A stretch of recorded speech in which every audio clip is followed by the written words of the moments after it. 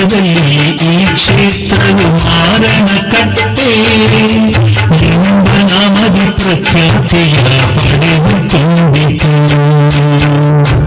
ಅಪ್ಪ ಮಾರಣಕಟ್ಟೆಗೆ ನಾವು ಹೋಗೋಣ, ಮಾರಣಕಟ್ಟೆಯ ಬ್ರಹ್ಮಲಿಂಗೇಶನ ದರ್ಶನ ಮಾಡೋಣ. ಕೊಡಚಾದ್ರಿಯಲ್ಲಿ ಮೂಕಾಂಬೆ ತಾಯಿಯ ಪುಣ್ಯದ ಕ್ಷೇತ್ರದಲ್ಲಿ ಸಫಲಿಕೆಯ ಪುಣ್ಯತೆ ಹೊಂದೋಣ. ಶ್ರೀಚಕ್ರರಾಜಿತೆ ಮೂಕಾಂಬೆ ದೇವಿಯ ದರ್ಶನ ಹೊಂದೋಣ. ದೇವಿಯ ಪಾದದ ಶಿರವನ್ನು ಇರಿಸಿ ಕುಂತರಾಗೋಣ.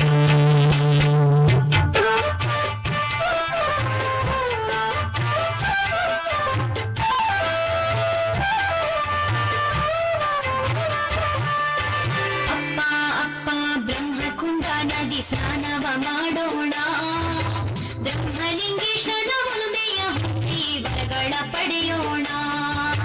ಬ್ರಹ್ಮಲಿಂಗೇಶಗೆ ಪೂಜೆಯ ಸಲ್ಲಿಸಿ ಕಾಣಿಕೆ ನೀಡೋಣ. ಭೂತದ ಗಣದ ದೀಪನ ಪ್ರಾರ್ಥಿಸಿ ಪಾವನರಾಗೋಣ. ನಿತ್ಯವೂ ಸ್ವಾಮಿಯ ನಾಮವ ಪಠಿಸಿ ಪಾಪವ ಕಳೆಯೋಣ. ಬ್ರಹ್ಮಲಿಂಗೇಶನೇ ಕಾಪಾಡು ಎಂದು ಶಿರವ ಮಾಡೋಣ.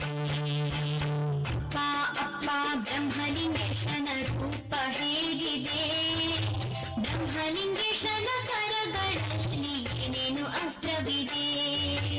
ಬಲದಾಕರದಿ ಬ್ರಹ್ಮಲಿಂಗೇಶನ ಖಡ್ಗ ಪಿಡಿದಿಹ, ಎಡದಾಕರದಿ ರಕ್ತ ಕಪಾಲದ ಸ್ವಾಮಿ ಪಿಡಿದಿಹ. ಎಡಬಲದಲ್ಲಿ ಶಕ್ತಿಯರ ಮಧ್ಯ ನಿಂತಿಹ, ಹಣೆಯ ಮಧ್ಯ ಭಸ್ಮವನ್ನು ಸ್ವಾಮಿ ಧರಿಸಿಹ. ಅಪ್ಪ ಕೊಡಚಾದ್ರಿ ಧಾಮವು ಹೇಗೆ ಆಯಿತು, ಕೊಡಚಾದ್ರಿ ಎಂದು ಧಾಮಕ್ಕೆ ಹೆಸರು ಹೇಗೆ ಬಂದಿತು. ತ್ರೇತಾಯುಗದಿ ರಾಮರಾವಣರು ಸೆಣಸುತ್ತ ಇರಲು, ಲಕ್ಷ್ಮಿಯನ್ನು ಜ್ಞಾನ ತಪ್ಪಿ ಧರೆಗೆ ಬೀಳಲು, ಸಂಜೀವಿನಿ ತರಲು ಹನುಮ ಹೊರಟು ನಿಂತರು. ಸಂಜೀವಿನಿ ಹೊತ್ತು ಇತ್ತ ಹಾರಿ ಬಂದನು. ಅಪ್ಪ ಮುಂದೇನಾಯ್ತು ಎಂಬುದ ಹೇಳಪ್ಪ, ಪುಣ್ಯದ ಕ್ಷೇತ್ರ ಹೇಗೆ ಮೂಡಿತು ಎಂಬುದ ತಿಳಿಸಪ್ಪ.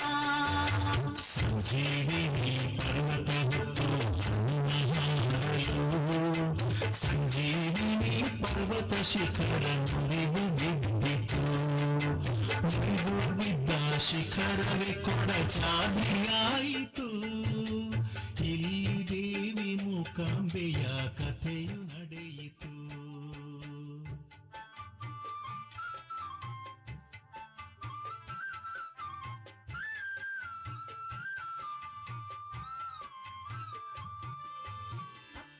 ಅಪ್ಪ ದೇವನ ನೆನೆಯ ದೋಷ ಕಳೆವುದೇ, ನಾವು ಕೈದ ತಪ್ಪೆಲ್ಲ ಒಪ್ಪವಾಗುವುದೇ. ಮಾರಣಕಟ್ಟೆಯ ಬ್ರಹ್ಮಲಿಂಗನು ಕರುಣವಂತನು, ಕರುಣೆಯಲ್ಲಿ ಬ್ರಹ್ಮಲಿಂಗ ಹೃದಯವಂತನು. ಕಲಿದೋಷವ ವಜ್ರದಂತೆ ಛೇದನ ಮಾಡಿ, ಭಕ್ತರನ್ನು ಉಳಿಸಿ ಬೆಳೆಸಿ ನೀನು ತರುವನು. ಅಪ್ಪ ಸ್ವಾಮಿಗೆ ನಡೆವ ಸೇವೆಗಳ್ಯಾವುದು, ಬ್ರಹ್ಮಲಿಂಗೇಶಗೆ ಇಷ್ಟವಾದ ಸೇವೆ ಯಾವುದು. ಯಕ್ಷಗಾನದ ಸೇವೆಯು ಸ್ವಾಮಿಗೆ ತುಂಬಾ ಇಷ್ಟವಮ್ಮ. ಹೂವಿನ ಪೂಜೆಯು ಬ್ರಹ್ಮಲಿಂಗನಿಗೆ ದಿನ ಸೇವೆಯಮ್ಮ. ಕರವನ್ನು ಮುಗಿದು ಶಿರವ ಬಾಗಲು ಹೂವಿನ ಬರವನ್ನು ಬ್ರಹ್ಮಲಿಂಗೇಶನು ಖುದ್ದಾಗಿ ನೀಡಿ ಮಂಗಳ ಈಯುವನು. ಅಪ್ಪ ಪ್ರಾಣಲಿಂಗೇಶನ ಲೀಲೆಗಳೇನಪ್ಪ, ಬ್ರಹ್ಮಲಿಂಗೇಶನ ಮಹಿಮೆ ಲೀಲೆಯ ತಿಳಿಸಿ ಹೇಳಪ್ಪ. ಬ್ರಹ್ಮಲಿಂಗೇಶನು ಅಗಣಿತ ಮಹಿಮೆಯ ಗೈದಂತ ದೇವನು. ರಾಕ್ಷಸ ಕುಲದಲ್ಲಿ ಹುಟ್ಟಿತ ಬಂದು ದೇವರೇ ಆದವನು. ಅಖಂಡ ದೀಪವ ಶ್ರೀ ನೀಡಿದ ಉತ್ತಮನು. ಬ್ರಹ್ಮನ ಬೆರೆತು ಬ್ರಹ್ಮಲಿಂಗೇಶ ಬ್ರಹ್ಮಲಿಂಗೇಶ್ವರ ನಾಮವ ಹೊಂದಿದನು. ಅಪ್ಪ ಅಪ್ಪ ಬ್ರಹ್ಮಲಿಂಗೇಶಗೆ ಇಷ್ಟವು ಯಾವುದು? ಸ್ವಾಮಿಗೆ ನಾವು ಅರ್ಪಿಸಲೆಂದು ಅಂತಾದೇನಿಗುದು?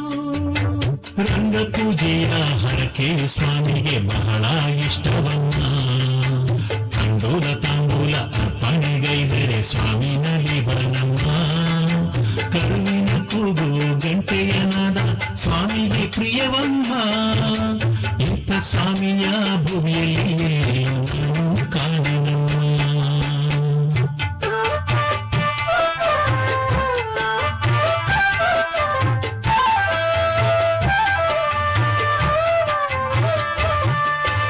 ಅಪ್ಪ ಅಪ್ಪ ಬ್ರಹ್ಮಲಿಂಗೇಶನು ಇನ್ನೇನಗೈದಿಹನು? ಆತನು ಗೈದ ಉನ್ನತ ಕಾರ್ಯವ ತಿಳಿಸಿ ಹೇಳಪ್ಪ. ತಿರುಪತಿಯಲ್ಲಿ ವಿಷ್ಣುದೇವನಿಗೆ ಬ್ರಹ್ಮಲಿಂಗೇಶನು ಕಲ್ಯಾಣೋತ್ಸವ ಕಾರ್ಯವಗೈದು ಮಹಿಮೆಯ ಮೆರೆದಿಹನು. ವೈದಿಕ ತಾಂತ್ರಿಕ ಪೂಜೆಯ ಈತ ನಿತ್ಯವು ಪಡೆಯುವನು. ತುಳುವ ನಾಡಿನ ಪುಣ್ಯದ ಧರೆಯ ದೇವನು ಈತನು. ಅಪ್ಪ ಅಪ್ಪ ಅಖಂಡ ದೀಪವು ಇಂದಿಗೂ ಇದೆಯೇನು? ಸ್ವಾಮಿಗೆ ನೀಡಿದ ದೀಪವು ಆರದೆ ಉರಿಯುತ್ತಲಿರುವುದೇನು? ಸೂರ್ಯಚಂದ್ರರು ಇರುವವರೆಗೂ ದೀಪವು ಆರದಂತೆ. ವಿಷ್ಣುಗೆ ಈತನು ನೀಡಿದ ದೀಪವು ಜ್ಞಾನ ಸಂಕೇತವಂತೆ. ಅಜ್ಞಾನ ಅಳಿಸಲು ಸುಜ್ಞಾನ ಬೆಳಗಲು ಉರಿಯುತ್ತಲಿಹುದಂತೆ. ಬ್ರಹ್ಮಲಿಂಗೇಶನ ಕೀರ್ತಿಯು ಇಂದಿಗೂ ಸಾರುತ್ತಲಿದೆಯಂತೆ. ಅಪ್ಪ ಅಪ್ಪ ಸ್ವಾಮಿಗೆ ಇಷ್ಟದ ಸುಮಗಳ್ಯಾವುದು? ನನಗೂ ತಿಳಿಸು ದೇವಗೆ, ನಾನು ಅದನ್ನೇ ಸಲ್ಲಿಸುವೆನು. ಸೇವಂತಿಗೆಯೇ ಬ್ರಹ್ಮಲಿಂಗೇಶಗೆ ಬಹಳ ಪ್ರಿಯವಂತೆ. ಅಡಿಕೆ ಹೂವಿನ ಶೃಂಗಾರಗೈದರೆ ಸ್ವಾಮಿಗೆ ಪ್ರಿಯವಂತೆ. ಕೋಗಿಲೆ ಗಾನದ ಇಂಪಿನ ದನಿ ಈತಗೆ ಪ್ರಿಯವಂತೆ. ತಾಳಮೇಳಗಳ ಸಂಭ್ರಮ ಪೂಜೆ ಸ್ವಾಮಿ ಪಡೆದಂತೆ. ಅಪ್ಪ ಅಪ್ಪ ಬ್ರಹ್ಮಲಿಂಗೇಶಗೆ ಅಭಿಷೇಕ ಮಾಡುವರೇ? ಸ್ವಾಮಿಗೆ ಮಾಡುವ ಅಭಿಷೇಕದ ಹೆಸರು ಏನಪ್ಪ? ರುದ್ರಾಭಿಷೇಕವು ಸ್ವಾಮಿಗೆ ನಿತ್ಯವೂ ಗೈಯುತ್ತಲಿಹರಂತೆ. ಮಹಾರಂಗದ ಪೂಜೆಯ ಸ್ವಾಮಿಗೆ ಸಲ್ಲಿಸುತ್ತಲಿಹರಂತೆ. ಪ್ರಮಾಣ ಮಾಡಲು ತಪ್ಪದೆ ಸ್ವಾಮಿ ಕೈಯ ಹಿಡಿವನಂತೆ. ನೀ ದಿಕ್ಕು ಎಂದರೆ ಇಂದಿನ ಮರೆಯದು ಕಾವನಂತೆ.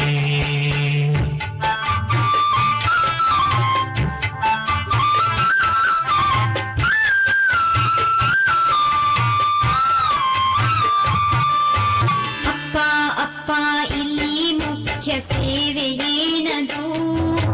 ಅಂಥ ಸೇವೆ ಏನು ಎಂದು ನನಗೆ ತಿಳಿಸಪ್ಪ.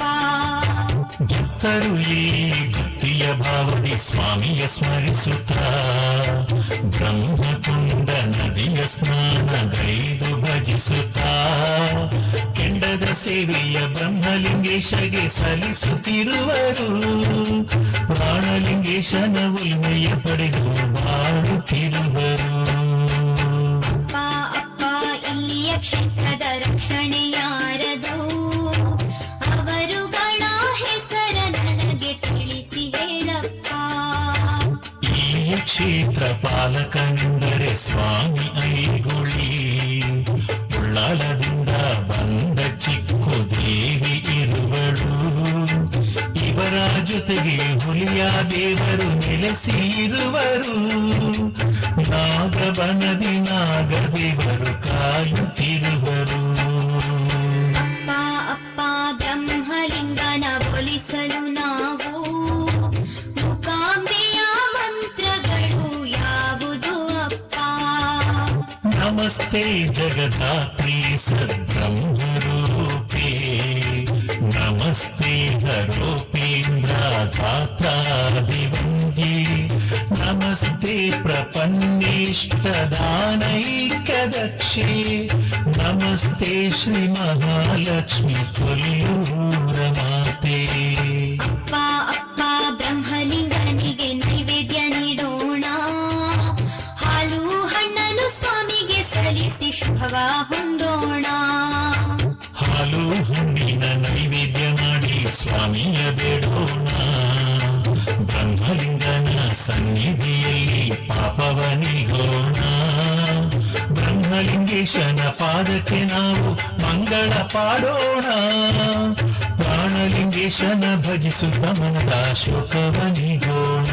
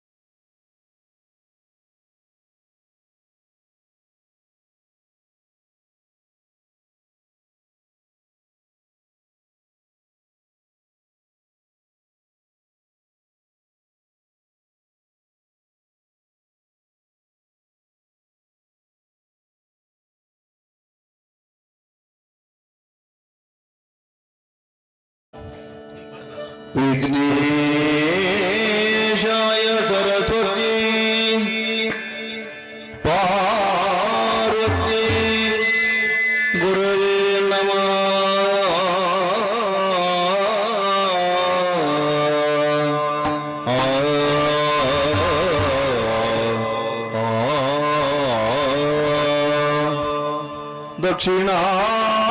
दक्षिणामूर्ति देवा सकल कार्य विजयी भव.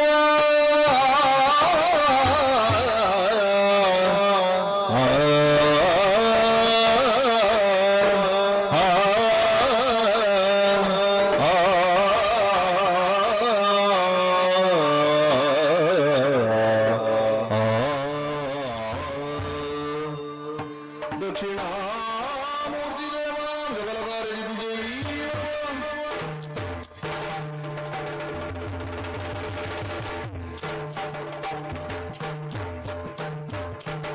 ಮುದದಿ ಗೊಂಡ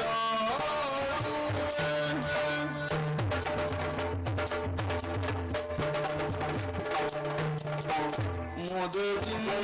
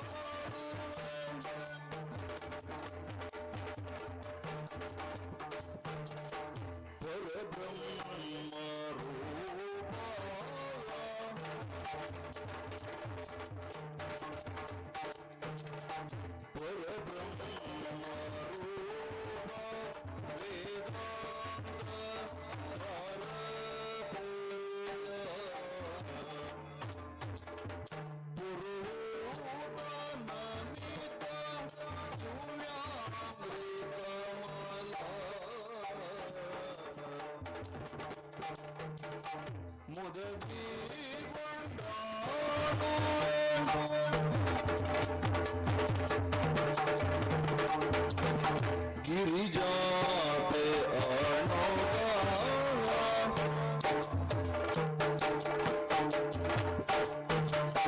गिरिजा पे अणुगा आदित्य कोटि प्रकाश करिवदन करुणा समुद्र भवचित्र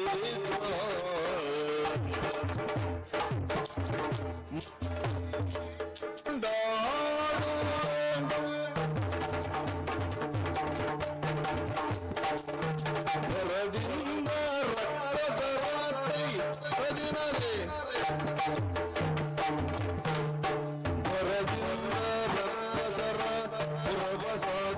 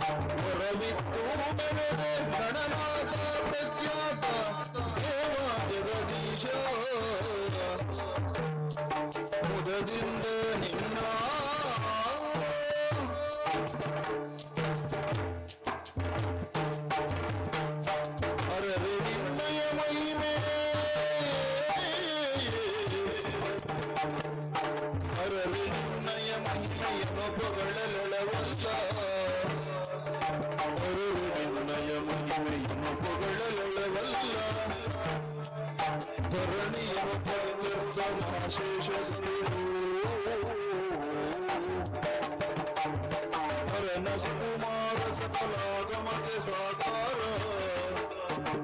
ಹರಣ ಸುಕುಮಾರ ಸಕಲಾಗಮಕ್ಕೆ ಸಾಕಾರ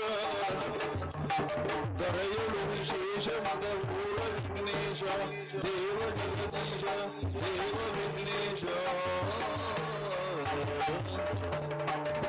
ಮದದಿಂದ ನಿನ್ನ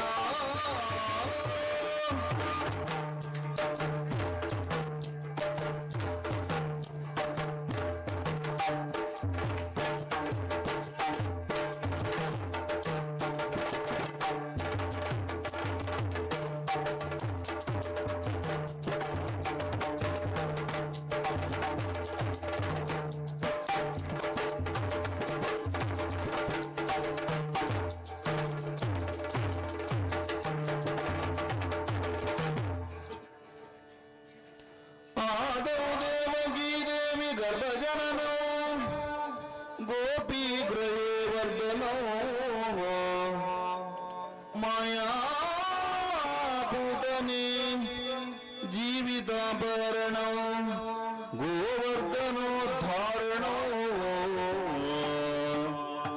ಕಂಸಚ್ಛೇದನ ಕೌರವಾದಿಮತನೋ ಕುಂತೀಸುತ ಪಾಲನೋ ಹೇತಪಾಗವತ ಪುರಾಣ ಪುಣ್ಯ ಕಥನೋ ಶ್ರೀಕೃಷ್ಣ ಲೀಲಾಮೃತೋ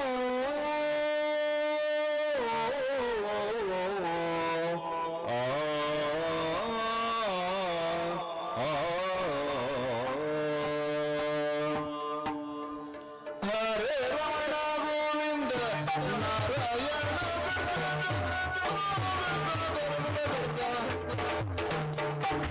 ಹರೇ ರಮಣ ಗೋವಿಂದ ನಾರಾಯಣ ಹರೇ ಹರೇ ರಮಣ ಗೋವಿಂದ ನಾರಾಯಣ ಹರೇ ಕೇಶವ ಮಾಧವ ಕೃಷ್ಣ ಮುಕುಂದ ಮುರಾರಿ ರಂಗಯ್ಯ ಮುರಾರಿ ಕೃಷ್ಣಯ್ಯ ಮುರಾರಿ ರಂಗಯ್ಯ ಮುರಾರಿ ಕೃಷ್ಣಯ್ಯ ಮುರಾರಿ ಗೋವಿಂದ ಮುರಾರಿ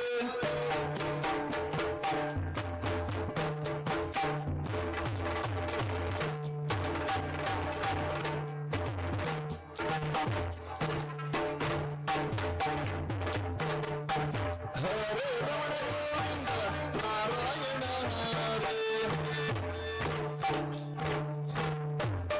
ಕೇಶವ ಮಾಧವ ಕೃಷ್ಣ ಮುಕುಂದ ಮುರಾರಿ ರಂಗಯ್ಯ ಮುರಾರಿ ಕೃಷ್ಣಯ್ಯ ಮುರಾರಿ ರಂಗಯ್ಯ ಮುರಾರಿ ಕೃಷ್ಣಯ್ಯ ಮುರಾರಿ ಗೋವಿಂದ ಮುರಾರಿ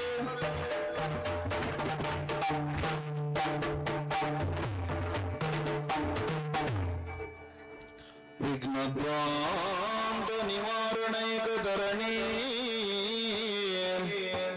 ವಿಘ್ನಾಟವೇ ಹವ್ಯವಾಟ ವಿಘ್ನ ವ್ಯಾಳಕುಲೋ ಪ್ರಮತ್ತ ಗರುಡೋ ವಿಘ್ನೇಬ ಪಂಚನನ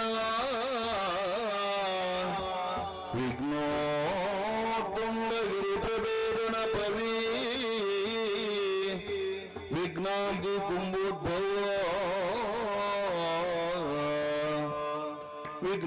ವಿಘ್ನಾಗೌರ ಗಣ ಪ್ರಚಂಡ ಪವನ ಶ್ರೀ ವಿಘ್ನೇಶ್ವರ ಪಾತು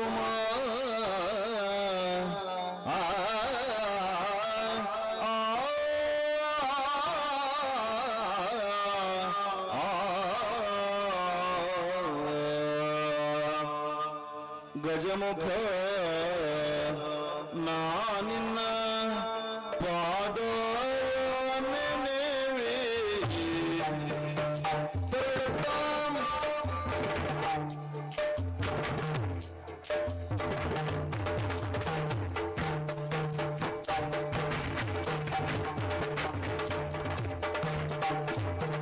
ಗಜಮುಖ ಮುಖ ನಾನಿನ್ನ ಪಾದವ ನೆನೆವೆ ನಿಜವಾಗಿ ಕರುಣಿಸು ವರಗಳ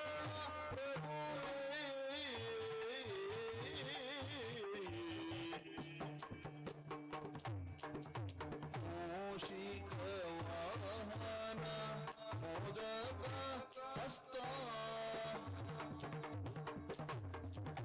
ಪಾಶ ಅಂಕುಶಧರ ಪರಮ ಪವಿತ್ರ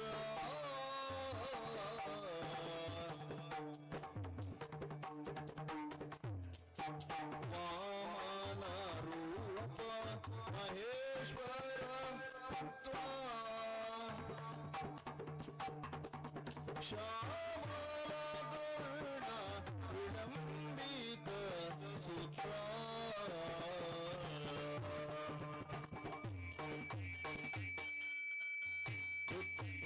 ಪ್ರದಾಯಕ ಪುಸ್ತಕ ಹಸ್ತ ಸಿದ್ಧಿ ವಿನಾಯಕ ಪಾದ ನಮಸ್ತೆ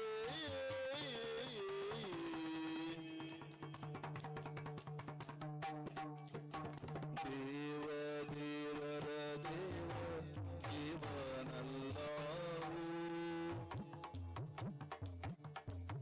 ದೇವ ದೇವರ ದೇವ ದೇವನಲ್ಲವು ಓ ದೇವ ದೇವರ ದೇವನಲ್ಲವು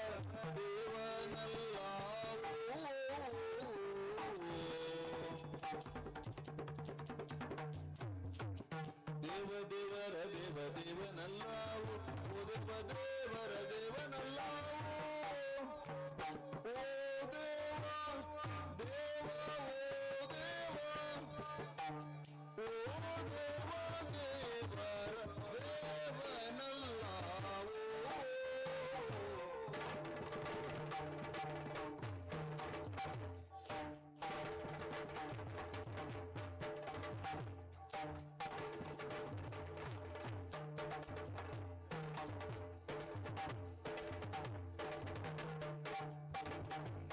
ದೇವ ದೇವರ ದೇವ ದೇವನಲ್ಲವು ಓ ದೇವ ದೇವರ ದೇವನಲ್ಲವು ಓ ದೇವ ದೇವ ಓ ದೇವ ದೇವರ ದೇವನಲ್ಲವು ದೇವ ದೇವರ ದೇವ ದೇವನಲ್ಲವು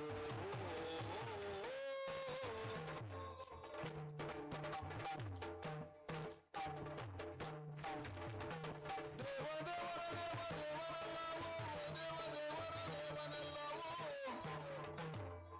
ಗಜಮುಖನಾಥ ದ್ವಿಜವಂದಿತ ದ್ವಿಜನರದಾತ ದ್ವಿಜನುಜಾತ ವಾದಿತ ಸಂಭವ ಸುರ ವಂದಿತ ಪದಾನುಜ ವಾದಿತ ಸಂಭವ ಸುರ ವಂದಿತ ಪದಾನುಜ ಗೌರಿಯವರ ಪುತ್ರ ಗಣನಾಯಕ ವಂದೇ ಶಂಭು ವರದ ಗಣೇಶ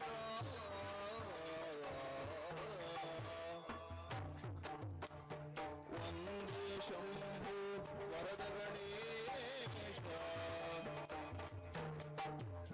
ಗಣಪತಿ ಮೂಷಿಕ ವಾಹನ ಕೈ ಕೈ ಪ್ರತಿರತೆ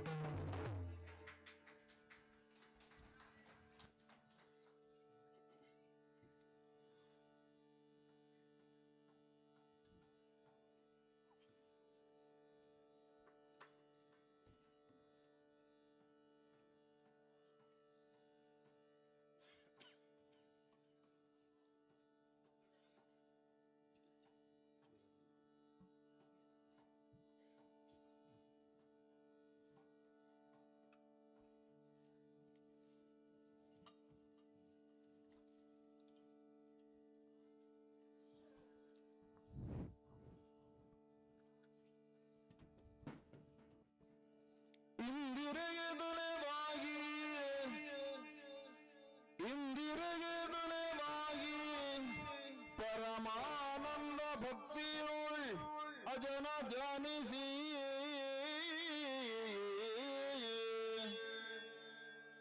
ವಂದಿಸುವೆ ಶಾರದೆಗೆ ಶುಕ್ರಾದ್ಯಮರರಿಂಗಿರುಗಿ ನಾಂದಿಯುಳುವರ ವ್ಯಾಸ ಮುನಿಪದ ದ್ವಂದ್ವ ಕಾನತನಾಗಿ ನಾಂದಿಯುಳು ವರವ್ಯಾಸ ಮುನಿಪದ ದ್ವಂದ್ವ ಕಾನತನಾಗಿ ಕವಿಗಳು ಸನ್ನನಿಗೆ ಬಲಬಂದು ಬೇಳುವನು ಭೀಷ್ಮ ವಿಜಯ ಮೈಂದ ತಿಮಿದ ಎಂಬಿ ಕಥಾಮೃತ ಆ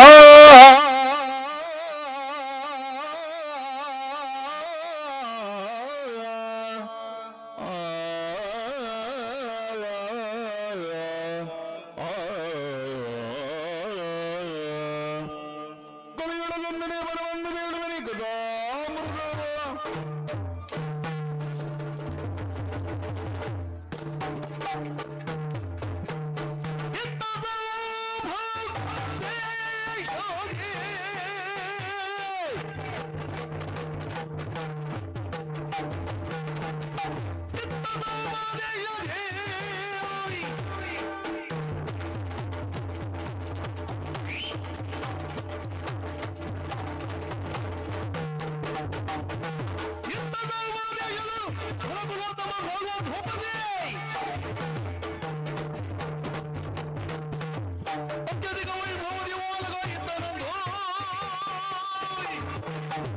ಪರಮೇಶ್ವರನೇ ರಕ್ಷಿಸು.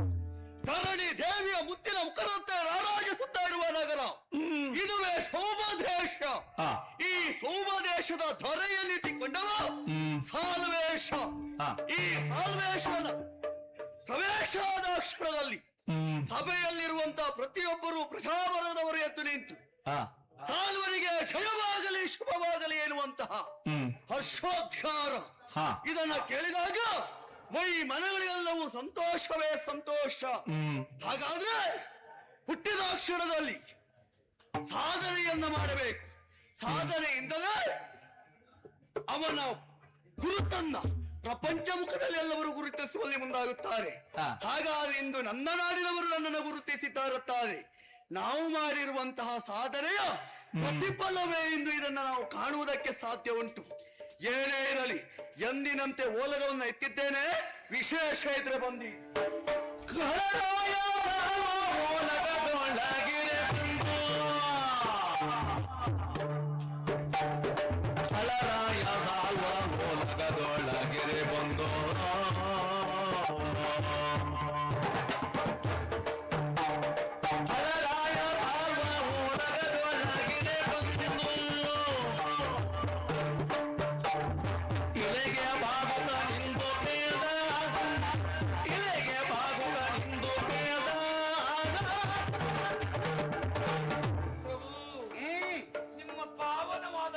ಪಾದಕ್ಕೆ ಈ ಪವಿತ್ರ ಸಾವಿರ ಪ್ರಮಾಣಗಳು ವಂದಿಸಿಕೊಳ್ಳುತ್ತಾ ಇತ್ತು. ಪ್ರಣಾಮಗಳು. ಪವಿತ್ರ ನಮೋ ನಮೋ. ಒಳ್ಳೆಯದಾಗ್ಲಿ ಅಂತ ಹೇಳು. ಯಾರೇ ನೀನು?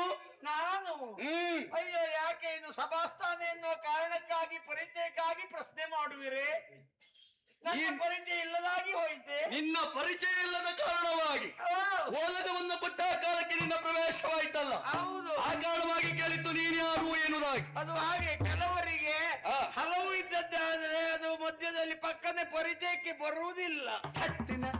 ಎಂತ ಹೇಳುವುದೇ ನೀನು? ಸ್ವಾಮಿ, ನನ್ನ ಪರಿಚಯ ನಿಜವಾಗಿ ಇಲ್ಲವೇ ನಿಮಗೆ? ನಿಜವಾಗಿಯೂ ನಿನ್ನ ಪರಿಚಯ ಇಲ್ಲ. ಸತ್ಯವಾಗಿ ಇಲ್ಲ ಅಂತ ನಿನ್ನ ಆಣೆಗೂ ನನಗಿಲ್ಲ. ನಿಜವಾಗಿ ಆಣೆ ಕೊಟ್ಟು ಹೇಳ್ತಿರುವಂತಾದ್ರೆ ನೆನಪಿಸುವಲ್ಲಿ ನಾನು ಮುಂದಾಗ್ಲಿಕ್ಕಿದ್ದೇನೆ. ನೆನಪಿಸುವುದ? ಹೌದು. ಯಾವುದನ್ನ? ಇನ್ನೊಂದು ಸಮಯದಲ್ಲಿ ನೀವು ಸರಿಯಾಗಿ ಯೋಚನೆ ಮಾಡಿ. ಇನ್ನೊಂದು ಸಮಯದಲ್ಲಿ ನಾನು ಓರ್ವಳೆ ನೀರಿಗತ್ತ ಹೋಗುವಾಗ ನೀವು ವಿಹಾರಕ್ಕೆಂತ ದಾರಿಯಲ್ಲಿ ಬರುತ್ತಿರುವಾಗ ನನ್ನನ್ನು ಕಂಡು ಆಡಿದ ಮಾತಾದ್ರೂ ಏನು ನೆನಪಾಯ್ತೆ ನಿಮಗೆ ಈಗಲಾದ್ರೂ? ಏನ್ ಹೇಳಿದ್ದೇನೆ? ಅಂಗನಮಣಿ ನಿಲ್ಲು ನಿಲ್ಲದೆ ಎನ್ನ ಮನದಿಂಗಿತವನರು ಏನು ಬಾಲೆ. ಎಂತ ಎಂತದ್ದು ಅದು ನೀನು ರಾಗ? ಹೀಗೆಂದು ರಾಗದಿಂದ ಹೊಗಳಿ ನನ್ನನ್ನ ಉಬ್ಬಿಸಿದ್ದೀರಿ, ಏರಿಸಿದ್ದೀರಿ. ನಿಮ್ಮ ಮಾತಿಗೆ ನಾನು ಒಲ್ಲೆ ಎಂದಾಗ ನನ್ನನ್ನು ಅವತ್ತು ಅದು ಎಂತದ್ದು ಮಾಡಿದ್ದು ಬಲಾತ್ಕಾರ ಮಾಡಿ ಬಲಾತ್ಕಾರ ಮಾಡಿ ನನ್ನನ್ನು ರಮಿಸಿ ಕೂಡಿದ್ದೀರಿ. ಆ ಕೂಡಿದ ಪರಿಣಾಮದಿಂದ ನಾನೀಗ 12 ತಿಂಗಳು ಗರ್ಭಿಣಿ ಆಗಿದ್ದೇನೆ ಸ್ವಾಮಿ. ಎಷ್ಟು? 12. ಇದು ಯಾವಾಗಿಂದ ಪ್ರಾರಂಭ ಆಯ್ತು? ಯಾವುದು? ನಾವು ಕೇಳಿತುಂಟು. ಹೌದು. 9 ತಿಂಗಳು 9 ದಿವಸ 9 ಗಳಿಗೆ ಹೆಣ್ಣಾದವಳು ಮಗುವಿಗೆ ಜನ್ಮವನ್ನ ಕೊಡ್ತಾಳೆ ಎನ್ನುವುದಾಗಿ.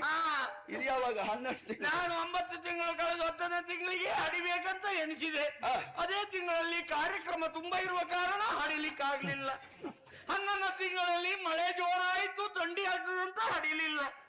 ಈ ತಿಂಗಳಲ್ಲಾದ್ರೂ ಹಡಿಲಿಕ್ಕೆ ಅಪ್ಪಣೆ ಕೇಳಲಿಕ್ಕೆ ಬಂದಿದ್ದೆ. ಅದೆಲ್ಲ ಸಾಧ್ಯ ಉಂಟೇನೆ? ಯಾವ ಕಾರಣಕ್ಕೂ ನೀವು ಒಪ್ಪುದಿಲ್ಲ ಅಂತ. ಇನ್ನೊಂದು ವಿಷಯ ನೆನಪಿಟ್ಟುಕೋ, ನಿನ್ನಂತ ಹೆಣ್ಣನ್ನ ಬಯಸಬೇಕಾದದ್ದು ಹಾಲ್ವೇಶ್ವರಿಗೆ ಯಾವ ಕಾಲಕ್ಕೂ ಬರುವುದಕ್ಕೆ ಸಾಧ್ಯ ಇಲ್ಲ. ನಾನು ಬೇಕು ಎನ್ನುವುದಾಗಿ ಮನಸ್ಸನ್ನ ಮಾಡಿದೆ ಅಂತ ಆದ್ರೆ ಆ ಹೊತ್ತಿನಲ್ಲಿ ಸಾವಿರ ಮಂದಿ ಸಾಲಲ್ಲಿ ನಿಲ್ತಾರೆ. ಹೌದು. ನಾನು ಈಗ ನೀವು ಓಲಗ ಕೊಟ್ಟಾಗ ಸಾಲಿನಲ್ಲಿ ಮುಂದೆ ಬಂದದ್ದು ಅದೇ ಕಾರಣದಿಂದಾಗಿ.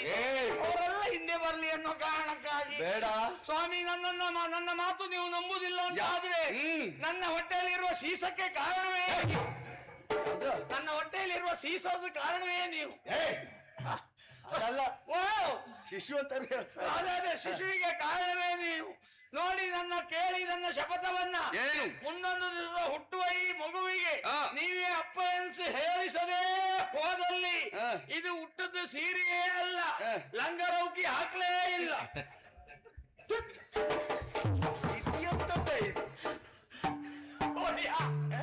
ಇದು ಗೊತ್ತಾಗಲಿಲ್ಲ ನಿಮಗೆ? ಪುಣ್ಯಾತ್ಮ, ತುಂಬಿರುವ ಸಭೆಯಲ್ಲಿ ನನ್ನ ಅವಮಾನವನ್ನು ಮಾಡಿಸ್ತೇ. ನಿಮ್ಮನ್ನು ಯಾವ ಕಾರಣಕ್ಕೂ ಅವಮಾನ ಮಾಡ್ಲಿಕ್ಕುಂಟೆ?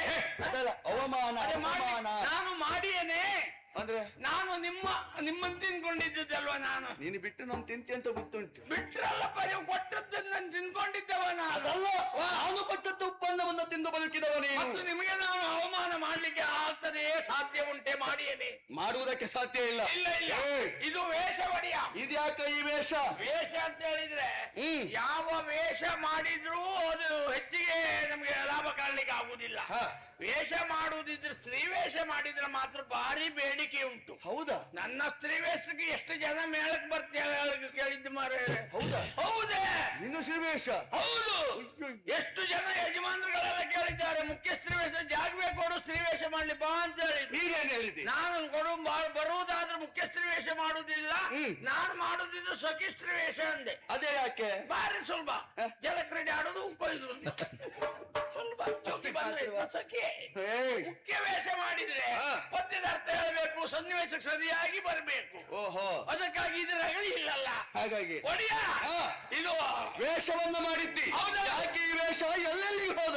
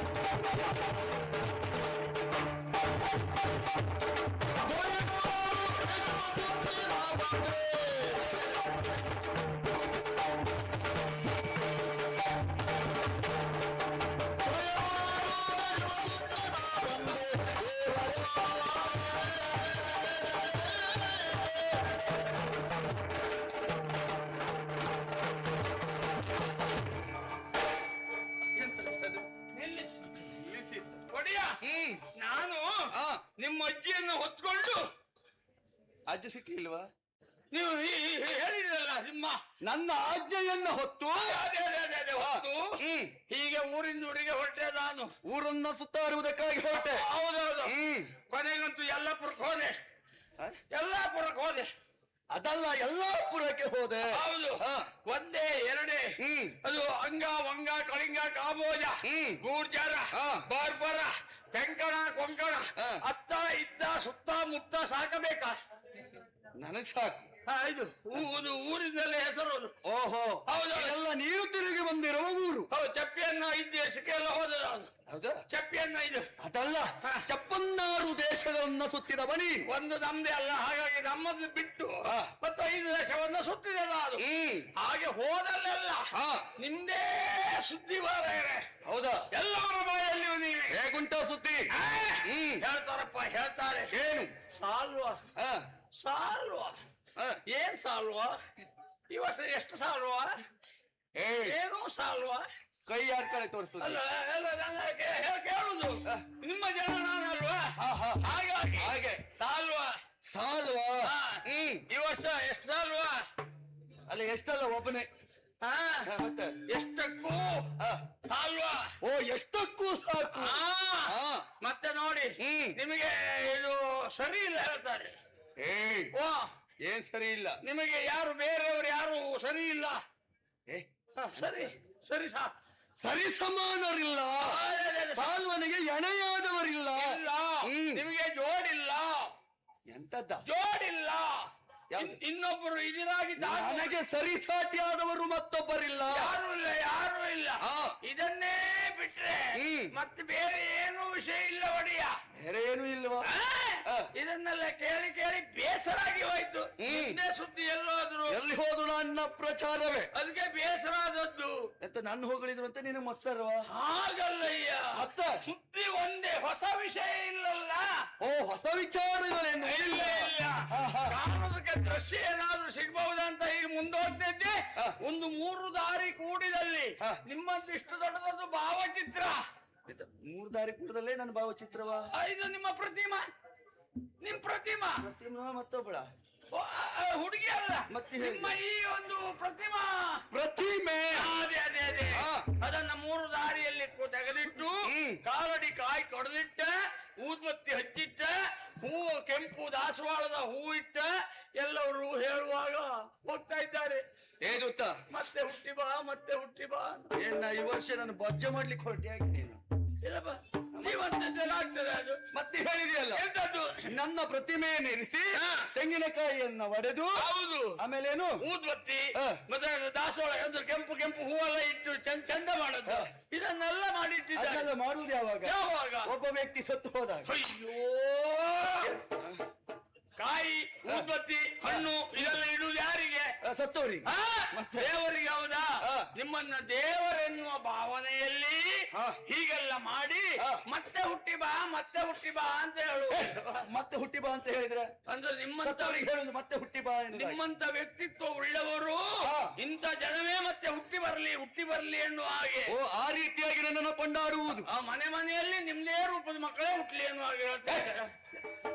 ನಿನ್ನ ನಾಲ್ಗೆ ಕತ್ತರಿಸಿ ಬಿಸಾಡ್ತೇನೆ. ಹಾಗಲ್ಲಯ್ಯ, ಮತ್ತೆ? ನಿಮ್ಮ ವ್ಯಕ್ತಿತ್ವ ಉಳ್ಳಂತ ಗಂಡು ಮಕ್ಕಳೇ ಬೆಳೆದು ನಿಲ್ಲಲಿ ಎನ್ನುವ ಹಾಗೆ. ಆ ರೀತಿಯಾಗಿ ಹೌದೌದು. ಇದನ್ನೆಲ್ಲ ಕೇಳಿದಂತ ಸಂತೋಷಗೊಂಡು ನಾನು ಮುಂದೆ ಹೋದೆ. ನಾನು ಎಲ್ಲಿಗೆ ಹೋದೆ? ಎಲ್ಲಿಗೆ? ದೊರೆಯೇ ಪ್ರತಾಪ ಎಂಬವನಿಗೆ, ದೊರೆಯೇ ಪ್ರತಾಪ ಸೇನಾದ್ಯ ಎಂಬವನಿಗೆ, ಪರಮರೂಪದ ಸುಂದರಿಯರೋ, ಪರಮರೂಪದ ಸುಂದರಿಯರೋ, ಸುಂದರಿಯರೋ, ಪರಮರೂಪದ ಸುಂದರಿಯರೋ, ಸುಂದರಿಯರೋ. ಆ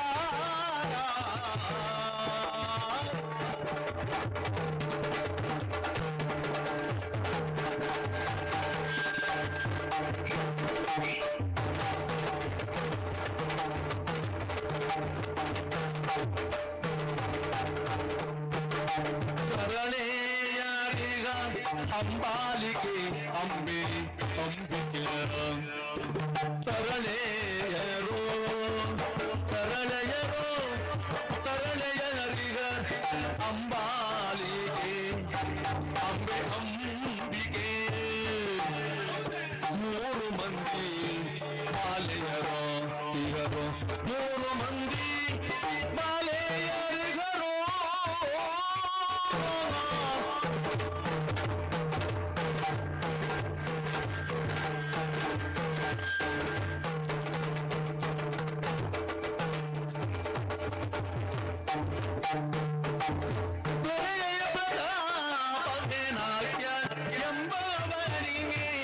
ಪರಮ ರೂಪದ ಸುಂದರಿಯರು.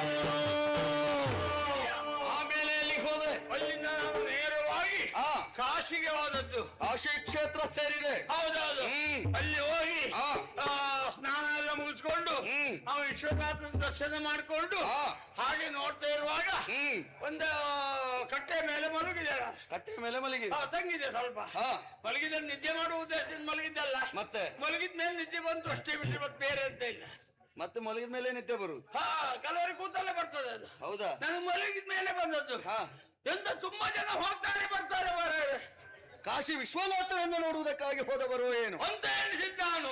ಹೋಗುದಾದ್ರೆ ದೇವಸ್ಥಾನದ ಕಡೆ ಹೋಗ್ಬೇಕಿತ್ತು. ಹೌದು. ಆ ಕಡೆ ಹೋಗುದಿಲ್ಲ. ಮತ್ತೆ ಯಾವ ಕಡೆ? ಎಲ್ಲ ಶಾಸ್ತ್ರಾಂತಕ್ಕೆ ಹೋಗ್ತಾ ಇದ್ದಾರೆ.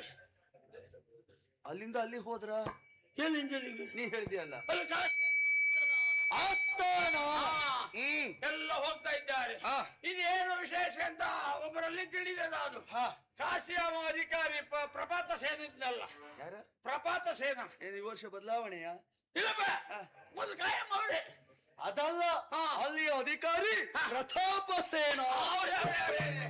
ಪ್ರಪಾತ ಸೇನ ಅಲ್ಲದೆ ಪ್ರತಿಮೆ ಪ್ರತಾಪ ಸೇನ. ಅಲ್ಲಿ ಮದುವೆ ಮದುವೆ ಮದುವೆ ಮದುವೆ ಊರಂದ ಮೇಲೆ ಮದುವೆ ಎನ್ನುವುದು ಇರುವುದೇ ಅಲ್ವೇನೋ? ಏನಾದ್ರೂ ಧಾರ್ಮಿಕ ಕಾರ್ಯಕ್ರಮ ನಡೀತದೆ. ಏನಂತ ನೋಡ್ತಾ ಇದ್ದೆ ಮಾರಾಯರು. ಹೊಂಡ ತೆಗಿತಾ ಇದ್ದಾರೆ, ಮಾವಿನ ಮರ ಕಡಿತಾ ಇದ್ದಾರೆ. ಹೌದು. ಯಾರು ಹುಗಿಲಿಕ್ಕುಂಟೇನು? ಅವರೆಲ್ಲ ಹುಗಿದಲ್ಲ, ಸುಡುವುದು. ಮತ್ತೆ ಹೇಳಿದೆಯಲ್ಲ, ಇದು ಯಾರು ಸಾಂಕ್ರಾಮಿಕ ರೋಗದಿಂದ ಎಂತ ಆದದ್ದಲ್ಲ. ಅದು ನೋಡುವಾಗ ತೊಳಿರು ತೋರಣ ಆಗ್ಬೇಕಿದ್ರೆ ಮಾವಿನ ಗಿಡ ಎಲೆ ಬೇಕಲ್ಲ. ಗಿಡದು ತೋರಣ ಮಾಡ್ಬೇಕಿದ್ರೆ ಕಂಬ ನೆಡ್ಬೇಕಲ್ಲ. ಅದಕ್ಕಾಗಿ ಹೊಂಡ, ಮಾವಿನ ಮರ ಇದೆಲ್ಲ ತಯಾರಿ. ಮರವನ್ನು ನೆಡುವುದಕ್ಕೆ. ಹೌದೌದು. ಬಾಳೆ ಕಂಬ ನೆಡುವುದಕ್ಕೆ ಹೊಂಡ, ಇದಕ್ಕೆಲ್ಲ ತಯಾರಿ ಮಾಡ್ತಾ ಇದ್ದಾರೆ. ಹಾಗಂತ ಮದುವೆ ಯಾರಿಗಂತ ಕೇಳ್ಬೇಕಾ ಬೇಡವಾ? ಕೇಳಲೇಬೇಕು, ತಿಳಿಯಬೇಕು ಅಂತ ಸ್ವಲ್ಪ ನಾನು ಹೊತ್ತು ನಿಂತೆ ಒಬ್ಬರಲ್ಲಿ ತಿಳಿದೆ. ಅಲ್ಲಿ ಯಜಮಾನರು ಇದ್ರಲ್ಲ, ಯಾರಾದ್ರೂ ಪ್ರತಾಪ ಸೇನ. ಪ್ರತಾಪ್ ಸೇನ. ಪ್ರತಾಪ್ ಶೆಟ್ರ ಅಲ್ಲ, ಪ್ರತಾಪ್ ಸೇನ. ನಿನಗೂ ಅವರದ್ದೇ ನೆನಪು. ಅಲ್ಲ, ಪ್ರತಾಪ್ ಸೇನ. ಪ್ರತಾಪ್ ಸೇನ. ಅವರು ಪ್ರತಾಪ ಸೇನನಿಗೆ 3 ಜನ ಹೆಣ ಮಕ್ಕಳು. 3 ಜನ ಹೆಣ ಮಕ್ಕಳು. ಅದಲ್ಲ, 3 ಜನ ಹೆಣ್ಣು ಮಕ್ಕಳು. ನಾಳೆಗೆ ಗರಗಸ ಹಾಕ್ಬೇಕು. 3 ಜನ ನೀವು ಹೆಣ್ಣು ಮಕ್ಕಳು. ಹೆಣ್ಣು ಮಕ್ಕಳು. ಹೌದು. ಅಂಬೆ, ಅಂಬಿಕೆ, ಅಂಬಾಗಿಲಿಗೆ. ಎಲ್ಲಿಗೆ? ಅಂಬೆ, ಅಂಬಿಕೆ, ಅಂಬಾಗಿಲಿಗೆ. ಹೌದೇ? ಅದಲ್ಲ, ಅಂಬೆ, ಅಂಬಿಕೆ, ಅಂಬಾಲಿಕೆ. ಹೌದೇ ನಾನು ಹೇಳಿದ್ದು. ಹೇಳಿದ್ದಾರೆ. ಅವರಿಗೆ ಮದುವೆ ಮಾರೇರೆ. ಅವರಿಗೆ ಮದುವೆ. ಮದುವೆ ಯಾರಿಗೆ ಕೊಟ್ಟು? ಇನ್ನು ಹುಡುಗ ನಿಶ್ಚಯ ಆಗ್ಲಿಲ್ಲ. ಎಂತ ಮಾತನಾಡುವುದು? ಎಂತದ್ದು ಮಾರೇರೆ? ಅದಿಲ್ಲದಿದ್ರೆ ಪ್ರತಾಪ ಸೇನನ ಹೆಣ್ಣು ಮಕ್ಕಳಿಗೆ ಮದುವೆ. ಮದುವೆ ಹಾಗಂತ ಗಂಡು ಯಾರು ಕೇಳಿದ್ರೆ ನಿಶ್ಚಯ ಆಗ್ಲಿಲ್ಲ. ನಿಶ್ಚಯ ಆಗ್ಲಿಲ್ಲ. ನಿಶ್ಚಯ ಆಗದೆ ಮತ್ತೆ ಆ ಹೆಣ್ಣು ಮಕ್ಕಳು ಯಾರು ಕೊಟ್ಟು ಮದುವೆ ಮಾಡಿಸ? ಅಯ್ಯ, ಹೆಣ್ಮಕ್ಕಳನ್ನು ಚಪರದ ಕಂಬಿಗೆ ಕಟ್ಟಿ ಮದುವೆ ಮಾಡುದ? ಮತ್ತೆ ಚಪರದ ಕಂಬಿಗೆ ಕಟ್ಟಿ ಮದುವೆ ಮಾಡುದಾದ್ರೆ ನಿಮ್ಮಂತ ಹುಡುಗರು ಹೊಳೆಯಾಡುದ? ಎನ್ನುವ ಪ್ರಶ್ನೆ ಒಂದು ಬೀಳ್ತದೆ. ಅದು ಮದುವೆ ನಿರ್ಣಯ ಹೇಗೆ? ಅರಸು ಮಕ್ಕಳಿಗೆಲ್ಲ ಲೇಖನ ಬರೆಸುವುದು. ಇದು ಪತ್ರಾಸ. ಪತ್ರಾಸನ್ನ ಕಳಿಸು. ಸರಿ ತಕ್ಕೊಂಡ್ಯ? ಪತ್ರಾಸ. ಪತ್ರಾಸ. ಪತ್ರವನ್ನ, ಲೇಖನವನ್ನ? ಇಲ್ಲ, ಪತ್ರಾಸ. ಪತ್ರಾಸ. ಪತ್ರ ಇಲ್ಲ, ಪತ್ರ ಅಂತ ಅಂದ್ರೆ ಒಂದೇ. ಇದು ಪತ್ರಾಸ ಅಂದ್ರೆ ತುಂಬಾ. ಅದು ಹೇಗಾದ್ರು? ಅದು ತುಂಬಾ ಜನ ಕಳಿಸಿರಲ್ಲ, ಅದು ಪತ್ರಾಸ. ಒಬ್ಬನಿಗಲ್ಲ, ಇಬ್ಬರಿಗಲ್ಲ, ಅನೇಕ ಮಂದಿಗಳಿಗೆ ಕಳುಹಿಸಿ ಕೊಟ್ಟಿದ್ದಾರೆ. ಹಲ್ವಾ ಮಕ್ಕಳಿಗೆಲ್ಲ ಕೊಟ್ಟಿದ್ದಾರೆ. ಹಲ್ವಾ ಮಕ್ಕಳಿಗೆಲ್ಲ ಕೊಟ್ಟಿದ್ದಾರೆ. ಅದು ಸಿಹಿ ತಿಂಡಿ ಅಲ್ವೇನೋ ಮಕ್ಕಳಿಗೆ ಕೊಡುವುದು? ತಿನ್ನುವುದಲ್ಲ, ಹಲವಾರು ಅರಸ ಮಕ್ಕಳಿಗೆ ಕೊಟ್ಟಿದ್ದಾನೆ. ಹೌದು, ಕಳುಹಿದ್ದಾರೆ. ಎಲ್ಲವರು ಬರ್ತಾ ಇದ್ದಾರೆ. ಮದುವೆ ಹೇಗೆ? ಎಲ್ಲವರು ಹೊಡೆದಾಡುವುದು. ಎಲ್ಲವರನ್ನು ಯಾರಾತ ಒಬ್ಬ ಗೆಲ್ಲುವನೋ ಆ ಹುಡುಗಿ 3ರನ್ನು ಅವನಿಗೆ ಕೊಡುವುದು. ಇದು ನಿರ್ಣಯ. ವಿಕ್ರಮಲೇಖನ. ಹೌದು. ನನಗೆ ಆಶ್ಚರ್ಯ ಆಯ್ತು. ಏನು? ಇದು ವರ್ತಮಾನ ಕೇಳಿದವರೆಲ್ಲ ಓದಿದವರು ಪತ್ರವನ್ನು ಹೇಳ ಬರ್ತಾ ಇದ್ದಾರೆ. ಪತ್ರ ಓದಿದವರು ಬರ್ತಾ ಇದ್ದಾರೆ. ಬಿಟ್ರೆ ಯಾರು ದೊಡ್ಡ ಮುಂಡಾಸಿದವರು, ಸಣ್ಣ ಮುಂಡಾಸಿದವರು, ಕಿರೀಟದವರು, ಕೇಬಿಯ ಮುಂದೆಯವರು ಎಲ್ಲ ಬರುವವರು ಬಿಟ್ರೆ ನೀವೊಬ್ಬರು ದಾರಿ ಮೇಲೆ ಬೀಳೇ ಇಲ್ಲ. ದಾರಿ ಮೇಲೆ ಬೀಳುವುದಕ್ಕೆ ನಿನ್ನ ಸಂತಾನ ಅಲ್ಲ, ದಾರಿಯಲ್ಲಿ ಬರುವುದು ನನ್ನ ಕಣ್ಣಿಗೆ ನೀವು ಬೀಳಲಿಲ್ಲ. ನಿನ್ನ ದೃಷ್ಟಿಗೆ ನಾನು ಗೋಚರವಾಗಲಿಲ್ಲ. ಏನು? ನಿಮ್ಗೆ ಲೇಖನ ಬರ್ಲಿಲ್ಲ? ಲೇಖನವ? ನನಗೆ ಲೇಖನವ ಬರ್ಲಿಲ್ಲ.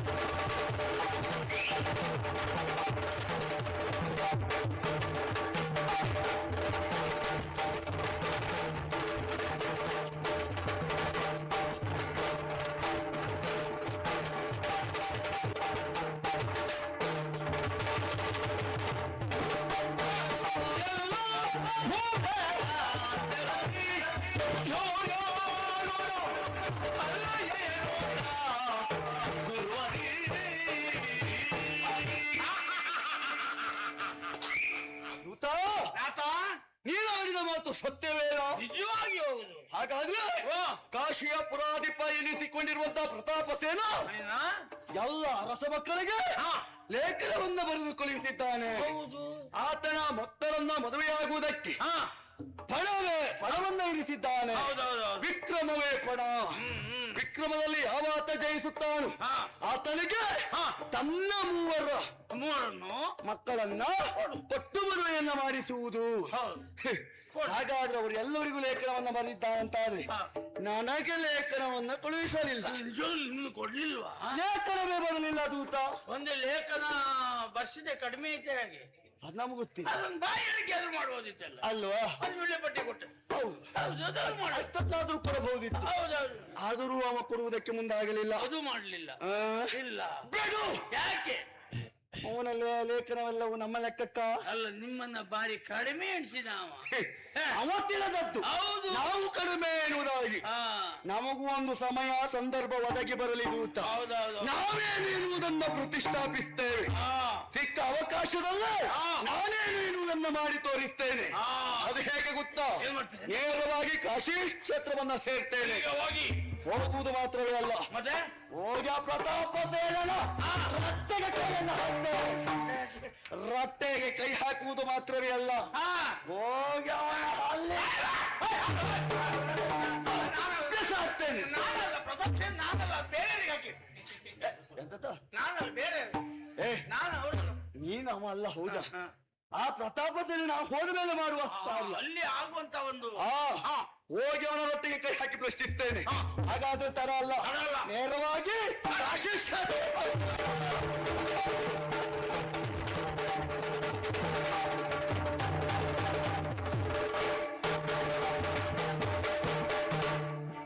7733 ನಂಬರ್ ವೆಹಿಕಲ್ ದಾರಿಗೆ ಅಡ್ಡವಾಗಿದೆಯಂತೆ.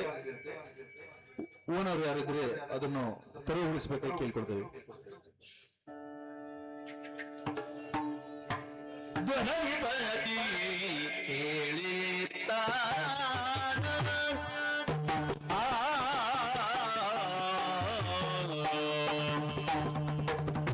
ಧರಣಿಪತಿ ಕೇಳಿತ್ತ ಕಾಶೀಪುರದಿ ಪ್ರಪಸುತಿ ಅಂಬೆ ಒಂದಿನ ಕಾಶೀಪುರದಿ ಪ್ರಪಸುತಿ ಅಂಬೆ ಒಂದಿನ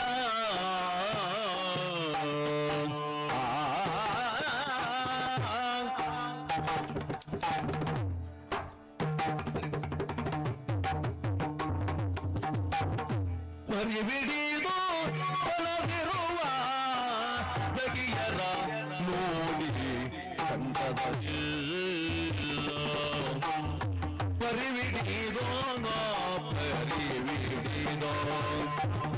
ಪರಿಬಿಡಿದೋ ಬಳಸಿರುವ ಸಗಿಯರ ನೋಡಿ ಸಂತಸದಿ ನೋಡಿ ಸಂತಸದಿ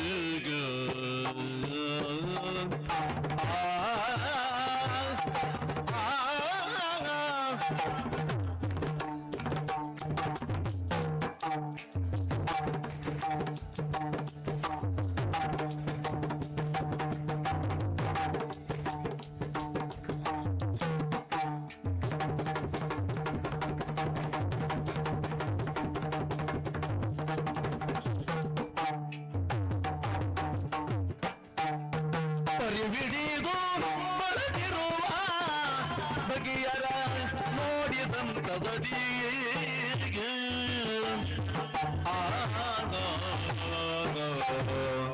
ಸಹೋದರಿಯರೇ, ಜಗತ್ತಿನ ಪ್ರತಿಯೊಂದು ಕಡೆಯಲ್ಲಿ ಅನೇಕ ಪುಣ್ಯಕ್ಷೇತ್ರಗಳಿದೆ. ಆದ್ರೆ ಪುಣ್ಯಕ್ಷೇತ್ರಗಳಲ್ಲಿ ಪ್ರಧಾನವಾಗಿರುವುದು ಕಾಶಿ.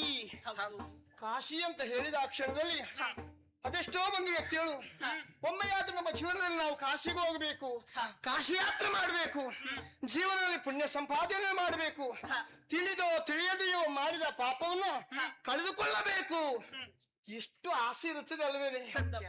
ಹಾಗೆ ಆಸೆ ಹೊತ್ತವರಿಗೆ, ಬಯಸಿದವರಿಗೆ ಎಲ್ಲವರಿಗೂ ಕಾಶಿಗೆ ಬರ್ಲಿಕ್ಕೆ ಆಗ್ತದ? ಆಗುದಿಲ್ಲ. ಹಾಗಾದ್ರೆ ನಾವೆಂತ ಭಾಗ್ಯಶಾಲಿಗಳು ಹೇಳು. ಈ ಕಾಶಿ ಪುಣ್ಯನಾಡಿನಲ್ಲಿ ಹುಟ್ಟಿ ಬೆಳೆದವರು ನಾವು. ಅಲ್ಲದೆ ಇಲ್ಲಿ ಆ ಧರ್ಮದರ್ಶಿಗಳ ಮಕ್ಕಳು ಅಂಬಿಕೆ, ಅಂಬಾಲಿಕೆ ನಮ್ಮ ತಂದೆ, ಈ ನಾಡುನಾಡುವ ದೊರೆಗಳು, ಪ್ರತಾಪ ಸೇನರು ಮುದ್ದಿನ ಮಕ್ಕಳು ನಾವು. ಬಾಲ್ಯ ಕೌಮಾರ್ಯವನ್ನು ಕಳೆದು ಪ್ರಾಯದ ಹೊಸ್ತಿಲನ್ನ ಏರಿದ್ದೇವೆ. ಪ್ರಾಯ ಸಮರ್ಥರಾದಂತ ನಮ್ಮನ್ನ ಮದುವೆ ಮಾಡಿಸಬೇಕು ಎಂದು ನಮ್ಮ ಅಪ್ಪ ನಿರ್ಧಾರ ಮಾಡಿದ್ದಾರೆ. ಆದ್ರೆ ನಮ್ಮ ಮದುವೆ ವಿಷಯವಾಗಿ ಯೋಚನೆ ಮಾಡಿದ್ರೆ ಹೆಮ್ಮೆ ಅಂತ ಅನಿಸ್ತಾ ಇದೆ. ಯಾಕಂತ ಹೇಳಿದ್ರೆ ಈ ಪುಣ್ಯ ಭೂಮಿಯಲ್ಲಿ ಹುಟ್ಟಿ ಬೆಳೆದವರು ನಾವು. ಪರಮ ಪವಿತ್ರವಾದಂತ ಗಂಗಾ ಮಾತೆ ಹರಿದಾಡುತ್ತಿರುವಂತ ಈ ಒಂದು ಸ್ಥಳ. ಒಂದು ಕಾಲದಲ್ಲಿ ಕಪಿಲ ಮಹರ್ಷಿಯ ನೇತ್ರಾಗ್ನಿಯಿಂದ ದಗ್ಧರಾಗಿ ಹೋದಂತ 60,000 ಮಂದಿ ಸಗರ ಪುತ್ರರು ಅವರ ಸದ್ಗತಿಗಾಗಿ ಭಗೀರಥನ ಪ್ರಯತ್ನ ಮೂಲಕವಾಗಿ ಆ ಗಂಗಾ ಮಾತೆಯಲ್ಲಿ ಭಾಗೀರಥಿಯಾಗಿ ಹರಿಯುತ್ತಾ ಇದ್ದಾಳೆ ಅಲ್ಲವೇನೆ. ಇಂಥ ಪುಣ್ಯಕ್ಷೇತ್ರದ ಕಣ್ಮಣಿಗಳಾದಂತ ನಾವು ಮದುವೆಯಾಗಿ ಇನ್ನೊಂದು ಮನೆಯನ್ನು ಸೇರುವುದಾದ್ರೆ ನಮ್ಮಪ್ಪನ ಆಸೆ ಹೇಗಿತ್ತು ಹೇಳು. ನನ್ನ 3 ಹೆಣ್ಣು ಮಕ್ಕಳು ಒಂದೇ ಮನೆಯಲ್ಲಿರಬೇಕು. ಒಮ್ಮೆಗೆ ಅಲ್ಲಿಗೆ ಹೋದಾಗ 3 ಹೆಣ್ಮಕ್ಕಳನ್ನು ಒಂದು ಬಾರಿಯಲ್ಲಿ ಕಾಣಬೇಕು ಏನು. ಆ ಒಂದು ಸಂಕಲ್ಪದಿಂದ ನಮ್ಮ ಮದುವೆ ಹೇಗೆ ನಿಶ್ಚಯ ಮಾಡಿದ್ದು ಹೇಳು. ವಿಕ್ರಮವೇ ಪಣ, ಪರಾಕ್ರಮವೇ ಪಣ. ಎಲ್ಲ ಅರಸು ಮಕ್ಕಳನ್ನ ಕರೆಸಿಕೊಂಡು ಅವರವರಲ್ಲಿಯೇ ಯುದ್ಧವನ್ನು ಮಾಡಿಸಿ ಯಾವಾತ ಎಲ್ಲವನ್ನ ಗೆಲ್ಲುತ್ತಾನೋ, ಗೆದ್ದ ಒಬ್ಬನಿಗೆ 100 ಮಂದಿ ನಾವು ಹೆಂಡತಿಯರಾಗಿ ಅವನ ಮನೆಯನ್ನು ನಾವು ಸೇರಬೇಕು ಅಲ್ವೇನೆ. ಯಾರ ಮನೆ ಅಂಗಳದು, ಯಾರ ಮುಡಿಗೋ ಎನ್ನುವ ಹಾಗೆ ನಾವು ನಾಳೆ ಮದುವೆ ಆಗಿ ಯಾರನ್ನು ಸೇರ್ತೇವೆ, ಯಾರ ಮನೆಗೆ ಹೋಗ್ತೇವೆ, ಯಾವ ಊರಿಗೆ ಹೋಗ್ತೇವೆ ನಮಗಿನ್ನೂ ನಿರ್ಧಾರ ಆಗ್ಲಿಲ್ಲ, ಇನ್ನೂ ತಿಳಿಯಲಿಲ್ಲ ಅಲ್ವೇನೆ. ಮದುವೆಯ ಬಗ್ಗೆ ನೀವೇನು ಯೋಚನೆ ಮಾಡಿದ್ರಿ ಅಕ್ಕ?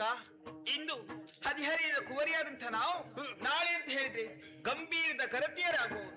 ಹಾಗಂತ ಅಪ್ಪ ನಿಶ್ಚಯಿಸಿದಂತ ವಿಕ್ರಮ ಪಣ ಎನ್ನುವಂತ ಪಂಥದಲ್ಲಿ ಯಾವಾತ ಕೇಳ್ತಾನೋ ನಾವು ಮೂವರು ಅವರನ್ನೇ ವರಿಸತಕ್ಕದ್ದು. ಇದು ಸಂತೋಷ ಅಲ್ಲದೆ ಮತ್ತೆಂತದ್ದು? ಹೌದಾ? ನಾವು ಮೂರು ಒಂದೇ ಮನೆ ಸೇರ್ತೇವಲ್ಲ. ಅದೌದು. ಯಾಕೆ ಹೇಳು, ಈಗ ನಾವೆಲ್ಲರೂ ಜೊತೆಯಾಗಿದ್ದವರು ಮದುವೆಯಾಗಿ ಹೋದ ಮೇಲೂ ಜೊತೆಯಾಗಿರಬೇಕು. ಹೌದು, ಹೇಗೆ ಸಂತೋಷವೇ ಆಗ್ತಾ ಉಂಟಪ್ಪ. ನಿನಗೆ? ಮತ್ತೆ ಇಲ್ಲಿಯವರೆಗೆ ನಿನ್ನ ಅರೆ ಕ್ಷಣ ಬಿಟ್ಟು ಉಳಿದವಳು ನಾನಲ್ಲ. ಅದರಲ್ಲಿ ಮದುವೆ ಅಂತ ಹೇಳಿದ್ರೆ ಬೇರೆಯವರ ಮನೆಯನ್ನ ಸೇರ್ಬೇಕು ಎನ್ನುವ ಹಾಗೆ ಆಗಿತ್ತು. ಆದ್ರೆ ಅಪ್ಪ ತೀರ್ಮಾನ ಮಾಡಿದ ಹೇಗೆ ಒಂದೇ ಮನೆಯನ್ನ ಸೇರ್ಬೇಕು ಎನ್ನುವ ಹಾಗೆ ನಿರ್ಣಯವನ್ನು ಮಾಡಿದ್ದಾರೆ ಅಂತಾದ್ರೆ ಅದಕ್ಕಿಂತ ಭಾಗ್ಯ ಇನ್ನೇನು ನಮಗೆ ಅಲ್ವಾ? ಹೌದು. ಇವತ್ತು ಕೇವಲ ನೀವು ಮಾತ್ರ ಅಲ್ಲ, ನಮ್ಮ ಜೊತೆಯಲ್ಲಿ ಆಡಿ ಓಡಿ ಬೆಳೆದಂತ ನಮ್ಮ ಸಹಪಾಠಿಗಳು, ನಮ್ಮ ಗೆಳತಿಯರು ಎಲ್ಲವರು ಇದ್ದಾರೆ. ಅವರೆಲ್ಲವರನ್ನ ಬನ್ನಿ ಬನ್ನಿ ಎಂದು ನಾನು ಕರೆದೆ. ಯಾಕೆ ಗೊತ್ತಾ? ಮದುವೆಯಾಗಿ ಹೋದ್ಮೇಲೆ ಮತ್ತೆ ನಮಗೆ ಇವನ್ನೆಲ್ಲ ಕಾಣ್ಲಿಕ್ಕೆ ಆಗ್ತದೆ ಅಂತ ಹೇಳಲಿಕ್ಕಿಲ್ಲ. ಮದುವೆಯಾದ ಗಂಡು ಆ ಯಜಮಾನ ಒಳ್ಳೆಯವರು ಅಂತ ಆದ್ರೆ ನಾವು ಹೇಳಿದಾಗೆ ಕೇಳಬಹುದು, ಮತ್ತೆ ಇಲ್ಲಿಗೆ ಬರುವುದಕ್ಕಾಗ್ತದೆ, ಇವನ್ನೆಲ್ಲ ಕಾಣ್ಲಿಕ್ಕೆ ಆಗ್ತದೆ. ಅದಲ್ಲ ಅಂತ ಆದ್ರೆ ಬರುವುದಕ್ಕಾಗುದಿಲ್ಲ. ಉಳಿದ ಒಂದು ದಿನದಲ್ಲಿ ಇವರೆಲ್ಲವರ ಜೊತೆಯಲ್ಲಿ ಒಮ್ಮೆ ಸಂತೋಷದ ನೀರಾಟ, ಜಲಕ್ರೀಡೆ, ವನವಿಹಾರ ಇದನ್ನ ಮಾಡಿ ಬರಬೇಕು ಅಂತ ಬರ ಹೇಳಿದ್ದು. ಹೋಗೋಣ ಹೋಗೋಣ ಹೋಗೋಣ. ಬನ್ನಿ.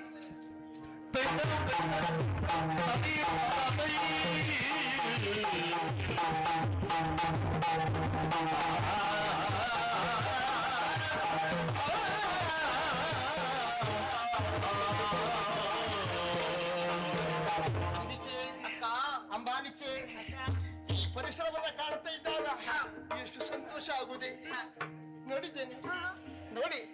ಎಲ್ಲೆಲ್ಲೋ ಸೊಬಗಿದೆ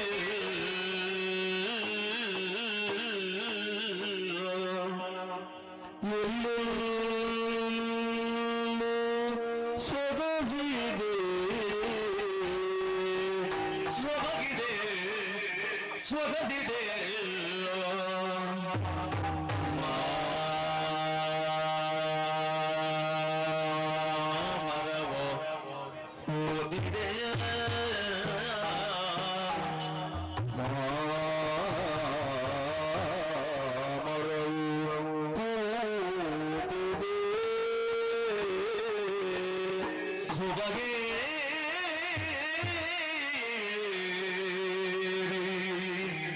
ನಿಂತಿದೆ ಮಾಮರವು ಓದಿದೆ ಸೊಬಗೆ ನಿಂತಿದೆ.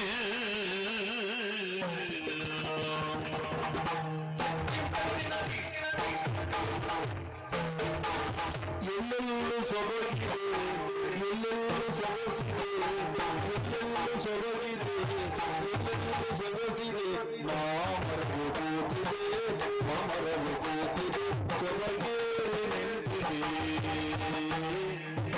ಮಾಮರವು ಕೂತಿದೆ ಮಾಮರವು ಕೂತಿದೆ ಮಾಮರವು ಕೂತಿದೆ ಸೊಬಗೆ ನಿಂತಿದೆ ಸೊಬಗೆ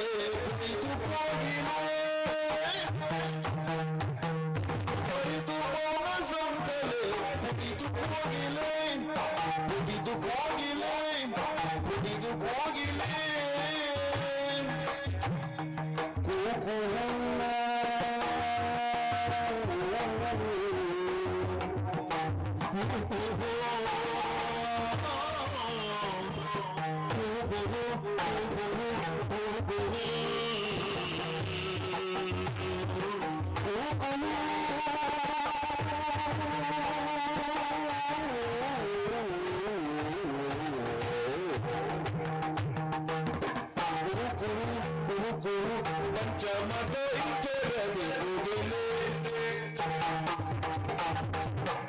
ಎಲ್ಲೆಲ್ಲೋ ಹೋಗಿದೆ ಎಲ್ಲೆಲ್ಲೋ ಸೊಗಸಿದೆ ಮಾಮರ ಹೋಗಿದೆ ಹೊಬಗೇರಿ ಮಾಮರ ಹೋಗಿದೆ ಹೊಬಗೇರಿ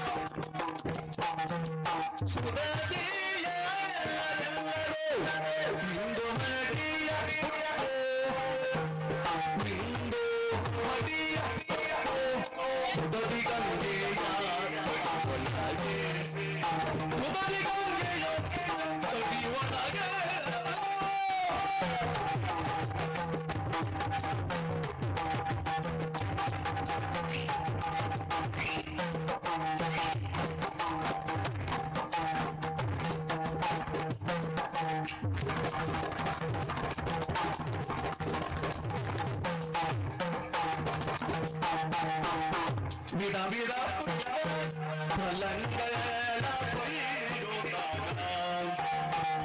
ವಿಧ ವಿಧ ಪುಷ್ಪ ಫಲಂಗಳ ಕೊಯ್ಯೋದಾಗ ಪ್ರೀತಿಗಳಿರಲು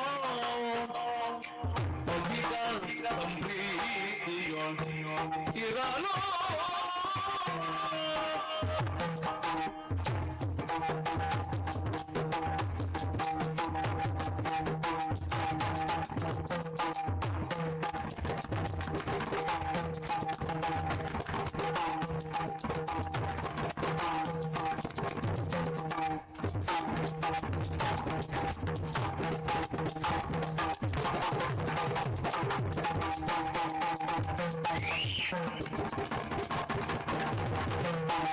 ವಿಧ ವಿಧ ಪುಷ್ಪ ಫಲಂಗಳ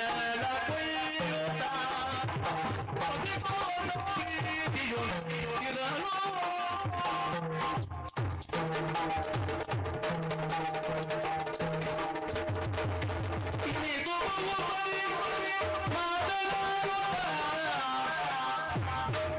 ಇದು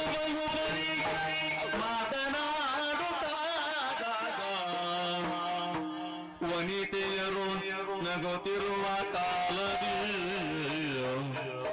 ವನಿತೆಯರು ನಗುತ್ತಿರುವ ಕಾಲದಿಗೆ ಜನಪನಾತ್ಮಜೆ ಎಂದು ನಿಶ್ಚಯಿಸುತ್ತ ಕಲಪತಿಯೋ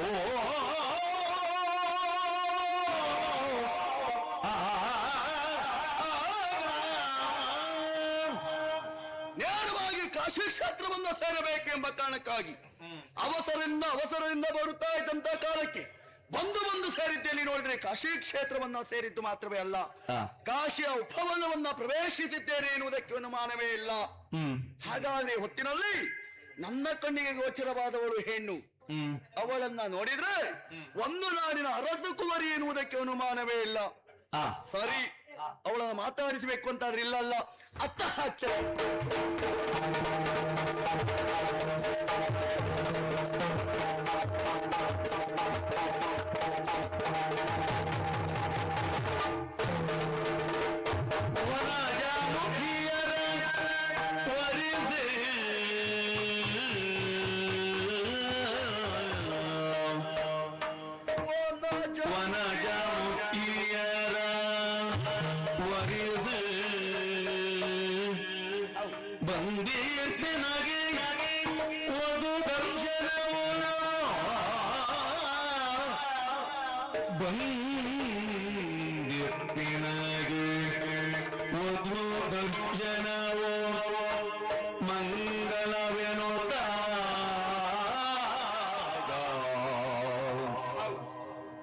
ಮಾತನಾಡಿಸುವೆ ಈಗೆಯ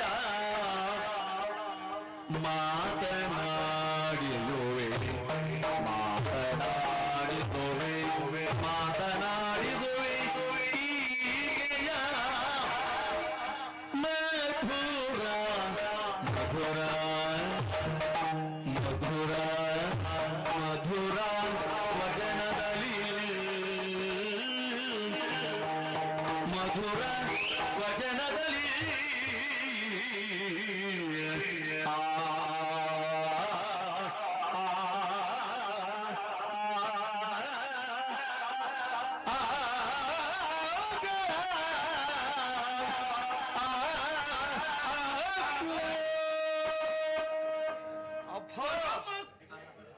ಹಾಗಾದ್ರೆ ಇವಳನ್ನ ಕಾಣಬೇಕು, ಮಾತನಾಡಬೇಕು ಎನ್ನುವುದಾಗಿ ತವಕದಿಂದ ಓಡೋಡಿ ಬಂದದ್ದು ಸತ್ಯ. ಬಂದದ್ದು ಮಾತ್ರವೇ ಅಲ್ಲ, ನಾನು ಬಂದದ್ದೇ ಯಾಕೆ ಕಾಶಿಯ ಅಧಿಪತಿಯಾದಂತ ಪ್ರತಾಪದೇವನ ಮಕ್ಕಳನ್ನ ಮದುವೆಯಾಗಬೇಕು ಎನ್ನುವುದಾಗಿ. ಆದ್ರೆ ಕಾಶಿಯ ನೆಲಕ್ಕೆ ಕಾಲನ್ನ ಇಟ್ಟ ಅಕ್ಷರದಲ್ಲೇ ನಾನು ಮದುವೆಯಾಗಬೇಕು ಎನಿಸಿಕೊಂಡಂತ ಹೆಣ್ಣೆ ನನ್ನೆದುರಿಗೆ ಬಂದ ತದ್ರೀತಿಯಾಗಿ ಭಾಸವಾಗುತ್ತಾ ಇದೆಯಲ್ಲ. ಹಾಗಾದ್ರೆ ಇವಳು ಯಾರು ಎನ್ನುವುದನ್ನು ತಿಳಿದುಕೊಳ್ಳಬೇಕು ಅಂತ ಆದ್ರೆ ಮಧುರದಿಂದಲೇ ಏಕೆಯನ್ನ ಮಾತನಾಡಿಸ್ತೇನೆ. ಹಾಗಾದ್ರೆ ಮಾತನಾಡಿದ್ದು ಹೇಗೆ?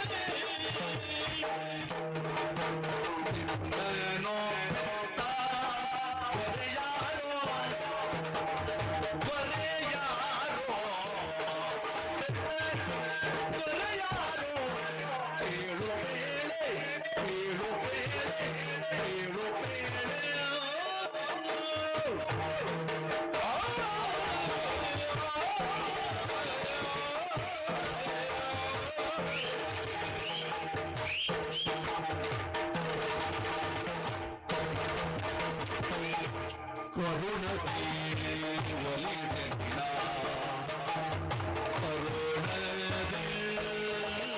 ಒಲಿದೆನ್ನ ಕರುಣದಿ ಒಲಿದೆನ್ನ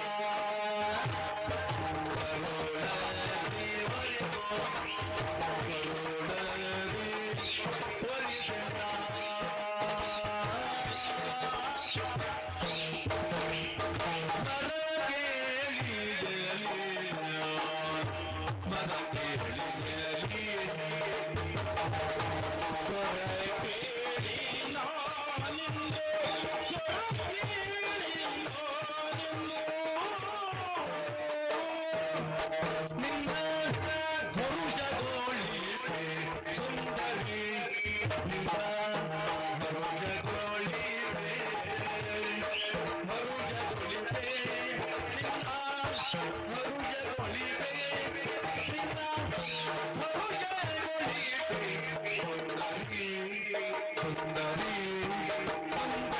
ಒಲಿದೆನ್ನ ಕರುಣದಿ ಒಲಿದೋ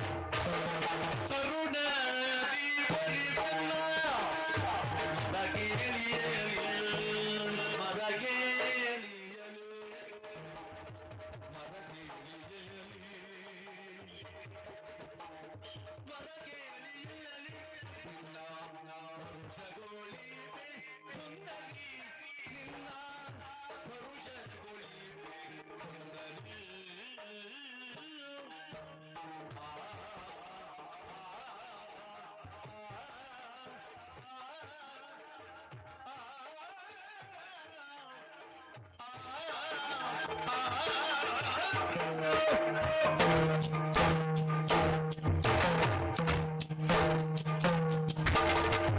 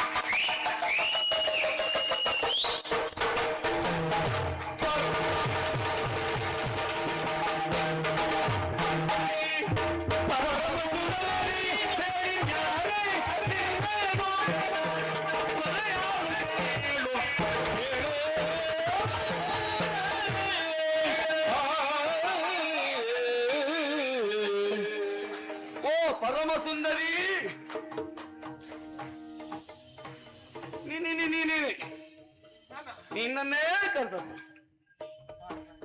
ಅದಲ್ಲ ನನ್ನ ಹೆಸರು. ನಿನ್ನ ಹೆಸರದಲ್ಲ ಅಂತ ಗೊತ್ತುಂಟು. ನಿನ್ನ ಹೆಸರು ಗೊತ್ತಿಲ್ಲದೆ ಕಾರಣ ನಿನ್ನನ್ನು ಮಾತನಾಡಿಸಬೇಕೆಂಬ ಕಾರಣಕ್ಕಾಗಿ ಈ ರೀತಿಯಾಗಿ ಸಂಬೋಧಿಸಿದ್ದು. ನಿನ್ನನ್ನು ಯಾವ ನೆಲೆಯಲ್ಲಿ ಕರೆದು ನನ್ನ ಕಡೆ ತಿರುಗಿ ನೋಡುತ್ತಿ ಎನ್ನುವುದಾಗಿ ಆಲೋಚಿಸಿದಾಗ ನನ್ನ ಗಮನಕ್ಕೆ ಬಂದದ್ದು ಹೀಗೆ, ಸುಂದರಿ ಎನ್ನುವುದಾಗಿ. ಯಾಕೆ ಬಾನಂದದಲ್ಲಿರುವುದೆಷ್ಟೋ ಕೋಟಿ ನಕ್ಷತ್ರದ ತನ್ಮಧ್ಯದಲ್ಲಿ ಚಂದ್ರ ಯಾವ ರೀತಿಯಾಗಿ ಶೋಭಾಯಮಾನವಾಗಿ ಕಂಗೊಳಿಸ್ತಾನು, ಅದೇ ರೀತಿಯಾಗಿ ಆ ಚಂದ್ರಮನೆ ಧರೆಗಿಳಿದು ಬಂದನು ಎನ್ನುವ ರೀತಿ ಭಾಸವಾಯಿತು. ಅಂತಹ ಸೌಂದರ್ಯ ನಿನ್ನದ್ದು. ಯಾಕೆ ಹೇಳಿದ್ರೆ ನಿನ್ನ ಈ ಸೌಂದರ್ಯ ಎನ್ನುವುದು ಎಂಥವರನ್ನ ಕೂಡ ತನ್ನತ್ತ ಸೆಳೆದುಕೊಳ್ಳಬಹುದಾದತ್ತ ಸೌಂದರ್ಯವನ್ನು ಉಳ್ಳವಳು ನೀನಿದ್ದೆ. ಆ ನೆಲೆಯಲ್ಲಿ ಅರ್ಥವಿಸಿಕೊಂಡು ಪರಮ ಸುಂದರಿಯಾಗಿ ಸಂಬೋಧಿಸಿದವ ನಾನಿದ್ದೇನೆ. ಅಷ್ಟು ಮಾತ್ರವೇ ಅಲ್ಲ, ಓ ಸುಂದರಿ, ನೀನು ತಡೆದು ನಿಲ್ಲಿಸಿದವ ನಾನು. ಬೇಸರ ಮಾಡ್ಕೊಳ್ಳಬಾರದು. ಹಾಗುತ್ತಾ ಕೇವಲವಾಗಿ ತಡೆದು ನಿಲ್ಲಿಸುವುದು ಮಾತ್ರ ಅಲ್ಲ, ನಿನ್ನ ಕುರಿತು ತಿಳಿದುಕೊಳ್ಳಬೇಕೆನ್ನುವ ಭಯಕ್ಕೆ ಆ ಕಾರಣವಾಗಿ ನಿನ್ನಲ್ಲಿ ಕೇಳುವುದು.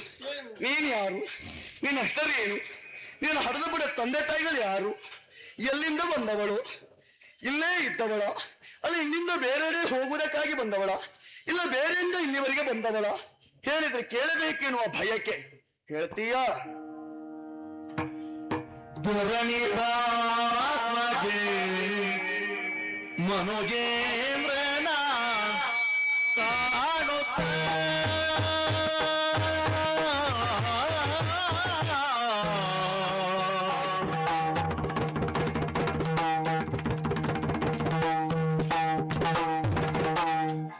ಧರಣಿ ಪಾತ್ಮಗೆ ಮನೋಗೇಂದ್ರನ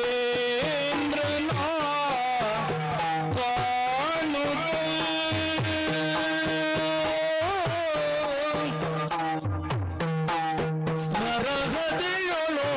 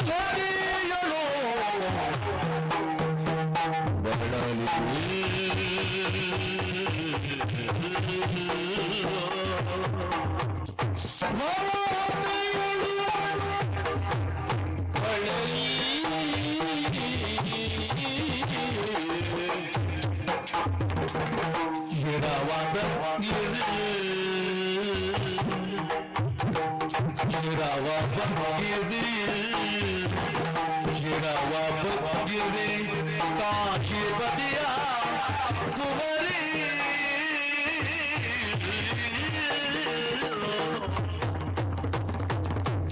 ರವ ಬಗ್ಗಿಸಿ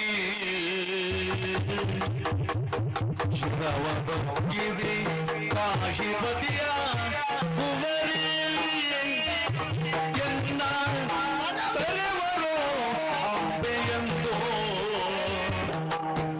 ಎನ್ನ ತಲೆವರು ಅಂಬೆಯಂದು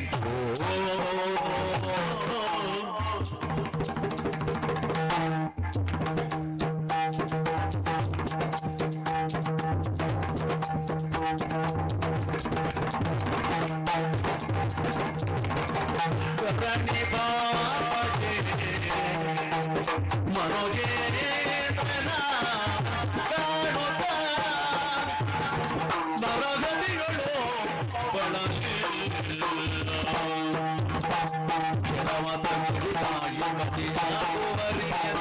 ಕರೆವರು ಅಂಬೆ ಎಂದು ಎನ್ನ ಕರೆವರು ಅಂಬೆ ಎಂದು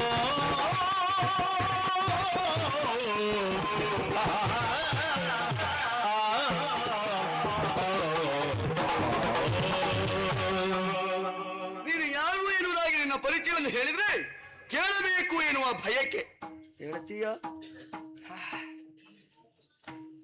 ಒಂದು ಕ್ಷಣ ಪರಿಚಯ ಇಲ್ಲಲ್ವಾ ಹಾಗೆ ನೋಡಿದೆ.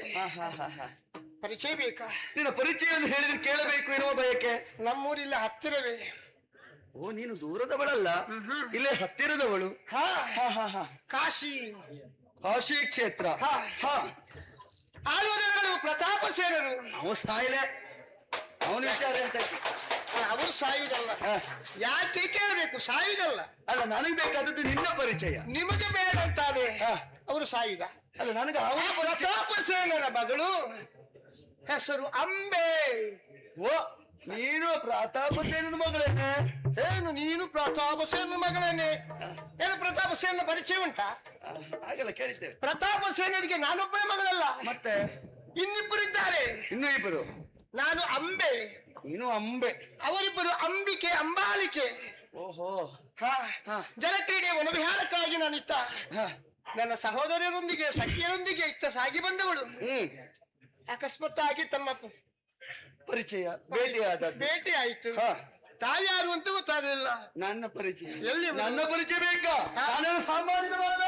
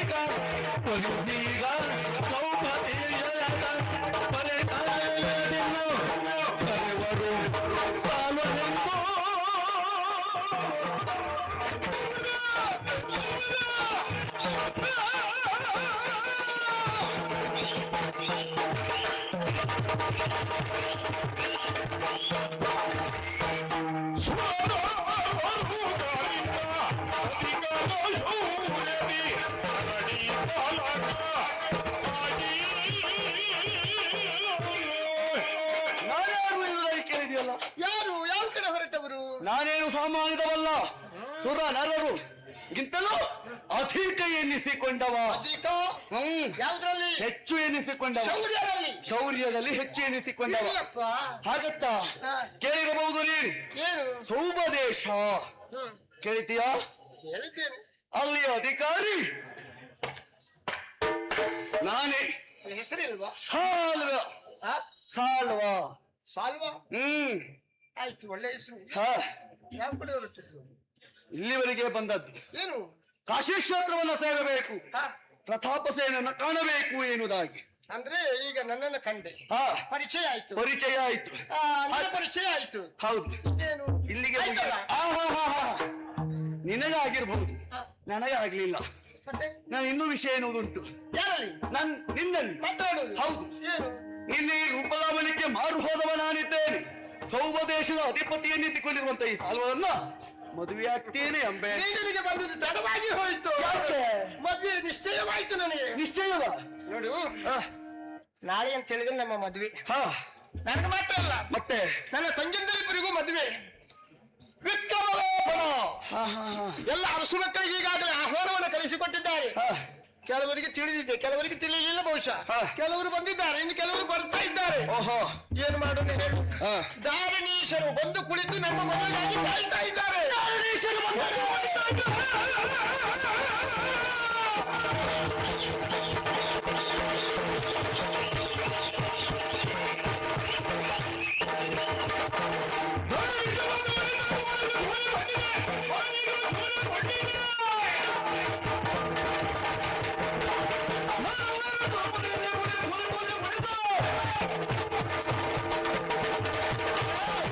ದಾರುಣೀಶ್ವರ ಬಂದರು ಒಳಿತಾಯ್ತು ಅಂಬೆ, ಒಳಿತಾಯ್ತು. ಆಗ್ತದೆ. ಹಾ ಯಾಕೆ ಕೇಳು, ನಾಳೆ ನಡೆಯುವಂತ ಪಡದಂಗವನ್ನು ಸೇರುವುದರ ಮೂಲಕವಾಗಿ ಬಂದಿರುವಂತ ಅಧಿಪರ ಮಂಡೆಯನ್ನ ಮೆಟ್ಟುವುದರ ಮೂಲಕವಾಗಿ ಜಯವನ್ನ ನಾನು ಸೂರ್ಯಗೊಳ್ಳುತ್ತೇನೆ. ಹೌದು, ಹಾಗಂತ ಗೆದ್ರೆ ನೀನು ನನ್ನನ್ನೇ ಮದುವೆ ಆಗಬೇಕು. ನಾನೊಬ್ಬನೇ ಅಲ್ಲ, ಆ, ಇನ್ನಿಬ್ಬರು. ಬಿಡ ಬಿಡ, ಒಂದರ ಜೊತೆಯಲ್ಲಿ ಎರಡು. ಬೇಡ, ನಮಗೆ ಎರಡರ ಆಸೆ ಇಲ್ಲ. ನನಗೆ ನೀನು ಒಬ್ಬಳೇ ಸಿಕ್ಕರೆ ಸಾಕು. ಹಾಗಾಗುದಿಲ್ಲ, ನಮಗೆ ಉಚಿತ ಇದ್ದದ್ದು ಯಾವುದು ಬೇಡ. ಇದು ಉಚಿತ ಅಲ್ಲ ಇದು. ಹಾ. ಈಗ ಇದು ಉಚಿತವಾಗಿ ಕೊಡುವುದಲ್ಲ, ಮೊದಲೇ ನಿರ್ಧಾರವಾಗಿದೆ. ಹಾ. 3 ಒಪ್ಪಿಗೆ ಅಂತ. ನನಗದು ಬೇಡ. ಹಾ. ನಿನ್ನ ತಂಗಿಯರು ಯಾರನ್ನ ಬೇಕಾದ್ರೂ ಅವಲಂಬಿಸಿ ಹೋಗಲಿ, ಅದನ್ನು ಆಕ್ಷೇಪಿಸುವವ ತಡೆಯುವವ ಈ ಸಾಲ್ವೇಶನವೇ ಅಲ್ಲ. ಯಾರ್ಯಾರ ಜೊತೆಯಲ್ಲಿ ಹೋಗ್ಲಿಕ್ಕೆ ಆಗುದಿಲ್ಲ, ಗೆದ್ದವರ ಜೊತೆಯಲ್ಲೇ ಹೋಗ್ಬೇಕು. ಅವ್ರು ಯಾರ ಜೊತೆಲಿ ಅವ್ರು ಹೋಗ್ಲಿ, ನನ್ನ ಜೊತೆಲಿ ಬೇಡ. ಈಗ ನೀನು ಗೆಲ್ತಿ ಅಂತ ಆದ್ರೆ ಹಾ. ಮತ್ತೆ ನೀನ್ ಬಿಡ್ಲಿಕ್ಕಿಲ್ಲ, ಹಾ. ನೀನ್ ಕೊಟ್ಕೊಂಡು ಹೋಗುದೇ. ಹೌದಾ? ಯಾಕೆ ಹೇಳು? ಅವ್ರಿಗೆ ತೊಂದ್ರೆ ಇಲ್ಲ ಅಂತ ಬರ್ಲಿ, ನಮ್ಮಲ್ಲಿ ಸ್ಥಳ ಉಂಟು, ಈಗ- ವ್ಯವಸ್ಥೆಯೂ ಉಂಟು. ಸ್ಥಳ ಉಂಟು ಅಂತ ಕೊಟ್ಟಿಗೆಯಲ್ಲಿ ಕಟ್ಟುವುದಲ್ಲ, ಅದಕ್ಕಾದಂತ ವ್ಯವಸ್ಥೆ ಉಂಟು ನಮ್ಮಲ್ಲಿ. ಗೆದ್ದರೆ ನಿನಗೆ 3. ಆದ್ರೆ ನನಗೆ 3 ಅಲ್ಲ, ನನಗೆ ನೀನು ಬೇಕು. ಈಗ ಸೋತ್ರೆ ಅದೇ ಹೇಳುವುದು, ಅಲ್ಲಿ ಬಂದಿರುವಂತ ಅವನಿ ಪಾಲಕರನ್ನ ಜಯಿಸುತ್ತೇನೆ. ಎಲ್ಲಿಯಾದ್ರೂ ನನ್ನ ಬದುಕಿಗೆ ಸೋಲಾಯಿತು ಅಂತಾರೆ ಆಗುವುದಿಲ್ಲ, ಆ ಪ್ರಶ್ನೆ ಬೇರೆ. ಜಯ ನಮಗೆ ಈ ವರ್ಷ. ಹೌದಪ್ಪ, ಹೌದೌದು. ಎಲ್ಲಿಯಾದ್ರೂ ಆಯ್ತು ಅಂತ ಆದ್ರೆ ಆ ಹೊತ್ತಿನಲ್ಲಿ ಯೋಚನೆ ಬೇಡ. ಸೋಲಾದ್ರೂ ನೀನು ನನ್ನ ನೋಡಿ. ಸೋತವರಿಗೂ ನಮ್ಮಲ್ಲಿ ವ್ಯವಸ್ಥೆ ಇದೆ. ಸೋತ ವ್ಯಕ್ತಿಗಳು ಹಾಗೆ ಹೋಗುದು ಬೇಡ, ಒಳ್ಳೆ ಊಟದ ವ್ಯವಸ್ಥೆ ಇದೆ. ಹಾ, ಸೋತವರಿಗೂ ಊಟ ಮಾಡಿಕೊಂಡು ಹೋಗುವಂತ ಅವಕಾಶ ಇದೆ. ನಮಗೆ ಊಟ ಗತಿಲ್ದೆ ಬಂದವರು ಅಂತ ತಿಳ್ಕೊಂಡ್ಯಾ ನೀನು? ಅದು ಸೋತ್ರು ಆಹಾ, ಅದಾಗುವುದಿಲ್ಲ. ನಾನೊಂದೊಮ್ಮೆ ಸೋತೆ ಅಂತಾದರೂ ಆ ಹೊತ್ತಿನಲ್ಲಿ ನನ್ನನ್ನು ಓಲೈಸಿ ಬರ್ತೀಯ ಅಂಬೆ. ಯಾಕೆ ಬರಬೇಕು? ಯಾಕೆ ತಿಳಿದು ನೀನು ನೀನು ಸೋತ್ರು ಹಾ. ನಿನ್ನ ಜೊತೆ ನಾನು ಯಾಕೆ ಬರಬೇಕು? ನೀನನ್ನು ಯಾಕೆ ಓಲೈಸಬೇಕು? ನಿನ್ನ ರೂಪಕ್ಕೆ ಮಾರು ಹೋದವ ನಾನಿದ್ದೇನೆ. ನನ್ನ ಪಟ್ಟದ ರಸಿಯನ್ನು ನಿನ್ನನ್ನು ಮಾಡಿಕೊಳ್ಳುವುದಕ್ಕೆ ಹೊರಟವ ನಾನು. ಅಷ್ಟು ಹಚ್ಕೊಂಡ್ ಬಿಟ್ಟಿ ನೀನು. ಹೌದು, ನಿನ್ನ ರೂಪ ಒಂದು ಕ್ಷಣದಲ್ಲಿ ನಾನಿಲ್ಲದೆ ಬದುಕುವ ಸ್ಥಿತಿ ನಿನಗಿಲ್ಲ. ನಿನ್ನ ಕಣ್ಣುಗಳನ್ನು ಸೂರ್ಯಗೊಳ್ಳುವಲ್ಲಿ ಮುಂದಾಗಿ ಬಿಟ್ಟವು. ಹೌದಾ? ಹೌದೇ?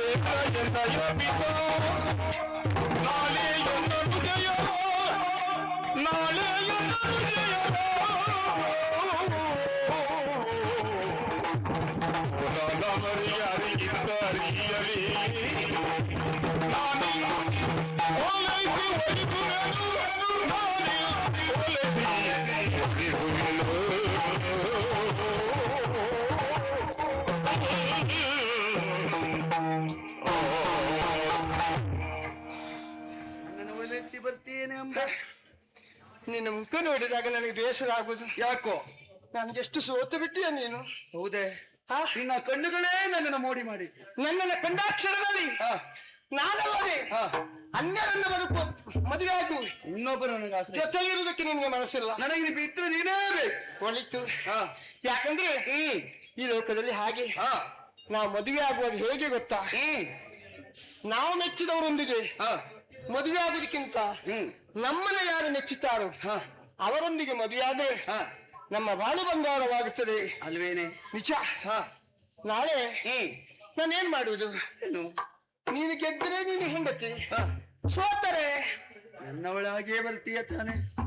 ಬರಬೇಕು. ನೀನೇ ನನ್ನನ್ನು ಇಷ್ಟೊಂದು ಮೆಚ್ಚಿಕೊಂಡಿದ್ದೀಯ ಅಂತ ಆದ್ರೆ ಮೆಚ್ಚಿದವರೊಂದಿಗೆ ನಾವು ಮದುವೆ ಆದ್ರೆ ನಮಗದು ಪರಮ ಸುಖವಾಗುತ್ತದೆ. ನನ್ನ ಅಕ್ಕ ಒಂದು ಪಣ ಇಟ್ಟಿದ್ದಾರೆ, ನಮ್ಮಲ್ಲಿ ಕೇಳಲಿಲ್ಲ.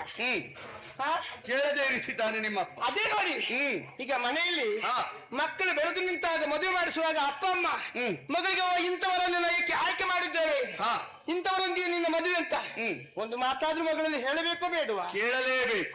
ನಮ್ಮಪ್ಪ ವಿಷಯವೇ ಹೇಳಲಿಲ್ಲ. ನಿಮ್ಮಲ್ಲಿ ಹೇಳಲೇ ಇಲ್ವಾ? ಇಲ್ಲಪ್ಪ. ಕೊಟ್ಟಿಗೆಲಿರುವಂತ ಧನವನ್ನು ಇನ್ನೊಬ್ಬರಿಗೆ ವ್ಯಾಪಾರ ಮಾಡುವಾಗ ಆ ಧನದಲ್ಲಿ ಕೇಳುವಂತ ಯೋಚನೆ ಇಲ್ಲ, ಹೌದಲ್ಲ? ಹಾಗೆ ಮಾರಾಟ ಮಾಡಿ ಬಿಡಿ. ನಾಳೆಯನ್ನ ಮುಜಯರನ್ನ ಭೂಲರಾಮರಿಗೆ ಯಾರಿಗಿತ್ತರಿಯಲಿ ನನ್ನ ತಂದೆ, ನಾನಿನ್ನ ಓಲೈಸಿ ವರಿಸುವೆ. ಸತ್ಯವೇನೆ? ನಾಳೆ ನನ್ನ ತಂಗಿಂದು ನೀನು ಹೇಳಿದಾಗೆ ಯಾರ ಜೊತೆಲಿ ಹೋಗ್ಲಿ, ಯಾರಿಲ್ಲ ಬೇಕಾದ್ರೂ ಮದುವೆ ಆಗ್ಲಿ, ನೀನು ಸೋತರು ಯಾ ಗೆದ್ದರು ನಾನು ನಿನ್ನೆ ಹೆಂಡತಿ. ಸತ್ಯವೇನೆ? ಸತ್ಯವಾಗಿ.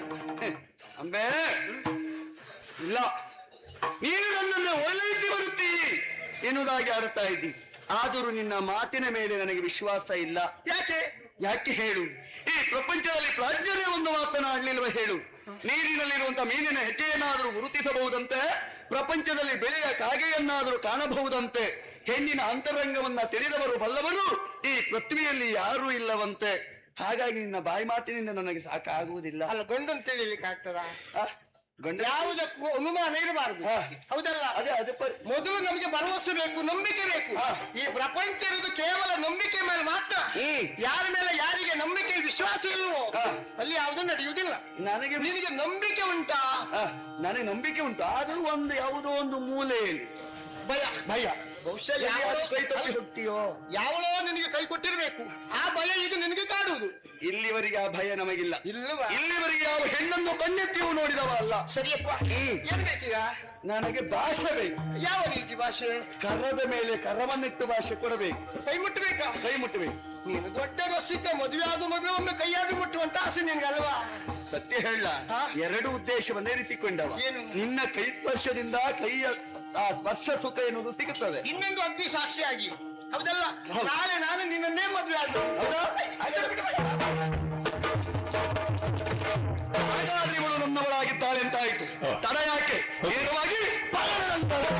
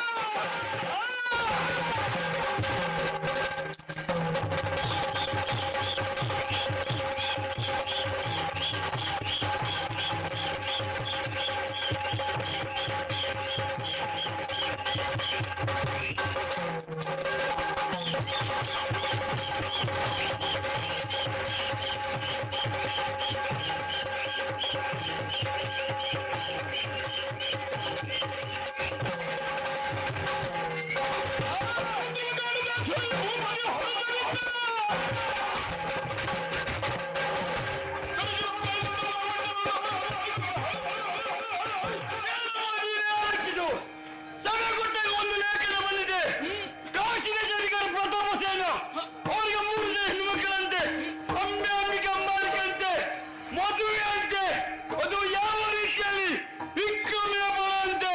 ನಮ್ಮಲ್ಲಿ ವಿಕ್ರಮ ಇಲ್ಲವಾ? ನಮ್ಮಲ್ಲಿ ವಿಕ್ರಮನು ಉಂಟು. ಹೋಗುದಿಗೆ ಅಲ್ಲ, ಸಮಯಕ್ಕೆ ಸರಿಯಾಗಿ ಗೋಗಲ ಕೊಡ್ಬೇಕು.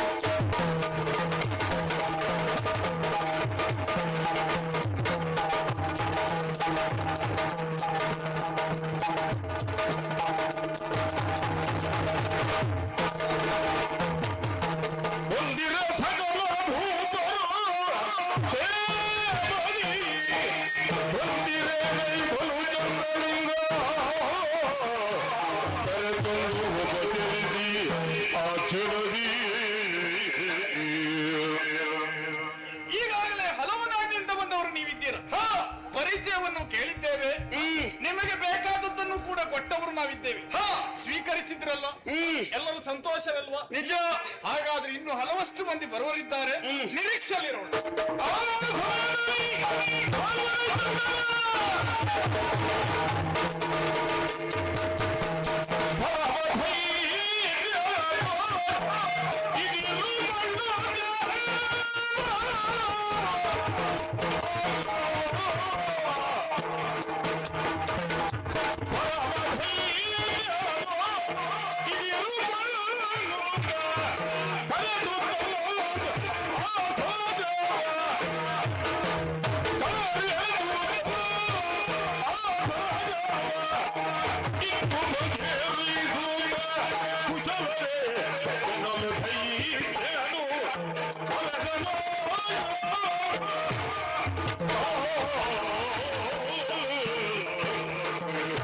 ಮೊದಲಾಗಿ ವಂದಿಸಿಕೊಂಡಿದ್ದೇವೆ. ಕುಳಿತಿದ್ದೀರಾ? ಕುಡಿಯುವುದಕ್ಕೆ ಏನಾದ್ರೂ ಬೇಕಾ? ಯಾರಿಬೇಕು? ನಿಮಗೆ ನಮಗ ಅಗತ್ಯ ಇಲ್ಲ. ಮತ್ತೆ ತಿನ್ನುವುದಕ್ಕೆ ಬೇಡವೇ ಬೇಡ. ಏನು ಬೇಡ ಅಂತ ಬಂದದ್ದು ಸಂತೋಷ ಆಯ್ತು ನೋಡಿ. ಸಂತೋಷ ಆಯ್ತು. ಇದನ್ನ ಹೇಳುವವ ನಾನೇ ಪ್ರತಾಪಸೇನ. ನೀನಾ? ಕ್ಷೇಮ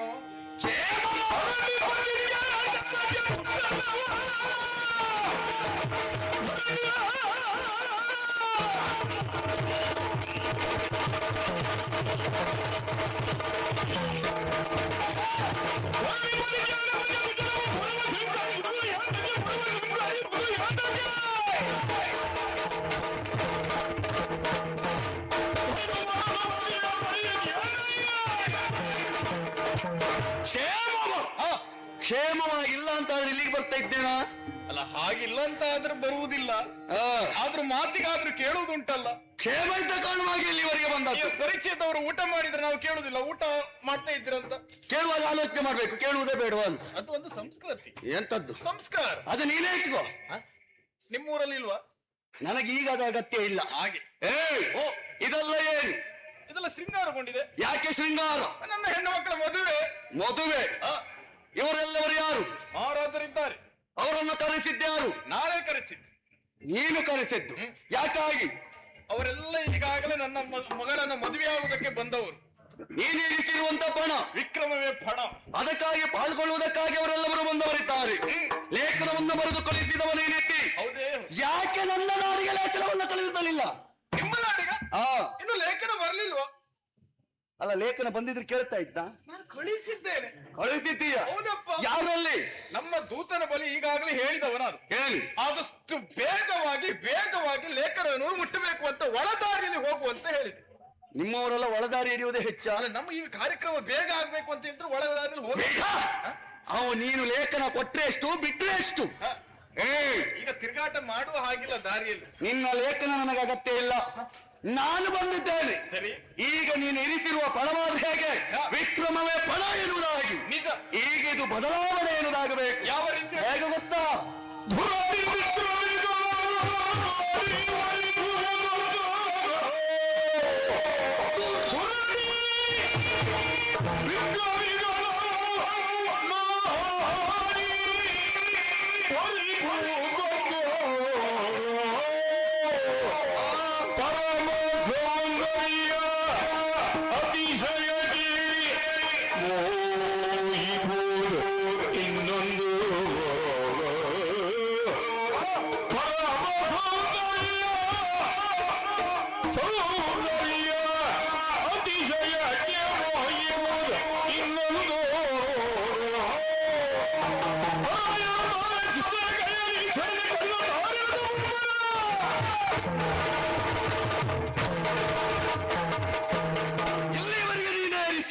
ನಿಬಂಧನೆ ವಿಕ್ರಮವೇ ಫಣ ಎನ್ನುವುದಾಗಿ ನಿಜ ಅದು ಹಾಗೆ ಇರಲಿ. ಆಗ್ಲಿ. ಅದರ ಜೊತೆಯಲ್ಲಿ ಇನ್ನೊಂದು ಸೇರ್ಪಡೆ ಆಗಬೇಕು. ಅದು ಯಾವುದು ಅಂತ ಗೊತ್ತಾಗ್ಲಿಲ್ಲ. ರೂಪವನ್ನ ನೋಡಿ ಮಾಲೆಯನ್ನು ಹಾಕುವುದು. ಯಾಕೆ? ನಿನ್ನ ಮಗಳಿಗೆ ನೀವು ಇರಿಸಿರುವ ಪಣ ಅದೇ ರೀತಿಯಾಗಿ ಅವರಿಗೂ ಒಂದು ಆಸೆ ಎನ್ನುವುದು ಇರುವುದಿಲ್ಲವೋ? ಸರಿ. ಆಸೆ ಎನ್ನುವುದಿರುತ್ತದೆ. ನಾನು ರೂಪವಂತನಾದಂತ ಹುಡುಗನನ್ನ ಒರೆಸಬೇಕು ಎನ್ನುವುದಾಗಿ ಯಾರ ರೂಪವನ್ನು ನೋಡಿ ಮಾಲೆಯನ್ನು ಧರಿಸ್ತಾರೋ ಅವರು ಅವಳಿಗೆ ಆಗ್ಲಿ. ಇದು ಒಂದು ಸೇರ್ಪಡೆ ಆಗಬೇಕು. ನಿಮ್ಮ ಮಾತನ್ನು ಇದು ನನ್ನ ಆಜ್ಞೆ. ಒಪ್ಪುತ್ತೇನೆ. ಹೌದಾ? ಬಳ ಎನ್ನುವುದು ನಡೆಯಬೇಕು ಅಂತ ಆದ್ರೆ ಹೆಣ್ಮಕ್ಕಳು ಬರಬೇಕು. ಅದೇ ಹೆಣ್ಮಕ್ಕಳನ್ನೇ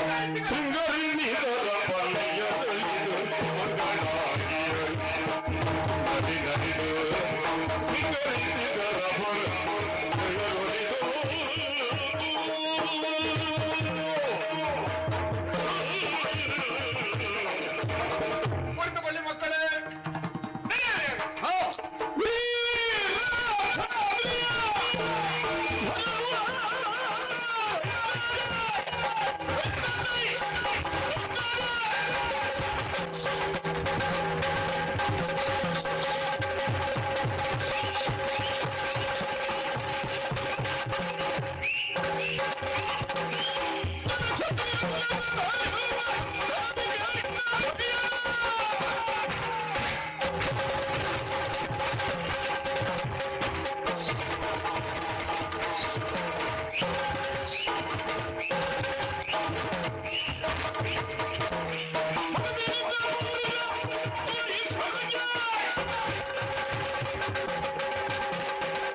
ಕೆಲಸ ಅಲ್ವಾ? ತಪ್ಪು ತಪ್ಪು ತಪ್ಪು. ನೀ ಬಂದದ್ದೇ ತಪ್ಪು. ನಿನ್ನ ತಲೆ ಹೊಡಿತೇನೆ ಅಲ್ವಾ?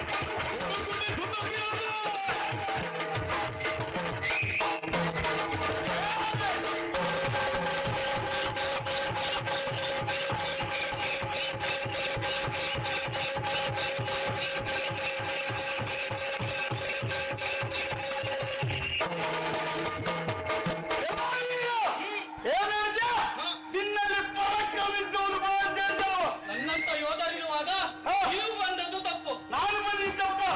ನಾನು ಬಂದದ್ದು ಮಾತಲ್ಲ. ನನ್ನಲ್ಲಿ ಎಷ್ಟು ಪರಾಕ್ರಮ ಉಂಟಂತ ನಿನ್ನನ್ನು ತೋರಿಸ್ತೇನೆ.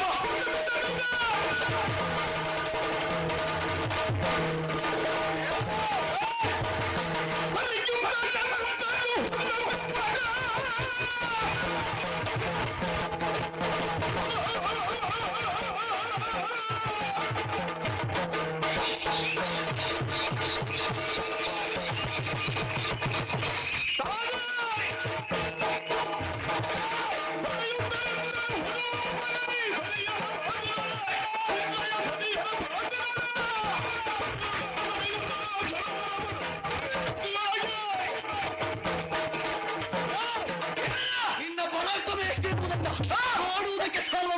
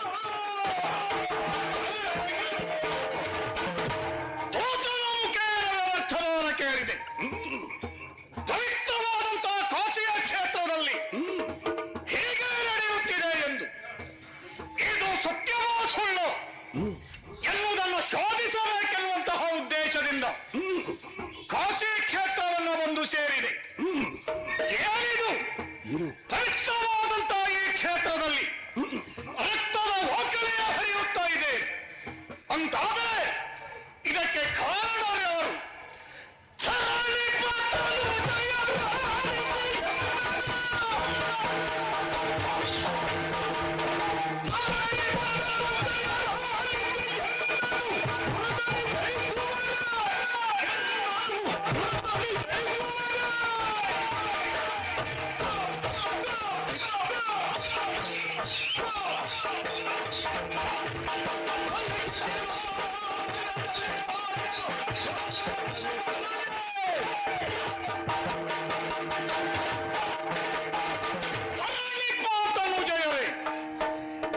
ಚಿತ್ತವನ್ನ ಇಟ್ಟ ಕಡೆಗೇರಿ ನನ್ನ ಮಾತಿನ ಕಡೆಗೆ ನಿಮ್ಮ ಗಮನವಿರಲಿ.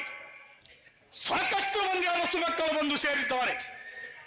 ಅವರ ಮೇಲೆ ಹೊಡೆದಾಟ ಈ ಕಾಲದಲ್ಲಿ ನಡೆಯುತ್ತಾ ಇದೆ. ಅಂತಹ ಕ್ಷೇತ್ರಕ್ಕೆ ಆಚಾರ್ಯ ಭೀಷ್ಮನ ಆಗಮನವಾಗಿದೆ. ನನ್ನನ್ನು ಎದುರಿಸಬಹುದಾದಂತಹ ವ್ಯಕ್ತಿಗಳು ಇಷ್ಟರವರೆಗೆ ಹುಟ್ಟಲಿಲ್ಲ, ಇನ್ನು ಹುಟ್ಟುವುದಕ್ಕೆ ಸಾಧ್ಯವಿಲ್ಲ ಎನ್ನುವಂತ ಭರವಸೆ ನನಗುಂಟು. ನನ್ನ ಮಾತಿನ ಮೇಲೆ ನಿಮಗೂ ಭರವಸೆ ಉಂಟು ಅಂತ ಆದರೆ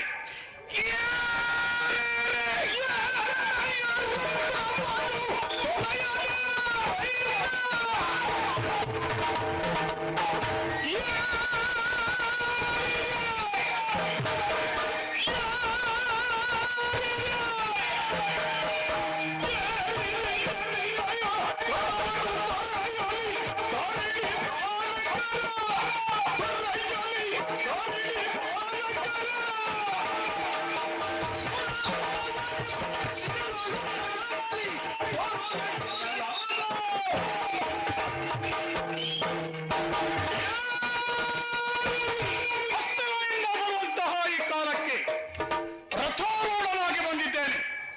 ನಾನು ಏರಿ ಬಂದಂತಹ ಈ ನನ್ನ ರಥವನ್ನ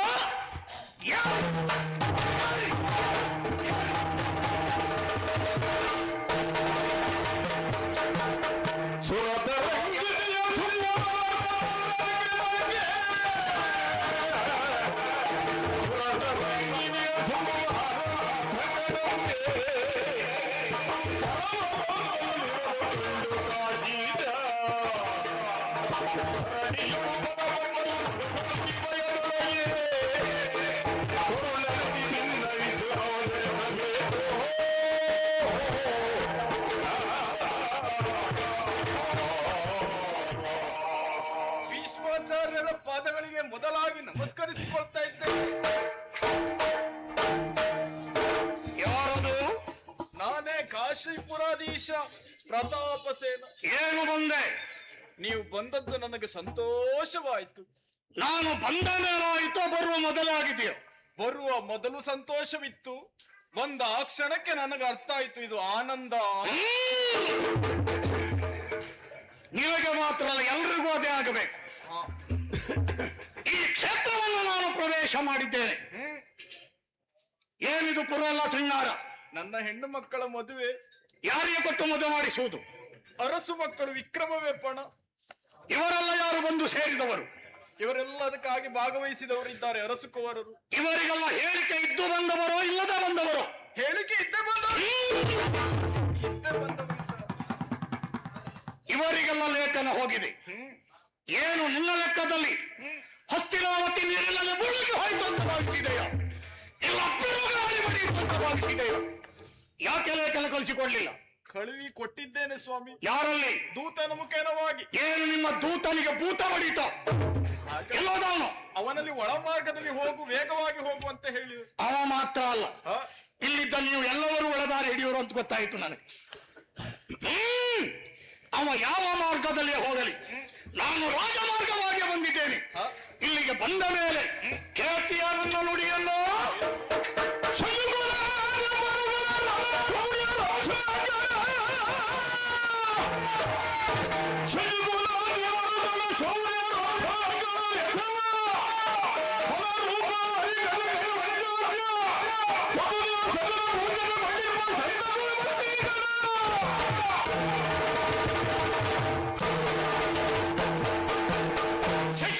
ಎನ್ನುವಂತಹ ವೃಕ್ಷ, ಆ ವೃಕ್ಷದಲ್ಲಿ ಫಲವಾದ ಬಹಳವಾಗಿ ಶೋಭಿಸಬಹುದಾದಂತಹ ಶಂತನು ಚಕ್ರವರ್ತಿಗಳು ಅವರಿಗೆ ಸುಕುಮಾರ ಎನಿಸಿಕೊಂಡಂತಹ ಆಚಾರ್ಯ ಭೀಷ್ಮ ಈ ಕ್ಷೇತ್ರವನ್ನು ಪ್ರವೇಶ ಮಾಡಿದ್ದೇನೆ. ಸರಿ, ಮಾಡಿದ್ದು ಮಾತ್ರವಲ್ಲ, ವಸುಮತಿ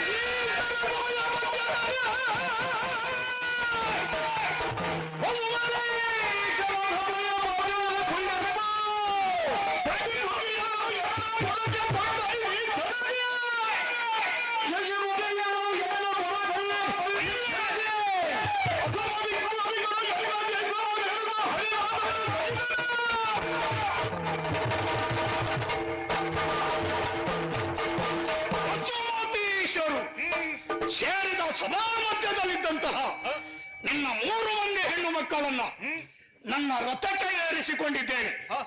ಮಾತ್ರ ಅಲ್ಲ, ನನ್ನ ಪುರಕ್ಕೆ ಕರೆದೊಯ್ಯುವ ಸಿದ್ಧತೆಯಲ್ಲಿದ್ದೇನೆ. ನನ್ನನ್ನು ತಡೆಯಬಹುದಾದಂತಹ ಯಜ್ಞದ ಹೆಬ್ಬಂಟು ಈ ಸಭೆಯಲ್ಲಿದ್ದದ್ದು ಸತ್ಯವಾದರೆ ಬರಲಿ ಬರಲಿ ಬರಲಿ. ಪ್ರತಾಪಸೇನ,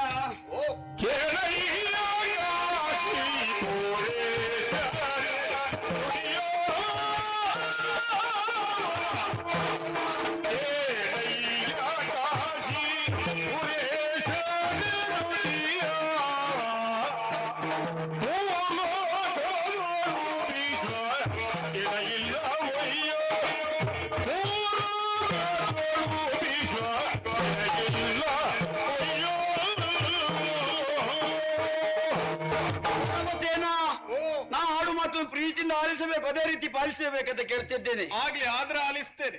3 ಲೋಕದ ಭೀಷ್ಮನಿಗೆ ಸರಿಯಾದ ವ್ಯಕ್ತಿ ಮತ್ತೊಬ್ಬ ಇಲ್ಲ. ಆದ್ರಿಂದ ನಿಮ್ಮ 3 ಹೆಣ್ಣು ಮಕ್ಕಳನ್ನು ಅವರಿಗೆ ಕೊಟ್ಟು ಮದುವೆ ಮಾಡಿ ನಮ್ಮೆಲ್ಲರ ಒಪ್ಪಿಗೆ ಉಂಟು.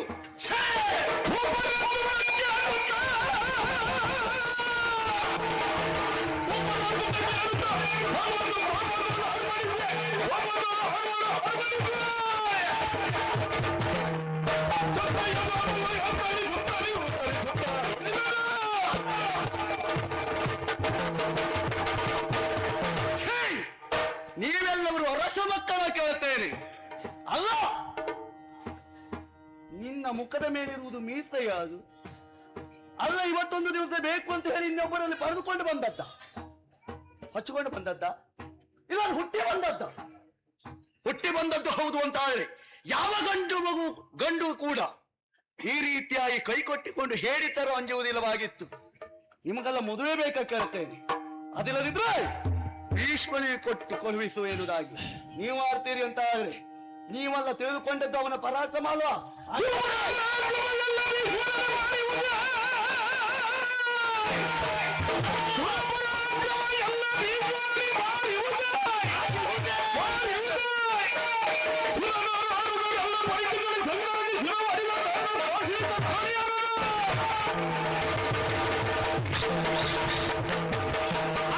ಪರಾಕ್ರಮ ಎನ್ನುವುದು ಆ ಭೀಷ್ಮನಿಗೆ ಮಾಡಿರುವುದೇ ಅಲ್ಲ. ಆ ಭೀಷ್ಮರೊಡನೆ ಯುದ್ಧವನ್ನು ಮಾಡುವುದಕ್ಕೆ ನಾನು ಸಿದ್ಧವಾಗಿದ್ದೇನೆ.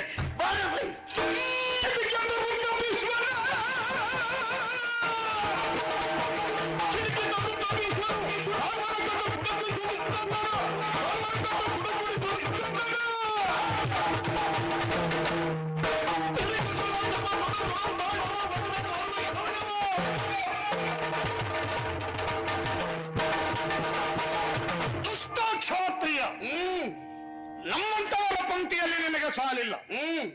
ಆದ್ದರಿಂದಲೇ ಅಡ್ಡ ಪಂಕ್ತಿಯವ ಅಂತ ನಿನ್ನನ್ನು ಸಂಬೋಧಿಸುತ್ತಿದ್ದೇವೆ. ಏನಂದ್ರೆ ದುರಪರಾಕ್ರಮಗಳು ಭೀಷ್ಮನಿಗೆ ಮಾರಿಹುದೇ ನಿರ್ಣಯ ಆಗುವುದೇ ಅದರಲ್ಲಿ ಯುದ್ಧದಲ್ಲಿ.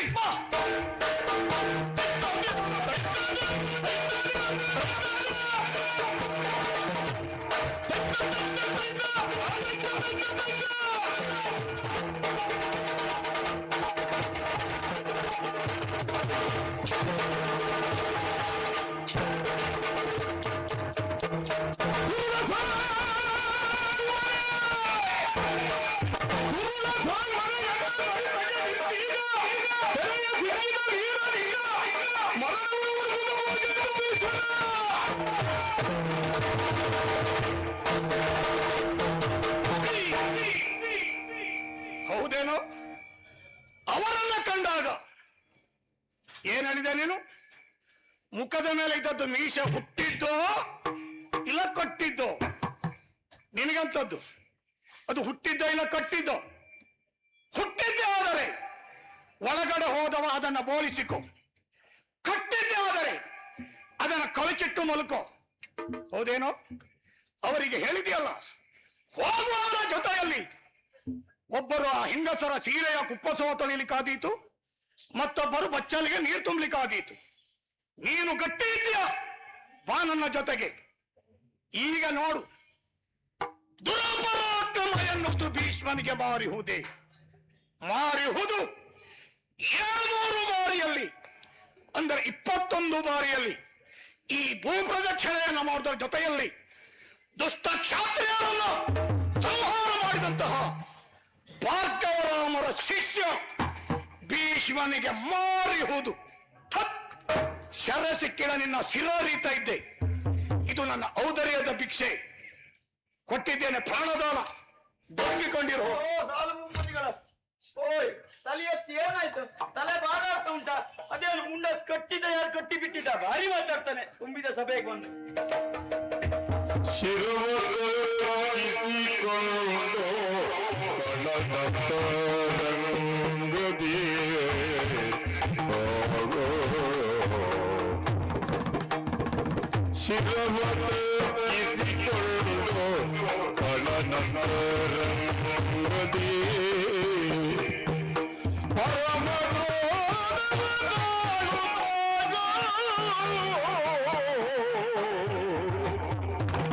ತಿರುಗಿ ತನ್ನಯ ಬುರಗೆ, ತಿರುಗಿ ತನ್ನಯ ಬುರಗೆ, ತಿರುಗಿ ತನ್ನಯ ಬುರಗೆ ಇತ್ತಲೋ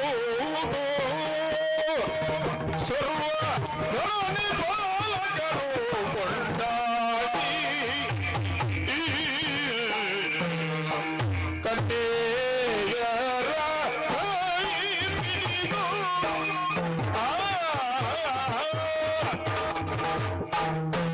ತಂದೆಯರ ಕೈ ಬಿಡಿದು ಎಲ್ಲ ಕುಲಕೋಟಿಯನು ಧನ್ಯರಾಗುವ ಮಾಡುವುದು ಮನದಿ. ಇನ್ನು ತನ್ನಿಷ್ಟಗಳ ಕೈಯ ಬೇಕೆನ್ನು ತಿರಗಾಸಿದ ಎಂದನು ಬರುಳು.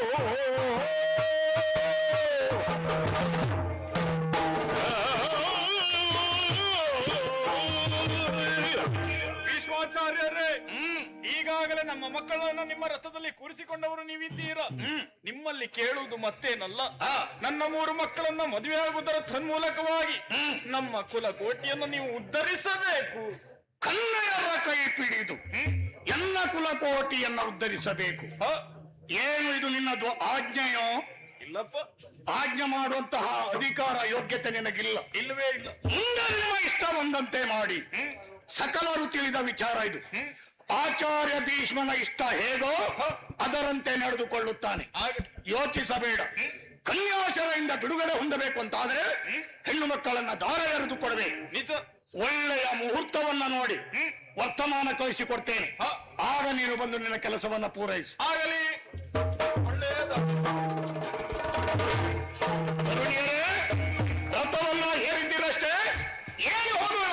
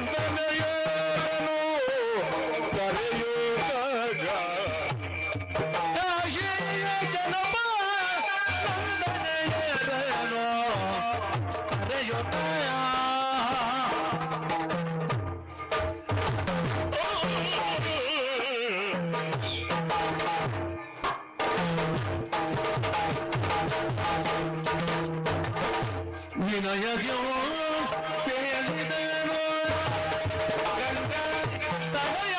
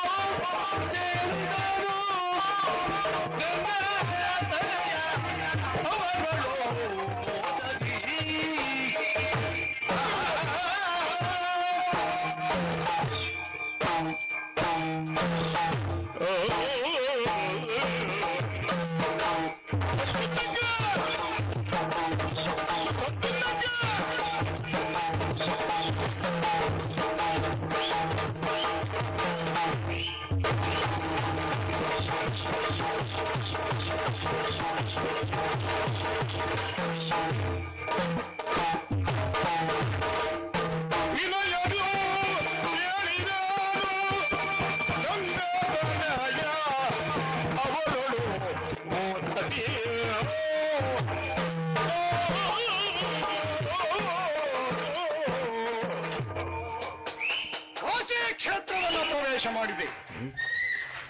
ಅಲ್ಲಿ ಅರಸ ಪುತ್ರಿಯರು 3. ಹೌದು. ಅವರನ್ನ ನನ್ನ ರಥಕ್ಕೆ ಏರಿಸಿಕೊಂಡು ನನ್ನದಾದಂತಹ ಹಸ್ತಿಲೆಯನ್ನ ಸೇರಿದ ನಾನು ಆ 3 ಮಂದಿ ಹೆಣ್ಣು ಮಕ್ಕಳಿಗೆ ಯಾವ ವಿಚಾರದಲ್ಲಿಯೂ ಕೊರತೆ ಬರಬಾರದು ಹೌದು.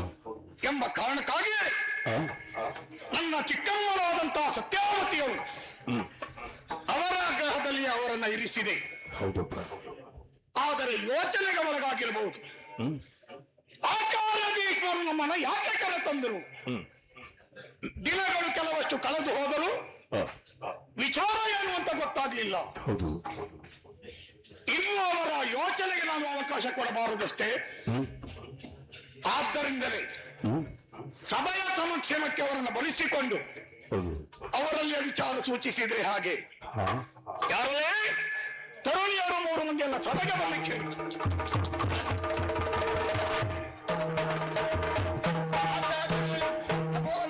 ಹೇಳಿ ಹೇಳಿ ಹೇಳಿ. ಇತ್ತ ಬರಬೇಕು ಅಂತ ಕರೆಯಾಯಿತು.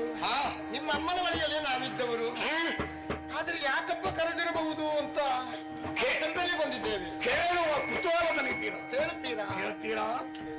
ಸರಸಿಗ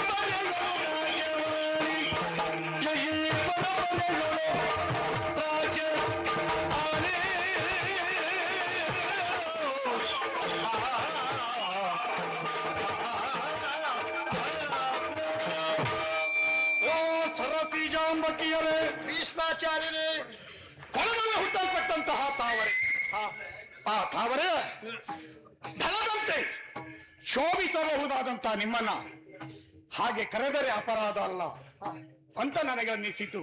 ಸರಿ, ಬರೀ ನಿಮ್ಮನ್ನು ಹೊಗಳಬೇಕು ಎನ್ನುವಂತಹ ಉದ್ದೇಶದಿಂದಲೇ ನಿಮ್ಮನ್ನು ಇಲ್ಲಿಗೆ ಬರಮಾಡಿಕೊಂಡದ್ದಲ್ಲ. ಮತ್ತೆ ಯೋಚನೆಗೆ ನೀವು ಒಳಗಾಗಿರಬಹುದು. ನಿಮ್ಮದಾದಂತಹ ಪುರದಿಂದ ಇಲ್ಲಿಯವರೆಗೆ ನಾನು ಕರೆತಂದು ಕೆಲವು ದಿನಗಳು ಕಳೆದು ಹೋಯಿತು. ಇಲ್ಲಿಗೆ ಬಂದಾಗ ಬಂದ ಆವತ್ತಿನಿಂದ ಇವತ್ತಿನವರೆಗೆ ನಮಗೆ ಯಾವ ವ್ಯವಸ್ಥೆಯಲ್ಲೂ ಕಡಿಮೆಯಾಗಲಿಲ್ಲ.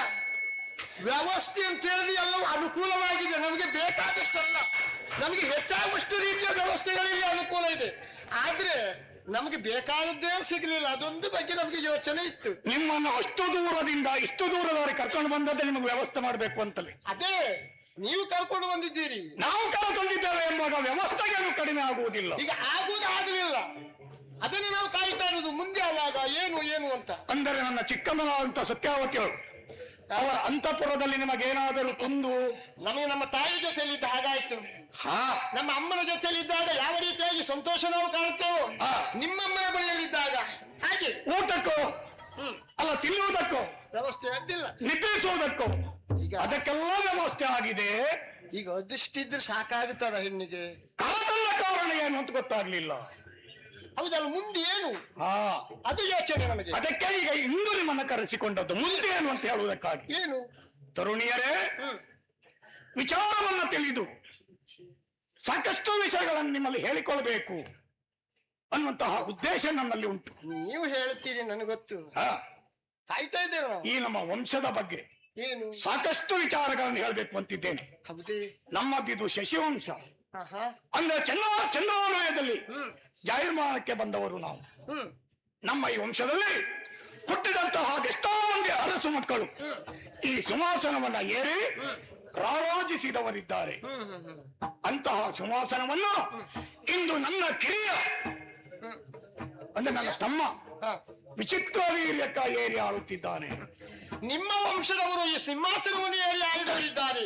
ಅಂತ ಪವಿತ್ರವಾದಂತಹ ಸಿಂಹಾಸನವನ್ನ ನಿಮ್ಮ ಕಿರಿಯ ತಮ್ಮನು ಈಗ ಏರಿ ಆಳುತ್ತಾ ಇದ್ದಾರೆ. ಈಗ ನಮಗಿದೆಲ್ಲ ಬೇಕಾ? ನಿಮಗ ಅಗತ್ಯ ಇಲ್ಲ. ಆದ್ರೆ ನಾನು ಇದನ್ನು ಹೇಳಿಕೊಳ್ಳದೆ ಮುಂದೆ ಹೋಗ್ಲಿಕ್ಕಾಗುದಿಲ್ಲ. ಅದಕ್ಕೂ ಇದಕ್ಕೇನು ಸಂಬಂಧ? ಸಂಬಂಧ ಉಂಟು. ಏನು? ನಿಮ್ಮನ್ನು ಅಲ್ಲಿಂದ ಇಲ್ಲಿಗೆ ಕರೆತರುವುದಕ್ಕೆ ಕಾರಣವೇ ಅದು. ಏನು? ನನ್ನ ಕಿರಿಯ ತಮ್ಮ ಈಗ ಸಿಂಹಾಸನದಲ್ಲಿದ್ದಾನೆ. ಹೌದು, ರೂಪವಂತನು ಹೌದು, ಪರಾಕ್ರಮಿಯೂ ಹೌದು. ಸರಿಯಪ್ಪ. ಅಂತಹ ನನ್ನ ತಮ್ಮನನ್ನ ನೀವು ಮೂವರು ವರಿಸಬೇಕು. ನೀವು ಮೂವರು ಅವನನ್ನ ಮದುವೆಯಾಗುವುದರಿಂದ ನಮಗಾಗಬಹುದಾದಂತಹ ಪ್ರಯೋಜನ ಏನು? ನಾವು ಮದುವೆ ಆದ್ರೆ ಪ್ರಯೋಜನ ನಿಮಗುಂಟ? ಏನು ಪ್ರಯೋಜನ? ಈ ನಮ್ಮ ಶಶಿಕುಲದ ಅಭ್ಯೋದಯ ನಿಮ್ಮಿಂದ ಆಗುತ್ತದೆ ಎನ್ನುವಂತಹ ನಿರೀಕ್ಷೆ ನಾನು ಇಟ್ಟುಕೊಂಡವ. ಅದಕ್ಕೆ ಆದ್ದರಿಂದ ನನ್ನ ತಮ್ಮನನ್ನ ನೀವು ಮೂವರು ವರಿಸಬೇಕು. ಇದು ಭೀಷ್ಮನ ಆಜ್ಞೆ ಅಂತ ಭಾವಿಸಿಕೊಳ್ಳಬೇಡಿ. ನಿಮ್ಮ ಅನಿಸಿಕೆಯನ್ನು ಹೇಳಿಕೊಳ್ಳದಕ್ಕೆ ಅವಕಾಶ ಉಂಟು. ಭೀಷ್ಮಾಚಾರ್ಯ, ಆ ನಿಮ್ಮ ಈ ಚಂದ್ರವಂಶಕ್ಕೆ ಸೊಸೆಯಾಗಿ ಬರ್ತಾ ಇರುವುದು ನನ್ನ ಪೂರ್ವ ಜನ್ಮದ ಪುಣ್ಯವೇ ಎನ್ನುವ ಹಾಗೆ ತಿಳಿದವಳು ನಾನು. ಹಾಗಾಗಿ ನಿಮ್ಮ ತಮ್ಮನಾದಂತಹ ವಿಚಿತ್ರ ವೀರನನ್ನ ಮದುವೆಯಾಗುವುದಕ್ಕೆ ನಾನು ಇದು ಮನಸಾರೆ ಒಪ್ಪಿದವಳಾಗಿದ್ದೆ. ಚಂದ್ರವಂಶದ ಸೊಸೆಯಾಗಿ ಬರುವುದಕ್ಕೆ ಇಚ್ಛಪಟ್ಟಿದ್ದಿ ಅಂತ ಆಯ್ತು. ಹೌದು, ನಿನ್ನಿಚ್ಛೆಯಂತೆ ಆಗಲ್ಲ. ಹಾಗೇ ಆಯ್ತು. ಆಚಾರ್ಯ, ಬಾಹುಜರು ತಮ್ಮ ಭುಜಶಕ್ತಿಯನ್ನು ಪ್ರಕಟೀಕರಿಸುವುದಕ್ಕೆ ಇರುವಂತ ಸ್ವಯಂವರಕ್ಕೆ ಬಂದು ನಮ್ಮ ಮೂವರನ್ನು ಈ ಗಜಪುರಕ್ಕೆ ಕರೆದುಕೊಂಡು ಬಂದವರು ಈ ಹೊತ್ತಿಗೆ ತಾವಾದಂತ ಮಾತು ತಮ್ಮನಾದಂತ ವಿಚಿತ್ರ ವೀರಕನನ್ನು ವರಿಸುವುದಕ್ಕೆ ನಿಮಗೆ ಒಪ್ಪಿಗೆ ಉಂಟಾ ಎನ್ನುವ ಹಾಗೆ. ಆಚಾರ್ಯರೇ, ಏನು ಜನ್ಮಾಂತರದಲ್ಲಿ ಮಾಡಿದಂತ ಪುಣ್ಯ ಸಂಚಯನದಿಂದಾಗಿ ಶಶಿಕುಲದ ಸೊಸೆಯಾಗಿ ಬರುವುದಕ್ಕೆ ಸಾಧ್ಯ ಉಂಟು ಎನ್ನುವ ಹಾಗೆ ನಾನು ಭಾವಿಸಿಕೊಂಡವಳು. ಮಾತ್ರವೇ ಅಲ್ಲ, ತಮ್ಮಂತ ಪ್ರಾಜ್ಞರೇ ಆಡಿದಂತಹ ಮಾತು ಸ್ತ್ರೀಯತ್ವವೆನ್ನುವುದು ಸಾರ್ಥಕ ಹೊಂದುವುದು ಮಾತೃತ್ವದ ಕಾರಣದಿಂದಾಗಿ ಎನ್ನುವ ಹಾಗೆ. ಈ ಚಂದ್ರವಂಶದ ಧ್ರುಮವೆನ್ನುವುದು ನನ್ನೊಡರಲ್ಲಿ ಚಿಗುರೊಡೆಯುತ್ತದೆ ಅಂತ ಆದ್ರೆ ಅದು ನನ್ನ ಭಾಗ್ಯ ಎನ್ನುವ ಹಾಗೆ ನಾನು ಭಾವಿಸಿಕೊಳ್ತೇನೆ. ಹಾಗಾಗಿ ಸ್ವಸ್ಥ ಮಾನಸರಾಗಿ ಹೇಳುವುದೊಂದೇ ನನಗೆ ಒಪ್ಪಿಗೆ ಉಂಟು ಎನ್ನುವ ಹಾಗೆ. ಕಾಣುತ್ತಿದ್ದ ನಿನ್ನ ಕನಸು ನನಸಾಗುವ ದಿನ ಬಂತು ಅಂತ ಆಸೆ ಪಡ್ತೀಯಲ್ಲ?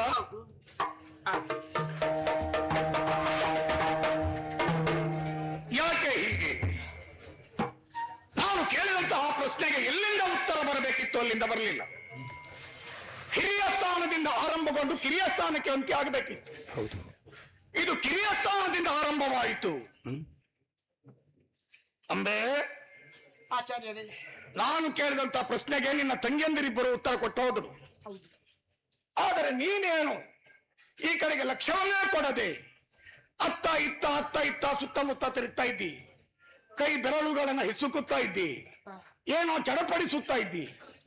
ಏನು ನಾನು ಕೇಳಿದಂತ ಪ್ರಶ್ನೆಗೆ ನಿನ್ನ ಉತ್ತರ ನಿರುತ್ತರವೇ? ಇಲ್ಲ, ಉತ್ತರ ಉಂಟು. ಉಂಟಾ? ನೀವು ಪ್ರಶ್ನೆಯನ್ನು ಕೇಳಿದಾಗ ನಾನು ಹೇಳಬೇಕು ಅನ್ನೋದ್ರ ಒಳಗೆ ನನ್ನ ತಂಗಿಯಂದಿರು ಮುಂದೆ ಬಂದು ಚಂದ್ರವಂಶದ ಸೊಸೆಯಾಗುವುದು ನನ್ನ ಭಾಗ್ಯ ಅಂತ ಹೇಳಿ ಹೊರಟೋದ್ರು. ನಾನು ಮುಖ ನೋಡುದವರದು. ಯಾಕೆ? ಅಕ್ಕ ಏನ್ ಮಾಡುದು ಏನು ಹೇಳುದು ಅಂತ ಅವ್ರು ನನ್ನಲ್ಲಿ ಕೇಳಬಹುದು ಅಂತ. ಯಾಕಂತ ಹೇಳಿದ್ರೆ ಮನೆಯಲ್ಲಿದ್ದಾಗ ಎಲ್ಲಿಗೆ ಹೋಗುದಾಗ್ಲಿ ಏನೇ ಮಾಡಿದಾಗ್ಲಿ ನನ್ನನ್ನ ಹೇಳದೆ ಹೋಗುವವರಲ್ಲ, ಮಾಡುವವರಲ್ಲ. ಎಲ್ಲವೂ ಅಕ್ಕ ಅಕ್ಕ ಅಕ್ಕ ಅಕ್ಕ ನೀನು ಹೇಳಿ, ನೀನು ಹೋಗಿ, ನೀನು ಮಾಡಿ, ನಿನ್ನ ಹಿಂದೆ ನಾವು ಬರ್ತೇವೆ ಅಂತ ಈಗ ಹೇಳುವ ನನ್ನ ತಂಗಿಯಂದಿರು ನೋಡಿ, ಮದುವೆ ಅಂತ ಬಂದಾಗ ಅಕ್ಕನಕ್ಕಿಂತ ತಂಗಿಯೇ ಮುಂದೆ. ಇದು ಅವರ ಜೀವನ. ಬೇರೆ ಯಾವುದಕ್ಕಾದ್ರೂ ನಿನ್ನಲ್ಲಿ ಕೇಳಬಹುದು. ಇದು ಅವರಿಗೆ ಸ್ವಾತಂತ್ರ್ಯ ಉಂಟು. ಅದನ್ನು ಮತ್ತೊಬ್ಬರಲ್ಲಿ ಕೇಳ್ಕೊಳ್ಳಿಕ್ಕೂ ಆಗುದಿಲ್ಲ, ಇನ್ನೊಬ್ರು ಕಸಿದುಕೊಳ್ಳಿಕ್ಕೂ ಆಗುದಿಲ್ಲ. ಆಕ್ಷೇಪವಲ್ಲ, ಅದು ಅವರಿಗೆ ಕೊಟ್ಟ ಸ್ವಾತಂತ್ರ್ಯ. ಹೌದು. ಆದ್ದರಿಂದ ಅವರ ಇಚ್ಛೆಯಂತೆ ಅವರು ಒಪ್ಪಿಕೊಂಡಿದ್ದಾರೆ. ಅದು ಅಪರಾಧ ಅಲ್ಲ, ಅಪರಾಧವಲ್ಲ. ಅವನು ಮಾತಾಡುವಾಗ ನಾನು ಯೋಚಿಸುತ್ತಾ ನನ್ನ ಬೆರಳುಗಳನ್ನು ಹೊಸದು ಮುಂದೆ ಹೊಸತೇನು ಏನು ಹೇಳಲಿ ಅಂತ ಯೋಚಿಸ್ತಾ ಇದ್ದೇನೆ. ಹಾಗಾದ್ರೆ ಉತ್ತರ ಉಂಟು ಅಂತ ಆಯ್ತು. ಉತ್ತರ ಇದೆ, ಹೇಳಲ್ಲ? ಕೇಳಬೇಕು. ಕೇಳು ಭೀಷ್ಮಾಚಾರ್ಯ ಭಿನ್ನಪವ,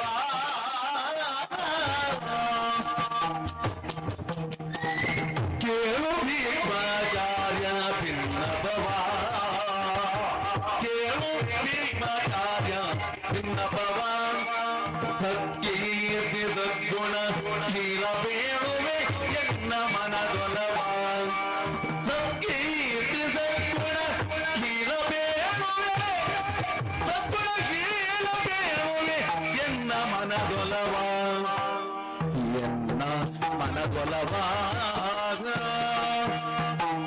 ಭೂಲಲಾಮರ ಜಯಿಸಿ ಮೆರೆದಿಯ ತೋಳಿನೊಳು ಬಿಗಿದಪ್ಪಿ, ಭೂಲಲಾಮರ ಜಯಿಸಿ ಮೆರೆದಿಯ ತೋಳಿನೊಳು ಬಿಗಿದಪ್ಪಿ, ಮನ್ಮಥ ಕೇಳಿಜೊಳು,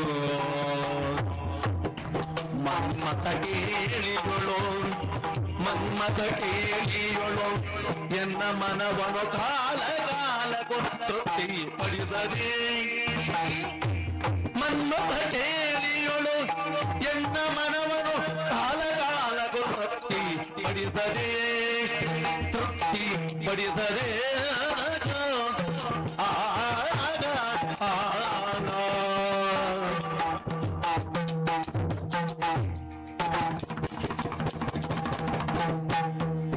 ಕೇಳು ಭೀಷ್ಮಾಚಾರ್ಯ ಭಿನ್ನಪವ, ಸತ್ಕೀರ್ತಿ ಸದ್ಗುಣ ಶೀಲ ಬೇಳುವೆ ಎನ್ನ ಮನದೊಲವ. ಆಚಾರ್ಯರೇ, ಸತ್ಕೀರ್ತಿ ಸದ್ಗುಣರು ಶೀಲವಂತರು ಎನ್ನುವುದನ್ನು ನಾನು ಕೇಳಿದ್ದೇನೆ.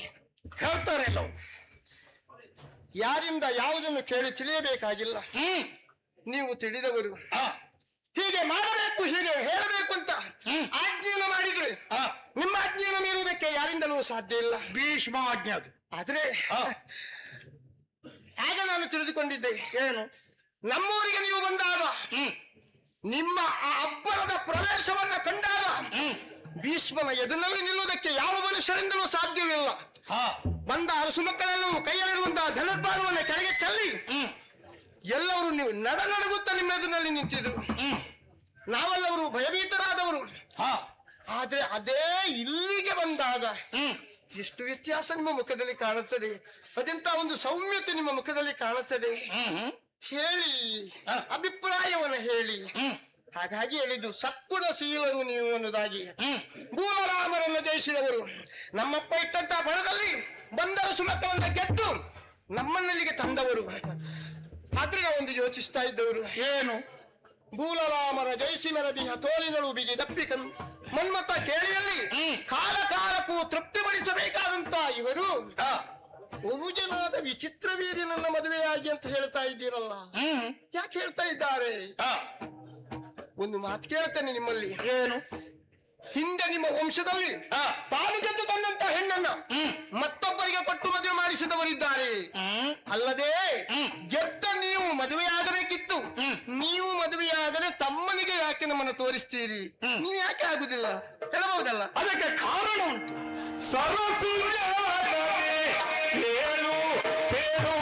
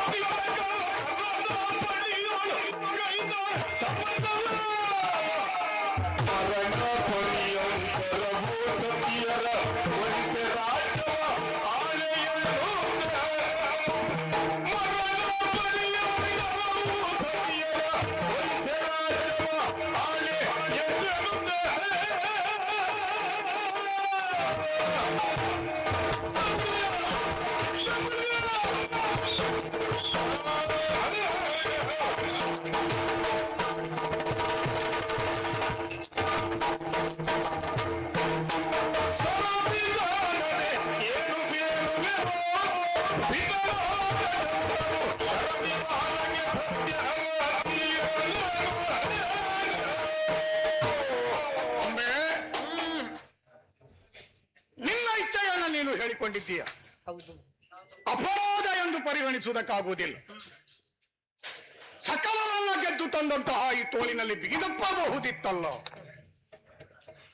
ಆದ್ರೆ ಏನು ಮಾಡೋಣ, ಏನಾಯ್ತು? ನನಗೆ ಅದಕ್ಕೆ ಅನುಕೂಲ ಇಲ್ಲ, ಉಪಾಯ ಇಲ್ವಲ್ಲ.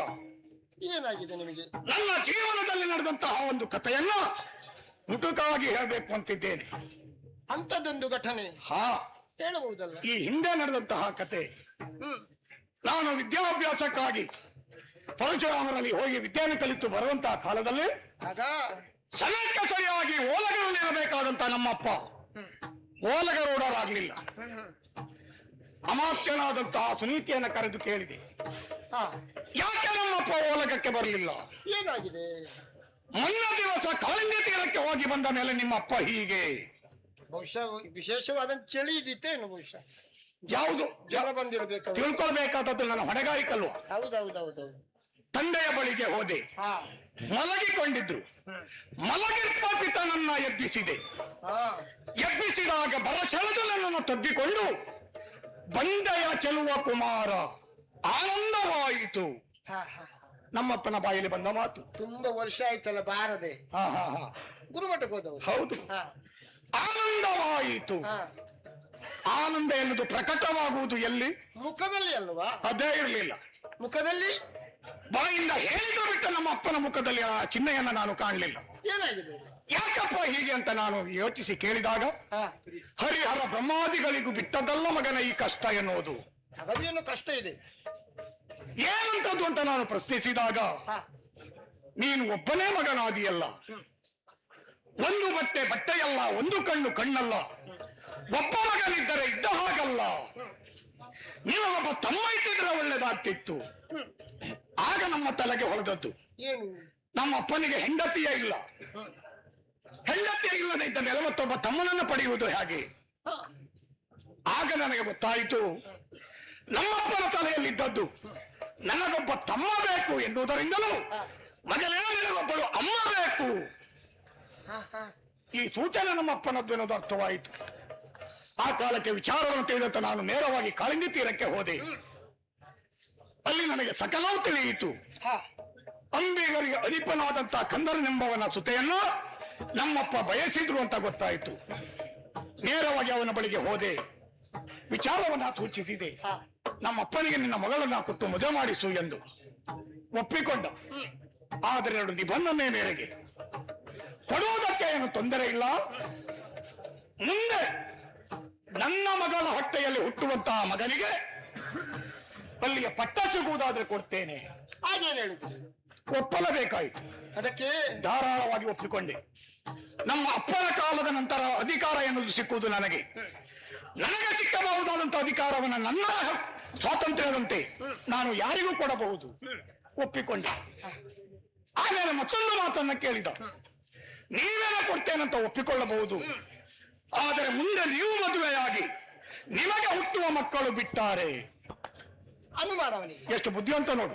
ಹೌದೌದು. ಮೊಗವೀರರು ಅಷ್ಟು ಬುದ್ಧಿವಂತರಿದ್ದಾರಂತ ಆಗ್ಲೇ ಗೊತ್ತಾದದ್ದು ನನಗೆ. ನಿಮ್ಮ ಲೆಕ್ಕದಲ್ಲಿ ಮಗುವಿನೆಲ್ಲ ಹೆಡ್ರು ಅಂತ ಆ ಶಬ್ದನ ಹೇಳುವುದಿಲ್ಲ, ಆದ್ರೆ ಇಷ್ಟು ಬುದ್ಧಿವಂತನಾಗಿದ್ದಾನಲ್ಲ. ಬೇಕು. ಹಾ, ಹಾ, ಆ ಕಾಲಕ್ಕೆ ಉಪಾಯ ಇಲ್ಲದೆ ನಾನು ಪ್ರತಿಜ್ಞೆಯನ್ನ ಮಾಡಬೇಕಾಯಿತು. ಇಂದಿನ ಆರೋಗ್ಯ ಮರಣದ ಪರ್ಯಂತರ ನಾನು ಮದುವೆಯನ್ನು ಆಗುವುದಿಲ್ಲ, ಸಿಂಹಾಸನವನ್ನ ಏರುವುದಿಲ್ಲ. ಭೀಷಣವಾದಂತ ಪ್ರತಿಜ್ಞೆಯನ್ನ ಮಾಡಿದೆ. ಅಲ್ಲಿಯವರೆಗೆ ನನಗಿದ್ದದ್ದು ದೇವವ್ರತ ಅಂತ ಹೆಸರು. ಆ ಕಾಲದಲ್ಲಿ ನಾನು ಭೀಷಣವಾದಂತ ಪ್ರತಿಜ್ಞೆಯನ್ನು ಮಾಡಿದಂತ ಸುರರೇ ಮೆಚ್ಚಿಕೊಂಡು ಕೊಟ್ಟಂತ ಬಿರುದು ಭೀಷ್ಮ ಭೀಷ್ಮ ಭೀಷ್ಮ ಎಂದು. ಅಂದಿನಿಂದ ಭೀಷ್ಮನಾದೆ. ನೀನೊಂದು ವಿಚಾರ ಕೇಳಿದೆಯಲ್ಲ, ಯಾವುದು? ಯಾರಾದರೂ ಗೆದ್ದು ತಂದಂತ ಹೆಣ್ಣನ್ನ ಮತ್ತೊಬ್ಬರೇ ಕೊಟ್ಟು ಮದುವೆ ಮಾಡಿಸಿದ್ದು ನಿಮ್ಮ ವಂಶದಲ್ಲಿ ಇದ್ದಾರ? ಯಾರ್ಯಾರೋ, ಯಾಕೆ ನಾನೇ ಇದ್ದಾನಲ್ಲ ಸಾಕ್ಷಿಗೆ. ಏನು? ಒಂದು ರೀತಿಯಲ್ಲಿ ಅವಳನ್ನು ನಾನು ಗೆದ್ದು ತಂದದ್ದು ನಮ್ಮ ಚಿಕ್ಕಮ್ಮನನ್ನು. ಹಾ, ಹಾ. ಗೆದ್ದು ತಂದು ನನ್ನ ಅಪ್ಪನಿಗೆ ಮದುವೆ ಮಾಡಿಸಿದ ಮಗ ಪ್ರತ್ಯಕ್ಷ ನಾನೇ ಇರುವಾಗ ಮತ್ತೆ ನಮ್ಮ ವಂಶದಲ್ಲಿ ಬೇರೆ ಕತ್ತೆ ಬೇಕು. ಅದು ಹೌದು. ಆ, ಈಗ ಮದುವೆ ಆಗದೆ ಇರುವುದಕ್ಕೆ ಕಾರಣ ಇದು ನಾನು ಮಾಡಿದಂತಹ ಪ್ರತಿಜ್ಞೆ. ಹಾ. ಆದ್ದರಿಂದ ನನಗೆ ಮದುವೆ ಆಗುವುದಕ್ಕೆ ಉಪಾಯ ಇಲ್ಲ. ಭೀಷ್ಮಾಚಾರ್ಯರೇ, ಆ, ನಿಮಗೆ ಮದುವೆ ಆಗ್ಲಿಕ್ಕೆ ಆಗುದಿಲ್ಲ. ಅದಕ್ಕೆ ತಮ್ಮ ನನ್ನ ಮದುವೆ ಆಗಿ ಅಂತ ಹೇಳಿ ತಮ್ಮನನ್ನ ಮದುವೆ ಆಗಿ ಅಂತ ನೀವು ಹೇಳಿದ್ರಿ. ನಿಮ್ಮ ತಮ್ಮನನ್ನ ಮದುವೆ ಆಗುದಕ್ಕೆ ನನಗೆ ಆಗುದಿಲ್ಲ.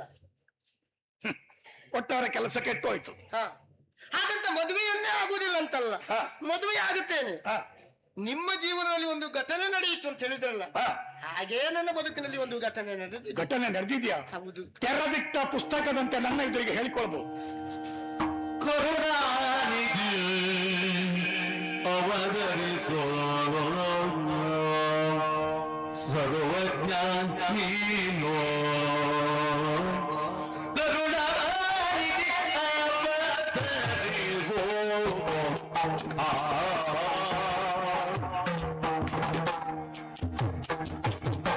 ಕರುಣಾನಿಧಿ ಅವತರಿಸೋ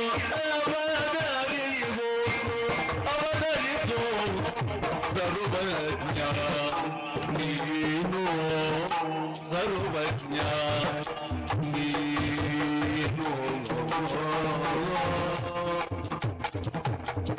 ಚರಣ ಚಿತ್ತಂಗಲ ಗೈಯೋ ರಾಗಿವೆನೋ ಚರಣ ಚಿತ್ತಂಗಲ ಗೈಯೋ ರಾಗಿವೆನೋ ರಾಗಿವೆನೋ ಚರಣ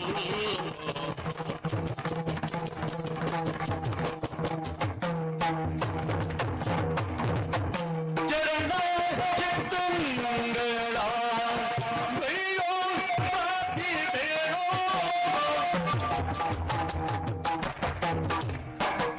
ಧರಣಿ ಬದಿದಾನನು ಪೂರ್ವದಲ್ಲಿ ನಾನು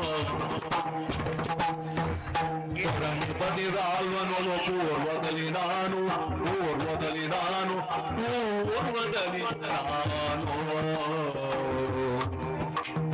ಪರಿದವನ ಬಿಟ್ಟವನ ಬೆಚ್ಚಿ ಒಲಿದಿಗೆನೋ ಪರಿದವನ ಬಿಟ್ಟವನ ಬೆಚ್ಚಿ ಒಲಿದಿಗೆನೋ ಬೆಚ್ಚಿ ಒಲಿದಿಗೆನೋ ನಾ ಬೆಚ್ಚಿ ಒಲಿದಿಗೆನೋ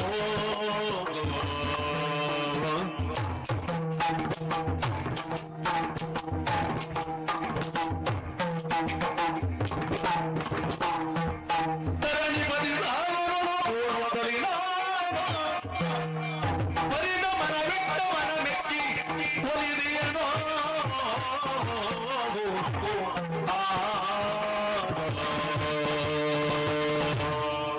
ಭೀಷ್ಮಾಚಾರ್ಯರೇ, ನಿಮ್ಮ ತಮ್ಮನನ್ನು ನಾನು ಮದುವೆ ಆಗುದಿಲ್ಲ ಅಂತ ಹೇಳಿದೆ.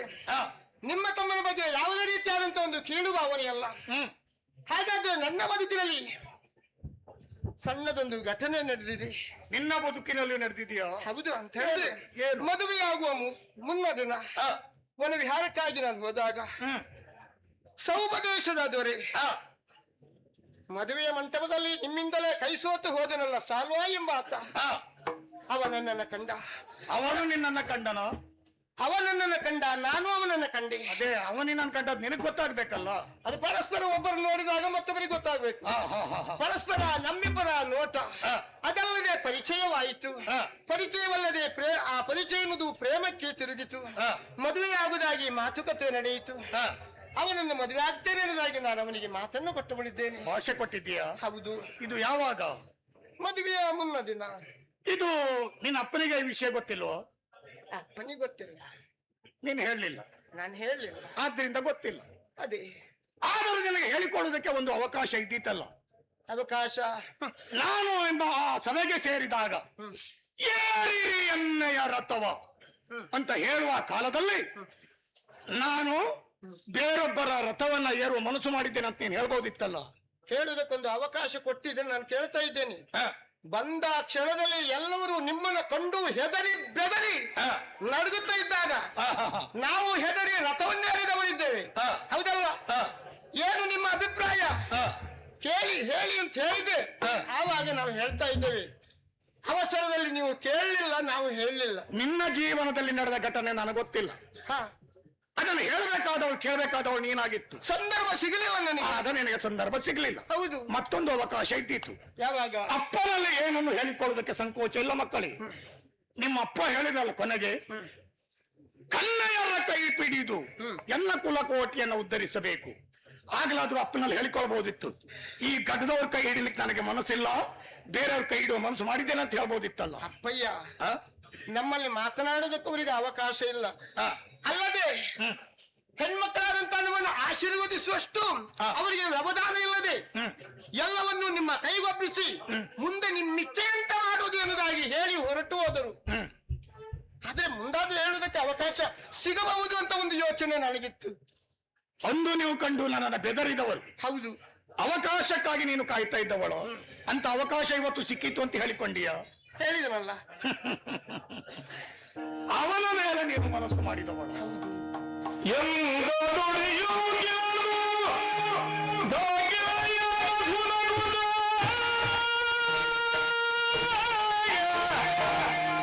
ಎಂದ ನುಡಿಯು ಕೇಳು ಗಾಗೆಯ ಸುನಗುತ್ತ ಸುಂದರ ಮನದ ಸಂಕಲ್ಪ ಎನಗಂದು ತಿಳಿದಿರೆ ತರೆನೋ ಸುಂದರ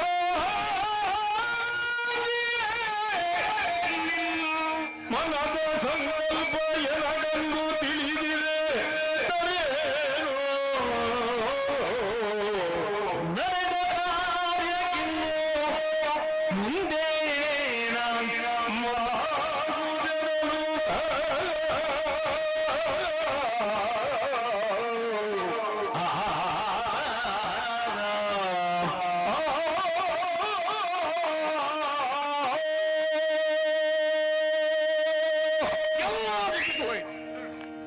ಮಿಂಚಿ ಹೋಗಿದೆ ಕಾರ್ಯ.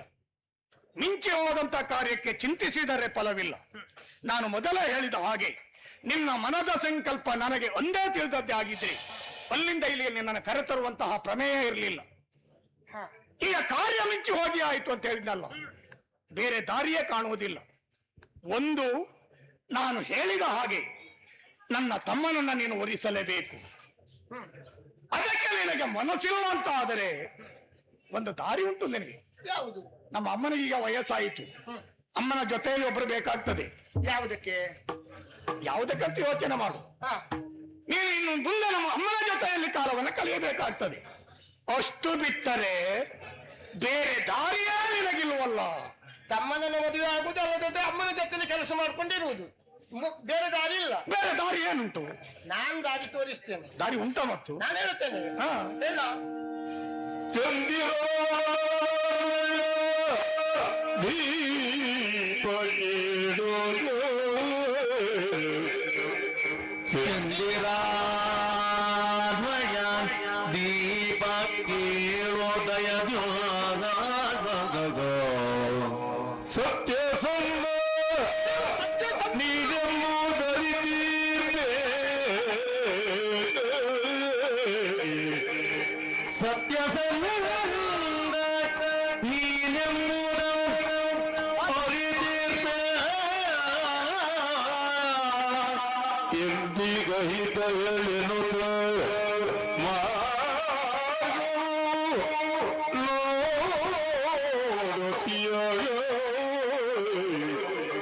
ನೀಯನ್ನ ಎಂದಿಗೈತಗಳೇನೋತ ಮಾರ್ಗವೋ ನೋಡುತ್ತೀಗ ಮಾರ್ಗವೋ ನೋಡುತ್ತೀಗ ಸಾವರಲ್ಲಿಗೆ ತೊಳುಯಿಸು ಸಾವರಲ್ಲಿಗೆ ಕಳುಹಿಸು. ಕಳುಹಿಸೋ ಎನ್ನ ಕಳುಹಿಸೋ ಚಂದಿರೋದಯ ದೀಪ ಕೇಳುದಯದ್ಯೋ ಆ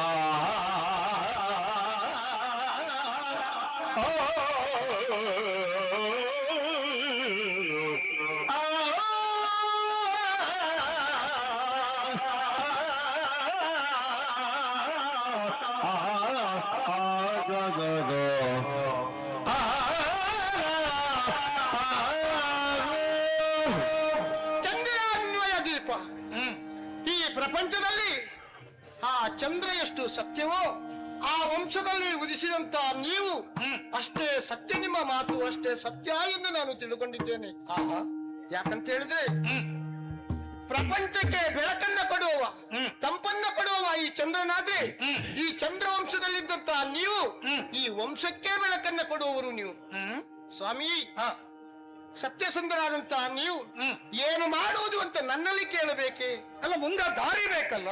ದಾರಿಯ ಯಾರ್ಯಾರ ಮನಸ್ಸಿನಲ್ಲಿ ಏನುಂಟು, ಯಾವ ರೋಗವಿದೆ ಎಂದು ತಿಳಿಯುವುದಕ್ಕೆ ನಿಮ್ಮ ಅಪ್ಪ ಒಬ್ಬ ರೋಗಿಯಪ್ಪನ ದೇಹವನ್ನ ಸ್ಪರ್ಶ ಮಾಡಿದಾಗ ಆ ಮಾತ್ರದಿಂದಲೇ ಅವರ ರೋಗವೆಲ್ಲ ಗುಣವಾಗುತ್ತದೆ ನಿಮ್ಮ ತಂದೆ ಶಾಂತನದಿಂದ, ಅಲ್ಲವೇ? ಅಲ್ಲದೆ ನಿಮ್ಮ ಅಜ್ಜನಾದಂತಹ ಪ್ರತೀಪ ಮಹಾರಾಜರು ವನವಿಹಾರಕ್ಕಾಗಿ ಹೋಗಿ ವನದಲ್ಲಿ ಕುಳಿತ ಹೊತ್ತಿನಲ್ಲಿ ಸುಂದರವಾದಂತಹ ಕನ್ಯೆಯ ಬಳಿ ಬಂದು ತನ್ನ ಬಲ ತೊಡೆಯಲ್ಲಿ ಕುಳಿತುಕೊಂಡು ನನ್ನನ್ನು ಮದುವೆಯಾಗಬೇಕೆಂದು ಕೇಳಿದ ಆ ಕಾಲವಂತೆ ಆಗ ಅವರು ಹೇಳಿದ್ರು, ನೀನು ನನ್ನ ಬಲ ತೊಡೆಯನ್ನೇ ಏರಿದ್ದೀಯ, ಅಧಿಕಾರ ಇಲ್ಲ, ನನ್ನ ಮಗಳಿಗೆ ಸಮಾನಳಾಗಿದ್ದೆ ನೀನು. ಆದ್ರೆ ನೀನಿಲ್ಲಿಗೆ ಬೇಡಿ ಬಂದವಳು, ಹಾಗೆ ನಿನ್ನನ್ನು ಕಳಿಸುವುದಿಲ್ಲ.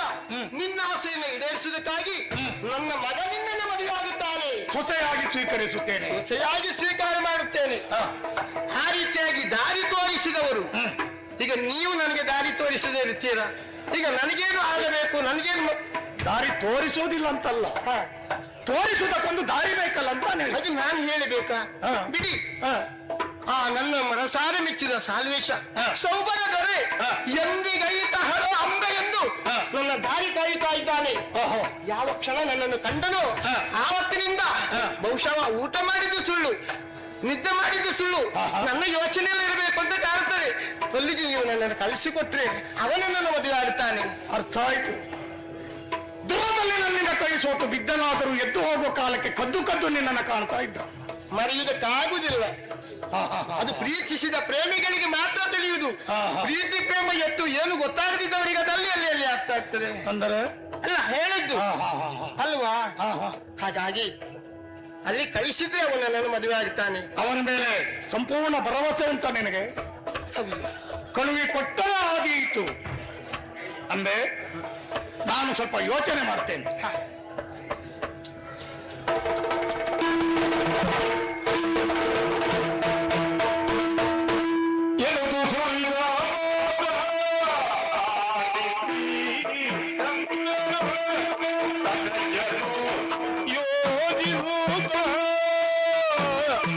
ಶಂಕರ ತನಯನು ಯೋಗಿರು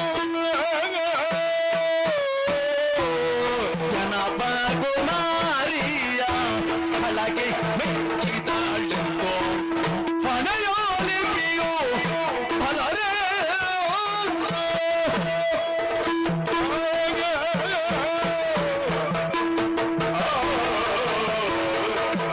ಇದಕ್ಕೆ ಅಲ್ವೇ ಹೇಳುದು ಹಣೆ ಬರಹ. ಒಮ್ಮೆ ಬರದವನು ಮತ್ತೆ ಬದಲಾಯಿಸಲಿಕ್ಕೆ ಸಾಧ್ಯ ಇಲ್ಲ. ಅದಲ್ಲವಾದರೆ ಹೀಗಾಗಬೇಕು. ಇವಳ್ಯಾರು ಅವನ್ಯಾರು? ಜನಪಕ್ಕುವರಿ ಇವಳು. ಅವನನ್ನ ಕಳನಂದೇ ಸಂಬೋಧಿಸಿದ್ದಾರೆ ಎಲ್ಲವರು. ಜನಪಕ್ಕುವರಿಯು ಕಳಗೆ ಎತ್ತಿದಳೆಂತು. ಇದು ಇವಳ ಹಣೆ ಬರಹ. ಅದನ್ನು ನಾವು ಬದಲಾಯಿಸುವುದಕ್ಕೆ ಹೊರಟ ಸಾಧ್ಯವಾದೀತು. ಆದರೆ ಅವಳಿಚ್ಛೆಯನ್ನು ನಾನು ಪೂರೈಸಲೇಬೇಕಾಯಿತು. ದಾರಿ ನೀನು ತೋರಿಸು. ಅದರಲ್ಲಿ ಯಾವ ಅಡೆತಡೆಗಳಿದ್ದರೂ ಸರಿಪಡಿಸಿ ನಿನ್ನ ಮುಂದೆ ಕಳಿಸ್ತೇನೆ ಅಂತ ಹೇಳಿದವ ನಾನು. ಇವಳನ್ನು ಇಲ್ಲಿಂದ ಅಲ್ಲಿಗೆ ಮುಟ್ಟಿಸಬೇಕಲ್ಲ. ಯಾರ ಜೊತೆಯಲ್ಲಿ ಕಳುಹಿಕೊಡಲಿ? ನಮ್ಮಲ್ಲಿ ಸಾಕಷ್ಟು ಮಂದಿ ಇದ್ದಾರೆ. ಅವರ ಜೊತೆಯಲ್ಲಿ ಇವಳನ್ನು ನಾನು ಕಳುಹಿಕೊಟ್ಟರೆ ಯಾಕಂತ ಹೇಳಿದ್ರೆ ಎಲ್ಲವರಿಗೂ ಅಂತ ನಾನು ಹೇಳುದಲ್ಲ. ಆದರೂ ಹೆಣ್ಣು ಮಕ್ಕಳು ಚಂಚಲೆಯರು ಅಂತ ಹೇಳುವುದರಲ್ಲಿ ಅಪರಾಧ ಏನೂ ಇಲ್ಲ. ಅಂದು ಸಾಲ್ವನನ್ನು ನೋಡಿ ಮೆಚ್ಚಿಕೊಂಡವಳು. ಆಮೇಲೆ ನನ್ನ ಪರಾಕ್ರಮವನ್ನು ಕಂಡು ಇವನೇ ಆದೀತು ಅಂತ ಒಪ್ಪಿಕೊಂಡವಳು. ಇಂದು ಬೇರೆಯವರ ಜೊತೆಯಲ್ಲಿ ಕಳುಹಿಕೊಟ್ರೆ ಸೌಭದೇಶವನ್ನೇ ಮುಟ್ತಾಳೆ ಅಂತ ಹೇಳುವುದಕ್ಕೆ ಯಾವ ಸಾಕ್ಷಿ ಉಂಟು? ಅಪವಾದ ನನಗಲ್ವೋ? ಸಕಲವನ್ನು ತಿಳಿದಂತ ಆಚಾರ್ಯ ಭೀಷ್ಮರು ಯಾರ್ಯಾರ ಜೊತೆಯಲ್ಲಿ ಬೇಜವಾಬ್ದಾರಿಕೆಯಿಂದ ಕಳಿಸಿಕೊಟ್ಟಿದ್ದಾರೆ. ಬರಬಾರದು. ವ್ಯವಸ್ಥಿತವಾಗಿ ಅಲ್ಲಿಗೆ ಮುಟ್ಟಿಸುವಂತ ಜನ ಆಗಬೇಕು. ಹೌದು. ಇಲ್ವಾ ನಮ್ಮಲ್ಲಿ ಯಾರಿದ್ದಾರೆ? ವಯೋವೃದ್ಧರು, ಜ್ಞಾನವೃದ್ಧರು, ಯಾರಲ್ಲಿ ಭೂಷಣಗಳು ಬರಲಿಕ್ಕೆ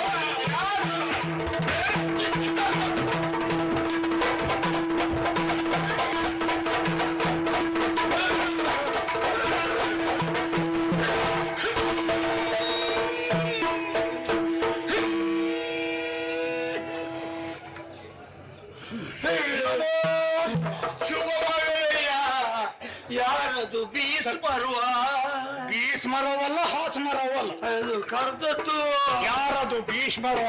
ಹಾಗಂದೆ ಏನಯ್ಯ ಕರೆ ಆಯ್ತಲ್ಲ. ನಿಮ್ಮಂತವರನ್ನ ಕರೆಯುವುದಿದ್ದರೆ ಯಾಕೆ ಹೇಳಿ? ಏನಾದ್ರು ಜಾತಕ ನೋಡುದಿದ್ರೆ ಸತ್ಯನಾರಾಯಣ ವ್ರತವೋ ಹೋಮ ನೇಮವೋ ಇತರ ದೇವತಾ ಕಾರ್ಯ ಇದ್ರೆ ಎಲ್ಲ ಕರಿತೀಯಪ್ಪ. ಎಲ್ಲ ಮುಗಿದೋದ ಕತೆ ಅದು. ಮತ್ತೆ ಕರ್ದಿಯಪ್ಪ. ವಿಚಾರ ನಿಮಗೂ ಗೊತ್ತುಂಟು. ಯಾವುದು? ನಾನು ಕಾಶಿಯಿಂದ ಸೇರಿದ್ದು. ಅಲ್ಲಿಯ 3 ಮಂದಿ ಅರಸು ಪುತ್ರಿಯರನ್ನು ಕರೆದಲ್ಲ. ಹೌದು. ಅದರಲ್ಲಿ 2 ನನ್ನ ತಮ್ಮನನ್ನ ಮದುವೆ ಆಗಲಿಕ್ಕೆ ಒಪ್ಪಿಕೊಂಡದ್ದು. ಒಪ್ಪಿತ್ತು. ಹಿರಿಯವಳಾದಂತ ಅಂಬೆ ನನ್ನ ತಮ್ಮನನ್ನ ಮದುವೆ ಆಗುವುದಕ್ಕೆ ಒಪ್ಪಲಿಲ್ಲ. ಅದಕ್ಕೆ ನಿಮ್ಮನ್ನು ಕರೆದೆ.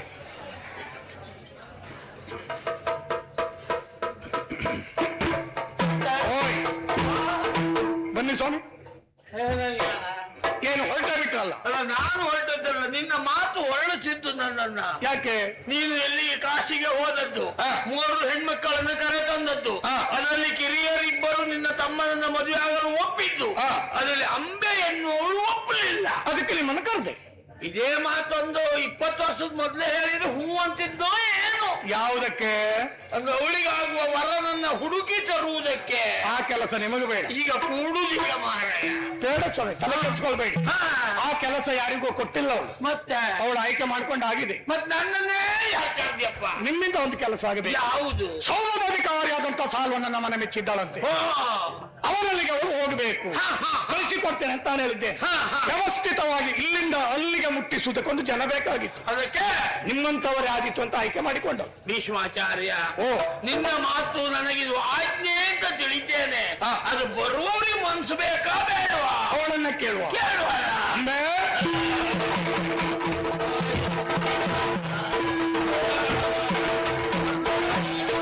ನಿನ್ನನ್ನು ಕಳುಹಿಸುವ ನಿರ್ಧಾರ ಮಾಡಿದ್ದೆ.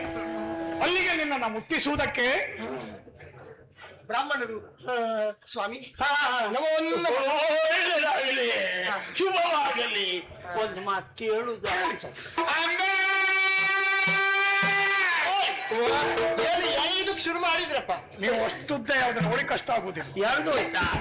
ನನಗೂ ಹಾಗೆ ಎಳಿಬಾರ್ದು ಅಂತ ಮನ್ಸು. ಇಷ್ಟೊತ್ತಿನೊಳಗೆ ಸಮಯ ಎಷ್ಟು ಯಾವ್ದು ಹೋಯ್ತು ಅಂತ ನಮಗೂ ಗೊತ್ತಾಗ್ಲಿಲ್ಲ. ನನ್ನ ಕೆಲಸ ಯಾರು ಹೋದದ್ದೇ ಗೊತ್ತಾಗುವುದಿಲ್ಲ. ಬೇಡ, ಗಿಡ್ಡ ಮಾಡುವ. ಅಂಬೆ ಅಂಬೆ ಅಂಬೆ ಅಂಬೆ ಅಂಬೆ ಅಂತ ಹೇಳಿದ್ರೆ ಬೇರೆ. ಅಂಬೆ. ನಿನ್ನ ಹೆಸರು? ನಿನಗೆ ನಾನು ಆದಿತ. ಹೇಗೆ ನಿಮಗೆ ಕೂಡಿತ? ನಿನಗೆ ಆದಿತ ಆದ್ರೆ ನನಗೆ ಕೂಡಿತು. ನಿಮಗೆ ಕೂಡಿತು ಆದ್ರೆ ನನಗೆ ಆದಿತು. ಆಯ್ತು, ಅಡ್ಡಿಲ್ಲಯ್ಯ.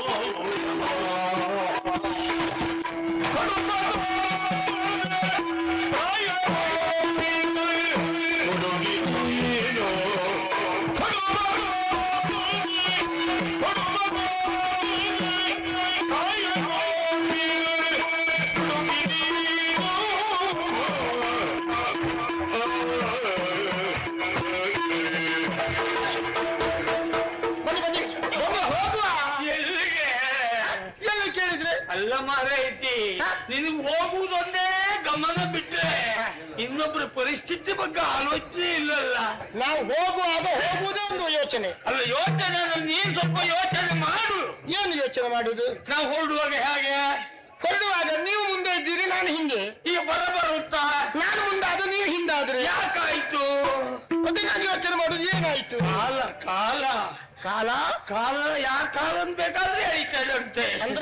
ಅಂದರೆ ಹಿಂದಾದವರು ಮುಂದಾಗ್ತಾರೆ, ಮುಂದಾದವರು ಹಿಂದಾಗ್ತಾರೆ, ಮೇಲಿದ್ದದ್ದು ಕೆಳಗಾಗುವುದು, ಕೆಳಗಿದ್ದದ್ದು ಮೇಲಾಗುವುದು, ಕೆಲವು ಸರಿ ಮಧ್ಯೆ ಇದ್ದದ್ದು ಎದ್ದು ಹೋಗುದು, ಎದ್ದು ಹೋದದ್ದು ಮತ್ತೆ ಅಲ್ಲಿಗೆ ಬಂದು ಕೂತ್ಕೊಂಬ ಎಂತದ್ದು ಅಲ್ಲ ಕೆಲವೊಂದ್ ಸರಿ ಇವನ್ ಹೊಕ್ಕಿ ಅಂದಿಟ್ಕೊ ಹೀಗೆ ಅಲ್ಲ ಹೋಗ್ಲಿ. ಈಗ ಇಲ್ಲಿ ಯಾಕೆ ಹಿಂದೆ ಮುಂದಾದದ್ದು? ನಿಮಗೇನಾಗಿದೆ? ಅಯ್ಯೋ ನಡಿಲಿಕ್ಕೆ ಆಗುದಿಲ್ವೇ ನನಗೆ. ಮನಸ್ಸುಂಟು, ಒಳಿ ಮುಂದಿಟ್ಟು ಸಾಕು. ಗಡ್ಗಡ ಗಡ್ಗಡ ಗಡ್ಬಡ ಗಡ್ಬಡ ಗಡ್ಬಡಿ ಗಡ್ಬಡ್ ಗಡ್ಬಡ್ ಗಡ ಗಡ. ಹೌದು, ನನ್ ದೇಹ ಗಡಗಡ ಅಂತ ಉಂಟು. ಹೌದೇ? ನಡುಗುದ? ಹೌದು. ಚಳಿ ಆಗ್ತಿದ್ಯಾ? ಯಾರಿಗೆ? ನಿಮಗೆ. ಅಯ್ಯೋ ನನ್ಗೆ ಇತ್ತೀಚೆ ಚಳಿಯೂ ಗೊತ್ತಾಗುದಿಲ್ಲ, ಶೆಕೆಯೂ ಗೊತ್ತಾಗುದಿಲ್ಲ. ನಿಮಗೆಂತ ಸ್ವಸ್ಥ ಜ್ಞಾನ ಕಳ್ಕೊಂಡು ಕೆಲವು ವರ್ಷ ಆಯ್ತು ನಮ್ಗೆ. ರಾಮಣ್ರೆ, ಎಲ್ಲಿಯಾದ್ರೂ ದಾರಿಯಲ್ಲಿ ಹೋಗುವಾಗ ಯಾರಾದ್ರೂ ನಿಮಗೆ ತಾಗಿದ್ರು ಗೊತ್ತಾಗುದಿಲ್ವಾ?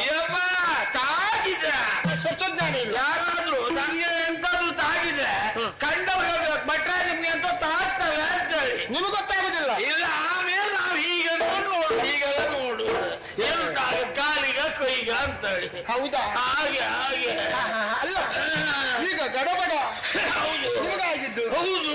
ಏನು ಹೆದರ್ಕೊಂಡ್ರ? ಯಾಕೆ ಯಾಕೆ ಹೆದರಿಕೆ ಅಂತ? ಈ ದಾರಿಯಾಗಿ ಬರುವಾಗ ಯಾವ್ದಾದ್ರು ಕ್ರೂರ ಪ್ರಾಣಿಗಳನ್ನು ಕಂಡು. ಅಯ್ಯೋ ಕ್ರೂರ ಪ್ರಾಣಿಗೆ ನಾನ್ ಹೆದರುದ? ಇನ್ನೇನು? ಮೊದಲೊಂದು ಸಮಯದಲ್ಲಿ ಪ್ರಾಣಿಗಳನ್ನು ನೋಡಿ ನಾನು ಹೆದರುತ್ತಿದ್ದೆ. ಇತ್ತೀಚೆಗೆ ನನ್ನನ್ನು ನೋಡಿಯೇ ಪ್ರಾಣಿಗಳೆಲ್ಲ ಹೆದರಿ ಹೋಗ್ತಾ ಇದ್ದು. ನಿಮ್ಮನ್ನು ನೋಡಿ ಪ್ರಾಣಿಗಳು ಹೆದರುವುದೇ? ಹೌದೇ, ನನ್ನನ್ನು ನೋಡಿದ ತರ ಮುದಿ ಸಿಂಹ ಗಣಗಾಗುದಿಲ್ವಾ? ಓ, ಇದೊಂದು ಹೊಸ ಪ್ರಾಣಿ ಅಂತ. ಹೌದು, ಹಳೇ ಸಿಂಹ. ಇದು ಕೆಲವು ಕಾಲ ಆಯ್ತು, ಹೊಟ್ಟಿಗಿಲ್ವೇನು ಹತ್ತಿರ ಹೋದ್ರೆ ನಮ್ಮನೆ ಬೋಡು ತಿನ್ನತ್ತಂತ ದಾರಿ ಬಿಟ್ಟು ಹೋಗ್ತು. ಹಾಗಾದ್ರೆ ಯಾವ್ದಲ್ಲ ಸಮಸ್ಯೆ ಇಲ್ವೇ? ನಿಮಗೇನು ಸಮಸ್ಯೆ? ಅದು ಪ್ರಾಯದ ಸಮಸ್ಯೆ. ಎಷ್ಟು ಪ್ರಾಯ ನಿಮಗೆ? ಕಡಿಮೆ. ಎಷ್ಟು? 20. ಯಾರಿಗೆ 20? ನನಗೆ. ಮೊಮ್ಮಗನಿಗ? ಅಯ್ಯೋ ನನಗೆ ಮರೈತಿ. ನಿಮ್ಗೆ 20? ಎಷ್ಟಕ್ಕೆ 20? ನನಗೂ ವರ್ಷ 20 ಮೊದ್ಲೇ ಹೇಳಿದೆ. ಕಡಿಮೆ 20 ಒಂದೇ, 100ಕ್ಕೆ 20 ಕಡಿಮೆ 80 ವರ್ಷ ನನಗೆ. 80 ವರ್ಷ ಅಂತ ಹೇಳಿದ್ರೆ? ಹೌದು. ಏನು ಊರಿನಲ್ಲಿ 80 ವರ್ಷದವರು ಯಾರು ಬದುಕಿದವರು ಇಲ್ವಾ? ಊರಲ್ಲಿ ಎಂತದ್ದು ಏನು ಗೊತ್ತಿಲ್ಲ. ನಮ್ಮ ಅಗ್ರಹಾರದಲ್ಲಿ 80 ಬಿಡು, 40, 50, 60ಗೆ ಎಲ್ಲ ಅಂಗೀಕರಿದ್ದಾರೆ. ಕವಚ ವಾಗ್ದವರೇ ಬಿಟ್ರೆ. ಆದ್ರೆ 80 ವರ್ಷಕ್ಕೆ ಕಾಲಿಟ್ಟವಂದ್ರೆ ನಾನೊಬ್ನೇ ಪುಣ್ಯಾತ್ಮ ಇದ್ದೆ ಅಷ್ಟೇ. 10 ವರ್ಷದಲ್ಲಿ ನಿಮ್ಮಲ್ಲಿ ಉಳಿದದ್ದು ನೀವೊಬ್ಬರೇ. ಹೌದು. ಪಾಪಿ ಚಿರಾಯಿ. ಹೌದು, ಹಾಗೆ ಇದು ತಲೆ ಬಿಸಿ ಬೇಡ. ನನ್ಗೂ ನಿನ್ಗೂ ಯಾವ ತಲೆ ಬಿಸಿ ಬೇಡ. ನನಗೇನಾಗಿದೆ? ಅಲ್ಲ ಮತ್ತೆ ನನ್ಗೊಂದು ಎಲ್ಲ ನೀನು ಈಗ ಕಣ್ಣು ಮುಂದೆ ನೀನು ಇದ್ದಿ, ನಾನು ಇದ್ದೆ. ಸರಿ ಬ್ರಾಹ್ಮಣರೇ, ನನಗೆ ವರ್ಷ 80 ಆಯ್ತು. 80. ಈಗೇನಾಗ್ತಾ ಇದೆ? ಒಂದು ಹೆಜ್ಜೆ ಮುಂದಿಟ್ಟು ಸಾಕು ಶುರು ಆಗ್ತದೆ.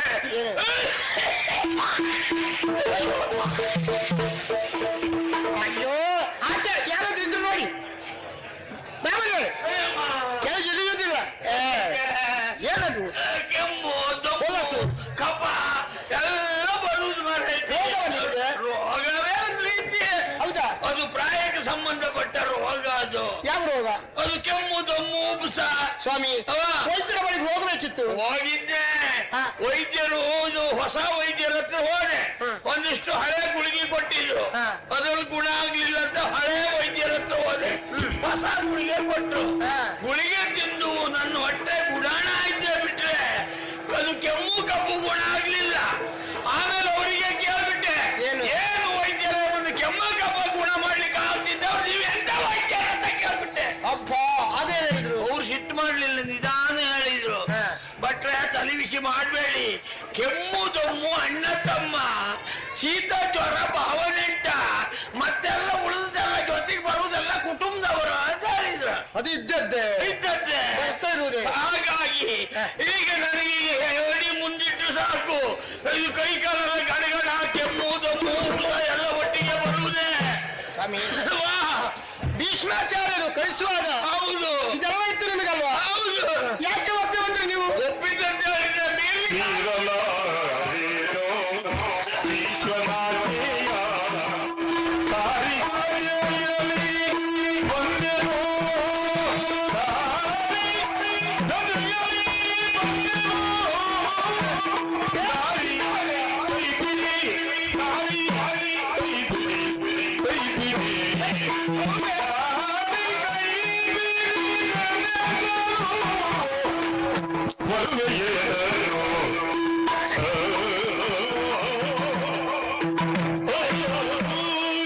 ಬಂದದ್ದೇಕೆ ಎನ್ನುವ ಪ್ರಶ್ನೆ ನಿನ್ನ ಪ್ರಶ್ನೆ ಸರಿ. ಯಾಕೆ ಒಪ್ಪಿದೆ ಆಗುದಿಲ್ಲ ಅಂತ ಅದೆಲ್ಲ ಹೇಳ್ಬೇಕು. ನಾನು ಒಂದು ಮಧ್ಯದಾರಿಯಲ್ಲೆಲ್ಲ ಹೇಳುವುದಲ್ಲ. ಅಲ್ಲಿ ಹೇಳ್ತಿದ್ದೆ ಹೇಳುವಾಗಿಲ್ಲ.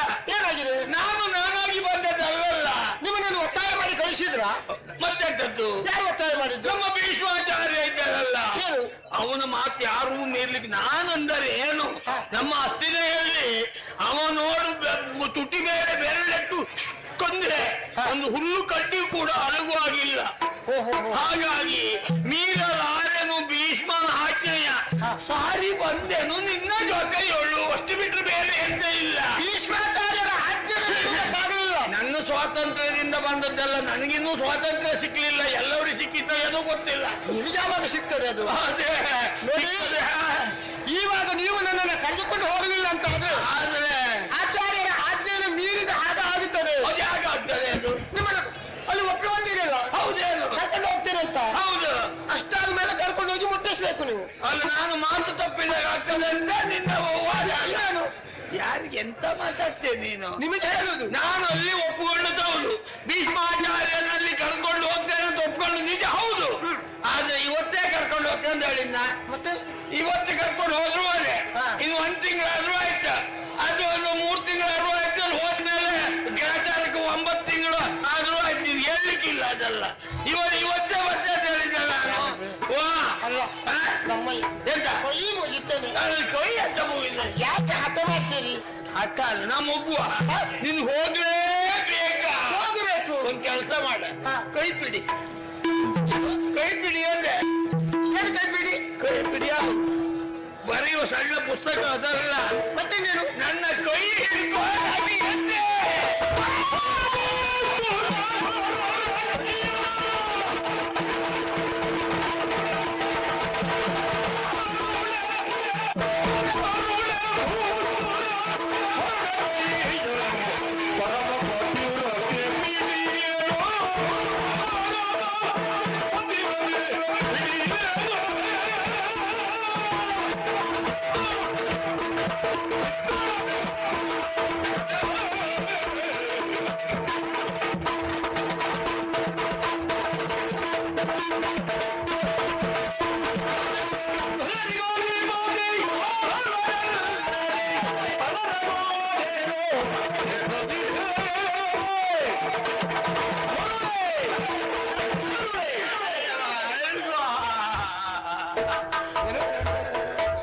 ನಿಮ್ಗೇನು ಹುಚ್ಚ? ಯಾರಿಗೆ? ನಿಮ್ಗೇನು ಮಲ್ಲ? ನಾನು ನಿನ್ಗೆ ತಾಯನ್ನ. ನಿಮ್ಗೇನು ಭ್ರಾಂತ ನಿಮಗೆ? ನನಗ ಅಬ್ಬಬ್ಬಬ್ಬಬ್ಬಬ್ಬಬ್ಬ. ಎಂತಾಯ್ತೆ? ವರ್ಷ ಎಷ್ಟಾಯ್ತು ನಿಮಗೆ? ವರ್ಷ 80 ನನಗೆ. ಹೌದು. ನಡೆಯುವುದಕ್ಕಾಗುದಿಲ್ಲ. ಇಲ್ಲ. ಕೈಕಾಲ ನಡುಗ್ತಾ ಇದೆ. ಹೌದೇ? ಹಾ? ಹೌದು. ಈ ಕೆಲವರಿಗೆ ಹಾಗೆ ಎಂತದ್ದು? 80 ವರ್ಷ ಹಾ. 90 ವರ್ಷ ಆದ್ರೂ ಅಡ್ಡಿಲ್ಲ. ಹಾ, ಎಳೆ ಹುಡುಗಿಯರು ನೋಡಿದಾಗ ಹಾ, ಹಳೇ ಮುದುಕರಿಗೆಲ್ಲ ಹಾ, ಹಾ. ಮೈ ಮುಟ್ಟುವ ಚಪಲ ಹುಚ್ಚು. ಈ ಹಳೇ ಮುದುಕಿಗೆ. ಹಳೇ ಹಳೇ ಮುದುಕರಿಗೆ ಹಳೇ ಎಳೆ ಹುಡುಗಿಯನ್ನು ಕಂಡಾಗ ಅಂದ್ರೆ ಹಾ ಹಾ, ಮುಟ್ಟುವ ಮೈ ಮುಟ್ಟುವ ಮುಟ್ಟುವ ಅಭ್ಯಾಸ. ಸತ್ಯ ಹೇಳ್ತೆ. ಹಾ? ನನ್ನ ಪ್ರಾಯದವ್ರು ಎಷ್ಟು ಜನ ನಿನ್ನ ಮೈ ಮುಟ್ಟಿರಿ ಹೇಳು? ಯಾಕೆ? ಅಲ್ಲ, ಮತ್ತೆ ನಿನ್ನ ಸ್ವಾನುಭವ ಅಲ್ಲದೆ ಮತ್ತೆ ಈ ಮಾತಾ? ನಾನು ಈ ಭೂಮಿ ಮೇಲೆ ಇದ್ದೇನೆ. ಹಾ. ಎಲ್ಲವರ ಒಡನಾಟ ನನಗೆ ಆಗಿದೆ. ಅವ್ರಿಗೆ ನಿಮ್ಮಂತ ನಾನು ಕಂಡಿದ್ದೇನೆ. ಓ. ಇಲ್ಲದಿದ್ದೆ ಹಾ. ನಡೆಯುವುದಕ್ಕಾಗದಿರುವ ನಿನಗೆ ಹೌದಪ್ಪ. ಏನು ಗೂರು ಹಾ. ಕೆಮ್ಮು ಕೆಮ್ಮು. ಹೌದಾ? ಹೌದೇ? ಈಗ ನಾನು ಕೈ ಮುಟ್ಟಿದಾಗ ನಿಮಗೆ ಶಕ್ತಿ ಬರ್ತದೆ ಅಲ್ವಾ? ಶಕ್ತಿ ಅಲ್ಲ, ಅದು ಸ್ತ್ರೀ ಶಕ್ತಿ ಒಳಗೂಡ್ತದೆ ಅದು. ಓಹೋ, ಮುಟ್ಟಿದಾಗ ನಿಮಗೆ ಒಳಗಿದ್ದೊಳಗೆ ಶಕ್ತಿ. ಸ್ವಲ್ಪ ಬಲ ಬರ್ತದಲ್ಲ ಅದೇ. ಹಾ? ಏನು ಅದೇ ಹೇಳಿದ್ದು. ನೋಡಿ, ಹಾ. ಧರಣಿಗಧಿಪತಿ ಸಾಲ್ವನಲ್ಲದೆ ಹಾ. ಪರಲ ನೋಡಲು ನೆಪ್ಪದಿ ಹಾ. ಪರಮ ಪತಿವ್ರತ ನಾನಿದ್ದೇನೆ. ನೀನೆಂತದ? ಸಾಲ್ವನಲ್ಲದೆ ಮಕ್ಕಳನ್ನು ಮುಟ್ಟುವುದಿಲ್ಲ.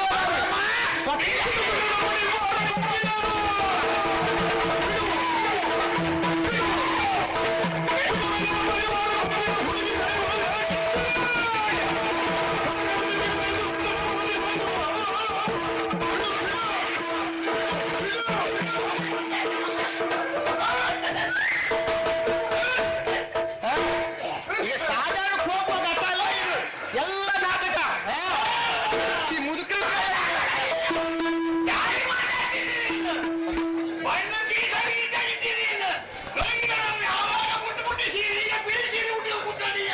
ಯಾರೇ ಇಲ್ಲ ಅಲ್ಲ ಅಲ್ಲ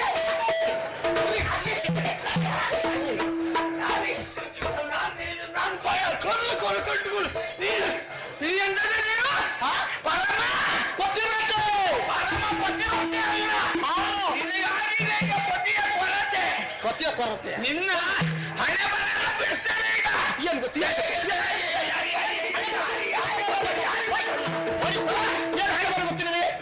ಏನ್ ಗೊತ್ತು ನಿಮಗೆ ಹೇಳಿ ನಿನ್ನ ಅಪ್ಪಯ್ಯ ನಿನಗೆ ಮದುವೆ ವಿಷಯ ಮಾಡಿದ್ರು ನಿಮ್ಮೂರಿಗೆ ಹೌದು ಮದುವೆ ಮುಂಚಿನ ದಿವಸ ನೀವು ವನ ಕ್ರೀಡೆಗಂತ ಜಲಕ್ಕೆ ಹೋದೌದಾ ಎಲ್ಲಿಗೆ ವನ ಕ್ರೀಡೆಗಂತ ಜಲಕ್ಕೆ ಹೋದ ಈ ಬಟ್ಟಿಗೆ ಮಂಡೆ ಸರಿ ಕಟ್ಟೋಯ್ತು ಜಲ ಕ್ರೀಡೆಗಂತ ವನಕ್ಕೆ ಹೋದದ್ದು ಎಲ್ಲಿಗಾದ್ರೂ ಒಂದ್ ಕಡೆ ಹೋದೌದಾ ಅದೇ ಅಲ್ಲಿ ಹೋದವಾಗ ಆಗ ಅಲ್ಲಿ ಸಾಲ್ವನನ್ನ ಕಂಡೆಯ ಕಂಡೆ ನಿನ್ನ ನಾವು ಕಂಡೆನ ಹೌದು ನಿಮ್ಮಿಬ್ರು ಮನಸ್ಸು ಒಂದಾಯ್ತಾ ಮದುವೆ ಆಗುದಂತ ನಿಮ್ಮಲ್ಲಿ ಮಾತುಕತೆ ಆಯ್ತಾ ಆಮೇಲೆ ಮದುವೆ ದಿವಸದಲ್ಲಿ ಭೀಷ್ಮಾಚಾರ್ಯನ ರಥವನ್ನ ಏರಿ ಹೋದ ದಿಂಡೆ ಮಾತಾಡ್ತೀಯ ನೀನು ದೊಡ್ಡ ಸಂತಿ ಅಲ್ಲ ನೀನು ಏನಾಯ್ತು ಈಗ ಭೀಷ್ಮಾಚಾರ್ಯ ಜೊತೆ ಅಲ್ಲಿ ಭೀಷ್ಮಾಚಾರ್ಯರು ಬ್ರಹ್ಮಚಾರಿಗಳು ಬ್ರಹ್ಮಚಾರಿ ಅಪ್ಪನ ಜೊತೆ ಮಗಳು ಹೋದಾಗ ಏನಾಯ್ತು ಈಗ ಅಲ್ಲ ಏನಾಯ್ತು ಈಗ ಅವರಿಬ್ಬರು ಹೋಗ್ಲಿ ನೀನೀಗ ಸಾಲ ಮದುವೆ ಅದೆಲ್ಲ ನೀನು ಮತ್ತೆ ನಿಮ್ಗೆ ಆಗ್ತದಲ್ಲ ನಾನು ಏನು ಮಾಡ್ತೇನೆ ನಿಮಗೆ ನಿಮ್ ಕೆಲಸ ನೀವು ಮಾಡಿ ಯಪ್ಪ ಸನ್ಮಾನ ಕಾರ್ಯಕ್ರಮ ಎಷ್ಟೊತ್ತಿಗೆ ನಾನಿಲ್ಲ ಒಂದ್ ಜೊತೆ ಹೋಯ್ತೆ ಯಾಕೆ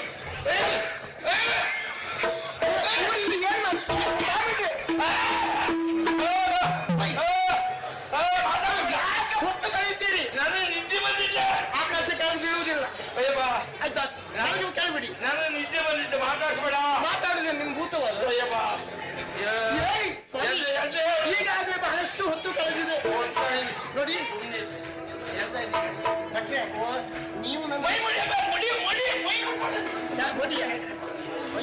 ನೀವು ಈಗ ನಾವು ಮುಟ್ಟಿದ್ರೆ ಮಾಡಿ ನೀವಾಗಿ ಹೋಗಿ ಮುಟ್ಟಿದ್ರೆ ಭಟ್ರೆ ಮುಟ್ಟಿದ್ರೆ ಈ ಭಟ್ರನ್ನ ಬೇರೆ ಯಾರಾದ್ರೂ ಮುಟ್ಟಿದ್ರೆ ಮಾಡಿ ಈಗ ನೀವೇ ಹೋಗಿ ಮುಟ್ಟಿದ್ರೆ ವಿಷಯ ಹಾಗೆ ಬ್ರಾಹ್ಮಣರು ಇನ್ನೊಬ್ಬರು ಮುಟ್ಟಿದ್ರು ಅವರು ಮುಟ್ಟಿದವರು ಸುತ್ತಿಕೊಂಡವ್ರು ಸುದ್ದಾರಾಗ್ತಾರೆ ಬ್ರಾಹ್ಮಣರು ಇನ್ನೊಬ್ಬರು ಮುಟ್ರೆ ಅವ್ರ ಮೈಲಿಗೆ ಆಗ್ತದೆ ಮಾತಾಡ್ಕೊಳ್ಳಿ ಕೆಲವು ಬರ್ತದೆ ನೋಡಿ ಸತ್ತೆಯನ್ನ ಮಗಳು ಮುಟ್ಟಿದ ಹಾಗೆ ಈ ರಾಮಣ್ಣ ಕೇಳಿದ್ರೆ ದೇವರು ಸ್ವಾಮಿ ಎಂತ ನೀವು ನನ್ನನ್ನು ಅಲ್ಲಿಗೆ ಮುಟ್ಟಿಸಿದ್ರೆ ನಿಮಗೆ ಹಣ ಹಣ ಕೊಡ್ತೇನೆ ಹಣ ಕೊಡ್ತೇನೆ ತುಂಬಾ ಜನ ಹೇಳಿದ್ರೆ ಅಲ್ಲಿ ಕೊಡ್ತೆ ಅಂತ ಕಾರ್ಯಕ್ರಮ ಆದ್ಮೇಲೆ ಗಣ್ಣಿ ಕಾಮಕ್ಕೆ ಪೂಗಿಲ್ಲ ಯಾರು ಇಲ್ಲ ನಮ್ಗೆ ಕೊಡ್ತೆ ಅಂದ್ರೆ ಹೆಚ್ಚು ಬಿಟ್ರೆ ಕಾರ್ಯಕ್ರಮದ ಮೊದಲೇ ಹೇಳಿದ್ದು ನಾನು ಎಂತ ಮೊದಲೇ ಕೊಡ್ತೇನೆ ಆಸೆ ಇಟ್ಕೊಂಡು ಕೆಲಸ ಮಾಡಿ ಅದು ಎಷ್ಟೇ ಅಂತ ಅಂದಿಲ್ಲ ಅದು ಎಷ್ಟು ಬೇಕು ಒಂದು ಲೆಕ್ಕಾಚಾರ ಸಾಧಾರಣ ಒಂದು ಅಂದಾಜು ಎಷ್ಟಂತ ಹೇಳಿದ್ರೆ ನೋಡಿ ಅಲ್ಲ ನೀವು ಈ ಮುದುಕರಿಗೆ ಅದು ಎಷ್ಟಾದ್ರು ನಿಮಗೆ ನೀವು ಕೊಡ್ತೇನಪ್ಪ ಅದು ಕೊಡ್ತೇನೆ ಒಂದು ಎಷ್ಟು ಒಂದು 1 ಲಕ್ಷ ಕೊಡ್ತೇನೆ 1 ಲಕ್ಷ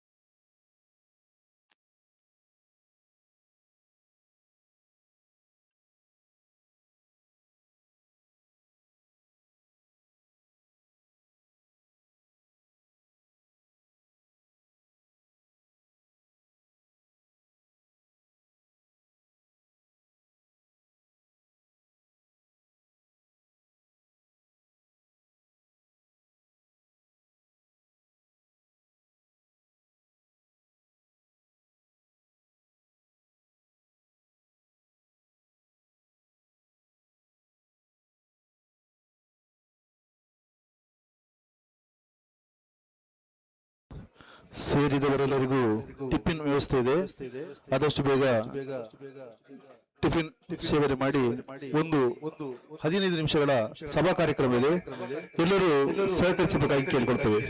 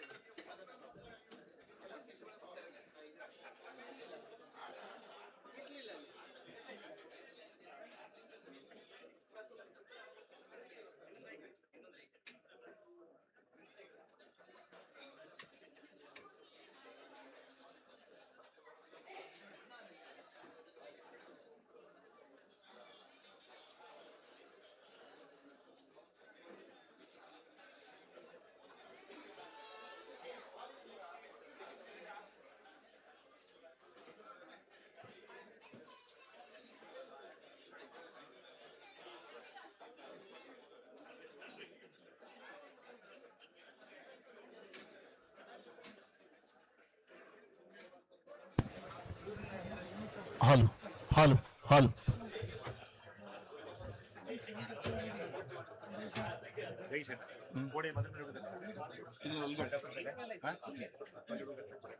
ಪೋಡಿ ಮೇಲೆ ಪೋಡಿ ಮಿಡ್ಕ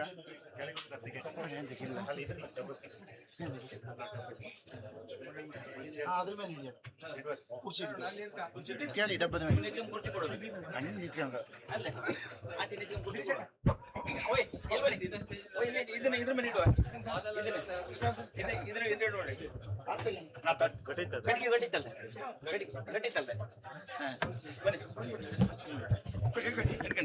ಅವ್ರಿಗೆ ಕುರ್ಚಿ ಕೊಡಿ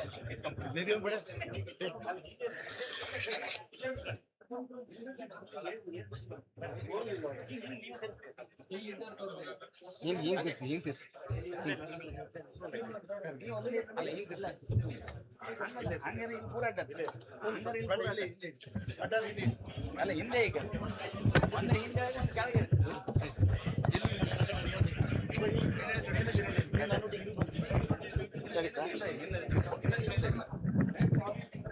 ಸೇರಿಲ್ಲ ಹಾಲು ಹಾಲು ಅವ್ರು ತೋರುದಿಲ್ಲ ಎಲ್ಲಿಗೆ ಎಲ್ಲಿ ನಿಲ್ಸಿ ಅವ್ರು ನಿಲ್ಸಿ ನಾನು ಇನ್ನು ನಿಲ್ತಾರ ನೀವು ಆಚೆಗೆ ಹಂಗ ಹೊರಗೆ ಸಭೆಯಿಂದ ಹೊರಗೆ ಹೋಗುತ್ತೆ ಹಾಲು ಇಲ್ಲ ಶುರುವಾಗಿಲ್ಲ ಇದೊಂದು ಹಿಂದೆ ಕಣ್ಬೋದು ಹಿಂತಗಿ ನೀವು ಒಂಚೂರು ಆಚೆಗೆ ಆಚೆ ಶುರು ಇದನ್ನ ಕಣಿ ಮೈಕ್ ಸರಿ ಇಲ್ಲ ಕೇಳ್ತೈತ ಅಲ್ಲಿ ಆಂಗ್ಲ ತಿರ್ಸಿ ಕೊಡಿ ಹೋಯ್ ಅದು ಮುಂದೆ ಹಾಕಿ ನಮ್ಮ ಇದು ಮುಂದೆ ಹಾಕಿ, ಇಲ್ಲ, ಎರಡು ಹಾಕಿ ಅಲ್ಲ, ಇಲ್ಲೇ ಇಡು. ಇನ್ನೊಂದು ಇಲ್ಲಿ ಇಡಿ. ಹಾ, ಇಲ್ಲಿ ಕೊಡಿ ಮೈಕ್ ಕೈಯಲ್ಲಿ ಇಟ್ಕೊಂಡು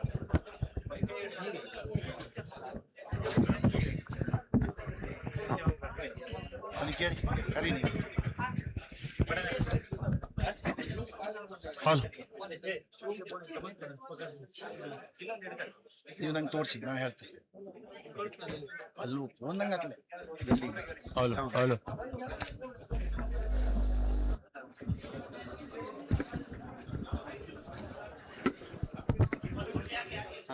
ತೆಗಿ ಹೊಡಿ ತೆಗಿ ಹಿಡ್ಕೊಂಡು ಹೇಳಿ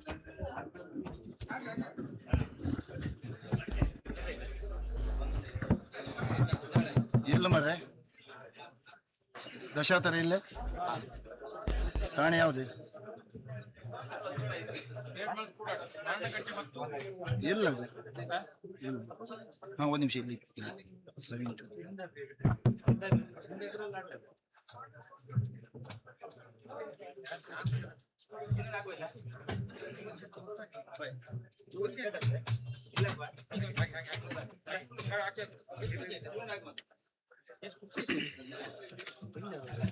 ಅವ್ರನ್ನ ಕರೀಯಲ್ಲ ಸೌಂಡ್ ಸಿಸ್ಟಮ್ ಹಾಲು ಮೈ ಕೈಯಲ್ಲೇ ಕೊಡು ಎತ್ತು ಅವ್ನ ಕಡಿ ಕರೀ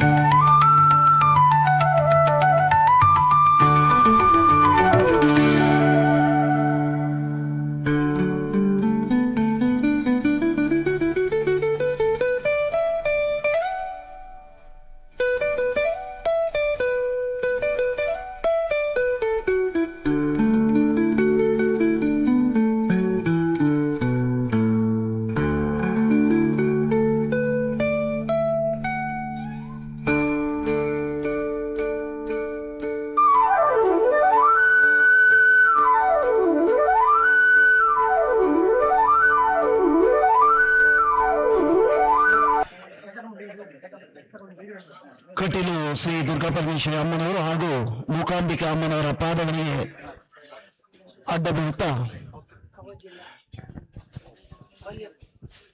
ನಮ್ಮೆಲ್ಲರ ಆರಾಧ್ಯ ದೇವರಾದಂಥ ಶ್ರೀ ಬ್ರಹ್ಮಲಿಂಗೇಶ್ವರನ ಪಾದಕ್ಕೆ ನಮಸ್ಕರಿಸುತ್ತಾ ಮುಂಬೈ ಕರಾವಳಿ ತುಳು ಕನ್ನಡಿಗರ ಒಕ್ಕೂಟ ಅರ್ಪಿಸುವ ಶ್ರೀ ಮಾರಣಕಟ್ಟೆ ಮೇಳದ ಕಲಾವಿದರು ಹಾಗೂ ಅತಿಥಿ ಕಲಾವಿದರ ಕೊಡುಗೆಯಿಂದ ಜನರಿಗೆ ನಡೆಯುತ್ತಿರುವಂತಹ ಯಕ್ಷಗಾನಕ್ಕೆ ಆಗಮಿಸಿರುವಂತಹ ಎಲ್ಲ ಕಲಾಭಿಮಾನಿಗಳನ್ನು ಕಾಳಿಂಗನೌಡರ ವೇದಿಕೆಯಲ್ಲಿ ಕಾರ್ಯಕ್ರಮದ ವ್ಯವಸ್ಥಾಪಕರಾದಂಥ ಸತೀಶ್ ಶೆಟ್ಟಿ ನಂಬ್ರೋಳಿ ಹಾಗೂ ಗಣೇಶ್ ಶೆಟ್ಟಿ ನಂಬ್ರೋಳಿ ಇವರ ಪರವಾಗಿ ಅತಿಥಿ ಗಣ್ಯರಿಗೆ ಹಾಗೂ ಬಂದಿರುವಂತಹ ಕಲಾಭಿಮಾನಿಗಳಿಗೆ ಸ್ವಾಗತ ಸುಸ್ವಾಗತ. ಹಾಗೆ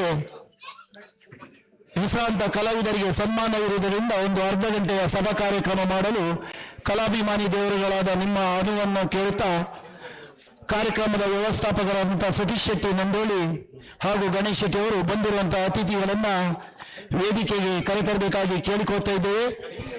ಈ ಕಾಳಿಂಗನೌಡ ವೇದಿಕೆಯಲ್ಲಿ ಸಭಾ ಕಾರ್ಯಕ್ರಮದ ಅಧ್ಯಕ್ಷತೆಯನ್ನ ವಹಿಸಿಕೊಳ್ಳಲು ಅವರು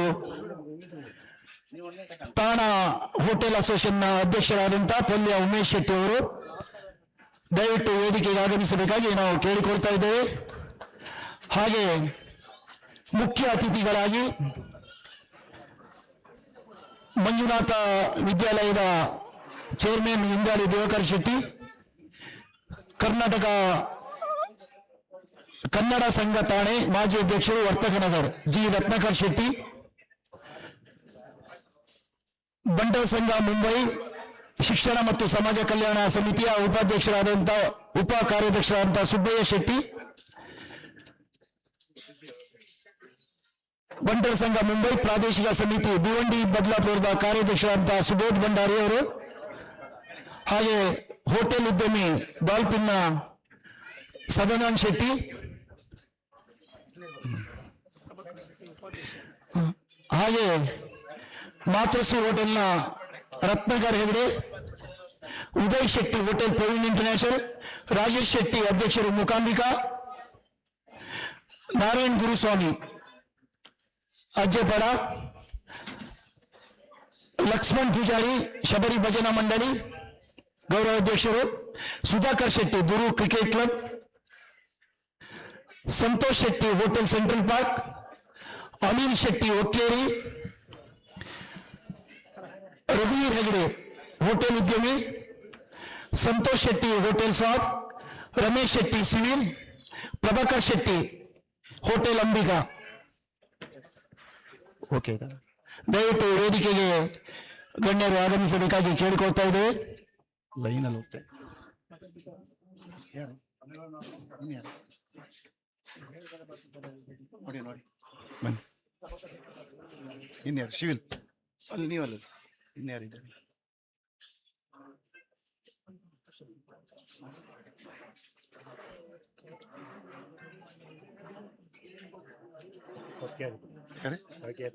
ಮತ್ತೆ ಯಾರಿಲ್ಲ? ಆಯ್ತು. ರಘುವೀರ್ ಹೆಗಡೆ ದಯವಿಟ್ಟು ವೇದಿಕೆಗೆ ಆಗಮಿಸಿ. ರಘುವೀರ್ ಹೆಗಡೆ ಅವರು ಹೋಟೆಲ್ ಉದ್ಯಮಿ ರಘುವೀರ್ ಹೆಗಡೆ.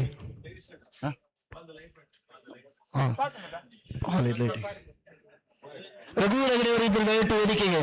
ಇಲ್ಲ, ಓಕೆ.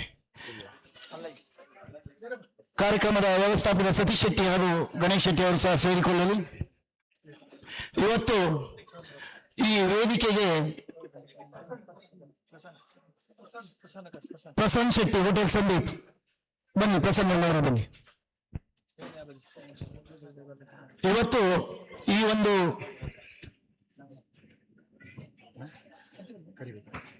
ಸೀಟ್ ಉಂಟಾ? ಒಂದೇ. ಹಾಗೆ ಹಿಂದೆ ಬಸ್ಸದ ವೆಂಕಟೇಶ್ ಶೆಟ್ಟಿ ಹಾಗೂ ರತ್ನಾಕರ್ ಶೆಟ್ಟಿ ವಾಶಿ ಅವರು ಸಹ ವೇದಿಕೆಗೆ ಆಗಮಿಸಬೇಕಾಗಿ ಕೇಳಿಕೊಳ್ತಾ ಇದ್ದೇವೆ. ಕಾರ್ಯಕ್ರಮದ ವ್ಯವಸ್ಥಾಪಕರ ಪರವಾಗಿ ವೆಂಕಟೇಶ್ ಅಣ್ಣ ಮತ್ತು ರತ್ನಾಕರ್ ಅಣ್ಣ ವಾಶಿ ಬನ್ನಿ ಬೇಗ ಪ್ಲೀಸ್. ಓಕೆ, ಕಾರ್ಯಕ್ರಮ ಇವತ್ತು ಈ ವೇದಿಕೆಯಲ್ಲಿ ನಮ್ಮ ನಮ್ಮೆಲ್ಲರ ಯಕ್ಷಗಾನದಲ್ಲಿ ಒಂದು ಪ್ರಸಿದ್ಧಿಯನ್ನ ಪಡೆದಿರುವಂತಹ ಭಾಗವತರು ಕಾಳಿಂಗನವರ ವೇದಿಕೆ ಘನವೇದಿಕೆ ಅಂತ ಇಟ್ಟಿದ್ದಾರೆ.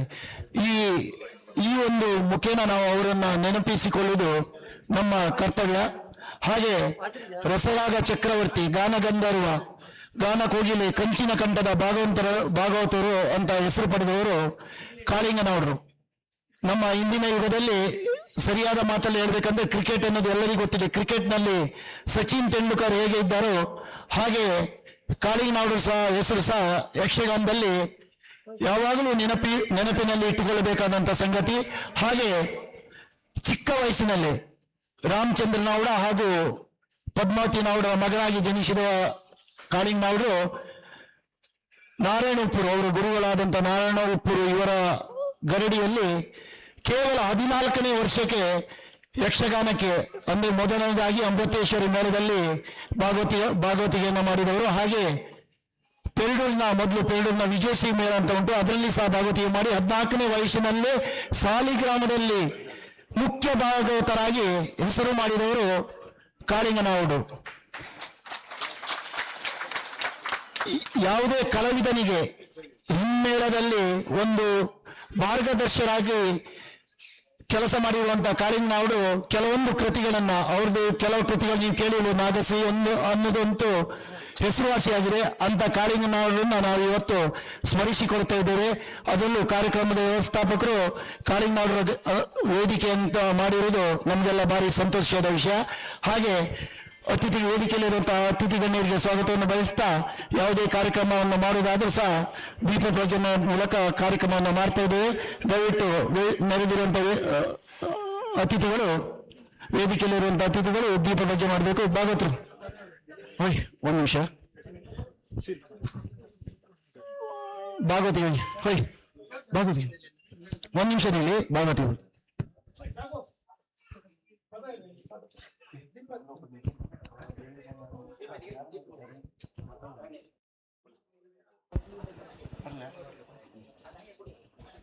ಇಲ್ಲಿ ಬಂದಿವೆ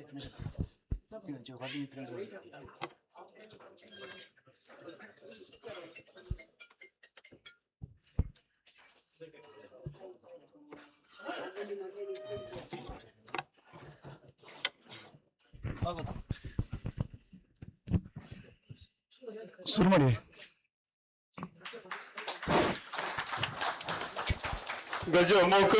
ಗಜಮುಖದವಾಗಿ ಗಣಪಗೆ ಚೆಲ್ವಾದ್ರಿಯಗೆ ಒಂದಿದಗೆ ಆರತಿಯ ಎತ್ತಿರೆ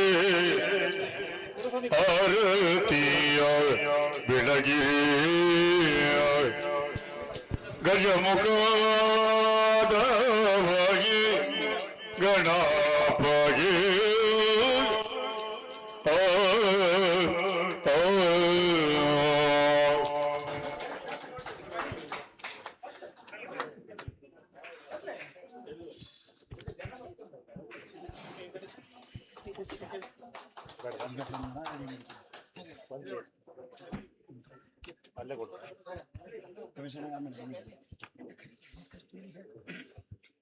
ದೀಪ ತೆಗೆದು ಸೈಡ್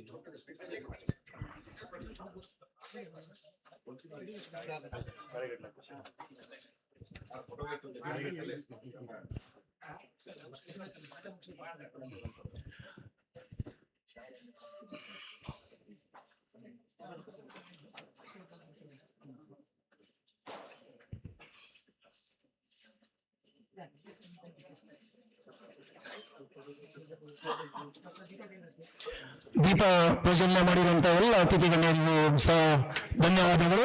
ಹಾಗೆ ಕಾರ್ಯಕ್ರಮದ ಮುಂದೆ ಹೋಗ್ತಾ ಇದ್ದೇವೆ. ಕಾರ್ಯಕ್ರಮದ ವ್ಯವಸ್ಥಾಪಕರಾದಂತಹ ಸತೀಶ್ ಶೆಟ್ಟಿ ನಂದೋಳಿ ಹಾಗೂ ಗಣೇಶ್ ಶೆಟ್ಟಿ ಅವರ ಮಿತ್ರರೊಂದಿಗೆ ಸೇರಿ ಬಂದಿರುವಂತಹ ಅತಿಥಿಗಳಿಗೆ ಗೌರವ ಕೊಡುವುದು ನಮ್ಮ ಧರ್ಮ. ಇವತ್ತಿನ ಈ ಕಾಳಿಂಗನವರ ಘನವೇದಿಕೆಯ ಸಭಾಧ್ಯಕ್ಷ ಸ್ಥಾನವನ್ನು ವಹಿಸಿಕೊಂಡಿರುವವರು ಪಲ್ಯ ಉಮೇಶ್ ಶೆಟ್ಟರು. ಅವರು ತಾಣೆ ಹೋಟೆಲ್ ಅಸೋಸಿಯೇಷನ್ ಅಧ್ಯಕ್ಷರಾಗಿ ಕೆಲಸ ಮಾಡಿರುವವರು. ಹಾಗೆ ಒಂದು ಹಿಂದೂ ಮುಖಂಡ, ವಿಶ್ವ ಹಿಂದೂ ಪರಿಷತ್ ತಾಣ ಘಟಕದ ಮಾಜಿ ಅಧ್ಯಕ್ಷರಾಗಿ ಸಹ ಕೆಲಸ ಮಾಡಿರುವಂತಹ ಧಾರ್ಮಿಕ ವ್ಯಕ್ತಿ ಹಾಗೂ ಕಲಾ ಪೋಷಕ ಸಮಾಜ ಸೇವಕ ಪೊಲ್ಯ ಉಮೇಶ್ ಶೆಟ್ಟಿ ಅವರಿಗೆ ಆತ್ಮೀಯವಾದ ಸ್ವಾಗತವನ್ನು ಕೋರ್ತಾ ಇದ್ದೇವೆ. ಹಾಗೆ ಮುಖ್ಯ ಅತಿಥಿಯಾಗಿ ಬಂದವರು ಡೊಂಬಿಲಿ ನಮ್ಮ ಎಲ್ಲರ ಚಿರಪರಿಚಿತ ಇಂದ್ರಾಳಿ ದಿವಾಕರಣ್ಣ. ಅವ್ರ ಬಗ್ಗೆ ಹೇಳ್ಬೇಕಂದ್ರೆ ಶಿಕ್ಷಣ ಕ್ಷೇತ್ರದಲ್ಲಾಗ್ಲಿ ಹೆಸರು ಮಾಡಿದವರು. ಬಂಟರ ಸಂಘ ಮುಂಬಯಿಯ ಶಿಕ್ಷಣ ಮತ್ತು ಸಮಾಜ ಸಮಿತಿಯ ಕಾರ್ಯಾಧ್ಯಕ್ಷರಾಗಿ, ಮಂಜುನಾಥ ವಿದ್ಯಾಲಯದ ಚೇರ್ಮನ್ ಆಗಿ, ಬಂಟರ ಸಂಘ ಪ್ರಾದೇಶಿಕ ಸಮಿತಿ ಡೊಂಬಿಲಿಯ ಮಾಜಿ ಕಾರ್ಯದರ್ಶಿಯಾಗಿ ಕೆಲಸ ಮಾಡಿರುವಂತ ಇಂದ್ರಾಳಿ ದಿವಾಕರಣ್ಣ ಅವರಿಗೂ ಸಹ ಆತ್ಮೀಯ ಸ್ವಾಗತ ಸುಸ್ವಾಗತ. ಹಾಗೆ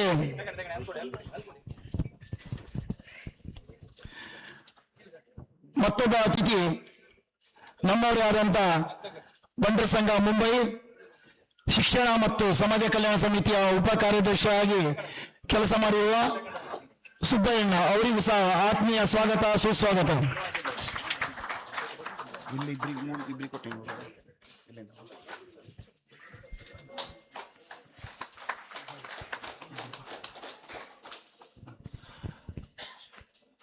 ಹಾಗೆ ಕಲಾ ಪೋಷಕರು, ಹೋಟೆಲ್ ಉದ್ಯಮಿ, ಕನ್ನಡ ಸಂಘ ಠಾಣೆಯ ಮಾಜಿ ಅಧ್ಯಕ್ಷರಾದಂಥ ರತ್ನಾಕರ್ ಶೆಟ್ಟಿ ಗಿಳಿಯಾರು ಅವರಿಗೂ ಸಹ ಆತ್ಮೀಯ ಸ್ವಾಗತ ಸುಸ್ವಾಗತವನ್ನು ಬಯಸುತ್ತಿದ್ದೇವೆ.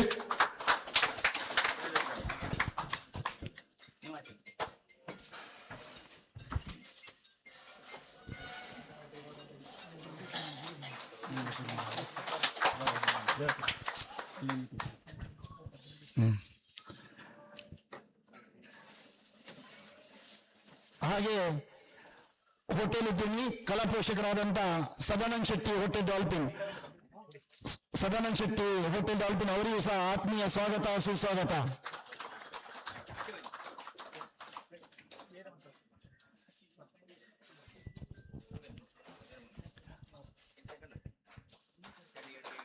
ಕಲಾ ಪೋಷಕರು, ಹೋಟೆಲ್ ಉದ್ಯಮಿ, ಬಂಟರ ಸಂಘ ಮುಂಬೈ ಪ್ರಾದೇಶಿಕ ಸಮಿತಿ ಭಿವಂಡಿ ಬದಲಾಪುರದ ಚೇರ್ಮನ್ ಸುಬೋಧ್ ಭಂಡಾರಿ ಅವರಿಗೂ ಸಹ ಆತ್ಮೀಯ ಸ್ವಾಗತ ಸುಸ್ವಾಗತ. ಬನ್ನಿ.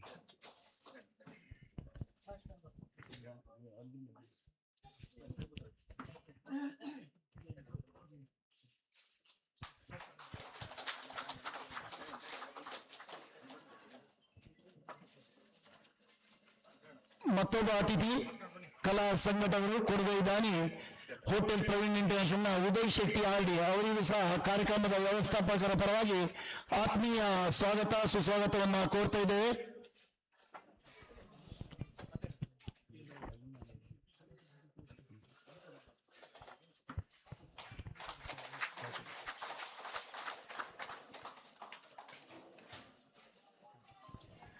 ಹಾಗೆ ಕ್ರೀಡೆಗೆ ಬಹಳ ಮಹತ್ವವನ್ನು ಕೊಡುವಂತ ಗುರು ಕ್ರಿಕೆಟ್ ಕ್ಲಬ್ ಸುಧಾಕರ್ ಶೆಟ್ಟಿ ಅವರಿಗೂ ಸಹ ಆತ್ಮೀಯ ಸ್ವಾಗತವನ್ನು ಬಯಸ್ತಾ ಇದ್ದೇವೆ.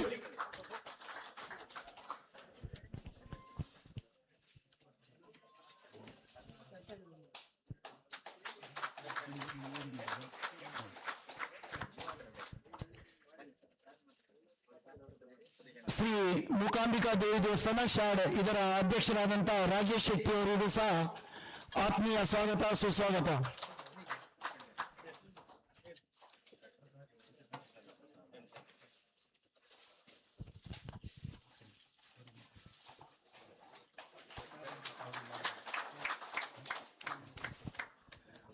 ಹಾಗೆ ಧಾರ್ಮಿಕ ವ್ಯಕ್ತಿ ಗುರುಸ್ವಾಮಿನ ನಾರಾಯಣ ಗುರುಸ್ವಾಮಿ ಅಜ್ಜೆಪಾಡ ಅವರಿಗೂ ಸಹ ಕಾರ್ಯಕ್ರಮದ ವ್ಯವಸ್ಥಾಪಕರ ಪರವಾಗಿ ಆತ್ಮೀಯ ಸ್ವಾಗತವನ್ನು ಕೋರ್ತಾ ಇದ್ದೇವೆ.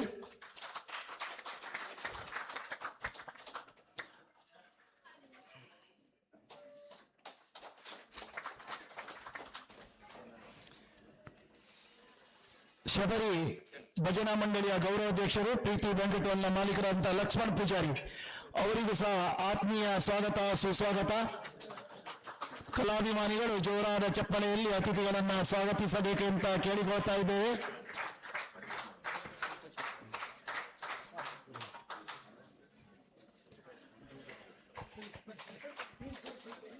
ಹೋಟೆಲ್ ಉದ್ಯಮಿ, ಕಲಾ ಪೋಷಕರಾದ ಹೋಟೆಲ್ ಸಾಬ್ನ ಮಾಲೀಕರಾದ ಸಂತೋಷ್ ಶೆಟ್ಟಿ ಅವರಿಗೂ ಸಹ ಆತ್ಮೀಯ ಸ್ವಾಗತ ಸುಸ್ವಾಗತ.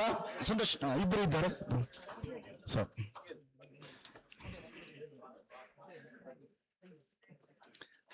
ಸಂತೋಷ್ ಇಬ್ಬರು ಇದ್ದಾರಲ್ಲ, ಹಾಗಾಗಿ ಈಗ ಸ್ವಲ್ಪ ಮಿಸ್.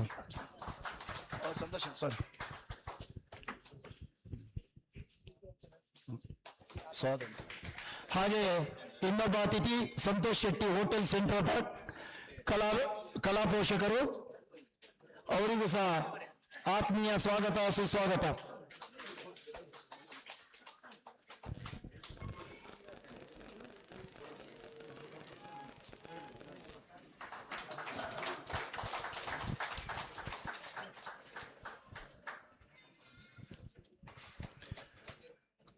ಕಲಾ ಸಂಘಟಕರು, ಕಲಾ ಪೋಷಕರು, ಹೋಟೆಲ್ ಉದ್ಯಮಿ ಅನಿಲ್ ಶೆಟ್ಟಿ ಒಕ್ಕೇರಿ, ಅವರಿಗೂ ಸಹ ಸ್ವಾಗತ.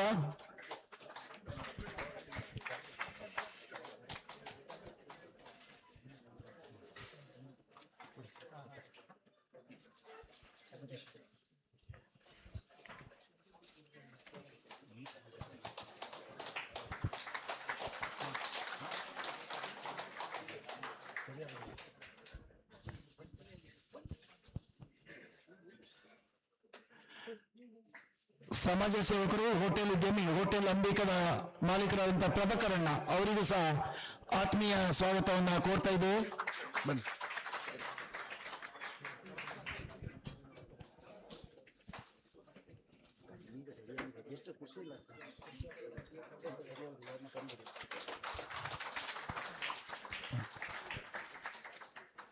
ಹೋಟೆಲ್ ಉದ್ಯಮಿ, ಕಲಾ ಪೋಷಕರು, ಹೋಟೆಲ್ ಸಂದೀಪ್ನ ಮಾಲೀಕರಾದಂತ ಪ್ರಸನ್ನ ಶೆಟ್ಟಿ, ಅವರಿಗೂ ಸಹ ಸ್ವಾಗತ ಸುಸ್ವಾಗತ.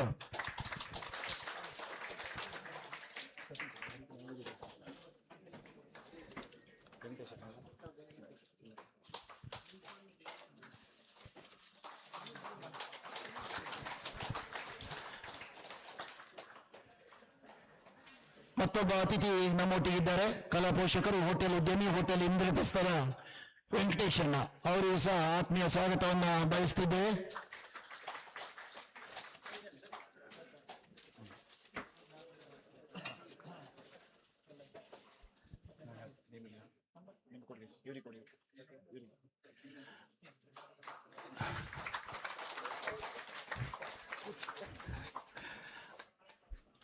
ಹಾಗೆ ಮತ್ತೊಬ್ಬ ಅತಿಥಿ ಇದ್ದಾರೆ. ಗೆಸ್ಟ್ಗಳು ಜಾಸ್ತಿ ಆದ್ರಿಂದ ಕುರ್ಚಿ ಖಾಲಿ ಆಯ್ತು, ಆದ್ರೆ ನಾವು ಹೊರಗೆ ನಿಲ್ಸಿದ್ದೀವಿ. ನಮ್ಮವರೇ ಮೇಳದ ಯಜಮಾನರು ಸಿವಿಲ್ ರಮೇಶ್ ಶೆಟ್ಟಿ ಮೇಳವನ್ನ ತಂದು ನಮಗೆಲ್ಲರಿಗೂ ಒಂದು ಮನೋರಂಜನೆಯ ಭಕ್ತಿ ಭಾವದ ಮನೋರಂಜನೆ ಒದಗಿಸು ಸಿವಿಲ್ ರಮೇಶ್ ಶೆಟ್ಟಿ, ಅವರಿಗೂ ಸಹ ಕಾರ್ಯಕ್ರಮಕ್ಕೆ ಆತ್ಮೀಯ ಸ್ವಾಗತವನ್ನ ಬಯಸ್ತಿದ್ದೇವೆ. ಮಾನ್ಕಟ್ಟೆ ಮೇಳದ ಸುಮಾರು ಒಂದು ಆಟ ಆಡಿಸಿದ್ದಾರೆ, ಹಾಗೆ ಇನ್ನೊಂದು ಮೇಳನ ಸಹ ತರ್ತಾ ಇದ್ದಾರೆ ಅವರಿಗೆ.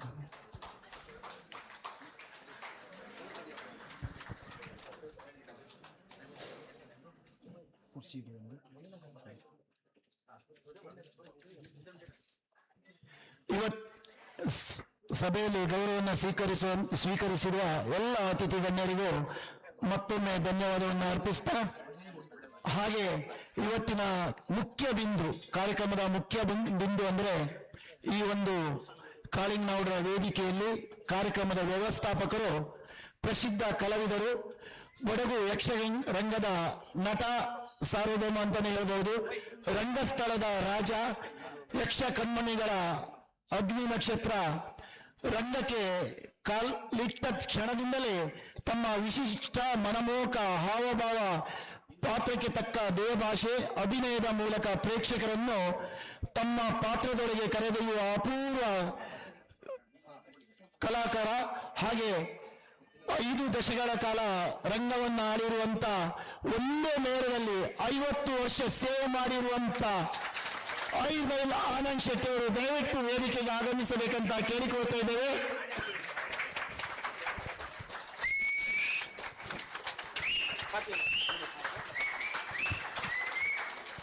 ಜೋರಾದ ಚಪ್ಪಳೆಯೊಂದಿಗೆ ಇಂಥ ಒಂದು ಅಭೂತಪೂರ್ವ ಕಲಾವಿದನನ್ನ ಗೌರವಿಸಲಿದ್ದೇವೆ. ದಯವಿಟ್ಟು ಚಪ್ಪಳೆ ಮೂಲಕ ಸ್ವಾಗತಿಸಿ, ಹಾಗೆ ಅವರ ಪರಿಚಯವನ್ನು ಆಡಿಯೋ ಮೂಲಕ ನಾವು ಈಗ ಕೇಳಲಿದ್ದೇವೆ. ನಮಸ್ಕಾರ ಬಂಧುಗಳೇ, ನಾನು ನಿಮ್ಮ ಪ್ರೀತಿಯ ಶರತ್ರಾಜ್ ಆಡೂರು. ಹುಟ್ಟಿನಿಂದ ಹಿಡಿದುಕೊಂಡು ಬದುಕಿನ ಕೊನೆ ಕ್ಷಣಗಳವರೆಗೆ ಪ್ರತಿ ಕ್ಷಣವೂ ಸ್ಮರಣೀಯವಾಗಿರುವುದಿಲ್ಲ. ಕೆಲವೊಂದು ಸಂದರ್ಭ, ಸಿಕ್ಕಿರುವ ಅವಕಾಶಗಳು ಆ ಸಮಯವನ್ನು ಅವಿಸ್ಮರಣೀಯವಾಗಿರಿಸುತ್ತದೆ. ಕೋಟ ಶಿವರಾಮ ಕಾರಂತರು ಎಂದಕ್ಷಣ ನೆನಪಾಗುವುದು ಕರಾವಳಿಯ ಜನಪದ ಕಲೆಗಳಲ್ಲಿ ಪ್ರಸಿದ್ಧವಾದ ಗಂಡು ಕಲೆ ಯಕ್ಷಗಾನ. ಅಂತಹ ಯಕ್ಷಗಾನ ಗಂಡು ಕಲೆಯ ಬಡಗು ಯಕ್ಷರಂಗದ ಕಲಾ ಸಾರ್ವಭೌಮ, ಯಕ್ಷರಂಗದ ರಾಜ, ಯಕ್ಷ ಕಣ್ಮಣಿಗಳ ಕಲಾಕುಸುಮ, ಯಕ್ಷಲೋಕದ ದಿಗ್ಗಜ, ಯಕ್ಷ ಕಲಾ ಮಾಂತ್ರಿಕ ಐರ್ಬೈಲ್ ಆನಂದ ಶೆಟ್ಟರಿ ಇವರಿಗೆ ಕಲಾ ಸೇವೆಗೆ ಸಂದ 50ರ ಸಂಭ್ರಮ. ಸನ್ಮಾನಿತರೆ, ಕುಂದಭಾಷಾ ಪ್ರದೇಶವಾದ ಕುಂದಾಪುರ ತಾಲೂಕಿನ ಸಿದ್ದಾಪುರ ಸೆರಗಿನ ಐರ್ಬೈಲ್ ಎಂಬ ಊರು ಯಕ್ಷ ಪ್ರಪಂಚದಲ್ಲಿ ಪ್ರಚಲಿತ ಕಂಡಿದ್ದು ತಮ್ಮಿಂದಲೇ ಎಂದರೂ ಅತಿಶಯೋಕ್ತ. ಗತಕಾಲದಲ್ಲಿ ಶ್ರೀ ಮಾರಣ ಕ್ಷೇತ್ರ ಮಾರಣಕಟ್ಟೆ ಮೇಳ ಬಡಗು ಯಕ್ಷರಂಗದಲ್ಲಿ ಯಕ್ಷ ನಕ್ಷತ್ರ ಮೇಳ ಎಂದೇ ಬಹು ಪ್ರಸಿದ್ಧಿ ಪಡೆದು ಎಂ ಹೆಗ್ಡೆ ಗರಡಿಯಾಗಿತ್ತು. ಅಂತಹ ಸುಪ್ರಸಿದ್ಧ ಗರಡಿಗೆ ಪ್ರವೇಶ ಪಡೆಯುವಾಗ ತಾವು ಓದಿದ್ದು ಕೇವಲ 7ನೇ ತರಗತಿ ಮಾತ್ರ. ಯಕ್ಷ ಪ್ರಪಂಚದಲ್ಲಿ ಸದ್ದೇರಿದ ಐರ್ಬೈಲ್ ಪರಿಸರದ ಚಂಡೆಯ ಸದ್ದಿನ ಅಗಾಧ ಆಕರ್ಷಣೆ ತಾವು ಬಡತನ ಕುಟುಂಬದಲ್ಲಿ ಜನಿಸಿದರೂ ತಮ್ಮತ್ತ ಸೆಳೆಯಿತು. ಶ್ರೇಷ್ಠ ಸಮಾಜವಾದ ಬಂಟರ ಸಮುದಾಯದಲ್ಲಿ ಹುಟ್ಟಿದ ತಮಗೆ ಮುಂದೆ ರಂಗಸ್ಥಳವೇ ಕಲಿಕೆ, ಅಲ್ಲಿನ ಪಾಠವೇ ಬದುಕಿನ ಪಠ್ಯಪುಸ್ತಕಗಳಾದವು. ಕರ್ನಾಟಕ ಕರಾವಳಿಯ ಶ್ರೇಷ್ಠ ಶ್ರೀಮಂತ ಕಲೆಯಾದ ಯಕ್ಷಗಾನವನ್ನು ಆರಾಧಿಸುತ್ತಾ ಬಂದಿರುವ ಸರಸಮ್ಮ ಹಾಗೂ ರಾಮನ ಶೆಟ್ಟರು ತಮ್ಮ ಹುಟ್ಟಿಗೆ ಕಾರಣಕರ್ತರಾದರೆ ತಮ್ಮ ಭವ್ಯ ಸುಂದರ ಬದುಕಿಗೆ ತಾವು ಜೀವನದ ಉದ್ದಕ್ಕೂ ಆರಾಧಿಸುತ್ತಾ ಬಂದಿರುವ ಮಾರಣಕಟ್ಟೆ ಕ್ಷೇತ್ರದಲ್ಲಿ ನೆಲೆ ನಿಂತು ಭಕ್ತರನ್ನು ಕಾಯುವ ಬ್ರಹ್ಮಲಿಂಗನೇ ತಮ್ಮ ನಿಜ ಜೀವನದ ತಂದೆ ತಾಯಿಯಾದರು. ತಮ್ಮ ಭಕ್ತಿಗೆ ಒಲಿದು ಆ ಬ್ರಹ್ಮಲಿಂಗ ಒಂದೇ ಮೇಳದಲ್ಲಿ 50 ವರ್ಷ ಕಲಾ ಸೇವೆ ಮಾಡಿಸಿಕೊಂಡದ್ದು ಹೆಮ್ಮೆಯ ಸಂಗತಿ. ತಮ್ಮ ಯಕ್ಷ ಜೀವನದಲ್ಲಿ ಎಂ ಹೆಗ್ಡೆಯವರನ್ನು ಗುರುಗಳಾಗಿ ಸ್ವೀಕರಿಸಿ ಅವರ ಶಿಸ್ತು ಮಾರ್ಗದರ್ಶನ ತಮಗೆ ದಕ್ಕಿರುವುದು ವಿಶೇಷ. ಅಷ್ಟೇ ಅಲ್ಲದೆ ದಶಾವತಾರಿ ಗುರು ವೀರಭದ್ರ ನಾಯಕರಿಂದ ಕಲಿತ ಹಾರಾಡಿ ಶೈಲಿಯ ನೃತ್ಯಾಭ್ಯಾಸ, ವಂಡಾರು ಬಸವ, ಅರ್ರಾಟೆ ಮಂಜುನಾಥ, ಮೇಳಹಳ್ಳಿ ಹಿರಿಯ, ಪೆರಡೂರು ರಾಮ, ಹಾರಾಡಿ ಸರ್ವಗಾಣಿಗ, ಹೀಗೆ ಹಲವಾರು ಘಟಾನುಘಟಿಗಳ ಹಿರಿಯರ ಒಡನಾಟ ಇವೆಲ್ಲವೂ ತಮ್ಮ ಕಲಾ ಬದುಕಿಗೆ 11ನೇ ವರ್ಷಕ್ಕೆ ಮಾರಣಕಟ್ಟೆ ಮೇಳದಲ್ಲಿ 2ನೇ ವೇಷಧಾರಿಯಾಗಿ ಪಟ್ಟ ನೀಡಿತು.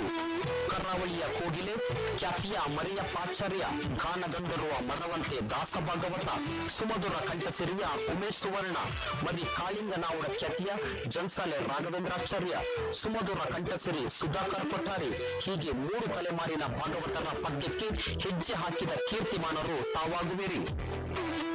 ಹಾರಾಡಿ ಶೈಲಿಯ ಕಿರುಗೆಜ್ಜೆ, ಗತ್ತು ಗಾಂಭೀರ್ಯ, ರಂಗದ ನಡೆ, ತಮ್ಮ ನಿಂತ ನಿಲುವು, ತಮ್ಮ ಅಟ್ಟಹಾಸದ ನಗೆ, ಶ್ರುತಿಬದ್ಧವಾದ ಸ್ವರ, ಇವರ ರಂಗಸ್ಥಳದ ವೈಖರಿಗೆ ಮಾರು ಹೋದವರೇ ಇಲ್ಲ ಎಂದರೂ ತಪ್ಪಾಗಲಾರದು.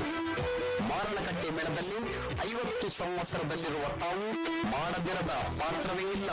ಆದರೂ ಶ್ರೀ ಮಾರಣಕಟ್ಟೆ ಕ್ಷೇತ್ರ ಮಹಾತ್ಮೆಯ ಪ್ರಸಂಗದಲ್ಲಿ ಖಳನಾಯಕ ಕಂಭಾಸುರನ ಮಾರ್ಪಡಿಸುವ ಪರಿ ಯಕ್ಷ ಕಣ್ಮಣಿಗಳ ಎದೆಯಲ್ಲಿ ನಡುಕ ಹುಟ್ಟಿಸಿದರೆ ಅದೇ ಪ್ರಸಂಗದಲ್ಲಿ ಕೊನೆಯ ಮೂಕಾಸುರನಾಗಿ ತಮ್ಮ ಮನೋಜ್ಞ ಅಭಿನಯ ಯಕ್ಷ ಕಲಾ ರಸಿಕರ ಮನದಲ್ಲಿ ಅಚ್ಚರಿಯ ಆಗಿ ಉಳಿದಿದೆ.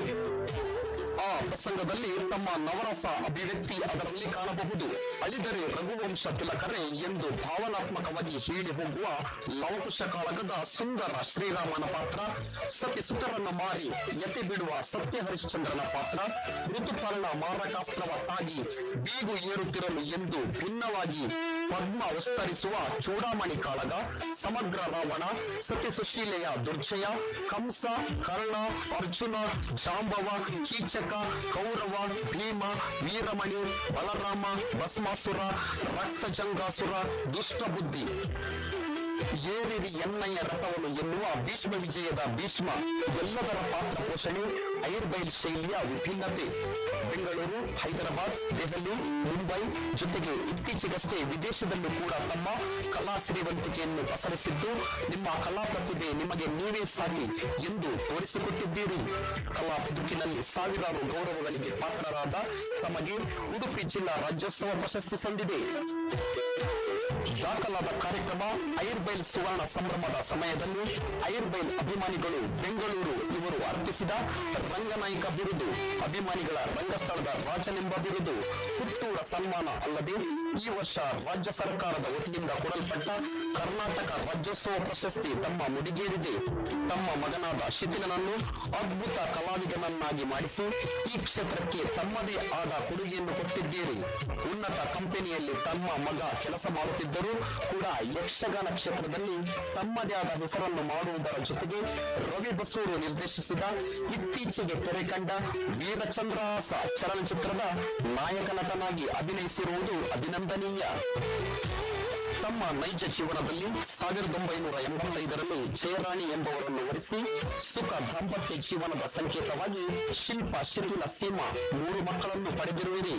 ಅಯ್ಯಂದರಾದ ಸುಭಾಷ್, ಸುರೇಶ್, ಸೊಸೆ ಪವಿತ್ರ ಮತ್ತು ಮೊಮ್ಮಕ್ಕಳಾದ ಅರ್ಚಿತ್, ಜ್ಞಾನಿ, ಆರ್ನಾ, ಆರ್ವಿಯೊಂದಿಗೆ ಸುಖ ಸಂಸಾರ ತಮ್ಮದು. ಇದೀಗ 65ನೇ ವರ್ಷಕ್ಕೆ ಪಾದಾರ್ಪಣೆ ಮಾಡುತ್ತಿರುವ ತಮಗೆ ಇನ್ನಷ್ಟು ಸೇವೆ ಮಾಡುವ ಶಕ್ತಿ ಕೊಡಲಿ. ಶುಭ ಹಾರೈಕೆಯೊಂದಿಗೆ ನೀವು ನಂಬಿದ ಶ್ರೀ ಬ್ರಹ್ಮಲಿಂಗೇಶ್ವರ ಮಾರಣಕಟ್ಟೆ ಮೂಕಾಂಬಿಕೆ ತಮಗೆ ಆಯುರಾರೋಗ್ಯ ಐಶ್ವರ್ಯ ನೀಡಿ ಆಶೀರ್ವದಿಸಲಿ ಎಂಬ ಪ್ರಾರ್ಥನೆಯೊಂದಿಗೆ ಯಕ್ಷಗಾನದ ಸೇವೆಯಲ್ಲಿ ಒಂದೇ ಮೇಳದಲ್ಲಿ ಬಹು ದೀರ್ಘಕಾಲ ಕಲಾ ಸೇವೆ ಕೈದ ಶ್ರೀಯುತರಿಗೆ ಗೌರವಪೂರ್ವಕ ಸನ್ಮಾನ ಪತ್ರವನ್ನು ಸಮರ್ಪಿಸುತ್ತಿದ್ದೇವೆ. ಐರ್ಬೈಲ್ ಆನಂದ ಶೆಟ್ಟಿ ಇವರಿಗೆ ಕಲಾ ಸೇವೆಗೆ ಸಂದ 50ರ ಸಂಭ್ರಮಕ್ಕೆ ಸಾಕ್ಷಿಯಾದವರು ಸತೀಶ್ ಶೆಟ್ಟಿ ನಂದ್ರೋಳಿ ಹಾಗೂ ಗಣೇಶ್ ಶೆಟ್ಟಿ ನಂದ್ರೋಳಿ, ಹಾಗೆ ಮುಂಬೈ ಕರಾವಳಿ ಕನ್ನಡಿಗರ ಒಕ್ಕೂಟ. ಧನ್ಯವಾದಗಳು. ನಮಸ್ಕಾರ ಬಂಧುಗಳೇ. ಧನ್ಯವಾದಗಳು.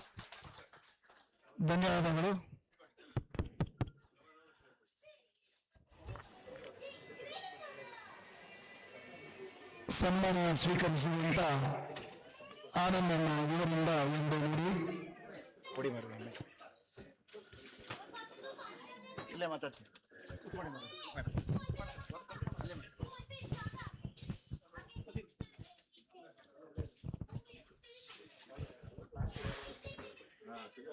ಆರಾಧ್ಯ ದೇವನಾದಂತಹ ಬ್ರಹ್ಮಲಿಂಗೇಶ್ವರನನ್ನ ಸ್ಮರಿಸುತ್ತಾ ವೇದಿಕೆಯಲ್ಲಿ ಉಪಸ್ಥಿತರಿದ್ದಂತಹ ಗಣ್ಯಾತಿ ಗಣ್ಯರು ಎಲ್ಲರಿಗೂ ಸ್ಥಿರವಾಗಿ ವಂದಿಸುತ್ತಾ ವೇದಿಕೆಯ ಮುಂಭಾಗದಲ್ಲಿದ್ದಂತಹ ಕಲಾಭಿಮಾನಿಗಳು, ಕಲಾವಿದನಿಗೆ ಕಲಾಭಿಮಾನಿಗಳು ಅಗತ್ಯ. ಯಾಕಂತ ಹೇಳಿದ್ರೆ ಕಲಾವಿದೊಬ್ಬ ವೇಷವನ್ನು ಮಾಡಿ ರಂಗವನ್ನು ಪ್ರವೇಶ ಮಾಡಿದಾಗ ಸಿಳ್ಳೆಯ ಚಪ್ಪಾಳೆಯ ಮೂಲಕ ಅವನನ್ನು ಹುರಿದುಂಬಿಸಿ ಎತ್ತರಕ್ಕೆ ಮುಟ್ಟಿಸುವ ಕಲಾಭಿಮಾನಿ ದೇವತೆಗಳಾದ ತಮ್ಮೆಲ್ಲರಿಗೂ ಸ್ಥಿರವಾಗಿ ನಮಸ್ಕರಿಸುತ್ತಾ, ಹಾಗೆ ಇಂದಿನ ವೇದಿಕೆಯಲ್ಲಿದ್ದಂತಹ ಬಹಳಷ್ಟು ಮಂದಿ ಗಣ್ಯರು, ಅದರಲ್ಲಿಯೂ ಹಿರಿಯವರಾದಂತಹ ಅನುಭವಿಗಳಾದಂತಹ ನಮ್ಮ ಪಲ್ಯರವರು ಇವತ್ತಿನ ವೇದಿಕೆಯಲ್ಲಿದ್ದಾರೆ. ನಿಜವಾಗ್ಲೂ ಅವರು ಎಲ್ಲಿಯೇ ಆಟಕ್ಕೆ ಬರಲಿ ಬಂದು ಇದರಲ್ಲಿ ಕುಳಿತಾಗ ಕಲಾವಿದರಾದಂತಹ ನಮಗೆ ರಂಗ ಪ್ರವೇಶ ಮಾಡುವಾಗಲೇ ಕಾಲು ನಡುಕ ಸುರಾಗ್ತದೆ. ಯಾಕಂತ ಹೇಳಿದ್ರೆ ಇವತ್ತು ಪಲ್ಯದವರು ಇದ್ದಾರೆ ಸಭೆಯಲ್ಲಿ, ಹಾಗಂತ ಅವ್ರು ಯಾರಿಗೇನು ಹೇಳುವುದಿಲ್ಲ. ನಾವು ತಪ್ಪಿದಲ್ಲಿ ಬಂದು ಹೀಗೆ ಹೋಗಬೇಕಿತ್ತು ಅಂತ ಒಂದು ನಮಗೆ ಉಪದೇಶವನ್ನು ಮಾಡಬಹುದಾದಂತ ಹಿರಿಯವರವರು ಇವತ್ತಿನ ನನ್ನ ಸನ್ಮಾನ ಕಾರ್ಯಕ್ಕೆ ಬಂದು ಅಧ್ಯಕ್ಷ ಸ್ಥಾನ ವಹಿಸಿಕೊಂಡ ಕಾರಣ ನನ್ನ ಇನ್ನೊಮ್ಮೆ ಧನ್ಯವಾದಗಳನ್ನ ಅವರಿಗೆ ನಾನು ಸಮರ್ಪಿಸುತ್ತೇನೆ. ಹಾಗೆ ಇವತ್ತಿನ ಸನ್ಮಾನಕ್ಕೆ ಕಾರಣೀಕರ್ತರಾದಂತಹ ಸತೀಶ್ ಶೆಟ್ರು ಹಾಗೂ ಅವರ ತಮ್ಮನಾದಂತಹ ಗಣೇಶ್ ಶೆಟ್ರು ಹಾಗೂ ಅವರ ಸಂಗಡಿಗರು ಇವತ್ತು ಮಾಡಿದಂತಹ ಈ ಸನ್ಮಾನ ನಿಜಕ್ಕೂ ಅತಿಯಾದಂತಹ ಸಂತೋಷವಾಗ್ತಾ ಇದೆ. ಯಾಕೆಂತ ಹೇಳಿದ್ರೆ ರಾಜ್ಯ ಪ್ರಶಸ್ತಿ ನನಗೆ ಬೆಂಗಳೂರು ಮಹಾನಗರದಲ್ಲಿ ಆದರೂ ಕೂಡ ಮುಂಬೈ ಮಹಾನಗರದಲ್ಲಿ ಇವತ್ತಿನ ಈ ಸನ್ಮಾನ ಅಂತ ಹೇಳುವುದು ರಾಜ್ಯ ಪ್ರಶಸ್ತಿ ಸಿಕ್ಕಿದಷ್ಟೇ ಸಂತೋಷವನ್ನು ನಾನು ಕೊಡ್ತಾ ಇದೆ. ಹಾಗೆ ಇದೇ ತಿಂಗಳಿನಲ್ಲಿ ಅಂದ್ರೆ ಆರಂಭದಲ್ಲಿ ಮೊನ್ನೆ 5ನೇ ತಾರೀಕಿನ ದಿವಸ ಅಲ್ಲಿಯೂ ಕೂಡ ನನ್ನ 50ರ ಸಂಭ್ರಮವಾಗಿ ಸನ್ಮಾನಿಸಿ ಅಂತ ಅನಿಲ್ ಶೆಟ್ರು ಕೂಡ ಇಂದಿನ ಸಭೆಯಲ್ಲಿದ್ದಾರೆ. ಅವರಿಗೂ ಕೂಡ ನನ್ನ ಧನ್ಯವಾದಗಳನ್ನ ಸಮರ್ಪಿಸುತ್ತಾ, ಹಾಗೆ ನನ್ನ ಸನ್ಮಾನದ ಕಾರ್ಯಕ್ರಮಕ್ಕಾಗಿ ಸಾಕಷ್ಟು ಶ್ರಮ ಪಟ್ಟವರಿದ್ದಾರೆ. ಅಂದರೆ ಸಲಕರಣೆಗಳನ್ನೆಲ್ಲ ಸಿದ್ಧ ಮಾಡೋದಕ್ಕೆ ನಮ್ಮ ಸೀತಾರಾಮ್ ಶೆಟ್ರು ಅವರಿಗೂ ಕೂಡ ನನ್ನ ಧನ್ಯವಾದಗಳನ್ನು ಸಮರ್ಪಿಸುತ್ತೇನೆ. ಹಾಗೆ ನಮ್ಮ ರತ್ನಾಕರ ಶೆಟ್ರು ಹೊಸೂರು ಅವರು ಕೂಡ ಕಲಾವಿದರ ಬಗ್ಗೆ ಬಹಳಷ್ಟು ಕಾಳಜಿ ವಹಿಸುವರು. ನಮ್ಮ ಮೇಳ ಮುಂಬೈಗೆ ಬಂತು ಅಂತ ಆದ್ರೆ ನಾವು ಹಿಂತಿರುಗಿ ಊರಿಗೆ ಹೋಗುವಲ್ಲಿಯವರೆಗೂ ನಮ್ಮ ಜೊತೆಯಲ್ಲೇ ಇದ್ದು ನಮಗೆ ಬೇಕಾದಂತ ಎಲ್ಲ ಅನುಕೂಲಗಳನ್ನು ಸಹಕರಿಸುವಂತಹ ರತ್ನಣ್ಣನಿಗೆ ಕೂಡ ನನ್ನ ಧನ್ಯವಾದಗಳನ್ನು ಸಮರ್ಪಿಸುತ್ತಾ, ಹಾಗೆ ಇವತ್ತಿನ ದಿವಸ ನನ್ನ ವಿಚಾರವಾಗಿ ನಿರೂಪಣೆ ಮಾಡಿದಂತಹ ನನ್ನ ಆತ್ಮರಿಗೂ ಕೂಡ ನನ್ನ ಧನ್ಯವಾದಗಳನ್ನು ಸಮರ್ಪಿಸುತ್ತಾ, ಹೇಳಲೇಬೇಕಾದಂತಹ ವಿಚಾರ ಅಂದ್ರೆ 50 ವರ್ಷಗಳ ಕಾಲ ನಿರಂತರವಾಗಿ ನಾನು ಒಂದೇ ಮೇಳದಲ್ಲಿ ಸೇವೆಯನ್ನು ಸಲ್ಲಿಸುವುದಕ್ಕೆ ಕಾರಣ ಇದು ದೈವಾನುಗ್ರಹ ಅಂತ ಹೇಳಿದ್ರೆ, ಬಿಡುವನೇ ಬ್ರಹ್ಮಲಿಂಗೇಶ್ವರ ಅಂತ ಹೇಳಿದ ಹಾಗೆ ಆ ಬ್ರಹ್ಮಲಿಂಗನ ಸಂಪೂರ್ಣ ಅನುಗ್ರಹ. ಆದ್ದರಿಂದ 50 ವರ್ಷಗಳ ಕಾಲ ಒಂದೇ ಮೇಳದಲ್ಲಿ ನಾನು ಕಾಲವನ್ನು ಕಳೆಯುವುದಕ್ಕೆ ಸಾಧ್ಯವಾಯಿತು. ಕೆಲವರು ಯೋಚಿಸಬಹುದು, ಇವರಿಗೆ ಬಹುಶಃ ಬೇರೆ ಮೇಳಕ್ಕೆ ಹೋಗುವುದಕ್ಕೆ ಅವಕಾಶ ಇರಲಿಲ್ವೋ ಏನಂತ. ಆ ಕಥೆ ಬಹಳಷ್ಟು ಉಂಟು, ಅದನ್ನು ನಾನು ಈಗ ಹೇಳುವುದಕ್ಕೆ ಸಮಯವಿಲ್ಲ. ಬ್ರಹ್ಮಲಿಂಗನಿಗೆ ನಾನು ಹಿತವಾಯಿತು ಏನೋ, ಆದ್ದರಿಂದ 50 ವರ್ಷಗಳ ಕಾಲ ಅವನ ಸೇವೆಯನ್ನು ಮಾಡಿಸಿಕೊಂಡಿದ್ದಾನೆ. ಇನ್ನು ನನ್ನಿಂದ ಸಾಧ್ಯವಾದರೆ ಅವನ ಅನುಗ್ರಹ ಎಲ್ಲಿಯವರೆಗೆ ಇರ್ತದೋ ಅವನ ಸೇವೆಯನ್ನೇ ಮಾಡ್ತೇನೆ, ಬಿಟ್ಟರೆ ಬೇರೆ ಮೇಳಗಳಿಗೆ ಖಂಡಿತವಾಗಿ ನಾನು ಹೋಗುವುದಿಲ್ಲ ಅಂತ ಹೇಳುವುದರ ಜೊತೆಯಲ್ಲಿ, ಬ್ರಹ್ಮಲಿಂಗನನ್ನ ಯಾರೇ ನಂಬಲಿ ಇದಕ್ಕೆ ಸಾಕಷ್ಟು ಸಾಕ್ಷ್ಯಗಳಿದೆ. ಬ್ರಹ್ಮಲಿಂಗನನ್ನು ಆರಾಧಿಸಿಕೊಂಡು ಬಂದವರು, ಮನಪೂರ್ವಕವಾಗಿ ಪೂಜಿಸಿದವರು ಬಹಳಷ್ಟು ಮಂದಿ ಬ್ರಹ್ಮಲಿಂಗನ ಭಕ್ತರಾಗಿಯೂ ಅವರಿಂದಲೇ ಎತ್ತರ ಮಟ್ಟಕ್ಕೆ ಬಂದಂತಹ ಭಕ್ತಾದಿಗಳಿಗೂ ಸಾಕಷ್ಟು ಮಂದಿ ಇರಬಹುದು. ಹಾಗೆಯೇ ಆರಾಧ್ಯ ದೇವನಾದಂತಹ ಬ್ರಹ್ಮಲಿಂಗೇಶ್ವರನನ್ನ ಯಾರು ಆರಾಧಿಸುತ್ತೀರೋ, ಯಾರು ಪೂಜಿಸುತ್ತೀರೋ, ಖಂಡಿತವಾಗಿ ನಿಮ್ಮೆಲ್ಲವರಿಗೂ ಅವನು ಮಾರ್ಗದರ್ಶಕನಾಗಿರ್ತಾನೆ ಅಂತ ಹೇಳೋದಕ್ಕೆ ನಾನು ಇಚ್ಛೆ ಪಡ್ತೇನೆ. ಅದಕ್ಕೆ ನಾನೇ ಸಾಕ್ಷಿ ಅನ್ನೋದಕ್ಕೆ ಈಗಾಗಲೇ ನಾನು ಹೇಳಿದ್ದೇನೆ. 50 ವರ್ಷಗಳ ಕಾಲ ಒಂದೇ ಮೇಳದಲ್ಲಿ ಸೇವೆಯನ್ನು ಸಲ್ಲಿಸಿದ್ದೇನೆ. ಈ ವರ್ಷದ ನನಗೆ ರಾಜ್ಯೋತ್ಸವ ಪ್ರಶಸ್ತಿ ಬರುವುದಕ್ಕೆ ನಿಜವಾಗಲೂ ನಾನು 50 ವರ್ಷ ಮಾಡಿದಂತಹ ಪುಣ್ಯದ ಫಲ, ಬ್ರಹ್ಮಲಿಂಗೇಶ್ವರ ಕೊಟ್ಟಂತಹ ಪ್ರಸಾದ ಅಂತ ನಾನು ಭಾವಿಸಿಕೊಳ್ತೇನೆ. ಹಾಗೆ ಇನ್ನೂ ಕೂಡ ಸಾಕಷ್ಟು ಮಂದಿ ಕಲಾವಿದರು ಇದ್ದಾರೆ, ಎತ್ತರಕ್ಕೆ ಬೆಳೆದವರು, ಈ ಪ್ರಶಸ್ತಿಯನ್ನು ಪಡೆಯುವಂತಹ ಅರ್ಹತೆ ಇದ್ದವರು.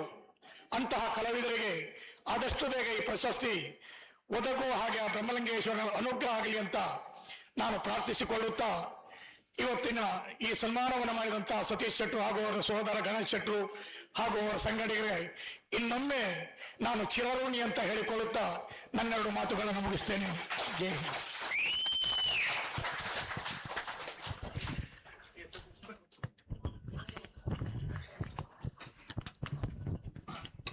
ಧನ್ಯವಾದಗಳು ಆನಂದಣ್ಣ. ಆ ಬ್ರಹ್ಮಲಿಂಗೇಶ್ವರದೇವರು ಇನ್ನಷ್ಟು ನಿಮಗೆ ಕಲಾಮಾತೆಯ ಸೇವೆ ಸಲ್ಲಿಸಲು ಶಕ್ತಿ ಸಾಮರ್ಥ್ಯವನ್ನು ನೀಡಲಿ ಅಂತ ಪ್ರಾರ್ಥಿಸುತ್ತಾ, ಹಾಗೆ ಕಾರ್ಯಕ್ರಮದ ಮುಂದಕ್ಕೆ ಹೋಗ್ತಿದ್ದೇವೆ. ಇವತ್ತು ಕಾರ್ಯಕ್ರಮದ ವ್ಯವಸ್ಥಾಪಕರು ಒಬ್ಬರಿಗೆ ಒಂದು ಪ್ರಶಸ್ತಿ ಕೊಡ್ಬೇಕಂತ ಹೇಳಿದ್ದಾರೆ. ಇಂಥ ಒಂದು ಕಾಳಿಂಗನವರ ವೇದಿಕೆಯಲ್ಲಿ ಯಕ್ಷಗಾನಕ್ಕಾಗಿ ಹಗಲಿಗಳು ದುಡಿಯುವವರು, ತುಂಬಾ ಮುತುವರ್ಜಿಯಿಂದ ದುಡಿಯುವಂತ ಆರೂರು ಶೀತರಾಮ್ ಶೆಟ್ಟಿ ದಯವಿಟ್ಟು ವೇದಿಕೆಗೆ ಆಗಮಿಸಬೇಕು. ಅವರಿಗೆ ಯಕ್ಷಕಲಾ ಸಂಘಟನಾ ಪ್ರಶಸ್ತಿಯನ್ನು ಕೊಡ್ತಾ ಇದ್ದೇವೆ. ಕುಟುಂಬ ಸಮಿತಿ ಅವರ ಕುಟುಂಬ ಸಹ ಇದೆ. ಶೀತರಾಮಣ್ಣ ಅವರು ಇಷ್ಟು ದಿವಸ 37 ವರ್ಷ ಡೊಂಬಿಲಿಯಲ್ಲಿದ್ದು ಸೋಲಾಪುರ ಮುಂಬೈಗೆ ಇನ್ನು ಉದ್ಯೋಗ ನಿಮಿತ್ತ ಹೋಗ್ತಿದ್ದಾರೆ. ಅದರ ಬದಲು ನಾವು ಇವತ್ತು ಒಂದು ಒಳ್ಳೆಯ ಸನ್ಮಾನ ಮಾಡಬೇಕಂತ ಎಲ್ಲರ ಕಲಾಭಿಮಾನಿಗಳು ಹಾಗೂ ಕಲಾ ಪ್ರೇಕ್ಷಕರ ಪರವಾಗಿ ಕೇಳ್ತಿದ್ದೇವೆ. ಕರೆ ಅವರು ಸೀತಾಮಣ್ಣ ಬಗ್ಗೆ ಹೇಳ್ಬೇಕಂದ್ರೆ, ಉಡುಪಿ ಜಿಲ್ಲೆಯ ಬೆಮ್ಮಾಳ್ ತಾಲೂಕಿನ ಆರೂರು ಎಂಬ ಚಿಕ್ಕ ಹಳ್ಳಿಯಲ್ಲಿ ನಾರಾಯಣ್ ಶೆಟ್ಟಿ ಮತ್ತು ಪ್ರೇಮ ಶೆಟ್ಟಿ ದಂಪತಿಗಳ 9 ಮಕ್ಕಳಲ್ಲಿ 4ನೇ ಮಗನಾಗಿ ತಾವು ಜನಿಸಿದವರು. ಹಾಗೆ ಯಕ್ಷಗಾನ ಕಲೆಯನ್ನು ಆಸ್ವಾದಿಸುವ, ಯಕ್ಷಗಾನಕ್ಕೆ ತುಂಬಾ ಬೆಲೆ ಕೊಡುವ ಪ್ರದೇಶ ಆರೂರಿನಲ್ಲಿ ಹುಟ್ಟಿದುದರಿಂದ ತಮಗೆ 4 ವರ್ಷ ಪ್ರಾಯದಲ್ಲಿ ಯಕ್ಷಗಾನದ ಹುಚ್ಚು ಹಿಡಿಯಿತು. ಹಾಗೆ ರಾತ್ರಿ ಆಟ ಕಂಡು ಹಗಲಿನಲ್ಲಿ ಅದೇ ರೀತಿ ಕುಣಿಯಲು ಪ್ರಾರಂಭಿಸಿರುವ ತಾವು ಕಡುಬಡತನಲ್ಲಿ ಹುಟ್ಟಿದರೂ ಸಹ ಮುಂಬೈಯಲ್ಲಿ ಉದ್ಯೋಗವನ್ನ ಅರಸಿ ಕ್ಯಾಂಟೀನಲ್ಲಿ ಕೆಲಸ ಮಾಡಿ ಇಲ್ಲಿ ಬಂದಿರುವಂತ ಎಲ್ಲ ಮೇಳದ ಕಲಾವಿದರಿಗೂ ಹಾಗೂ ಯಾರಾದರೂ ಯಕ್ಷಗಾನ ಆಡಿಸ್ತಾ ಇದ್ರೆ ಎಲ್ಲರಿಗೂ ಯಾವುದೇ ಒಂದು ಪ್ರಶಸ್ತಿ ಆಗಲಿ ಶಾಲ್ ಆಗಲಿ ಪ್ರತಿಯೊಂದು ತಂದುಕೊಡುವಂತ ನಿಮ್ಮ ಒಂದು ಹೃದಯವಂತಿಕೆ ಎಲ್ಲರೂ ಮೆಚ್ಚಲೇಬೇಕಾಗಿರುವುದು. ಹಾಗೆ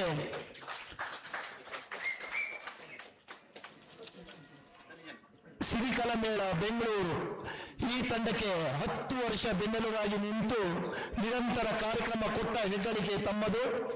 ಹಾಗೆ ಕಾರ್ಕಳ ರೇಂಜಾದ ಮಲ್ಲಿಕಾ ಶೆಟ್ಟಿಯನ್ನು ವರಿಸಿ ತಮಗೆ ಆದೀಶ್ ಎಂಬ ಸುಪುತ್ರನಿದ್ದಾನೆ.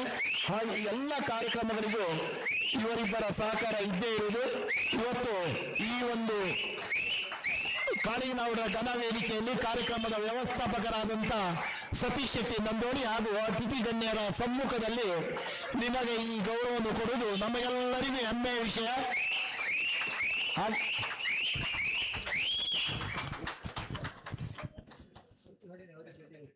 ಸಿಟಿ ಹೊಡೆಯಲು ಸಹ ಅವರು ಫೇಮಸ್ ಆಗಿದ್ದಾರೆ.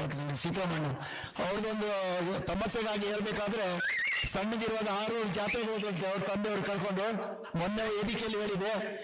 ತಂದೆಯವರು ಕೇಳಿದಂತೆ ಏನ್ ಬೇಕು ಮಗ ನಿನಗೆ ಅಂತ. ಏನು ಬೇಡ ನನಗೊಂದು ಪೀಪ್ರಿ ಕೊಡಿಸಿ ಸಿಟಿ ಅಂತ ಕುಂದಾಪುರ ಭಾಷೆಯಲ್ಲಿ. ಅದು ಅವ್ರು ಕೊಡಿಸಿದ್ದವರು ಆವತ್ತು ನುಂಗಿದವರು ಇವತ್ತು ಹೊಟ್ಟೆಯಲ್ಲಿ ಅದೇ ಹೋಗ್ತಾ ಇದ್ದಾರೆ. ಸಮಸ್ಯೆಗಾಗಿ ಹೇಳಿದ್ವಿ ಸಾರಿ. ಅಂತ ಒಂದು ಕಲಾ ಒಂದು ಪೋಷಕ ಅಂತ ಹೇಳ್ಬೋದು. ಯಾಕಂದ್ರೆ ಕಲೆಗೆ ಅಷ್ಟು ಬೆಲೆ ಕೊಡುವ ಸಿದ್ದರಾಮಣ್ಣ ಇದ್ದಾರೆ. ಸಿದ್ದರಾಮಣ್ಣ ಸನ್ಮಾನ ಸ್ವೀಕರಿಸುವಂತ ಸಿದ್ದರಾಮಣ್ಣ ಅವರಿಂದ 2 ಮಾತು.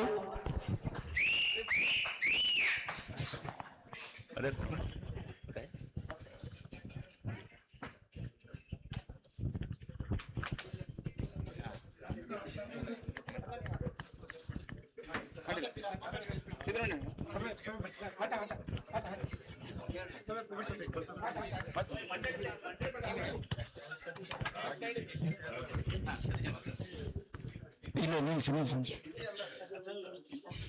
ಹಾಗೆ ಒಂದು ನಿಮಿಷ ಮೇಳದ ಎಲ್ಲ ಕಲಾವಿದರ ಪರವಾಗಿ ನಾವು ಮೇಳದ ಮ್ಯಾನೇಜರ್ ಇದ್ದಾರೆ ಪ್ರಭಾಕರ್ ಶೆಟ್ಟಿ ಮರಮಕ್ಕಿ ಹಾಗೂ ಮುಂಬೈ ಮಹಾಪೋಷಕರಾದ ರತ್ನಾಕರ್ ಶೆಟ್ಟಿ ಅವರು ಬಂದು ಒಂದು ಗೌರವವನ್ನು ಸ್ವೀಕರಿಸಬೇಕಂತ ಕೇಳಿಕೊಳ್ತಿದ್ದೆ.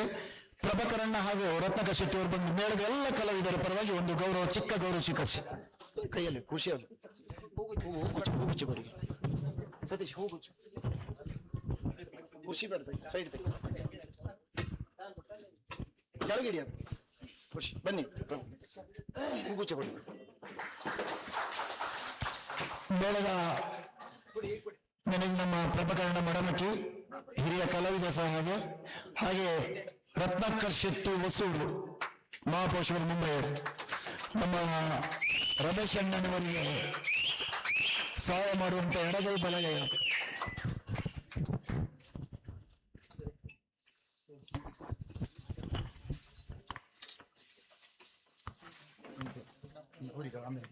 ಒಂದು ಗೆಸ್ಟ್ ಯಾರ ಹಾಗೆ ಇನ್ನೊಂದು ಸನ್ಮಾನ ಉಂಟು. ಅದ್ರ ಮೊದಲು ಒಬ್ರು ಗೆಸ್ಟ್ ನಮ್ಮ ಅತಿಥಿಯಾಗಿರುವಂತಹ ರತ್ನಗಣ್ಣ ಅವರಿಂದ 2 ಮಾತು.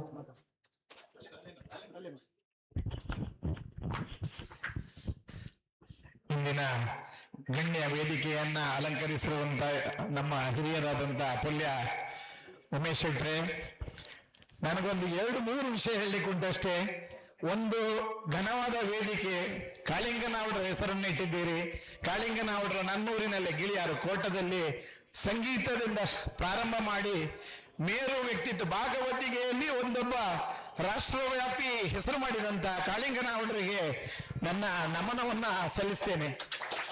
2ನೇದಾಗಿ ಡಾಕ್ಟರ್ ಶಿವರಾಮ್ ಕಾರಂತರು ನನ್ನೂರಿನವರೇ, ಕೋಟದವರು. ಇಡೀ ಬಡಗುತಿಟ್ಟಿಗಾಗ್ಲಿ ತೆಂಕುತಿಟ್ಟಿಗಾಗ್ಲಿ ಯಕ್ಷಗಾನಕ್ಕೆ ಒಂದು ತನ್ನ ಜೀವನವನ್ನೇ ಸಮರ್ಪಿಸಿದಂತ ಒಂದು ಜೀವ, ಹಿರಿಯ ಜೀವ ಶಿವರಾಮ್ ಕಾರಂತರವರಿಗೂ ಸಹ ನನ್ನ ನಮನವನ್ನ ಸಲ್ಲಿಸ್ತಾ, ಇನ್ನೊಂದು ಖುಷಿಯ ವಿಷಯ ಅಂತ ಹೇಳಿದ್ರೆ, ಯಾರಿಗೆ ಈಗ ನೀವು ಐರ್ಬೇಲ್ ಆನಂದ್ ಶೆಟ್ಟಿ ಅವರಿಗೆ ಸನ್ಮಾನ ಮಾಡಿದ್ರು, 39 ವರ್ಷಗಳ ಮೊದಲೇ ಮಾರ್ಣಕಟ್ಟೆ ಮೇಳವನ್ನ ಪ್ರಥಮವಾಗಿ ಬೊಂಬೈಗೆ ತರಿಸಿದ್ದು ನಾನು.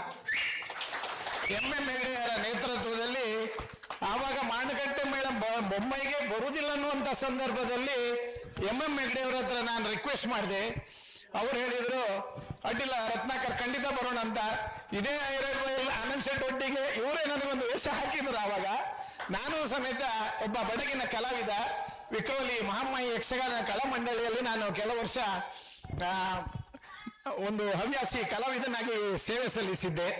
ಅದು ಒಂದು ಸಂತೋಷದ ವಿಷಯ. ಮಾರಣಕಟ್ಟೆ ಮೇಳವನ್ನ ಆ ಸಮಯದಲ್ಲಿ ಎಷ್ಟು ವರ್ಷದ ಮೊದಲು, 39 ವರ್ಷದ ಮೊದಲು, ಈಗ ಅದನ್ನು 30 ವರ್ಷದಿಂದ ನಮ್ಮ ಸಿವಿಲ್ ರಮೇಶ್ ಅವರು ಕಂಟಿನ್ಯೂ ಮಾಡ್ತಾ ಇದ್ದಾರೆ. ಅದು ಬಹಳಷ್ಟು ಖುಷಿಯ ವಿಷಯ. ಆವಾಗ ಒಂದು ಮೇಳ ಇತ್ತು, ಈಗ 3 ಮೇಳಗಳಿವೆ ಮಾರಣಕಟ್ಟೆಯಲ್ಲಿ. ಆ ಬ್ರಹ್ಮಲಿಂಗೇಶ್ವರನ ಅನುಗ್ರಹ ಇಲ್ಲದಿದ್ರೆ ಖಂಡಿತ ಇದೆಲ್ಲ ನಡೀಲಿಕ್ಕೆ ಸಾಧ್ಯವಿಲ್ಲ. ಎಲ್ಲ ಮಾರಣಕಟ್ಟೆ ಬ್ರಹ್ಮಲಿಂಗೇಶ್ವರ ಏನನ್ನು ಕೇಳ್ತಾರೋ ಅದನ್ನು ಅನುಗ್ರಹಿಸ್ತಾನೆ ಅನ್ನುವಂತ ನಂಬಿಕೆ ತುಳು ಕನ್ನಡಿಗರಲ್ಲಿದೆ. ಮತ್ತೊಂದು ವಿಶೇಷ ಅಂತ ಹೇಳಿದ್ರೆ ತುಳು ಕನ್ನಡಿಗರ ಒಕ್ಕೂಟ. ಇವತ್ತಿನ ಈ ಕಾರ್ಯಕ್ರಮವನ್ನ ರೂಪಿಸಿದವರು ತುಳು ಕನ್ನಡಿಗರ ಒಕ್ಕೂಟ. ಬಹಳಷ್ಟು ಸಂತೋಷವಾಗ್ತದೆ. ಎಲ್ಲ ನನ್ನ ಸ್ನೇಹಿತರು ಇರುವುದಿಲ್ಲ ಸ್ಟೇಜ್ ಅಲ್ಲಿ, ಒಂದು 30-35 ವರ್ಷದ ಸ್ನೇಹಿತರಲ್ಲಿ ಕೂತಿದ್ದಾರೆ. ನಮ್ಮ ಗುರುಸ್ವಾಮಿಯವರು ಕೂತಿದ್ದಾರೆ. ಬಹಳಷ್ಟು ಸಂತೋಷ. ಹಾಗೆ ಇಂತಹ ಕಾರ್ಯಕ್ರಮಗಳನ್ನು ನಡೆಸ್ತಿರುವವರು ನನ್ನ ಸ್ನೇಹಿತ ನಮ್ಮ ಹುಡುಗ ಅಂತ ಹೇಳಿದ್ರೆ ಹೇಳ್ಬೋದು, ಸತೀಶ್ ಶೆಟ್ಟಿ, ಗಣೇಶ್ ಶೆಟ್ಟಿ. ಖಂಡಿತವಾಗಿ ಅವರ ಸಂಘಟಕರಿಗೆ ಎಲ್ಲರಿಗೂ ನಾನು ಧನ್ಯವಾದವನ್ನು ಅರ್ಪಿಸ್ತೇನೆ. ಬಹಳಷ್ಟು ಸಂತೋಷವಾಗ್ತಿದೆ. ನಮ್ಮ ಹುಡುಗರು ಅಲ್ಲಿಂದ ನಂದ್ರೋಳಿ ಅಂದ್ರೆ ಮಾರಣಕಟ್ಟೆ ಒಳಗಡೆ ಹೋದ್ರೆ ಹತ್ರ, ಬಹಳಷ್ಟು ಹತ್ರ. ಆ ಪರಿಸರದ ಎಲ್ಲ ಹುಡುಗರು ಇವತ್ತು ಇಷ್ಟು ಮಟ್ಟಕ್ಕೆ ಬೆಳೆದಿದ್ದಾರೆ ಅಂತ ಹೇಳಲಿಕ್ಕೆ ನನಗೆ ಅತೀವ ಸಂತೋಷವಾಗ್ತಿದೆ. ಹಾಗೂ ತುಳು ಕನ್ನಡಿಗರನ್ನ ಒಟ್ಟುಗೂಡಿಸಿಕೊಂಡು ಹೋಗ್ತಾ ಇದ್ದಾರೆ ಅನ್ನೋದು ಇನ್ನಷ್ಟು ಸಂತೋಷವಾಗ್ತಿದೆ. ಎಲ್ಲ ತುಳು ಕನ್ನಡ ಬಾಂಧವರಿಗೂ ನನ್ನ ಧನ್ಯವಾದಗಳನ್ನು ಹೇಳ್ತಾ, ನೆರೆದಿರುವಂತಹ ಎಲ್ಲ ಯಕ್ಷ ಪ್ರೇಮಿಗಳಿಗೆ ನನ್ನ ವಂದನೆಗಳನ್ನು ಸಲ್ಲಿಸ್ತಾ, ಕೊಟ್ಟಂತ ಅವಕಾಶಕ್ಕಾಗಿ ಧನ್ಯವಾದಗಳು.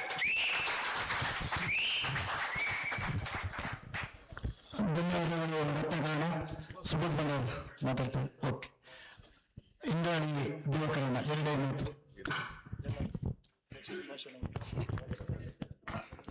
ಮಾರಣಕಟ್ಟೆ ಕ್ಷೇತ್ರದ ಆರಾಧ್ಯ ದೇವರಾದ ಬ್ರಹ್ಮಲಿಂಗೇಶ್ವರ ದೇವರನ್ನು ನೆನೆಸುತ್ತಾ ಇವತ್ತಿನ ಈ ಒಂದು ಯಕ್ಷಗಾನ ಕಾರ್ಯಕ್ರಮ, ಯಾಕಂದರೆ ಇಲ್ಲಿ ಅತಿಥಿಯವರನ್ನು ನನ್ನ ಮನಸ್ಸಿನಲ್ಲಿ ಉಮೇಶನ್ನ ಒಬ್ಬರೇ. ಯಾಕಂದರೆ ಬೇರೆ ಎಲ್ಲರನ್ನು ನನ್ನ ಎಲ್ಲ ವೇದಿಕೆಯಲ್ಲಿರುವವರು ಎಲ್ಲ ನನ್ನ ಆತ್ಮೀಯ ಗೌರವಾನ್ವಿತ ಸಹೋದರ ಸಮಾನರು. ಇವತ್ತು ಉಮೇಶನ್ನ ಅದು ಸ್ಥಾನದಿಂದ ಬಂದವರು, ಅವರಿಗೂ ನಾನು ವಿಶೇಷವಾಗಿ ಅಭಿನಂದನೆ ಸಲ್ಲಿಸ್ತೇನೆ. ಯಾಕಂದರೆ ಗಂಭೀರಿಯಲ್ಲಿ ಇಂಥ ಕಾರ್ಯಕ್ರಮಕ್ಕೆ ನೀವು ಬಂದದ್ದು ಅದು ನಮ್ಗೆಲ್ಲರಿಗೂ ಒಂದು ದೊಡ್ಡ ಗೌರವ ಉಮೇಶನ್ನ.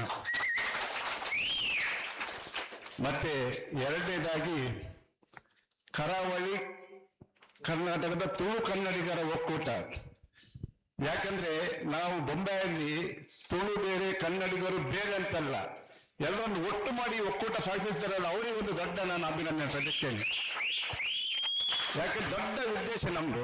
ನಾವು ಇಲ್ಲಿ ಯಾವಾಗಲೂ ಹೇಳ್ತೇವೆ, ನಾವು ನಮ್ಮ ಇಲ್ಲಿ ದೊಂಬಿಲಿಯಲ್ಲಿ ಎಲ್ಲ ತುಳು ಕನ್ನಡಿಗರು ತುಂಬಾ ಒಂದು ಒಳ್ಳೆಯ ಒಂದು ಸ್ನೇಹ ಸಂಬಂಧವಿಟ್ಟುಕೊಂಡು ಕೆಲಸ ಮಾಡ್ತಾ ಇದ್ದೇವೆ. ಹಾಗಾಗಿ ಇವತ್ತು ಸಹ, ಯಾಕಂದ್ರೆ ಪ್ರತಿ ವರ್ಷ ಒಂದು 4-5 ಆಟ ನೀವು ಮಾಡಿಸ್ತೀರಿ. ಹಟ್ಟಿ ಅಂಗಡಿ, ಮಾರಣಕಟ್ಟೆ, ಪೆರಡೂರು ಮೇಳ.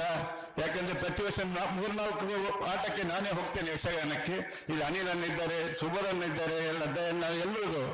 ಮತ್ತೆ ಇನ್ನೊಂದು ಇವತ್ತು ವಿಶೇಷವಾಗಿ ಸತೀಶನ್ನ ಮತ್ತೆ ಗಣೇಶನ್ನ ನಂದ್ರಳ್ಳಿ. ಸತೀಶನ್ನ ನಾನು ಕೆಲವು ವರ್ಷದಿಂದ ನೋಡ್ತಾ ಇದ್ದೇನೆ. ಯಕ್ಷಗಾನ ನಮ್ದು ಒಂದು ಶ್ರೇಷ್ಠ ಶ್ರೀಮಂತ ಕಲೆ. ಅದು ಉಳಿಬೇಕಾದ್ರೆ ಇಂಥವ್ರು ಇರಬೇಕು.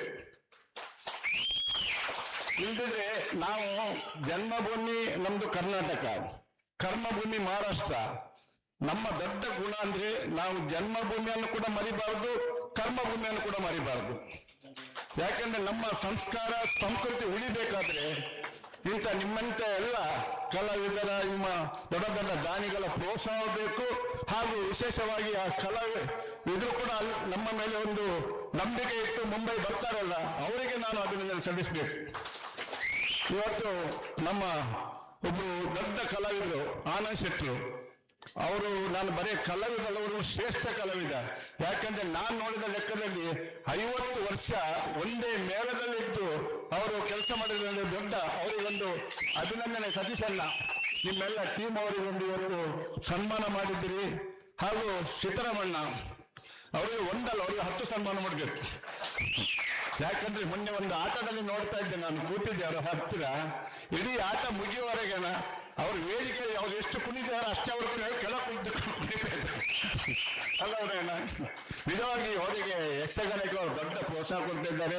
ಅವರಿಗೂ ನಾನು ಅಭಿನಂದನೆ. ಸತೀಶಣ್ಣ, ನಿಮ್ಮೆಲ್ಲ ಟೀಮ್ಗೆ ಅವರು ಮತ್ತೆ ಏನಿದ್ರು ಕೂಡ ವಿಶೇಷವಾಗಿ ನೀವು ಅಭಿನಂದನೆ ಸಲ್ಲಿಸಬೇಕಾದ್ರು. ನೀವು ಕಲಾವಿದ ಪ್ರೇಕ್ಷಕರು, ನೀವು ಇಲ್ಲದೆ ಯಾವುದೇ ಒಂದು ಕಾರ್ಯಕ್ರಮ ಅದು ಒಳ್ಳೆದಾಗಲಿಕ್ಕೆ ಸಾಧ್ಯವಿಲ್ಲ. ನಿಮ್ಮೆಲ್ಲರ ದೊಡ್ಡ ರೀತಿಯ, ನಾನು ಎಲ್ಲರಿಗೂ ಹೇಳೋದುಂಟು, ದುಂಬಿಲಿ ಅಂದ್ರೆ ಅದು ಇದು ಕರ್ನಾಟಕದ ತುಳುನಾಡು ಅಂತ. ಅದು ದುಂಬಿಲಿ ಇರಲಿ, ಕಲ್ಯಾಣ ಇರಲಿ. ಯಾಕಂದ್ರೆ ಉದಯಣ್ಣ, ನೀವು ಒಂದು ಒಕ್ಕೂಟ ಪ್ರಾರಂಭ ಮಾಡಿದ್ರಿ, ನಾನು ಕೇಳ್ತಾ ಇದ್ದೆ. ಆದ್ರೆ ಆ ಒಕ್ಕೂಟದ ಮುಖಾಂತರ ಒಂದು 4-5 ಕಾರ್ಯಕ್ರಮ ನಾನು ನೋಡಿದೆ. ನಿಮ್ಮೆಲ್ಲ ಒಕ್ಕೂಟದ ಎಲ್ಲ ಸಮಿತಿಯವರಿಗೆ ನನ್ನನ್ನು ಸಹ ಅದರಲ್ಲಿ ಒಂದು ಒಕ್ಕೂಟದಲ್ಲಿ ಮೆಂಬರ್ ಆಗಿ ತಗೊಳ್ಳಿ ನೀವು. ನಾನು ಸಹ ನಾವು ಬರ್ತೀನಿ ನಿಮ್ಮ ಒಟ್ಟಿಗೆ. ಯಾಕಂದ್ರೆ ನಮ್ಮ ಉದ್ದೇಶ ಇಷ್ಟೇ, ನಮ್ಮ ತುಳುನಾಡಿನ ನಮ್ಮ ಅದು ಕನ್ನಡವಿರಲಿ ತುಳು ಇರಲಿ ಆ ಸಂಸ್ಕೃತಿಯನ್ನು ನಾವು ಇಲ್ಲಿ ಬೆಳೆಸಲಿಕ್ಕೆ ನಾವು ಪ್ರಯತ್ನ ಪಡಬೇಕು. ಅದರ ಒಟ್ಟಿಗೆ ನಾವು ಜೊತೆಯಲ್ಲಿ ನಮ್ಮ ಕಲಾವಿದರಿಗೆ ಪ್ರೋತ್ಸಾಹ ಕೊಡಬೇಕು. ಇಲ್ಲಿ ನಾವು ನಮ್ಮಷ್ಟಾಗಿದ್ರೆ ಇಷ್ಟು ಜನ ಒಟ್ಟಾಗುದು ನಾವು ಯಾವಾಗ ಹೋದಲ್ವಾ ಅನಿಲಣ್ಣ? ನಾವು ಒಟ್ಟಾಗಬೇಕಾದ್ರೆ ಇಂಥ ಒಂದು ಕಾರ್ಯಕ್ರಮ ಮಾಡ್ತಾ ಇರಬೇಕು. ಆವಾಗ ಗೊತ್ತಾಗ್ತದೆ ನಮ್ಮ ಒಂದು ಸಂಬಂಧ ಸ್ನೇಹ ಹೇಗಿರ್ತದೆ ಅಂತ. ಈಗ ರತ್ನಾಕರನ್ನು ಹೇಳಿದ್ರು, ನಾವೆಲ್ಲ 30-35 ವರ್ಷದ ಅವರು ಇವತ್ತು ಸಿಗುದಿಲ್ಲ, ಈಗ ಬಾರಿ ಅಪರೂಪದಲ್ಲಿ ಬಂದದ್ದು ಇವತ್ತು. ಹಾಗಾಗಿ ನಿಮ್ಗೆಲ್ಲರಿಗೂ ಮಗದೊಮ್ಮೆ ಅಭಿನಂದನೆ ಸಲ್ಲಿಸುತ್ತಾ, ಊರಿನ ಎಲ್ಲ ಕಲಾವಿದರಿಗೆ ನಾನು ಅಭಿನಂದನೆ ಸಲ್ಲಿಸುತ್ತಾ, ದುಂಬಿಲಿ ಪರಿಸರದ ಎಲ್ಲ ಕಲಾಭಿಮಾನಿ ಪ್ರೇಕ್ಷರಿಗೆ ಅಭಿನಂದನೆ ಸಲ್ಲಿಸುತ್ತಾ, ವಿಶೇಷವಾಗಿ ಸತೀಶಣ್ಣ ನಂದ್ರೊಳ್ಳಿ ಮೊನ್ನೆ ನನಗೆ 2-3 ಸಲ ಫೋನ್ ಮಾಡಿದ್ರು. ಮತ್ತೆ ಗಣೇಶಣ್ಣ, ಇಬ್ಬರಿಗೂ ನಾನು ಇಂಥ ಕಾರ್ಯಕ್ರಮ ಮಾಡ್ತಾ ಇದ್ದೀನಿ ಸತೀಶಣ್ಣ, ನಾವೆಲ್ಲ ನಿಮ್ಮೊಟ್ಟಿಗೆ ಯಾವಾಗಲೂ ಇದ್ದು ಅಂತ ಹೇಳ್ತಾ ನನ್ನ 2 ಮಾತು ಮುಗಿಸಿದೆ.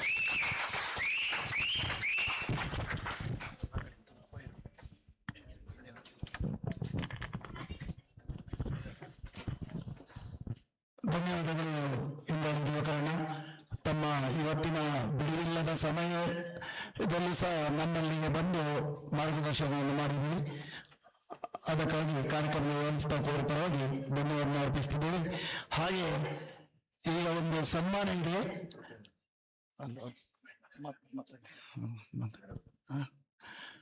ಸನ್ಮಾನ ಆಕ್ಚುಲಿ ಮಾಡಿದವರಿಗೆ ಗೊತ್ತಿಲ್ಲ, ಅವರು ಸನ್ಮಾನವನ್ನು ಯಾವತ್ತೂ ಬೇಡ ಅನ್ನೋರು. ಶಬರಿ ಅಯ್ಯಪ್ಪ ಭಜನಾ ಮಂಡಳಿಯ ವತಿಯಿಂದ ಹಾಗೂ ಮುಂಬೈ ಕರಾವಳಿ ತುಳು ಕನ್ನಡಿಗರ ಒಕ್ಕೂಟದಿಂದ ಕಾಳಿಂಗನೌಡ ಅಭಿಮಾನಿ ಬಳಗದಿಂದ ಸನ್ಮಾನವನ್ನು ಮಾಡ್ತಾ ಇದ್ದೇವೆ. ಕಾರ್ಯಕ್ರಮ ನಿಮ್ಗೆಲ್ಲವೂ ಗೊತ್ತಿದೆ. ಎಷ್ಟೊಂದು ಯಕ್ಷಗಾನದ ಒಂದು ಸಂಘಟಕ 2-3 ಸ್ವತಃ ಕಾರ್ಯಕ್ರಮವನ್ನು ಮಾಡಿದ್ದಾರೆ. ಸತೀಶ್ ಶೆಟ್ಟಿ ನಂದೋಳಿ ಅವರು ದಂಪತಿ ಸಮೇತರಾಗಿ ಬರಬೇಕು. ಅವ್ರು ಬೇಡ ಅಂತ ಹೇಳಿದ್ರು. ಈ ಒಂದು ಅವರಿಗೆ ಯಕ್ಷ ಸಾರಥಿ ಅಂತ ಒಂದು ಬಿರುದನ್ನ ಕೊಡ್ತಾ ಇದ್ದೇವೆ ಕುಟುಂಬದವರು. ಹಾಗೆ ಮಾಲತ್ಯಕ್ಕ ಮತ್ತು ಮಗಳು ಬನ್ನಿ, ಅವರ ಸೋದರಿ ಬನ್ನಿ. ಗಣೇಶ್ ನಿಂತ್ಕೊಳ್ಳಿ, ಕೂತ್ಕೊಳ್ಳಿ, ಬನ್ನಿ ನಿಂತ್ಕೊಳ್ಳಿ. ಮಾಲತ್ಯಕ್ಕ ಇದ್ದಾರೆ, ಹಾಗೆ ಮಗಳಿದ್ದಾರೆ, ಬನ್ನಿ.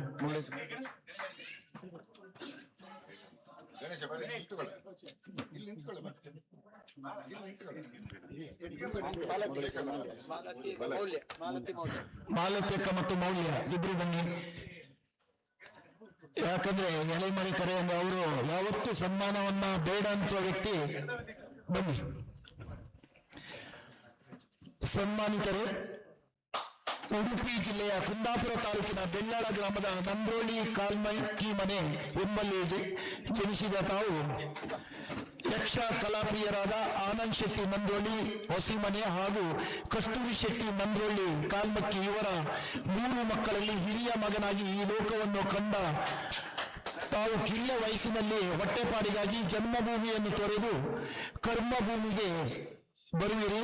ಹೋಟೆಲ್ ಒಂದರಲ್ಲಿ ದುಡಿತಾ ರಾತ್ರಿ ಶಾಲೆಯಲ್ಲಿ ವಿದ್ಯಾಭ್ಯಾಸ ಮುಂದುವರಿಸಿರುವಿರಿ. ಹೋಟೆಲ್ನಲ್ಲಿ ಕೆಲಸ ಮಾಡುವಾಗ ಹೋಟೆಲ್ ಮ್ಯಾನೇಜ್ಮೆಂಟ್ ಮರ್ಮ ಅರಿಯುತ್ತಾ ಬಹು ಬೇಗನೆ ತಾನು ಒಬ್ಬ ಉದ್ಯಮಿಯಾಗಬೇಕೆಂಬ ಕನಸನ್ನು ನನಸು ಮಾಡುವಿರಿ. ಕೃಷಿ ಕುಟುಂಬದಲ್ಲಿ ಹುಟ್ಟಿ ಬೆಳೆದರೂ ತಾವು ಸಂಬಂಧಿನಲ್ಲಿ ಕರ್ನಾಟಕ ಕರಾವಳಿಯ ಶ್ರೇಷ್ಠ ಶ್ರೀಮಂತ ಕಲೆಯಾದ ಯಕ್ಷಗಾನ ಕಲೆಗೆ ಮಾರುವುದವರು. ತಾವು ಹೋಟೆಲ್ ಉದ್ಯಮದಲ್ಲಿ ಯಶಸ್ವಿಯನ್ನು ಕಾಣುತ್ತಾ ತಮ್ಮವರನ್ನು ಬೆಳೆಸುತ್ತಾ ಇಂದು ಮುಂಬೈ ಮಾಯಾನಗರದಲ್ಲಿ ಒಬ್ಬ ಯಶಸ್ವಿ ಉದ್ಯಮಿಯಾಗಿ ಹೊರಹೊಮ್ಮಿದ್ದೀರಿ. ತಾವೊಬ್ಬರು ಅಪ್ಪಟ ಕಲಾಪ್ರೇಮಿಯಾಗಿ ಯಕ್ಷಗಾನ ಕಲಾವಿದರ ಸಂಕಟದಲ್ಲಿ ಸದಾ ಪಾಲುದಾರರಾಗಿ ಕಲಾವಿದರ ಕಣ್ಣೀರನ್ನು ಒರೆಸಿ ಸದಾ ಕಲಾವಿದರ ಪಾಲಿಗೆ ಕಾಮಧೇನು ಎಂದೇ ಪ್ರಸಿದ್ಧಿ ಪಡೆದಿರುವುದು. ಕಷ್ಟದಲ್ಲಿ ಇದ್ದವರಿಗೆ ತಮ್ಮಿಂದ ಸಾಧ್ಯವಾದಷ್ಟು ಸಹಾಯ ಮಾಡಿ ಉತ್ತಮ ಸಮಾಜ ಸೇವಕ ಎಂಬ ಹೆಗ್ಗಳಿಕೆಗೆ ಪಾತ್ರರಾಗುವುದು.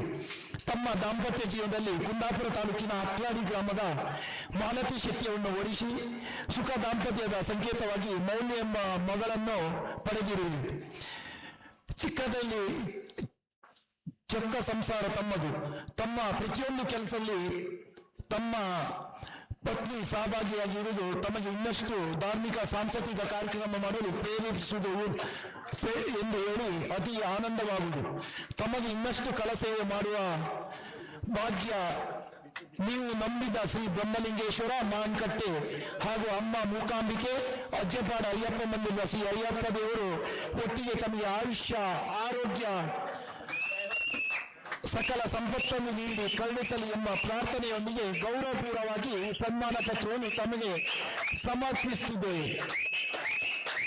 ಜೋರಾದ ಚಪ್ಪಲೆಯೊಂದಿಗೆ ಇಂಥ ಒಂದು ದೊಡ್ಡ ಕಲಾ ಸಂಘಟವನ್ನ ಗೌರವಿಸುತ್ತಿದ್ದೇವೆ. ತಮ್ಮೆಲ್ಲರ ಪ್ರೋತ್ಸಾಹ ಅವರಿಗೆ ನೀಡಬೇಕೆಂತ ಕೇಳ್ಕೊತಾ ಇದೆ.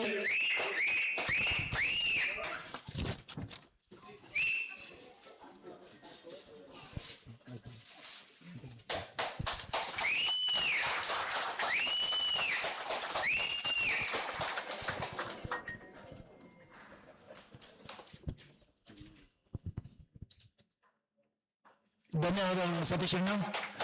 ಸತೀಶ್ ಶೆಟ್ಟಿ ನಂದೋಳಿ ಮಾತಾಡ್ತೀರಾ? ಮಾತಾಡುದಿಲ್ಲ ಅಂತ ಒಂದು ಮಾತಾಡಿ, ಹೇಳಿ ಮಾತಾಡಿ.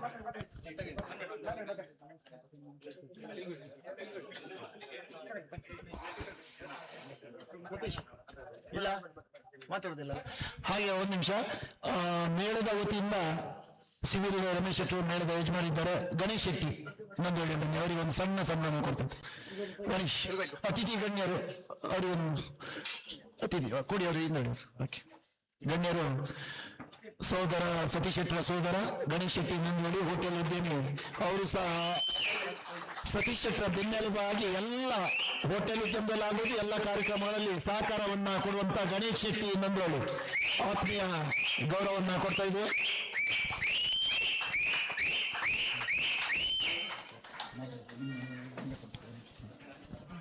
ಹಾಗೆ ಕಾರ್ಯಕ್ರಮ ಯಕ್ಷಗಾನ ಬಂದವರಿಗೆ ಸಹ ಇದಾಗಬಾರ್ದು. ಕೇವಲ ಸಂಘ ಸಂಸ್ಥೆಯ ಮುಖ್ಯಸ್ಥರನ್ನ ಮಾತ್ರ ಕರಿತಾ ಇದ್ದೀವಿ. ಪ್ರತಿಯೊಬ್ಬರಿಗೂ ಗೌರವ ಇದೆ. ಜಗದಮ್ಮ ಮಂದಿರದ ಕಾರ್ಯದರ್ಶಿ ಯಾರಾದರೂ ಅಧ್ಯಕ್ಷ ಜಗದಮ್ಮ ಮಂದಿರದವರು ವಿಜಯಣ್ಣ ಬಂದು ಜಗದಮ್ಮ ಮಂದಿರದವರು ಒಂದು ಗೌರವವನ್ನು ಸ್ವೀಕರಿಸಬೇಕು. ಹಾಗೆ ಶಬರಿ ಅಯ್ಯಪ್ಪ ಸಮಿತಿಯಿಂದ ದಿನೇಶ್ ಮಗುವೀರ ಬನ್ನಿ. ಹಾಗೆ ಮೂಕಾಂಬಿಕಾ ಮಂದಿರ ಕರ್ಣಕರ್ ಶೆಟ್ಟಿ ಇದ್ದಾರೆ, ಬಾರಿ ಸಿಟಿ ಓದ್ತಾ ಇದ್ದಾರೆ. ಕರ್ನಾಟಕ ಬಂದಿದ್ದು ಬಾರಿ ಉಲ್ಲಾಸನಗರದಿಂದ ಬಂದಂತ ಕರ್ಣಕರ್ ಶೆಟ್ಟಿ ಮೂಕಾಂಬಿಕಾ ಮಂದಿರದ ಮಾಜಿ ಅಧ್ಯಕ್ಷರು.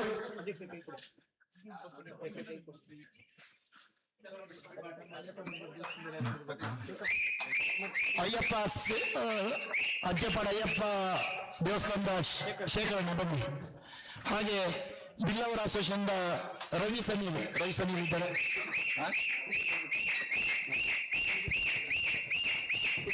ತಿಂಪ್ಲೇಶ್ವರದ ಸಂಜೀವ್ ಪೂಜಾರ್ ಅವರು ಸಹ ಬಂದ ಒಂದು ಸಂಜಾನ ಬನ್ನಿ. ಮೊಗವೀರ ಮಹಾಜನ ಸಂಸ್ಥೆ ಬಗ್ಗೋಡಿ ರಾಜು ಮೊಗರು ಬಂದು ಒಂದು ಗೌರವವನ್ನು ಸ್ವೀಕರಿಸಬೇಕು. ಬಿಲ್ಲವರ ಅಸೋಸಿಯೇಷನ್ ಇಂದ ಬನ್ನಿ, ಅವರು ರವಿ ಸನೀಲ್ ಸಂಜು ಪೂಜಾರ್ ಬನ್ನಿ.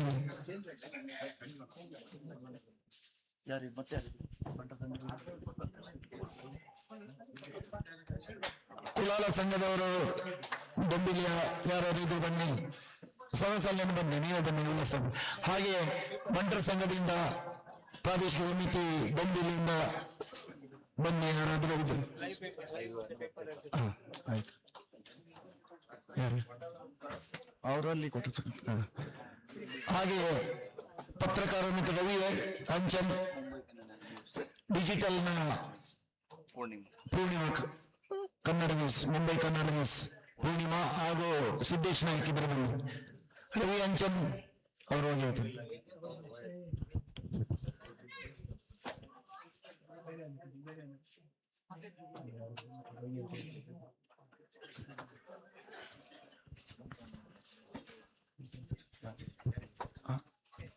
ಹಾಗೆ ಸತೀಶ್ ಶೆಟ್ಟಿ ಅವರಿಗೆ ಸಹಕಾರ ಕೊಟ್ಟಂತ ಅವರ ಮಿತ್ರವನ್ನು ಎಲ್ಲರೂ ಒಟ್ಟಿಗೆ ಒಂದು ಬನ್ನಿ ಎಲ್ಲರೂ. ಹಾಗೆ ದೀಕ್ಷಿತ್, ಶಂಕರಣ್ಣ, ರಘು ಎಲ್ಲರೂ ಬನ್ನಿ. ಹಾಗೆ ರಘು, ಭಾಸ್ಕರ್ ಮತ್ತೆ ಬನ್ನಿ, ಎಲ್ಲ ಒಂದೇ ಸಲ ನಿಂತ್ಕೊಳ್ಳಿ, ಎಲ್ಲರಿಗೂ ನೋಡಿ ದೇವರಾಜಣ್ಣ, ರಘು ಶೆಟ್ಟಿ, ಜಯರಾಜ್, ಎಲ್ಲ ಸತೀಶ್ ಶೆಟ್ಟರ ಮಿತ್ರವನ್ನು ಒಂದೇ ಸಲ ಬೇಗ ಬನ್ನಿ ಪ್ಲೀಸ್. ಜಯರಾಜ್, ರಘು, ದೇವರಾಜಣ್ಣ, ಶಂಕರಣ್ಣ, ದೀಕ್ಷಿತ್, ಸುರೇಂದ್ರಣ್ಣ, ಭಾಸ್ಕರ್ ಶೆಟ್ಟಿ, ಸಾಧನ, ಆಮೇಲೆ ಜಯರಾಮ್ ವಕೇರಿ, ಜಯರಾಜಣ್ಣ ಬನ್ನಿ ಎಲ್ಲ ಒಟ್ಟಿಗೆ ಒಂದೇ ಸಲ ನಿಂತ್ಕೊಂಡು ಒಂದು ಫೋಟೋ ಸೆಷನ್ ನಿಂತ್ಕೊಂಡು ಬನ್ನಿ ಎಲ್ಲ ಬೇಗ ಬನ್ನಿ. ಅಂಬರ್ ಹೋಟೆಲ್ ಮಂಜುನಾಥ್ ಹೆಗಡೆಯವರು ಬನ್ನಿ. ಮಂಜುನಾಥ್ ಅಣ್ಣ ನಮ್ಮ ಅಂಬರ್ ಹೋಟೆಲ್ ಇದ್ರಿ ಒಟ್ಟಿಗೆ ಬನ್ನಿ. ಒಂದು ಎಲ್ಲರಿಗೂ ಮಂಜುನಾಥ್ ಅಣ್ಣ, ಮಂಜುನಾಥ್ ಹೆಗಡೆಯವರು ಎಲ್ಲ ಬನ್ನಿ. ದಿನೇಶ್, ಈಗ ಹೋಟೆಲ್ನ ದಿನೇಶ್, ರತ್ನಕರ್ಣ ವಾಶಿ ದಯವಿಟ್ಟು ಬನ್ನಿ. ಎಲ್ಲರಿಗೂ ಒಂದು ಹೂಗುಚ್ಚ ಕೊಡಿ, ಹೋಗಿ ಅತಿಥಿಗಳ ಹತ್ರ ಕೊಡಿ. ಎಲ್ಲ ಶಾಲ್ಬಡಿ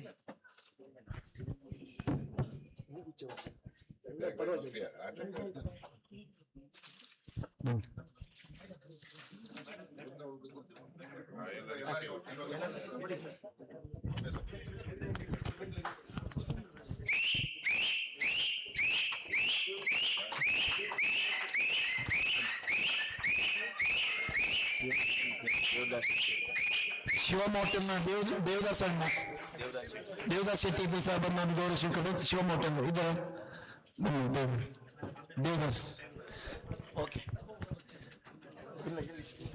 ಶಿವಮ್ ಹೋಟೆಲ್ ದೇವದಾಸ್ ಶೆಟ್ಟಿ ಬನ್ನಿ.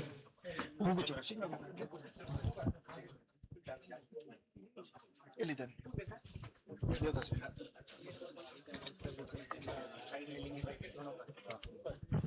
ಶಿವಮ್ ಹೋಟೆಲ್ ದೇವದಾಸ್ ಶೆಟ್ಟಿ ಅವರಿದ್ದಾರೆ. ಒಂದು ಪ್ರಕಟಣೆ ಇದೆ. MH05EA6714 MH05EJ1810 ಗಾಡಿ ರಸ್ತೆಯಲ್ಲಿದೆ ಅಂತ ದಯವಿಟ್ಟು ತೆಗಿಬೇಕಂತ ಹೇಳ್ತಾ ಇದ್ದಾರೆ. ಹಾಗೆ ಮುಂದಿನ ಕಾರ್ಯಕ್ರಮ ಅಧ್ಯಕ್ಷರಾಗಿ ಬಂದಿರು ಅಧ್ಯಕ್ಷರ ಭಾಷಣ ಪಲ್ಯ ಉಮೇಶ್ ಅಣ್ಣ ಇದ್ದಾರೆ. ದಯವಿಟ್ಟು ಅಧ್ಯಕ್ಷರ ಭಾಷಣವನ್ನು ಮಾಡ್ತೀವಿ. ಅಲ್ಲೇ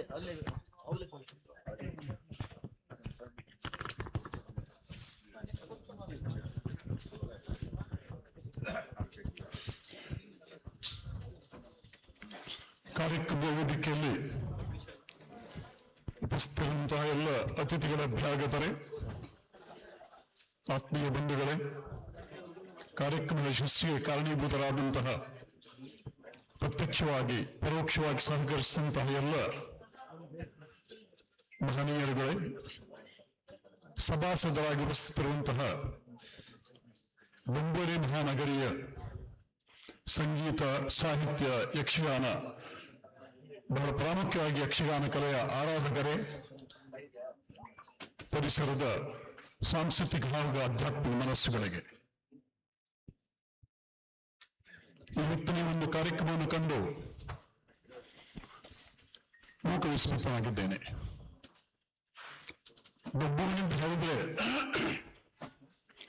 ನಮ್ಮೆಲ್ಲರ ಅವಧಾನಿಗೆ ಬಂದಿದೆಯೋ ಇಲ್ಲವೋ, ಇಂದ್ರಪ್ರಸ್ಥದ ನಂತರ ಅಂದ್ರೆ ಈ ಹೊತ್ತಿನ ನವದೆಹಲಿಯ ನಂತರದಲ್ಲಿ ಅತಿ ಹೆಚ್ಚು ಅಕ್ಷರಸ್ಥರಿರುವಂತಹ ಪರ್ಸೆಂಟೇಜ್ ವೈಸ್ ಇರುವಂತಹ ನಗರ ಅಂತ ಹೇಳಿದ್ರೆ ಡೊಂಬಿವಲಿ.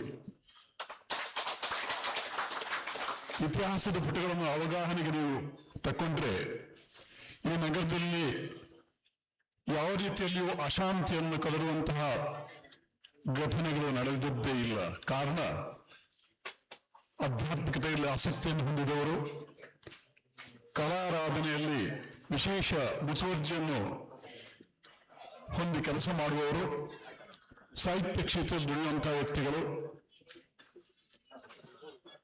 ಇರುವಂತಹ ಒಂದು ನಗರ. ಈ ನಗರದಲ್ಲಿ ಸೋತವರಿಲ್ಲ, ಈ ನಗರದಲ್ಲಿ ಇದು ಗೆದ್ದವರ ನಗರ. ಇದನ್ನ ನಾನು ಬಹಳ ಸ್ಪಷ್ಟವಾಗಿ ಹೇಳಬೇಕಾಗ್ತದೆ. ನನ್ನ ಅಕ್ಕನ ಗಂಡ ಶಂಕರನ್ ಶೆಟ್ಟಿಯವರು ಈ ನಗರದಲ್ಲಿ 65 ವರ್ಷಗಳ ಕಾಲ ಬಾಳಿ ಬದುಕಿ ಧನ್ಯತೆಯಿಂದ ಬಾಳನ್ನು ಮುಂದುವರಿಸಿದವರು. ಈ ಹೊತ್ತು ಅಧ್ಯಕ್ಷದಲ್ಲಿರುವಂತಹ ಕನ್ನಡ ಸಂಘವನ್ನ ಅದಕ್ಕೆ ಭದ್ರವಾದ ನೆಲೆಯನ್ನು ಕಂಡು ಅಸ್ಥಿಭಾರವನ್ನು ಹಾಕಿದವರು ನನ್ನ ಭಾವ ಶಂಕರ್ ಶೆಟ್ಟಿ ಅವರು. ಅವರನ್ನು ನಾನು ಒಂದ್ಸಲ ಕೇಳಿದ್ರೆ, ಈ ಡೊಮ್ಮೋಲಿನನ್ನು ಬಿಟ್ಟು ಮುಂಬೈಗೆ ಯಾಕೆ ಬರಬಾರ್ದು ಅಂತ ಹೇಳಿದ್ರೆ, ಅಲ್ಲಿರುವಂತಹ ಜನಸೋಮ, ಅದರಲ್ಲಿ ಅವರ ಹೃದಯದಲ್ಲಿ ಭದ್ರವಾದಂತಹ ಒಂದು ಮುದ್ರೆಯನ್ನು ಒತ್ತಿದ್ದೇನೆ ನಾನು. ಆ ಒಂದು ಪರಸ್ಪರ ಬಾಂಧವ್ಯತೆಯನ್ನು ಬಿಟ್ಟು ನನಗೆ ಈ ನಗರವನ್ನು ಬಿಟ್ಟು ಬರಲಿಕ್ಕೆ ಆಗುವುದಿಲ್ಲ ಅಂತ ಹೇಳಿ ಡೊಂಬಲಿಯ ಮಹಾಜನತೆಯನ್ನ ಪ್ರಾಂಜಲ ಅಂತ ನಮಿಸ್ತಾ ಇದ್ದೇನೆ. ನಾವು ಈ ಹೊತ್ತು ಯಕ್ಷಗಾನ ಕಾರ್ಯಕ್ರಮವನ್ನು ಹಮ್ಮಿಕೊಂಡು ಯಕ್ಷಗಾನದ ಒಬ್ಬ ಶ್ರೇಷ್ಠ ಕಲಾವಿದ, ಪರಂಪರೆಯ ಆರಾಧಕ, ಯಾವ ಮಾಡಿದಂತಹ ಕಥಾನಾಯಕನಾಗಲಿ ಖಳನಾಯಕನಾಗಲಿ ಮಾಡಿದಂತಹ ಯಾವ ಪಾತ್ರಗಳಿಗೂ ನ್ಯಾಯವನ್ನು ಒದಗಿಸಿ ಜನಮಾನಸದಲ್ಲಿ ಜನಪ್ರಿಯತೆ ಅಚ್ಚಳಿಯದ ಮುದ್ರೆಯನ್ನು ಒತ್ತಿದಂತಹ ಒಬ್ಬ ಶ್ರೇಷ್ಠ ಕಲಾವಿದ ಐರಬೇಲ್ ಆನಂದ ಶೆಟ್ಟಿ ಅವರನ್ನ ಮುಂಬೈ ಕರಾವಳಿ ತುಳು ಕನ್ನಡಿಗ ಒಕ್ಕೂಟ ಪ್ರಾಂಜಲ ಅಂತಃಕರಣದಿಂದ ಬಹಳ ಅದ್ದೂರಿಯಾಗಿ ಗೌರವಿಸಿದೆ.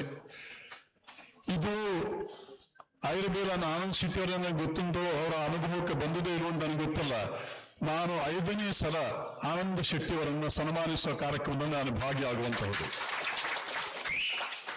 ಇವತ್ತು ಜನಮಾನಸದಲ್ಲಿ ಅಚ್ಚಳಿದ ಮುದ್ರೆಯನ್ನು ಹೊತ್ತಿರುವಂತಹ ಪಟ್ಲದವರ ಪ್ರಥಮವಾಗಿ ಮುಂಬೈಗೆ ಬಂದಾಗ ಅವರನ್ನು ಪ್ರಥಮವಾಗಿ ಸನ್ಮಾನಿಸುವಂತಹ ಭಾಗ್ಯ ನನ್ನದಾಗಿತ್ತು. ಇವತ್ತು ಬಹಳ ವಾಮನನಾಗಿ ಬೆಳೆದು ತ್ರಿವಿಕ್ರಮನಾಗಿ ಬೆಳೆದಿದ್ದಾರೆ ಅಂಥವರನ್ನು ಕೂಡ ಸನ್ಮಾನಿಸಿದ್ದೇನೆ. ಇವತ್ತು ಐರಬೇಲ ಆನಂದ ಶೆಟ್ಟಿಯವರನ್ನು ಸನ್ಮಾನಿಸುವಾಗ ನನಗೆ ಹಲವಾರು ಇತಿಹಾಸದ ಪುಟಗಳಲ್ಲಿ ನನ್ನ ಅನುಭವದ ಮೇರೆಗೆ ಬಂದಂತಹ ಹಲವಾರು ವಿಷಯಗಳು ನೆನಪಿಗೆ ಬರ್ತಾ ಇದೆ. ನಾನು ಒಂದು ದಿವಸ ಕಲ್ಲಡ್ಕ ಶಾಲೆಗೆ ಹೋದಾಗ ಪಟ್ಲರವರ ಅಕ್ಕ ಅಲ್ಲಿ ಪ್ರೊಫೆಸರ್ ಆಗಿದ್ದಾರೆ. ಅವರು ಸ್ವಾಗತ ಭಾಷಣ ಮಾಡಿದ ನಂತರ ನನ್ನ ಮಾತು ಕೇಳಿದಾಗ ಅವರು ಹೇಳುವಂತ ಮಾತು, ನೀವು ನಮ್ಮ ಲೆಕ್ಕದಲ್ಲಿ ಯಕ್ಷಗಾನದ ಮನೆಯವರು ಏನೋ ಎಂಬುದಾಗಿ. ಆ ಯಕ್ಷಗಾನ ಮನೆ ಅಂತ ಹೇಳಿದ ತಕ್ಷಣದಲ್ಲಿ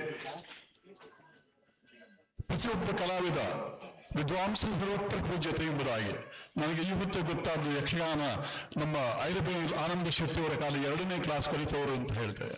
ಅವರು ನಿಜ ಅರ್ಥದಲ್ಲಿ ವಿದ್ವಾಂಸರು, ಯಕ್ಷಗಾನಕ್ಕೆ ನ್ಯಾಯವನ್ನು ಕೊಡುವಂತಹ ವ್ಯಕ್ತಿಗಳು.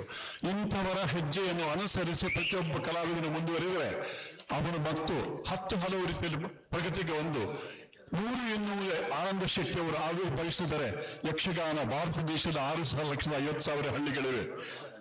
ಪ್ರಪಂಚದ ಪ್ರತಿಯೊಂದು ಹಳ್ಳಿಯಲ್ಲಿಯೂ ನೀವು ಯಕ್ಷಗಾನದ ಐರಬೇಲ ಆನಂದ ಶೆಟ್ಟರನ್ನು ಕಾಣಬಹುದು. ಆದರೆ ಕಲಾವಿದರು ಅವರ ಹೆಜ್ಜೆಯನ್ನು ಅನುಸರಿಸುವುದರ ಮಾತ್ರ ಐರಬೇಲ ಆನಂದ ಶೆಟ್ಟಿ ಅವರು ಆಗ್ಲಿಕ್ಕೆ ಸಾಧ್ಯ.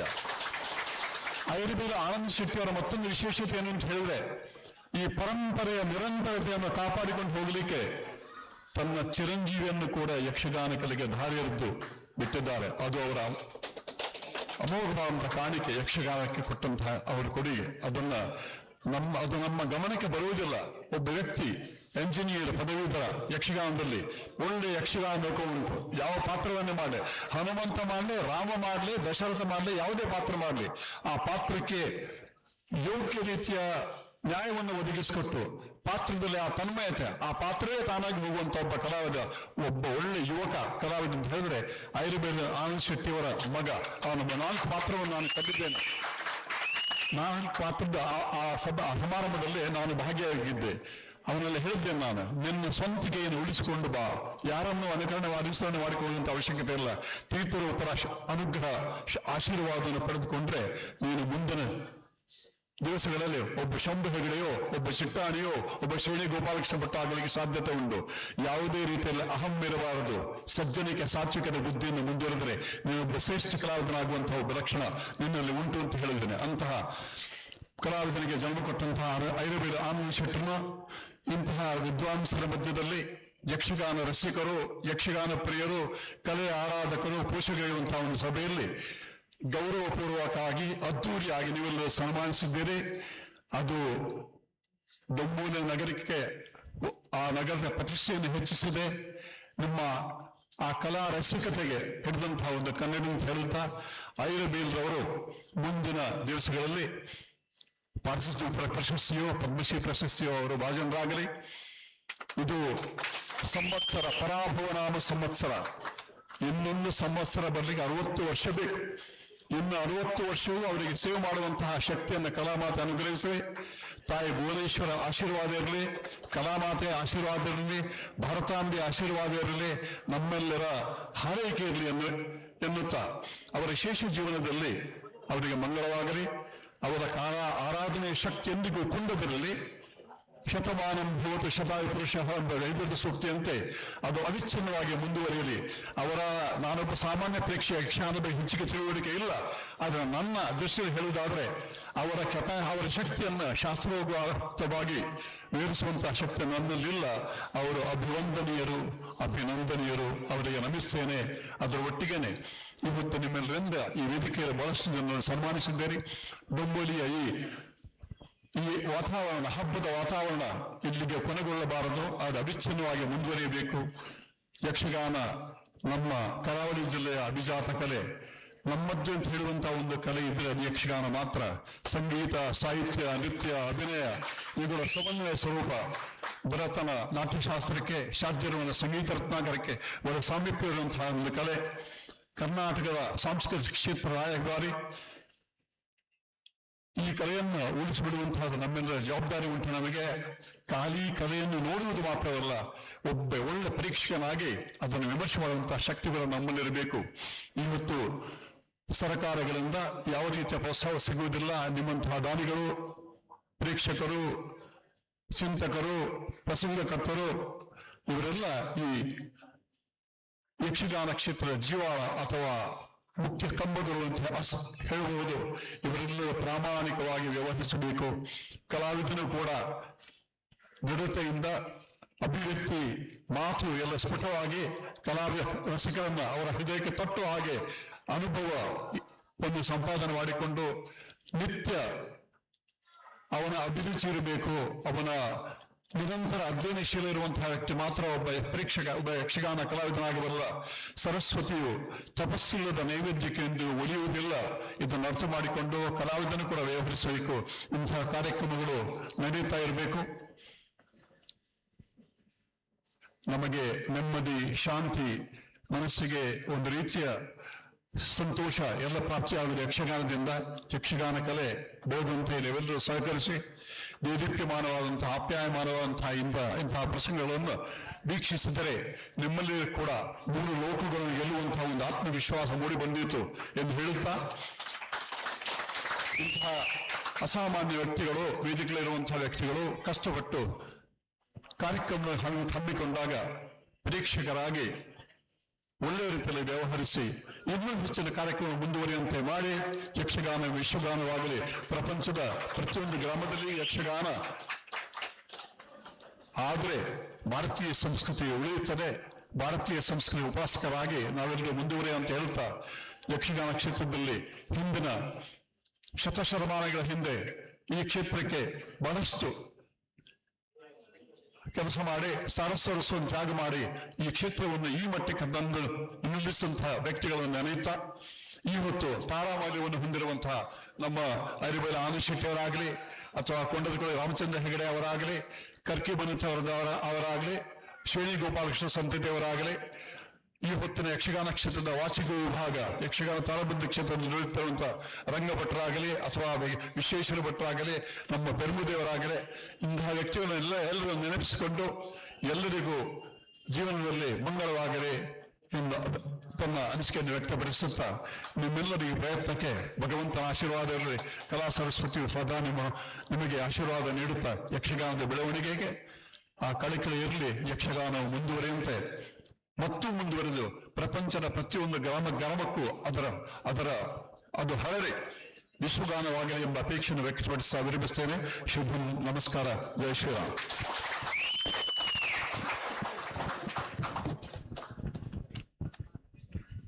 ಧನ್ಯವಾದಗಳು. ಯಕ್ಷಗಾನ ಅಂದ್ರೆ ಹಿಂದೂ ಧರ್ಮದ ಸಂಸ್ಕಾರ, ಸಂಸ್ಕೃತಿಯ ಪ್ರತೀಕ ಅಂತಾನೆ ಹೇಳ್ಬೋದು. ಅಂತ ಒಂದು ಹಿಂದೂ ಧರ್ಮದ ಒಂದು ಹೋರಾಟದ ಮುಖ್ಯ ಕೇಂದ್ರ ವಿಶ್ವ ಹಿಂದೂ ಪರಿಷತ್. ಅದರ ಅಧ್ಯಕ್ಷರಾಗಿ ಹಿಂದೂ ಧರ್ಮದ ಬಗ್ಗೆ ಜಾಗೃತಿಯನ್ನ ಮೂಡಿಸಿದವರು ಪುಲ್ಯ ಉಮೇಶ್ ಶೆಟ್ಟರು. ಹಾಗೆ ಅವರು ತಮ್ಮ ಯಕ್ಷಗಾನದ ಬಗ್ಗೆ ಅನುಭವಗಳನ್ನು ಹಂಚಿಕೊಂಡಿದ್ದಕ್ಕೆ ಧನ್ಯವಾದವನ್ನು ನಾನು ಅರ್ಪಿಸಿದ್ದೇವೆ. ಇನ್ನು ಕಾರ್ಯಕ್ರಮದ ಮುಂದಿನ ಭಾಗ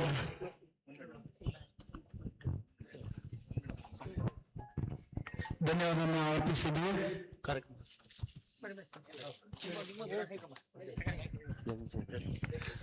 ಜಗದೀಶ್ ಬೆಳಂಗಿ ಅವರಿಗೆ ಒಂದು ಸನ್ಮಾನ. ನಿರೂಪಣೆ.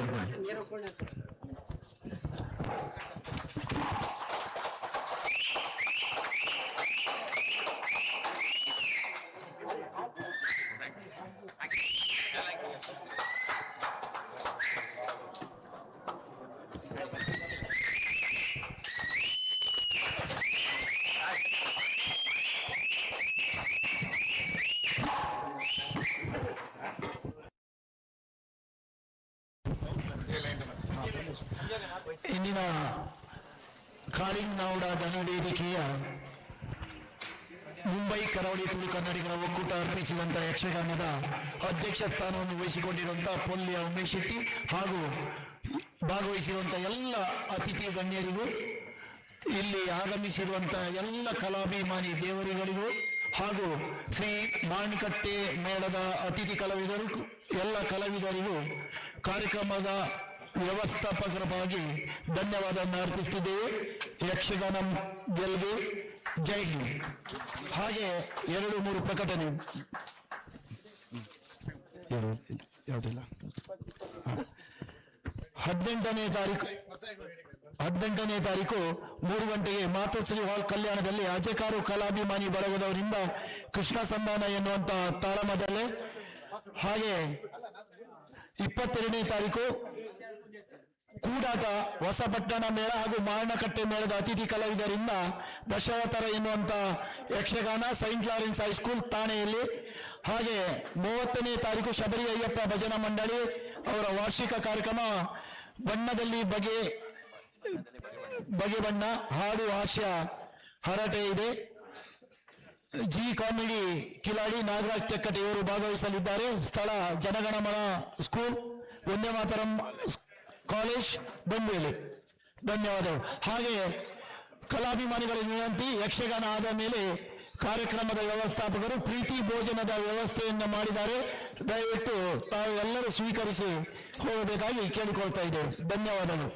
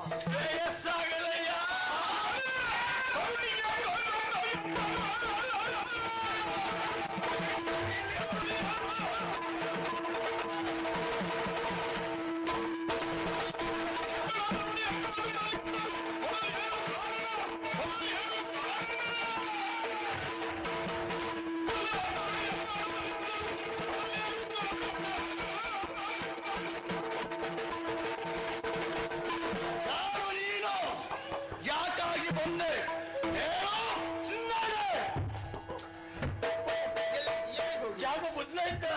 ಯಾರು ಹೇಳಿದ್ದು? ನೀ ದಾರಿಯಲ್ಲಿ ಬರುವಾಗ ಏನಂದೆ ನೀನು? ನಾನೇನ್ ಹೇಳಿದೆ? ಈಗ ಸಾಲ್ಮರ ಅಂದಿದ್ದೀಯಲ್ಲ, ಸಾಲು ಮರ ಅಲ್ಲ, ಸಾಲುವ ಮರ ಇದ್ದಾರಲ್ಲಿ. ಅವ ಎಲ್ಲಿದ್ದಾವ?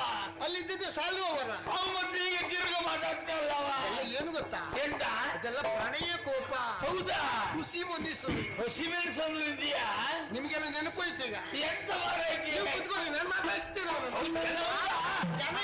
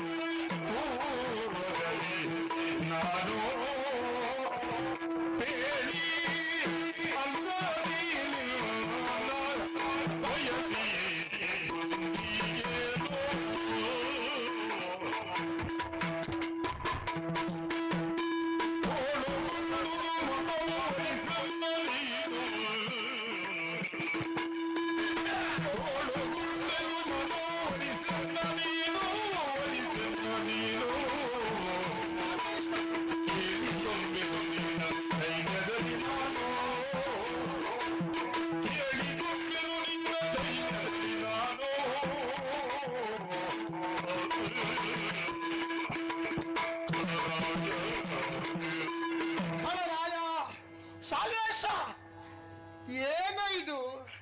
ನಾನೇ ನಿನ್ನ ಕಣ್ಣೆದುರಿಗೆ ಬಂದು ನಿಂತಾಗ ಯಾಕೋ ನೀನು ಈ ರೀತಿ ಸಿಡಿಮಿಡಿ ಗುಟ್ಟುತ್ತಾ ಇದ್ಯಾ? ಪರಿಚಯ ಇಲ್ಲದವರ ಹಾಗೆ. ಸಾಲ್ವಾ, ನನ್ನ ನೆನಪಿಲ್ವೇನು ನಿನಗೆ? ನಾನಲ್ವೇನು ನೀನು ಪ್ರೀತಿಸಿದ ನಿನ್ನ ಪ್ರೇಯಸಿ ಅಂಬೆ? ನೋಡು, ಆವತ್ತು ವನದಲ್ಲಿ ಪರಸ್ಪರ ನಾವಿಬ್ಬರು ಎದುರಾದವರು, ಪರಿಚಯವಾಯಿತು, ಮದುವೆ ಆಗಬೇಕಂತ ನೀನು ಕೇಳಿಕೊಂಡೆ. ನಿನಗೆ ನಾನು ಮಾತು ಕೊಟ್ಟವಳಲ್ವೇನೆ? ಆವತ್ತು ಹೇಳಿದ ಹಾಗೆ ಮತ್ತೆ ನಾನು ನಿನ್ನನ್ನೇ ಬಯಸಿ ಬಂದಿದ್ದೇನೆ. ಸಾಲ್ವಾ, ನಮ್ಮಿಬ್ಬರ ಮದುವೆ ಯಾವಾಗ? ನಾವಿಬ್ಬರು ಎಲ್ಲಿ ಮದುವೆ ಆಗುದು? ನನ್ನನ್ನು ಮದುವೆ ಆಗು. ಸಾಲ್ವೇಶ, ಮಾತಾಡು.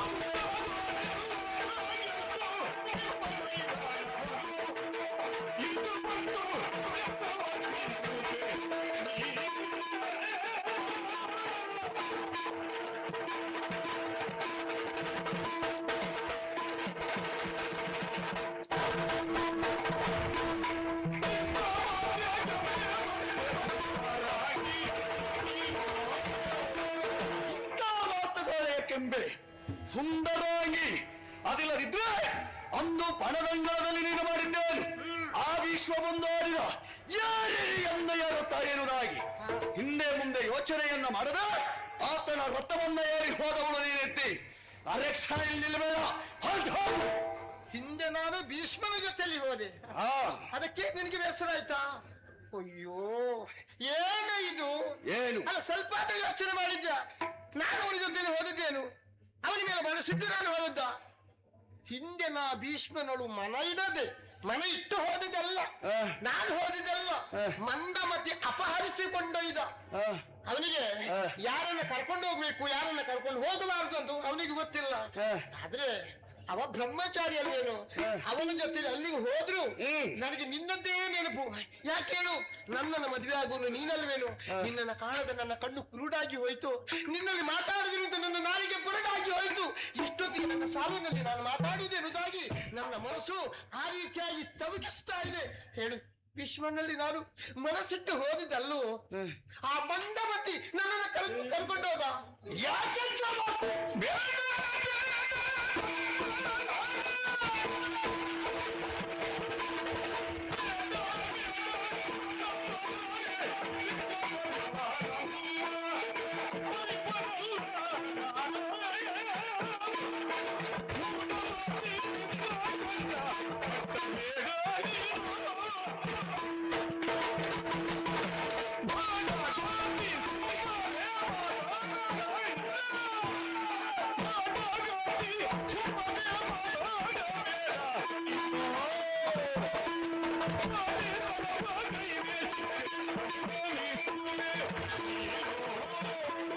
ಬೇಡ ಬೇಡ, ಇಂಥ ನುಡಿಗಳನ್ನು ಆಡುವುದಕ್ಕೆ ಮುಂದಾಗಬೇಡ.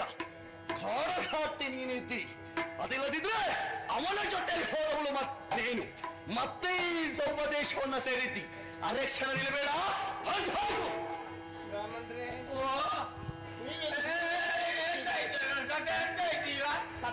ನಾನು ಬರೋದು ಕೇಳುದಿಲ್ಲ ಮಾರೈತಿ. ಹೌದೌದು, ನಿಮಗೆ ಕೇಳೋದಿಲ್ಲ. ನಿಮಗೆ ಅಡ್ಡಿಲ್ಲ, ಒಪ್ಪಿದ್ನ. ನೀವೆಲ್ಲಿದ್ದೀರಿ? ನಾನು ಇಲ್ಲೇ ಇದ್ದೆ. ಅವ ಒಪ್ಪಲಿಲ್ಲ. ಹೋಯ್, ಓ, ಏನಾದ್ರೂ ಹೇಳಿ ನಾನಾ? ಒಪ್ಪಿಸಿ. ಸುಮ್ಮನೆ ನನ್ನ ಮಾತಿಗೆ ಬೆಲೆ ಕೊಡ್ತಾವ. ನಾನು ಎಲ್ಲ ಹೇಳ್ತೆ ಅವನಿಗೆ. ಏನಯ್ಯ ಸಾಲ್ವೇಜ್ಯ?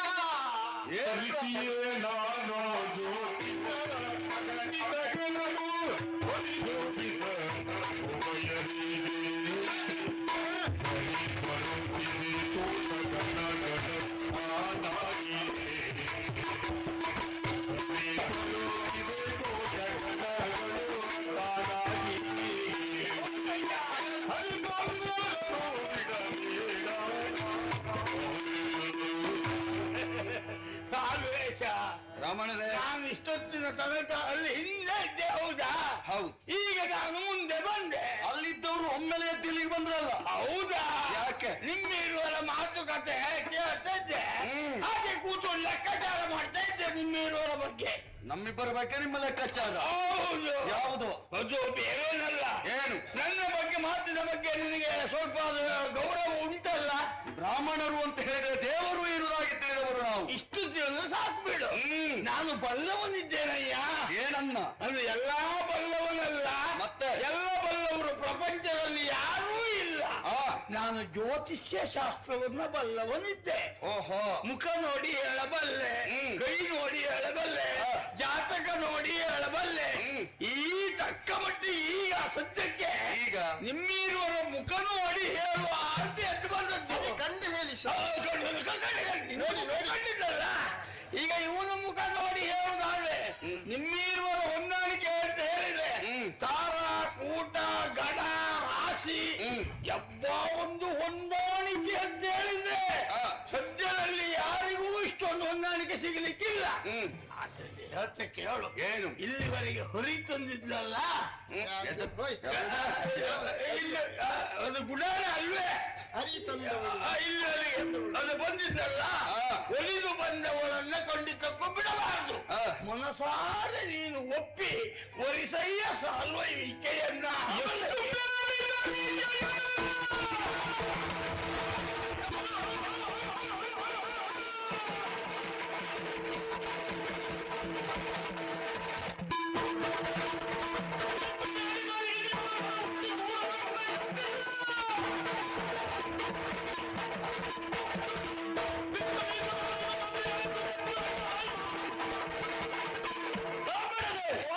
ಎಷ್ಟು ಬೇಡಿದರೂ ಕೂಡ ಅವಳನ್ನ ಮುಟ್ಟುವ ಅಲ್ಲ, ಮನಸಾರೆ ಮನದಾಳು ಒಪ್ಪುವವನು ನಾನಲ್ವೇ ಅಲ್ಲ. ಅವಳು ಆ ಭೀಷ್ಮನ ಜೊತೆ ಎತ್ತು ಬಂದವಳು.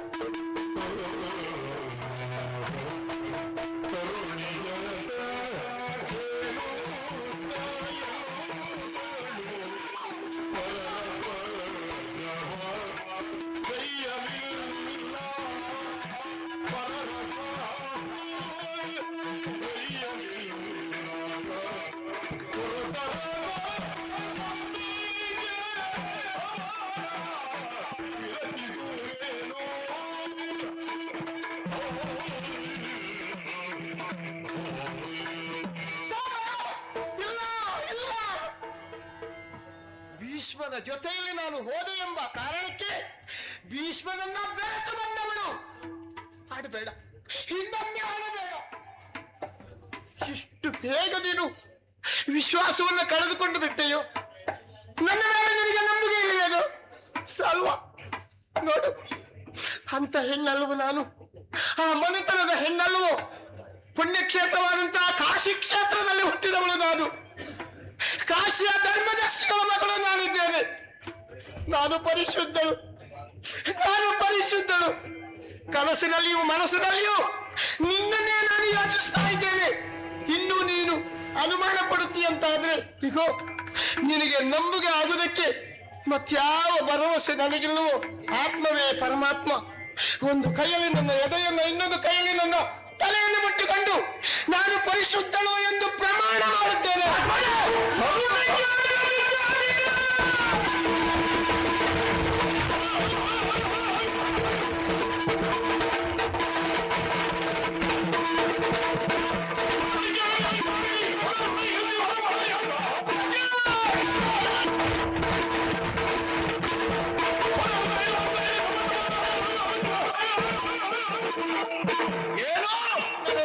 ನಿನ್ನ ಆಣೆ ಪ್ರಮಾಣ ನಾನು ಪರಿಶುದ್ಧನು. ನೀನು ಪರಿಶುದ್ಧ ಇದ್ದಿ. ಆಣೆ ಕೊಟ್ಟ ಅಕ್ಷರ ನಂಬಬೇಕೆ? ಅಷ್ಟು ಹುಂಬಾಯಿ ಸಾಲ್ವನಲ್ಲ. ಅಂದು ಪವಿತ್ರವಾದ ಗಂಗಾ ನದಿಯ ತೀರದಲ್ಲಿರುವಂತ ನಿಮ್ಮ ಭವನದಲ್ಲೇ ನೀನು ಮಾತನ್ನ ಕೊಟ್ಟವಳು. ನನ್ನ ತಂಗಿ ಯಾರನ್ನ ಬೇಕಾದರೂ ಓಲೈಕೆ ಹೋಗಲಿ ಸಾಲ್ವ. ನಾನು ನಿನ್ನನ್ನೇ ಓಡಿಸುತ್ತೇನೆ, ನಿನ್ನನ್ನೇ ಅವಲಂಬಿಸಿ ಬರುತ್ತೇನೆ ಎನ್ನುವುದಾಗಿ. ಆದ್ರೆ ಈ ಹೊತ್ತಿನಲ್ಲಿ ಬಂದು ಆಣೆ ಪ್ರಮಾಣವನ್ನು ಮಾಡುವಲ್ಲಿ ಮುಂದಾಗುತ್ತಾ ಇದೆಯಲ್ಲ, ನೀನೊಬ್ಬಳು ವ್ಯಭಿಚಾರಿ.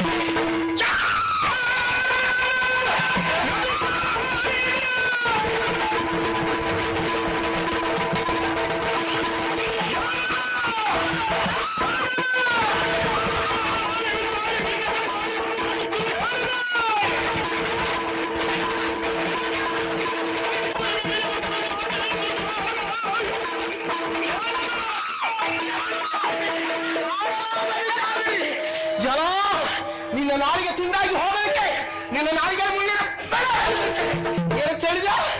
ಪರಿಶುದ್ಧವಾದಂತ ನನ್ನನ್ನ ವ್ಯಭಿಚಾರಿಣಿ. ಅಯ್ಯೋ ಅಯ್ಯೋ, ನನ್ನನ್ನು ವ್ಯಭಿಚಾರಿಣಿ ಎಂದು ಕರೆದೇನು ಅಲ್ವಾ? ನಾನು ಈಗ ನಿನಗೆ ವ್ಯಭಿಚಾರಿಣಿಯಾಗಿ ಬಿಟ್ಟಲ್ವೇನು? ಅದು ನನ್ನನ್ನು ಕಂಡಾಗ ನನ್ನ ರೂಪಕ್ಕೆ ಮಾರುವಾಗ ನೀನು ನಿನ್ನನ್ನೇ ನಾನು ಮದುವೆ ಆಗ್ತೇನೆ. ನೀನೊಳಗಿನ ಮತ್ತೆ ನನಗೆ ಅನ್ಯಾಯ ಬೇಡ. ಕೈ ಮೇಲೆ ಕೈ ಇಟ್ಟು ಭಾಷೆಯನ್ನು ಬರೆದುಕೊಂಡೆ. ನನ್ನ ಹಾಗೆ ಎಷ್ಟು ಜನರನ್ನು ವಂಚಿಸಿದ್ರು, ಎಷ್ಟು ಹೆಣ್ಣುಗಳನ್ನು ಮೋಸ ಮಾಡಿದ್ರು. ನಾನು ಜಾರಿಣಿಯಲ್ಲವೋ, ನೀನು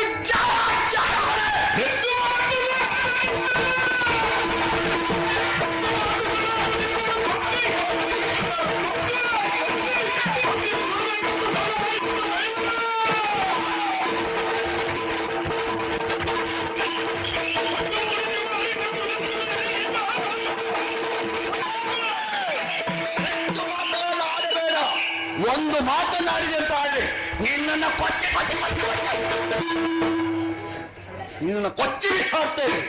ಏನಂದೆ? ನಿನ್ನನ್ನು ಕೊಚ್ಚಿ ಬಿಸಾಡ್ತೇನೆ.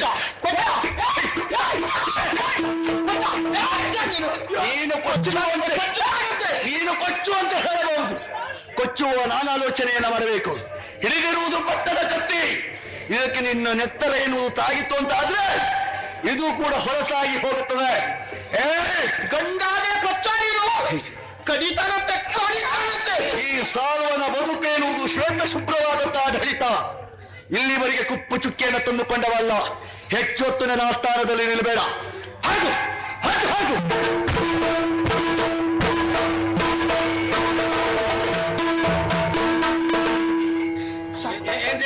ಸಾಕು, ಹೇಳಿ ಹೋಗು. ಅಲ್ಲಿ ಎಂತ ಹೋಗುದಂದ್ರೂ ಹೋಗುದೆಯಾ? ನಿನಗೆ ಎಂತ ಸಂಪೂರ್ಣ ಮಂಡ್ಯ ಹಾಳಾಗಿದೆ ನಿನ್ಗೆ. ನಿಮ್ ಜೊತೆ ಬಂದಲ್ಲ ನಾನು. ಅಲ್ಲಿ ಜೊತೆ ಬಂದ ಸಾಯಿಲಿ. ನಿಮ್ಮ ಮಾತು ಅಷ್ಟೇ ಸಾಕ? ಯಾಕೆ ಏನಾಗಿ? ನೀನೇನಂದೆ ಅವನಿಗೆ? ಏನ್ ಹೇಳಿದೆ? ಅದು ಜಾರ ಅವ್ನು ಹೇಳಿದ ಕೇಳಿದ ವ್ಯಭಿಚಾರಿಣಿ ಎಂದು. ವ್ಯಭಿಚಾರಿಣಿ ಅಂತ ನೀನ್ ಬಾಯಿ ಕಡಿಮೆ ಮಾಡಿದ್ಯಾ? ನಾನ ಈಗ ಕಡಿಮೆ ಮಾಡಿದ್ಯಾ? ನೋಡಿ, ಅವ ಅಷ್ಟು ಹೇಳುವಾಗ ನಾನು ಸುಮ್ಮನೆ ಉಳಿದೆ ಅಂತ ಆದ್ರೆ ಅವ ಹೇಳಿದ್ದನ್ನೆಲ್ಲ ನಾನು ಒಪ್ಪಿಕೊಂಡಾಗ ಆಗುದಿಲ್ಲ. ನೀನು ಜಾರ ಅಂದೆ. ಈಗ ಆವಾಗ ಹೆಚ್ಚು ಮಾತಾಡಿದ್ರೆ ಕೊಚ್ಚಿ ಬಿಸಾಡ್ತೆ ಅಂದ. ಹೌದು. ನೀನು ಕಚ್ಚ ಕಚ್ಚ ಕಚ್ಚ ಕಚ್ಚ ಕಚ್ಚ ಹೌದು ಅಂದ್ ಹೇಳ್ತಿದ್ಯಲ್ಲ. ಏನ್ ಗೊತ್ತಾಗ ಒಂದ್ ಮಾತು ಕೇಳ್ತೆ. ಏನು? ಆಕಸ್ಮಿಕ ಅವನ್ ಕೊಚ್ಚಿಯೇ ಬಿಟ್ಟ. ಪರಿಣಾಮ ಏನಾಗ್ತದೆ? ಕೊಚ್ಚಿದ್ ಸತ್ತು ಹೋಗ್ತೇನೆ. ನೀ ಸಾಯ್ತಿ. ನಿಮ್ಗೆ ನೀ ಸಾಯುದು ದೊಡ್ಡ ವಿಷಯ ಅಲ್ಲ. ನೀ ಸತ್ರ ನನಗೆ 1 ಲಕ್ಷ ಕೊಡುವರೆ.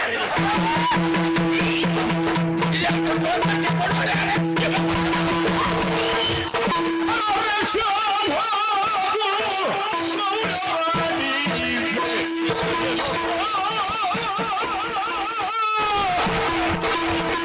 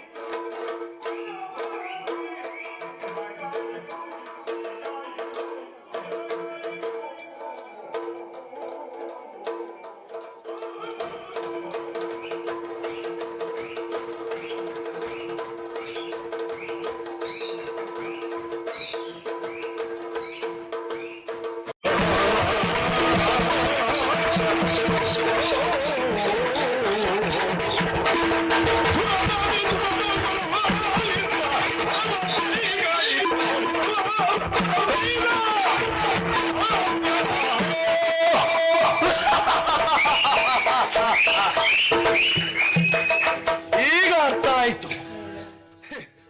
ಇವಳು ನಮ್ಮ ಮೇಲೆ ಮನಸ್ಸನ್ನಿರಿಸಿ ಬಂದದ್ದು ಹೌದು ಎನ್ನುವುದಾಗಿ ತಿಳಿಯುವುದಕ್ಕೆ ಮುಂದಾದೆ.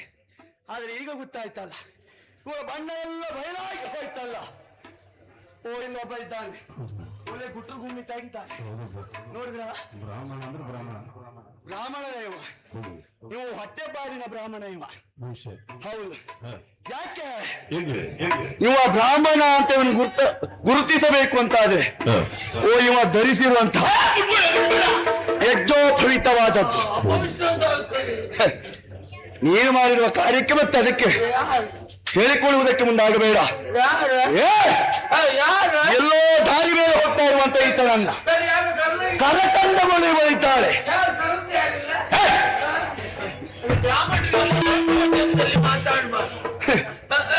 ನಿಮ್ಮ ಮೇಲೆ ಒಂದು ಗೌರವ ಇತ್ತು ಸ್ವಾಮಿ, ಬಂದಾಕ್ಷರದಲ್ಲಿ ನಿಮ್ಮನ್ನ ಕರೆತರುವುದರ ಮೂಲಕವಾಗಿ ನೀನ್ ಕರ್ದಿ ನನ್ನ ನಿಮ್ಮಲ್ಲೇ ಮಾತಾಡಿ. ನನಗೆ ಕೇಳಿಸುದಿಲ್ಲ, ಅದು ನಮ್ಮ ಆಚಾರ ಮಾರಾಯ.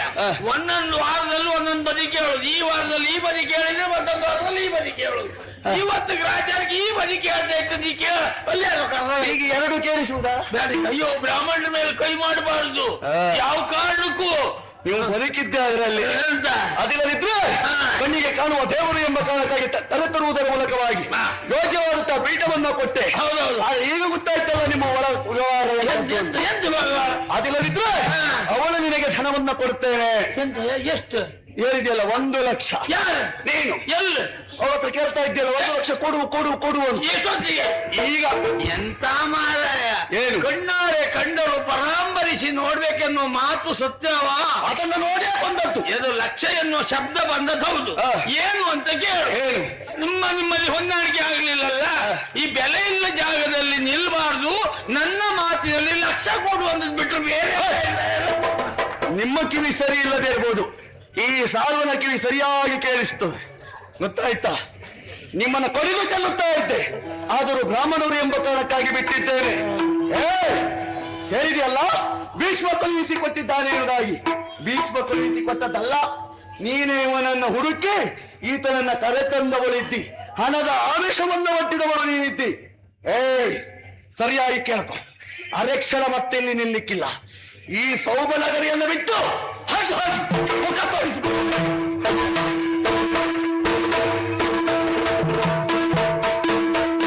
ಕೊಂಡಿಗೆ ಹಬ್ಬ ಆಯ್ತಲ್ಲ, ಒಂದು ಹೊಡೆವತ್ತಿ ಮಂಗಳಾರತಿ ಮಾಡಿಸ್ತೀಯಲ್ಲ, ಸಾಕಾ? ಬೇಕಾ? ಸಾಕಾ? ಬೇಕಾ? ಇಲ್ಲದೆ ಇರ್ತದೆ ನಿಮಗೆ ಮಾನ ಮರ್ಯಾದೆ ಏನಾದ್ರು ಉಂಟಾ? ಅಲ್ಲ, ನನಗೆ ಮಾನ ಮರ್ಯಾದೆ ಕೇಳಲಿಕ್ಕೆ ನಿನಗೆ ಉಂಟಾ ಕೇಳುದು ನಾನು? ನಾನೆಂತ ಮಾಡಿದೆ ನಿನ್ಗೆ? ನೀನು ಎಂತ ಆಯ್ತು? ಇಲ್ಲಿ ದೊಡ್ಡ ಸಂಗತಿ ಎಂತ ಆಯ್ತು ಈಗ? ಇಲ್ಲಿ ಮಾಡಿ ತಪ್ಪು ನೀನೆ. ನಾನೇನು ಮಾಡಿದ್ದೇನೆ? ನೀ ಎಂತ ಹೇಳಿದಿ? ನಿನಗೆ ಈಗ ಅಲ್ಲ ಹೌದೇನು ಈಗ? ನೀವೇನು ಹೇಳಿದ್ದು? ನಾನು ನಮ್ಗೊಂದು ಲಕ್ಷ ಲಕ್ಷ 1 ಲಕ್ಷ ಅಂತ ಹೇಳಿದೆ. ಏನು ಹಣ ಅಂತ ಹೇಳಿದ್ರೆ ಸಾಯ್ತೀರಪ್ಪ. ಹೌದೇ, ನಾನು ಕೊಡ್ತೇನೆ ಮಾತ್ರ. ನೀವು ಸಾಯುವಾಗಿ ಅಂತ ತಗೊಂಡೋಗ್ತೀರಾ ಹಣವನ್ನ? ಅಜ್ಜಿ ಎಂತ ಹೊಳಿಗೆ ಹಾಕ್ತೀನಿ ನಿನಗೆ, ಯಾಕೆ ನೀ ಕೊಡ್ತೇನೆ ಅಂದ್ರೆ ಸುಳ್ಳ? ನೀ ಸುಳ್ಳ ಕೊಡ್ತೇನೆ ಅಂತ ಹೇಳಿದ್ದೆ. ಇಷ್ಟೊತ್ತಿಗೆ ಅದು ಬೇಕಾ? ನನಗೆ ಬರುವುದು ಎಷ್ಟೊತ್ತಿಗೂ ಕೇಳ್ತೇನೆ, ಕೊಡ್ತೇನೆ ಮಾತಿನ ಪ್ರಕಾರ ನೀನು ಕೊಡ್ಬೇಕಿತ್ತು. ಯಾರು? ಆದ್ರೆ ನಿನ್ನ ಲೆಕ್ಕದಲ್ಲಿ ಅವನ ಬಯಸ್ಕೊಂಡ ಒಂದೇ ಅಲ್ಲ, ನೀನು ಬಟ್ಟನ ಹಾಗೆ ಹೀಗೆ ಅವನಾಗಿ ಬಿದ್ದು ಹೋಗ್ಲಿಕ್ಕೆ ಅವನ ಕೊನೆಗೆ ಅಂತ ಹೇಳಿ ಜನಿವಾರ ನೋಡಿ ಬಿಟ್ಟದ್ದಂತ. ನಿಜವಾಗಿ ಹೇಳ್ಬೇಕಂದ್ರೆ ಹುಟ್ಟಿದರೆ ಹುಟ್ಟಬೇಕು, ಬಟ್ರ ಜೊತೆ ಹುಟ್ಟಬೇಕು, ಮೆಟ್ಟಿದರೆ ಮೆಟ್ಟಬೇಕು, ಹತ್ತಿದರೆ ಮೆಟ್ಟಬೇಕು. ಮತ್ತೆ ಏನು ನಿನ್ನ ಜೊತೆ ಬಂದೇ ನನಗೆ ಇಷ್ಟ ಆದದ್ದು. ಈಗ ಏನಾಗಿದೆ? ಅಲ್ಲಿ ಎಂತಾಗಿದೆ? ನೀನು ಕೊಡ್ತೇನೆ ಕೊಟ್ಟಿದ್ದಾಗ ಇಷ್ಟ. ನಾನೇನು ಹೇಳಿದೆ ನಿಮಗೆ? ಎಂತ ಹೇಳಿದೆ? ಸೋಮನಗರಿಗೆ ನನ್ನನ್ನು ಮುಟ್ಟಿಸಿದ್ರೆ ಸಾವನನ್ನ ರಾಜ್ಯನ್ನಾಗಿಸಿಕೊಂಡೆ. ಕೊಂಡ್ರೆ ಅವನು ಹೆಂಡತಿ ಆದಾಗ ನಾನು ನಿಮಗೆ ಕೊಡ್ತೇನೆ. ಯಾಕಂದ್ರೆ ಅವನು ಹೆಂಡತಿ ಆದ ಯಜಮಾನಿಕೆ ನನಗೆ ಸಿಗ್ತದೆ, ಖಜಾನೆಯ ಕೈ ನನಗೆ ಸಿಗುತ್ತದೆ. ಏನಾದ್ರು ನಾನು ತೆಗೆದು ಕೊಡಬಹುದು ಅಂತ ಒಂದು ಯೋಚನೆ ಇಟ್ಟಿದ್ದೇನೆ. ಹೌದು, ಯಾರದೋ ಬಂಡವಾಳದಲ್ಲಿ ನಿಮ್ದು ವ್ಯಾಪಾರ ಅಲ್ಲ. ಆಗಲ್ವ? ಈಗ ಗಂಡ ಅಧಿಕಾರ ಹೆಂಡತಿಯಲ್ಲಿ ಸಿಗುವುದು. ಅಲ್ಲಿ ಗಂಡ ಆದ್ರೆ ಹೋದ್ರೆ ಅಜ್ಜಿಗೊಂದು ಪಟ್ಟೆ ಸೀರೆ ನಿನ್ನ ಕಟ್ಟಿಯಲ್ಲ ಬೇಡ. ಸ್ವಾಮಿ ಕೊಡ್ತೇನೆ ಅಂತ ಹೇಳಿದೆ, ಆದ್ರೆ ಕೊಡುವುದಕ್ಕೆ ನನ್ನಲ್ಲಿ ಏನಿದೆ ಹೇಳಿ? ಅದೇ ಹೌದು, ಅದು ಮೊದಲೇ ಯೋಚನೆ ಮಾಡ್ಕೊಳ್ಬೇಕು, ನನ್ನ ಹತ್ರ ಉಂಟಾ ಇಲ್ವೋ ಅಂತ. ದಡ ಸುಮ್ಮನೆ ಲಂಬಾಚಾರಕ್ಕಾಗಿ ಕೊಡ್ತೇನೆ ಅಂತ ಹೇಳುದಲ್ಲ. ಅದು ಒಂದು ನಿರೀಕ್ಷೆ ಇತ್ತು, ನಮಗೊಂದು ಹೋದ್ರೆ ಸಿಗ್ತದೆ ಅಂತ ನಿರೀಕ್ಷೆ ಇತ್ತು. ಹೌದು, ನಿರೀಕ್ಷೆ ಎಲ್ಲ ಪೂರ್ಣ ಸತ್ಯ ಆಗುವುದಿಲ್ಲ. ಏನ್ ಮಾಡುವ, ಹೀಗಾಗ್ತದೆ ಅಂತ ನನಗೆ ಗೊತ್ತಿಲ್ಲ. ನೀನ್ ಏನ್ ಬೇಕಾದ್ರೂ ಮಾಡಿ, ನೀನ್ ಎಂತ ಬೇಕಾದ್ರೂ ಮಾಡಿ, ನಾನು ಇಲ್ಲೇ ಇರ್ತೇನೆ ಅಂತ ಯೋಚಿಸಬೇಡಿ. ನಿಮಗೆ ಕೊಡುತ್ತೇನೆ ಅಂತ ನಾನು ಮಾತು ಕೊಟ್ಟಿದ್ದೇನೆ. ಅದು ಕಾಶಿಯ ಪ್ರತಾಪಸೇನನ ಮಗಳು, ಒಬ್ಬಳು ಧರ್ಮದರ್ಶಿಯ ಮಗಳು ನಾನು. ಅದು ಬೇಕು. ಹಾಗಾದ್ರೆ ಹೇಳಿದ್ದಾರಿಗೆ ಬ್ರಾಹ್ಮಣರಿಗೆ, ಅದು ಬ್ರಾಹ್ಮಣರಿಗೆ ಕೊಟ್ಟ ಮಾತು ಯಾವತ್ತೂ ತಪ್ಪಬಾರದು. ಅದೇ ಏನು ಕೊಡುವುದಕ್ಕೆ ನನಗೆ ಹಣ ಇಲ್ಲ. ಅಲ್ಲಿ ಏನ್ ಕೊಡ್ತೀಯೋ ಎಂತ ನನಗಂತೂ ಗೊತ್ತಿಲ್ಲ. ನೋಡಿದ್ರ, ನನ್ನ ಕೈ ತುಂಬ ಬೇಕಾದಷ್ಟು ಒಡವೆ ಆಭರಣಗಳು. ನನ್ನ ಅಪ್ಪಯ್ಯ ಮದುವೆ ಮಾಡಿಸುವ ಕಾಲಕ್ಕೆ ನನ್ನ ಮಗಳು ಚಂದವಾಗಿ ಕಾಣಬೇಕು, ಅಂದವಾಗಿ ಕಾಣಬೇಕು ಅಂತ, ಸಾಲಂಕೃತ ಮದುವಾಗಿ ಹೋಗಬೇಕು ಅಂತ ಮೈ ತುಂಬ ಒಡವೆ ಆಭರಣಗಳೆಲ್ಲವನ್ನು ಹಾಕಿದ್ರು. ಈಗ ಮದುವೆ ಇಲ್ಲ, ಸಂತೋಷ ಇಲ್ಲ, ಯಾವ ಸೌಭಾಗ್ಯ ನನಗಿಲ್ಲ. ಸ್ವಾಮಿ, ಹೆಣ್ಣಿನ ಕೊರಳಿಗೆ ತಾಳಿ ಬೇಕು. ತಾಳಿಯೇ ಇಲ್ಲದಿರುವ ಈ ಕೊರಳು ಇನ್ನೇನು ಶೋಭಿಸುತ್ತದೆ? ಯಾವ ಆಭರಣ ಹಾಕಿದರೆ ಏನು, ಇನ್ನೇನು ಶೃಂಗಾರ ಮಾಡಿದ್ರೆ? ನೋಡಿ, ಬೆಲೆ ಬಾಳುವ ಈ ವಸ್ತು. ಹೇಳಿದ್ರಲ್ಲ, ನನಗೆ 4 ಹೆಣ್ಣು ಮಕ್ಕಳಿದ್ದಾರೆ. ಮದುವೆ ವಯಸ್ಸು ಮೀರುತ್ತಾ ಬಂತು, ಆದ್ರೂ ಅವ್ರಿಗಿನ್ನು ಮದುವೆ ಆಗಲಿಲ್ಲ ಅಂತ ಹೇಳಿದ್ರಲ್ಲ. ಹೌದು. ಬಹುಶಃ ನನ್ನ ಹಣೆಯಲ್ಲಿ ಕಂಕಣ ಭಾಗ್ಯ ಕೂಡಿ ಬರಲಿಲ್ಲ. ನನಗೆ ಮದುವೆ ಆಗುವ ಯೋಗ ಇಲ್ಲ ಬಿಡಿ. ಮದುವೆ ಆಗದೇ ಇದ್ದ ನಿಮ್ಮ ಮಕ್ಕಳಿಗೆ ಒಬ್ರಿಗಾದ್ರೂ ಮದುವೆ ಮಾಡಿಸಿ ನನ್ನ ಮದುವೆ ಬಿಡಿ. ಇದನ್ನು ಮಾರಾಟ ಮಾಡಿದ್ರೆ ನಿಮ್ಮ ಮಗಳ ಮದುವೆ ಆಗುತ್ತದೆ. ನೀವಾದ್ರೂ ಸುಖವಾಗಿರಿ. ಅಂಬೆ ಮಗಳೇ, ನೀನು ನನ್ನ ಮಗಳಿಗೆ ಸಮಾನ ಮಗ. ನಿಜವಾಗಿ ನೀನು ಹೆಣ್ಣಲ್ಲ, ಈ ಭೂತಾಯಿಯ ಕಣ್ಣು ನೀನು. ನಿಮ್ಮ ಕುಲದ ಕೀರ್ತಿಯ ಕಲಶದ ತುದಿ ನೀನು. ಯಾಕೆ ಹೇಳು? ನಾನೇನು ಕೇಳಿದೆ ಅದನ್ನು ನೀನು ಕೊಡುವುದಕ್ಕೆ ಮುಂದಾದಿ. ನಾಲಿಗೆ ಆಡಿದ ಮಾತಿಗೆ ತಪ್ಪಬಾರದೆನ್ನೋ ಕಾರಣಕ್ಕಾಗಿ 1 ಲಕ್ಷ ಕೊಡ್ತೇನೆ ಅಂತ ಹೇಳಿಸಿ ಬಿಟ್ರೆ, ಲಕ್ಷಕ್ಕೂ ಬಿಗಿಲೆನಿಸುವ ಈ ಬಂಗಾರದ ಒಡವೆಯನ್ನ ನೀನು ನನ್ನ ಕೈಗೆ ಕೊಡ್ತಾ ಇದ್ದೀಯಲ್ಲಮ್ಮ. ಈ ಒಡವೆ ನಿನಗೆ ಯಾಕೆ ಮಾಡಿಸಿದ್ದಾರೆ ಹೇಳು? ಸಾಲಂಕೃತ ಕನ್ಯೆಯಾಗಿ ಮಾಡಿಸಲು ಅಮ್ಮ ನಿನಗೆ ಈ ಬಂಗಾರದ ಹಾರವನ್ನು ನಿನ್ನ ತಂದೆ ತಾಯಿ ತೊಡಿಸಿದ್ದಾರೆ. ಇದನ್ನ ಕೊಂಡು ಹೋಗಿ ನಾನು ನನ್ನ ಮಕ್ಕಳಿಗೆ ಅದು ವಿನಿಯೋಗಿಸಿದ್ದಾದ್ರೆ ಕಣ್ಣಿಗೆ ಕಾಣದ ಭಗವಂತ ಮೆಚ್ಚಾನೇ ಮಗ. ಇದು ನನಗೆ ಬೇಕೇ. ಆದರೂ ಮಧ್ಯದಲ್ಲಿ ನಿನ್ನ ಮನಸ್ಸಿಗೆ ನೋವಾಗುವ ಕೆಲವೊಂದು ಮಾತುಗಳನ್ನ ಚುಚ್ಚಿ ಆಡಿದ್ದೇನೆ. ಯಾಕೆ ಗೊತ್ತುಂಟ? ನಿನ್ನ ಬದುಕು ಏನಾಗಿದೆ? ಇತ್ತ ಮದುವೆಯೋ ಅತ್ತ ಮಸಣವೋ ಎನ್ನುವ ಸ್ಥಿತಿಯಲ್ಲಿದ್ದಿ. ಯಾವ ವ್ಯಕ್ತಿಗೆ ಆಗಲಿ ಅತಿಯಾಗಿ ಮನಸ್ಸಿಗೆ ನೋವಿದ್ದಾಗ ಅವರ ಮನಸ್ಸನ್ನು ಮತ್ತೊಂದೆಡೆ ಸೆಳೆದಾಗ ಆ ನೋವು ಅರ್ಧದಷ್ಟು ದೂರವಾಗ್ತದಂತ ಬಲ್ಲವರಾಡಿದಂತ ಮಾತು ನಿನ್ನ ಮನಸ್ಸು ಆಯತ್ತ ಸೆಳೆಯಲಿ ಅನ್ನೋ ಕಾರಣಕ್ಕಾಗಿ ಆಡಿದ್ದೇನೆ ಮಗ. ಇದು ನನಗೆ ಬೇಡ ಮಗ, ಬೇಡ ಬೇಡ ಬೇಡ ಹೇಳಬಾರದು. ಯಾಕಂದ್ರೆ ಇದರಿಂದ ನಮಗೆ ಯಾವ ಪ್ರಯೋಜನ ಇಲ್ಲದಿದ್ರು ಮತ್ತೊಬ್ಬರಿಗೆ ಅದು ಉಪಕಾರ ಆಗುತ್ತದೆ ಅಂತ ಆದ್ರೆ ನಾವ್ಯಾಕೆ ಇಟ್ಟುಕೊಳ್ಳಬೇಕು? ಅಲ್ಲದೆ ನಾನು ಬ್ರಾಹ್ಮಣರಿಗೆ ಕೊಟ್ಟ ಮಾತು. ಹೌದು ಹೌದು, ನಾನು ಪಡೆಯದೆ ಹೋದರೆ ನಾನು ವಚನ ಭ್ರಷ್ಟಳಾಗುತ್ತೇನೆ. ನಿನ್ನ ಮಾತು ಹಾಗೆ ಉಳಿತದೆ, ನಿನ್ನ ಮನಸ್ಸಿಗೆ ನೋವು ಇರ್ತದೆ. ನಾನು ಬ್ರಾಹ್ಮಣರಿಗೆ ಕೊಡ್ತೇನೆ ಅಂತ ಹೇಳಿದ್ದೇನೆ, ಕೊಡ್ಲಿಕ್ಕಾಗ್ಲಿಲ್ಲ, ಅವರು ಪಡೀಲಿಲ್ಲ ಎನ್ನುವ ಹಾಗೆ ನನ್ನ ಮನಸ್ಸು ಹೇಳ್ತದೆ. ನಿನ್ನ ಮನಸ್ಸಿಗೆ ಯಾವತ್ತೂ ಹೃದಯಕ್ಕೆ ನೋವಾಗಬಾರ್ದು ಎನ್ನುವ ಹಾಗೆ ನನ್ನ ಮನ ಹೇಳ್ತದೆ ಮಗ. ಆದರೂ ಯಾರಾದ್ರೂ ಯೋಚನೆ ಮಾಡಬಹುದು, ಬ್ರಾಹ್ಮಣರ ಬಾಯಲ್ಲಿ ಒಂದು ಸುಳ್ಳು ಬಂತಲ್ಲ, ಜಾತಕದಲ್ಲಿ ಕೂಟ ಗಣ ಕೂಡಿ ಬಂದಿದೆ, ಮದುವೆಯಾಗೂ ಇವಳನ್ನ ಹೇಳಿದ್ದಾರಲ್ಲ ಎನ್ನುವ ಹಾಗೆ. ನನ್ನ ಬಾಯಿಂದ ಸುಳ್ಳು ಬಂದದ್ದಲ್ಲ, 100 ಸುಳ್ಳನ್ನು ಹೇಳಿಯಾದ್ರೂ ಒಂದು ಮದುವೆ ಮಾಡಿಸಬಹುದಂತೆ. ಅದರಲ್ಲಿ ದೋಷ ಇಲ್ಲ. ನಿನಗೆ ನನ್ನ ಲೆಕ್ಕದಲ್ಲಿ ನನ್ನ ಬಾಯಿ ಮಾತಿನಲ್ಲಿ ಒಪ್ಪಿಯ ಮದುವೆ ಆಗ್ಲಿ ಅಂತ ಹೇಳಿ ನಿಮ್ಮಿಂದ ಆಗುವ ಪ್ರಯತ್ನ ನೀವು ಮಾಡಿದ್ದೀರಿ, ಆಗಲಿಲ್ಲ. ನನ್ನ ಮನಸ್ಸು ಸರಿ ಇಲ್ಲ. ಮಾಡೋಣ. ಇದು ನನಗಾಗಿ ಅಲ್ಲ, ನಿನಗಾಗಿ ಪಡಿತೇನೆ ಮಗ. ನೀನೇನು ಈ ಬಂಗಾರದ ಹಾರವನ್ನ ಕೊಟ್ಟಿ ಬಡವನಾದ ನಾನು ನಿನಗೇನು ಕೊಡಲಿ? ನನ್ನಲ್ಲಿ ಕೊಡುವುದಕ್ಕೇನು ಇಲ್ಲ. ಇಷ್ಟನ್ನ ಮಾತ್ರ ಕೊಡಬಲ್ಲೆ. ಮುಂದೆ ಭಾರತಾಂಬೆಯ ಮಣ್ಣಿನ ಮಡಿಲಲ್ಲಿ ಹುಟ್ಟುವ ಹೆಣ್ಮಕ್ಕಳ ಬದುಕು ಯಾರಿಗೂ ಹೀಗಾಗದಿರಲಿ ಮಗಳೇ, ಯಾರಿಗೂ ಹೀಗಾಗದಿರಲಿ. ಹೋಗೋಣ. ಇಲ್ಲ ಇಲ್ಲ, ನೀನ್ ನನ್ನ ಜೊತೆ ಬರುವಾಗಿಲ್ಲ. ನಾನು ಭೀಷ್ಮಾಚಾರ್ಯ ಹೇಳಿದ ಮಾತು, ಈಕೆಯನ್ನ ಸೌಭದೇಶಕ್ಕೆ ಬಿಟ್ಟು ಬನ್ನಿ ಬ್ರಾಹ್ಮಣರೇ ಎನ್ನುವ ಹಾಗೆ ಹಿಂದಕ್ಕೆ ಕರೆದುಕೊಂಡು ಬರುವ ಅಧಿಕಾರ ಮಾತು ಹೇಳಲಿಲ್ಲ ಅವ. ಹಾಗಾದ್ರೆ ನನ್ನ ದಾರಿ ನಿನ್ನ ದಾರಿ ನಿನಗೆ, ನನ್ನ ದಾರಿ ನನಗೆ ಮಗಳೇ. ನಿನ್ನ ದಾರಿ ನಿನಗೆ, ನನ್ನ ದಾರಿ ನನಗೆ, ನಿನ್ನ ದಾರಿ ನಿನಗೆ, ನನ್ನ ದಾರಿ ನನಗೆ.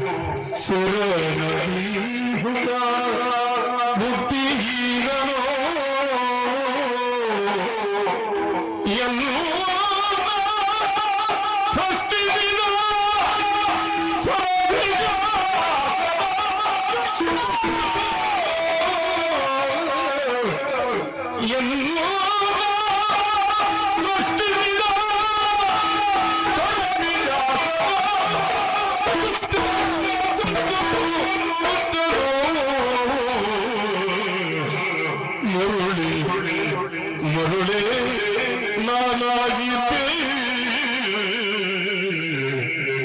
ಪರಮ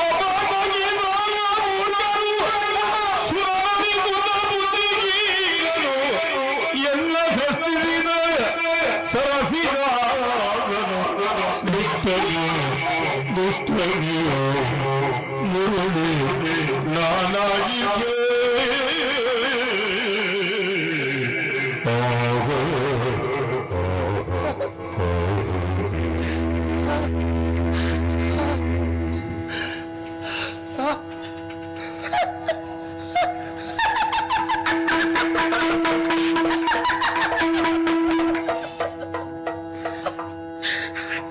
ನನಗೇನಾಯ್ತು ನನಗೇನಾಯ್ತು?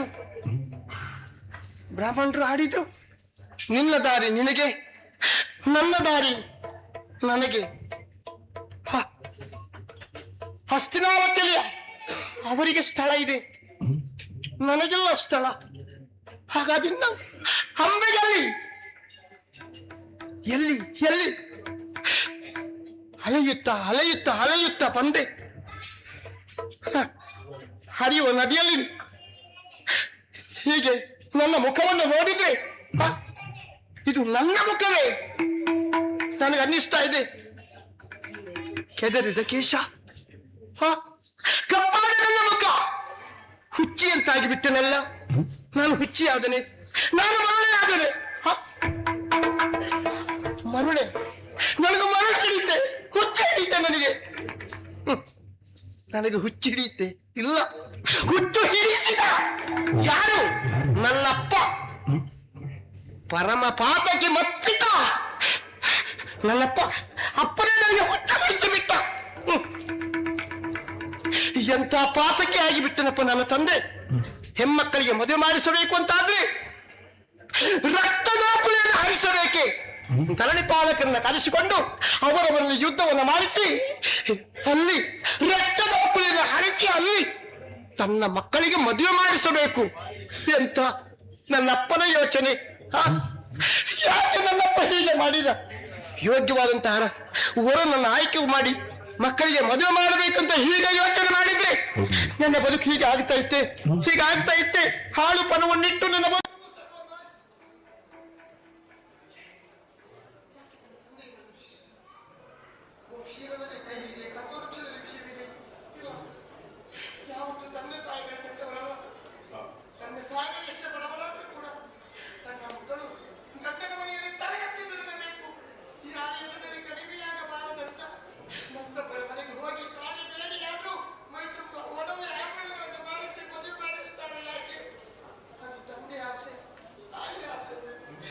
ತಂದೆ ತಾಯಿಗಳ ಮರಳುತನವಲ್ಲ.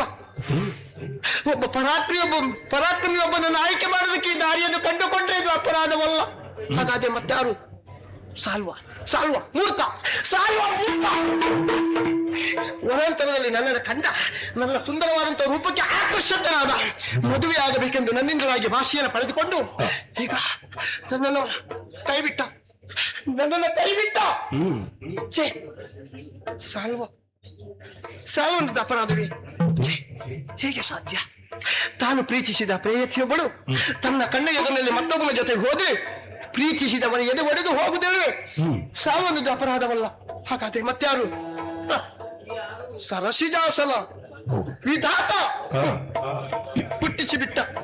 ನನ್ನ ಹಣೆಯಲ್ಲಿ ಏನು ಬರದೆಯೋ ಇಲ್ಲದಿದ್ರೆ ಹೀಗಾಗ್ತದ? ನಿನಗೆಲ್ಲಿ ಅರ್ಥ ಆಗ್ತದೆ? ಸಂಕಟ ನಿನಗೆಲ್ಲಿ ಅರ್ಥ ಆಗ್ತದೆ? ಯಾಕೆ ಹೇಳು?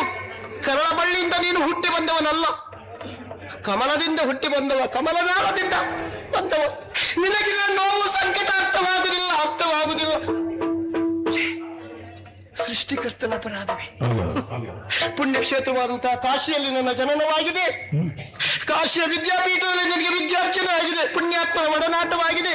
ಹಾಗಾದ್ರೆ ಅಪರಾಧ ವಿಧಾತನದಲ್ಲ. ಮತ್ತೆ ಯಾರು? ಭೀಷ್ಮ.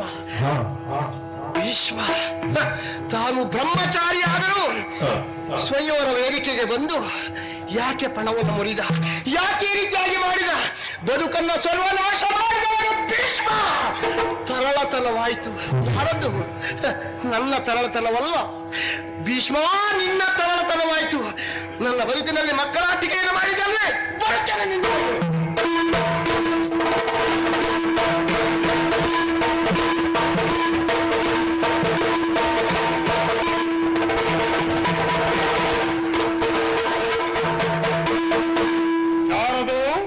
ಅಂಬೆ ಏನು ಹೋಗ್ಲಿಲ್ವೋ ಸಾಲ್ವನಲ್ಲಿಗೆ? ಹೋಗಿದ್ದೇನೆ. ಮತ್ತೆ ಯಾಕೆ ಬಂದೆ? ಕಾರಣ ಇದೆ. ರಥದಲ್ಲಿ ನೀನು ಕರೆತಂದೆ ಎಂಬ ಕಾರಣಕ್ಕಾಗಿ ಸಾಲ್ವನನ್ನು ತಿರಸ್ಕಾರ ಮಾಡಿದ್ದಾನೆ. ಕರೆತಂದ ತಪ್ಪಿಗೆ ನೀನು ಬದಲಾಗುವುದಿಲ್ಲ.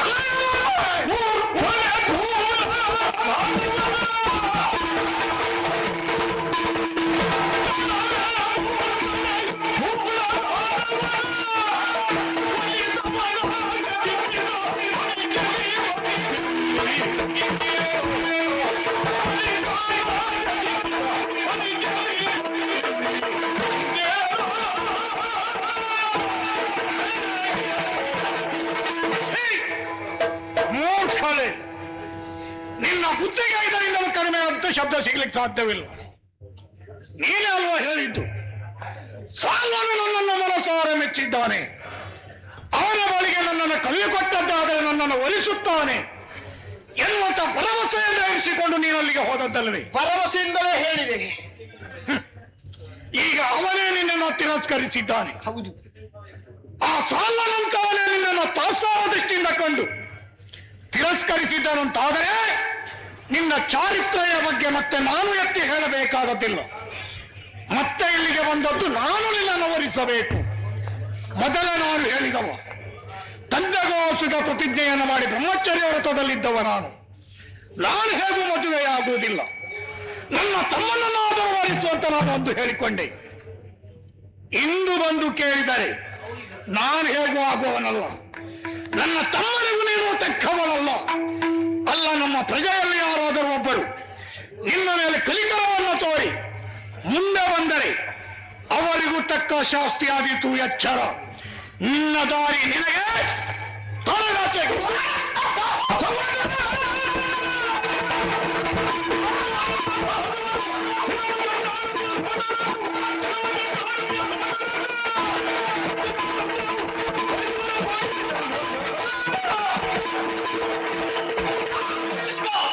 ನಿನ್ನ ತಮ್ಮನಿಗೆ ನಾನು ಸಲ್ಲುವವನು. ನೀನು ಬ್ರಹ್ಮಚಾರಿ ಅಲ್ಲವೋ? ಬ್ರಹ್ಮಚಾರಿ ಅಂತ ನಿನಗೆ ಕೆಲಸ ಇತ್ತು ಸುಳ್ಳು ವೇದಿಕೆಯಲ್ಲಿ. ನಿನ್ನ ತಮ್ಮನೇ ಬರಬಹುದಿತ್ತು, ಅದನ್ನು ಬಿಟ್ಟು ಬ್ರಹ್ಮಚಾರಿ ಆಗಂತ ನೀನು ಬಂದೆ. ಮದುವೆಯ ಪಣದಂತೆ ಯಾವಾತ ಗೆಲ್ಲುತ್ತಾಗ ಗೆದ್ದವನೇ ಮದುವೆ ಆಗಬೇಕಿತ್ತು. ಈಗ ನನಗೂ ಅಲ್ಲ, ತಮ್ಮನಿಗೂ ಅಲ್ಲ, ನಾಡಿನ ಪ್ರಜೆಗೂ ನಾನಲ್ಲ. ನೋಡನ್ನ ಸಾಹಸವನ್ನ ಅಂಬೆ ಇಷ್ಟಕ್ಕೆ ಸುಮ್ಮನೆ ನುಡಿತಾಳೆ ಎನ್ನುವುದಾಗಿ ಭಾವಿಸಬೇಡ. ಏನ್ ಮಾಡ್ತಿ? ಲೋಕದಲ್ಲಿ ನೀನೊಬ್ಬರು ದೊಡ್ಡ ಪರಾಕ್ರಮಿ ಅಂತ ತಿಳಿಯಬೇಡ. ನಿನ್ನ ಶಿರವ ಚೆಂಡಾಡುವ ಸುಭಟನನ್ನ ಕರೆತರುತ್ತದೆ. ಏನ್ ಮಾಡ್ತಿ? ನಿನ್ನ ಶಿರ ಅರಿಯುವುದಕ್ಕೆ ಸುಭಟನನ್ನ ಕರೆತರುತ್ತದೆ.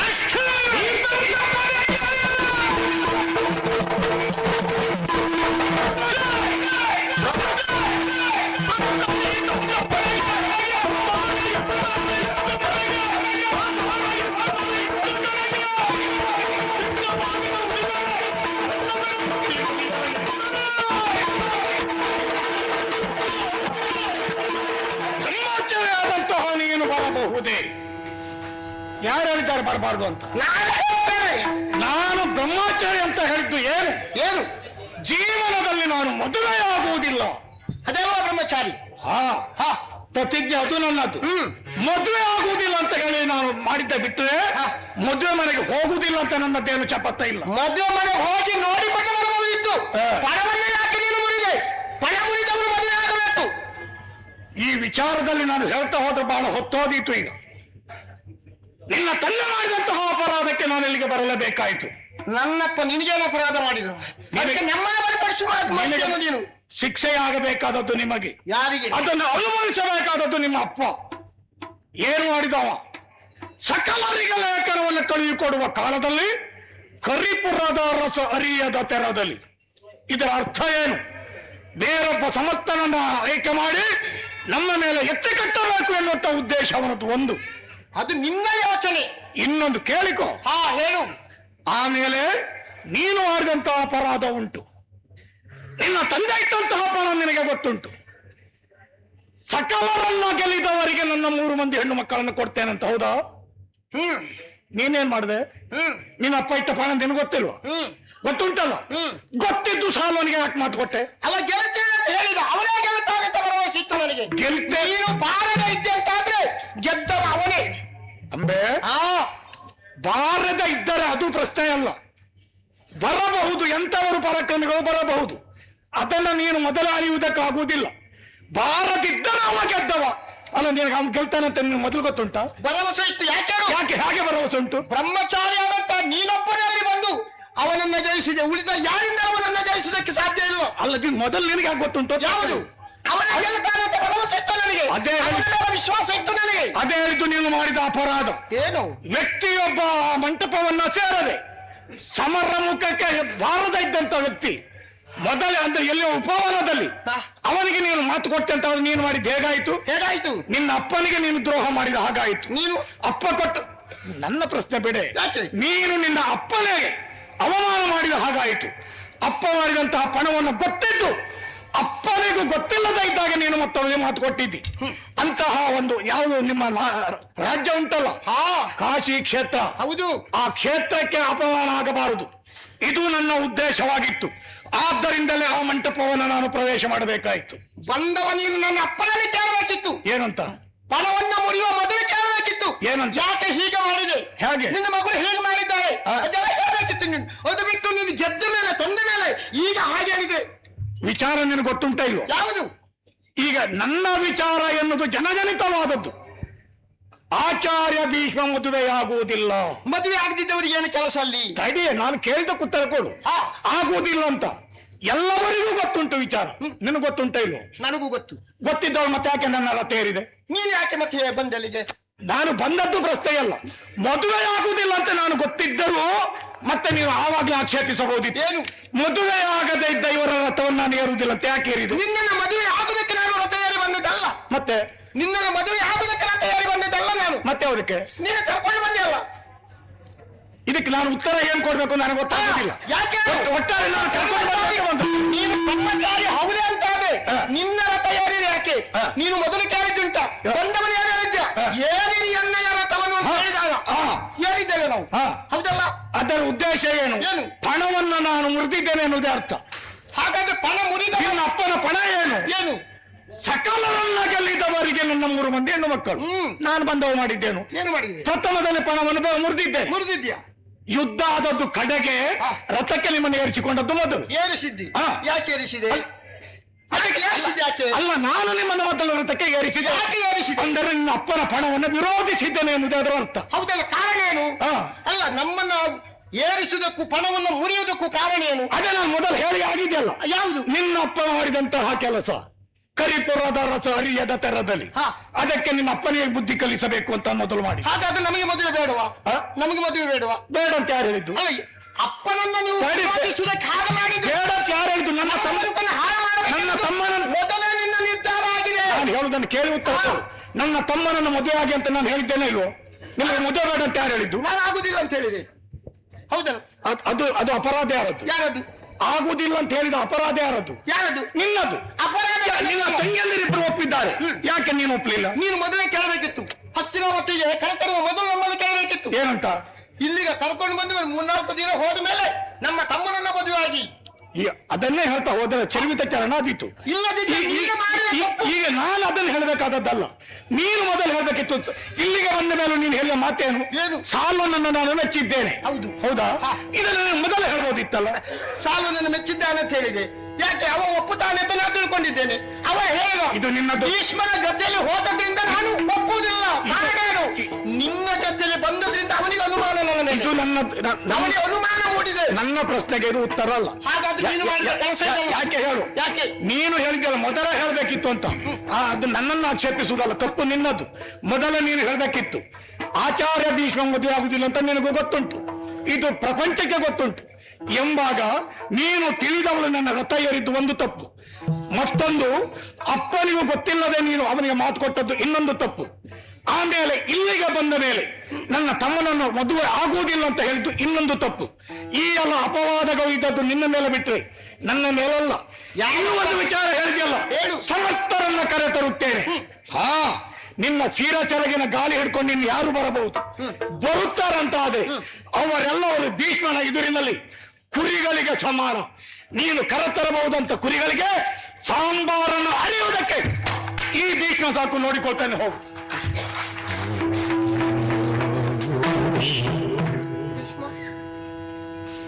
ನೋಡು ನನ್ನ ಸ್ಥಿತಿ ನೋಡು ಭೀಷ್ಮ. ನನಗೆ ಅತ್ತ ತವರ ಮನೆ ಇಲ್ಲ, ಇತ್ತ ಗಂಡನ ಮನೆ ಇಲ್ಲ. ಬಾಯೆಂದು ನನ್ನನ್ನು ಕರೆದು ಆಧರಿಸುವವರಿಲ್ಲ. ನನ್ನನ್ನು ಓಲೈಸಿಕೊಂಡವರು ಬರುವವರು ನನಗೆ ಯಾರು ಇಲ್ಲ.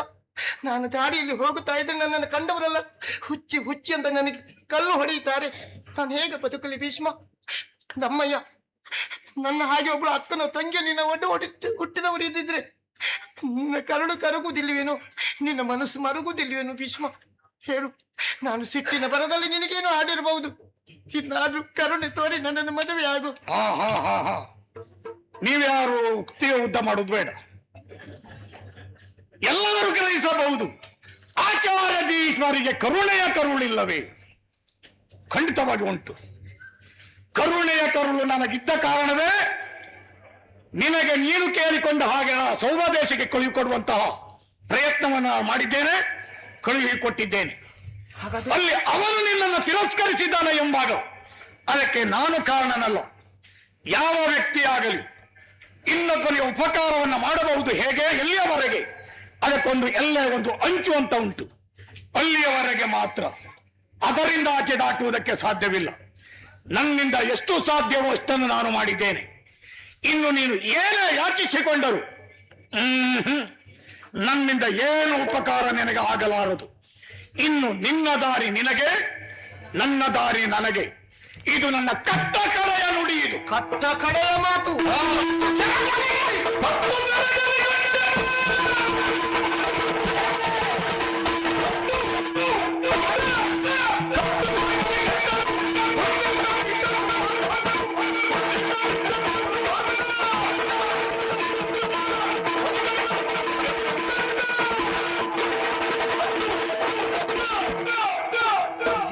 ನದಿಯ ಮಗನೇ, ನಿನಗೆ ಕರುಣೆ ಬಂದಿದ್ದೆಂಬ ಕಾರಣಕ್ಕಾಗಿ ಕಣ್ಣೀರಿನಿಂದ ನಿನ್ನ ಕಾಲ ತೊಳೆದೆ ನಾನು.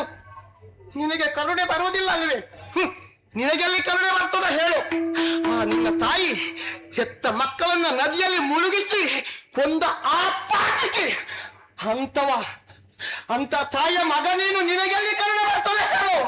ಭೀಷ್ಮ, ನನಗೆ ನೀನು ಕೊಟ್ಟ ಕಡೆಯ ಮಾತ ಕೊಟ್ಟು ಸೆರೆಗಲಿ ಗಂಟರು ಮುಂದೆನ್ನ ದಿಟ್ಟತನವನ್ನು ತೋರಿಸ್ತೇನೆ.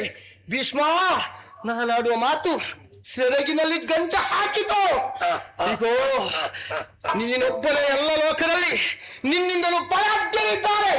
ಹೋಗುತ್ತೇನೆ. ಇನ್ನು ಅಂಬೆಯ ಪ್ರಯತ್ನ ಉಂಟು, ಇನ್ನು ಅಂಬೆಯ ಪ್ರಯತ್ನ ಉಂಟು. ಇವತ್ತಿನಿಂದಲೇ ನೀನು ನನ್ನ ಹಾಗೆ, ನಿಮ್ಮ ಹೊಗೆ ನೋಡ್ತೇನೆ ನಾನು. ನನ್ನ ಎದುರಿನಲ್ಲಿಯೂ ನಿನ್ನದು ಪ್ರತಿಜ್ಞೆಯ. ಭೀಷ್ಮನ ಎದುರಿನಲ್ಲಿ ಪ್ರತಿಜ್ಞೆ. ಹೆಂಗಸರ ಮಾತು ರಂಗಸ್ಥಳಕ್ಕೆ ಬಂದೀತೋ ನಿನ್ನಿಂದ ಬಂದುದನ್ನು ನೋಡಿಕೊಳ್ತೇನೆ.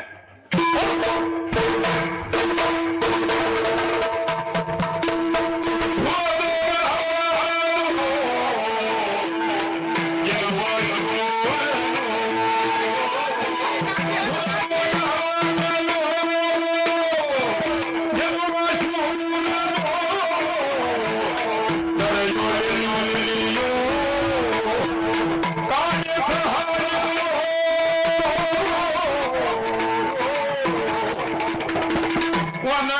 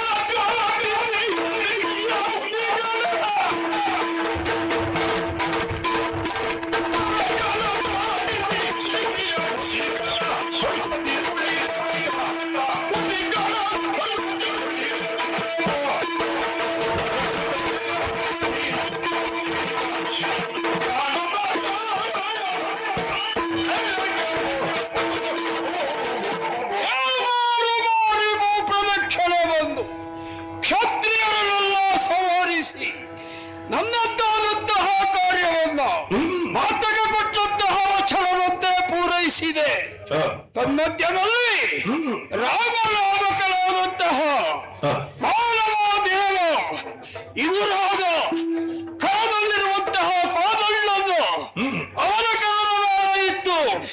ನಾನು ತಪಾದಿರತನಾದೆ.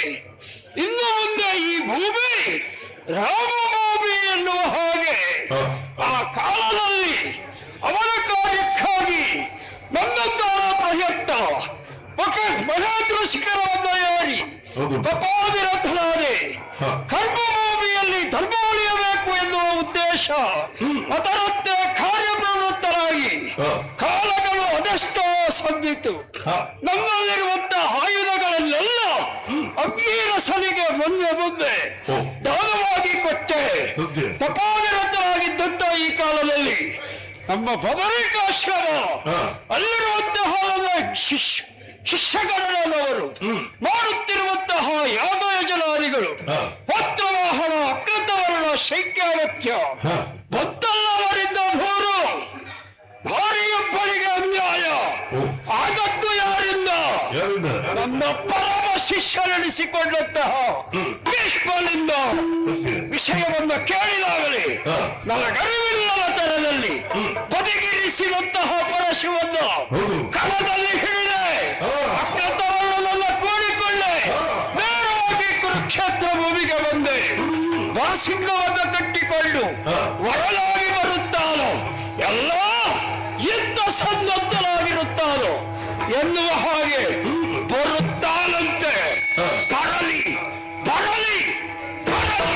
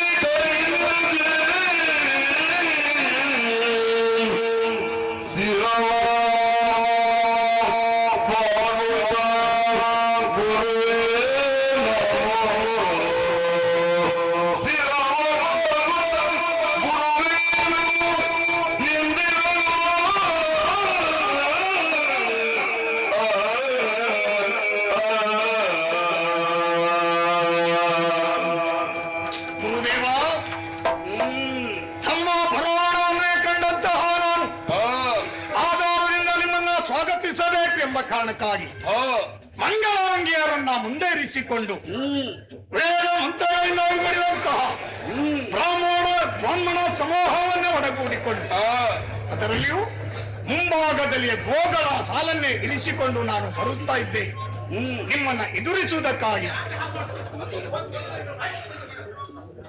ಗೋವುಗಳನ್ನೇ ನಾನು ಯಾಕೆ ಮುಂದಾಗಿರಿಸುತ್ತೇನೆ.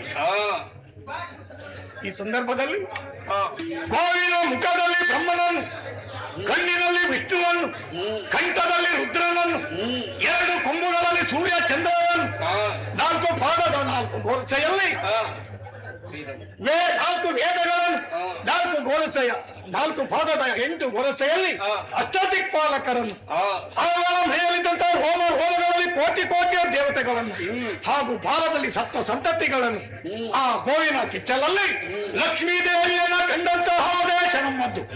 ಆದ್ದರಿಂದಲೇ ಅವುಗಳನ್ನು ಮುಂದೆ ಇರಿಸಿಕೊಂಡು ಬರುವುದರ ಜೊತೆಯಲ್ಲಿ ಅರ್ಘ್ಯ ಪಾದ್ಯ ಮಧುಪರ್ಕಾದಿಗಳು ಅದರಿಂದ ತಮ್ಮ ಪಾದ ಪೂಜೆಯನ್ನು ಮಾಡಿದ್ದೇನೆ. ಪಾದ ತೊಳೆದ ತೀರ್ಥವೇ ಸ್ವೀಕರಿಸಿದ್ದೇನೆ. ಓ ಗುರುವೇ ನಮೋ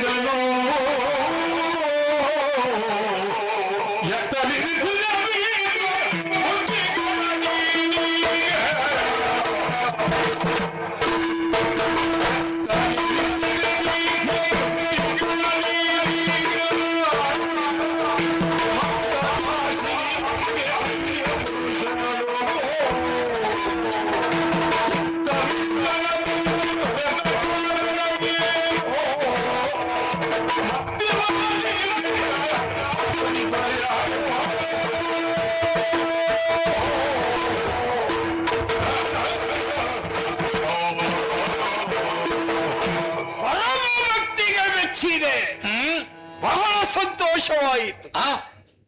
ಆದರೆ ಸಂತೋಷವನ್ನೇ ಅನುಭವಿಸುತ್ತಾ ಕಾಲವನ್ನು ಕಳೆಯುವುದಕ್ಕೆ ನೀನೇ ಅವಕಾಶವನ್ನು ಕಲ್ಪಿಸಲಿಲ್ಲ. ಅಂದರೆ ನೀನು ನಡೆದುಕೊಂಡು ಬಂದಿರುವಂತಹ ಮಾರ್ಗ ಸರಿಯಾಗದೇ ಇರುವ ಕಾರಣ ಚಕಿತರಾಗುವುದಕ್ಕೂ ನನ್ನಲ್ಲಿ ಗೊಂದಲಮಯವಾದಂತಹ ಮನೋಭಿಪ್ರಾಯ ಮೂಡುವುದಕ್ಕೂ ಕಾರಣವಾಗಿಯದೆ. ಏನು ಗುರುದೇವ, ಏನೋ ಇದು ನನ್ನ ಶಿಷ್ಯ ಎಲ್ಲರಂತಲ್ಲ ಪರಮ ಶಿಷ್ಯ ನಡೆಸಿಕೊಂಡವ ಈ ಭೀಷ್ಮ ಹೀಗೂ ಮಾಡಬಹುದೇ? ಹಾಗೆ ಎತ್ತಲಿರಿಸಿದ ಭೀಷ್ಮ ಬುದ್ಧಿಗಳದೀನು ಎಂತಹ ಮಾತನಾಡಿದ್ದೀರಿ. ಏನೋ ನಿಮ್ಮ ಶಿಷ್ಯನಾದಂತಹ ಭೀಷ್ಮನಿಗೆ ಬುದ್ಧಿ ಇಲ್ಲ ಅಂತ ನೀವು ಹೇಳಿಲ್ಲ. ಬುದ್ಧಿ ಉಂಟು. ಇದ್ದ ಬುದ್ಧಿಯನ್ನ ಎಲ್ಲಿ ಇರಿಸಿದೆ ಅಲ್ಲವೇ? ಒಂದು ಇನ್ನೊಂದು ಭೀಷ್ಮ ಬುದ್ಧಿ, ಭೀಷ್ಮವಾದಂತಹ ಬುದ್ಧಿ ಇರಿಸಿದ ಭೀಷ್ಮ ಬುದ್ಧಿಗಳನ್ನು ನಾನು ತಪ್ಪಿದ್ದಲ್ಲಿ ಅಂತ ಬೇಕಲ್ಲ. ಮತ್ತೆ ನಾನೇ ನನ್ನ ಮರುಕಳಿಸಬೇಕೇನೋ? ಏನು ಗುರುದೇವ? ಹೌದೇನೋ ಸ್ವಲ್ಪ ಕಾಲದ ಹಿಂದೆ ಕಾಶಿಗೆ ಹೋದೆಯಂತೆ. ಹೌದು. ಅಲ್ಲಿ ಅರಸನ 3 ಮಂದಿ ಹೆಣ್ಣು ಮಕ್ಕಳನ್ನು ರಥದಲ್ಲಿ ಕುಳ್ಳಿರಿಸಿಕೊಂಡು ಬಂದೆಯಂತೆ. ಹೌದು. ಅದರಲ್ಲಿ 2 ನಿನ್ನ ತಮ್ಮನಿಗೆ ಮದುವೆ ಮಾಡಿಸಿದೆಯಂತೆ. ಸತ್ಯದ ಕತೆ. ಒಬ್ಬಳು ಅವರನ್ನ ಒರಿಸುವರೆ ಮನ ಮಾಡದೇ ಇದ್ದಾಗ ನಿನ್ನೊಂದೇ ಬಯಸಿದ ಅವಳು ಮದುವೆಯಾಗುವುದಕ್ಕಾಗಿ ಹಠ ಹಿಡಿದಳಂತೆ. ನೀನದನ್ನು ತಿರಸ್ಕರಿಸಿದೆಯಂತೆ. ಯಾಕೆ ಹೀಗೆ ಮಾಡಿದೆ? ಕಾರಣ ಉಂಟು.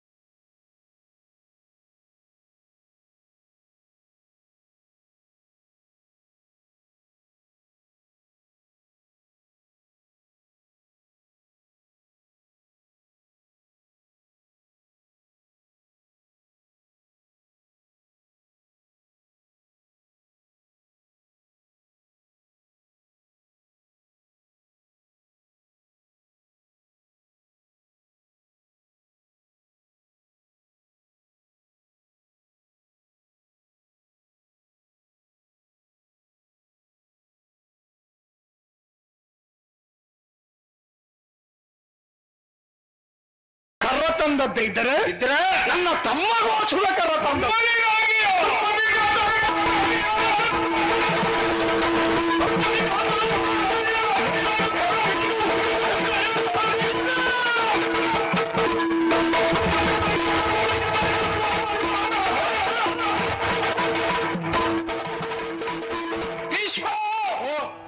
ನೀನು ಮದುವೆ ಆಗುವವಲ್ಲ ಎನ್ನುವುದು ಗೊತ್ತು. ತಮ್ಮನಿಗಾಗಿ ತಂದಿದ್ದಿ, ತರುವಾಗ ನೀ ತಮ್ಮನಿಗಾಗಿಯೇ ತರುತ್ತಿ ಎನ್ನುವಂತಹದ್ದು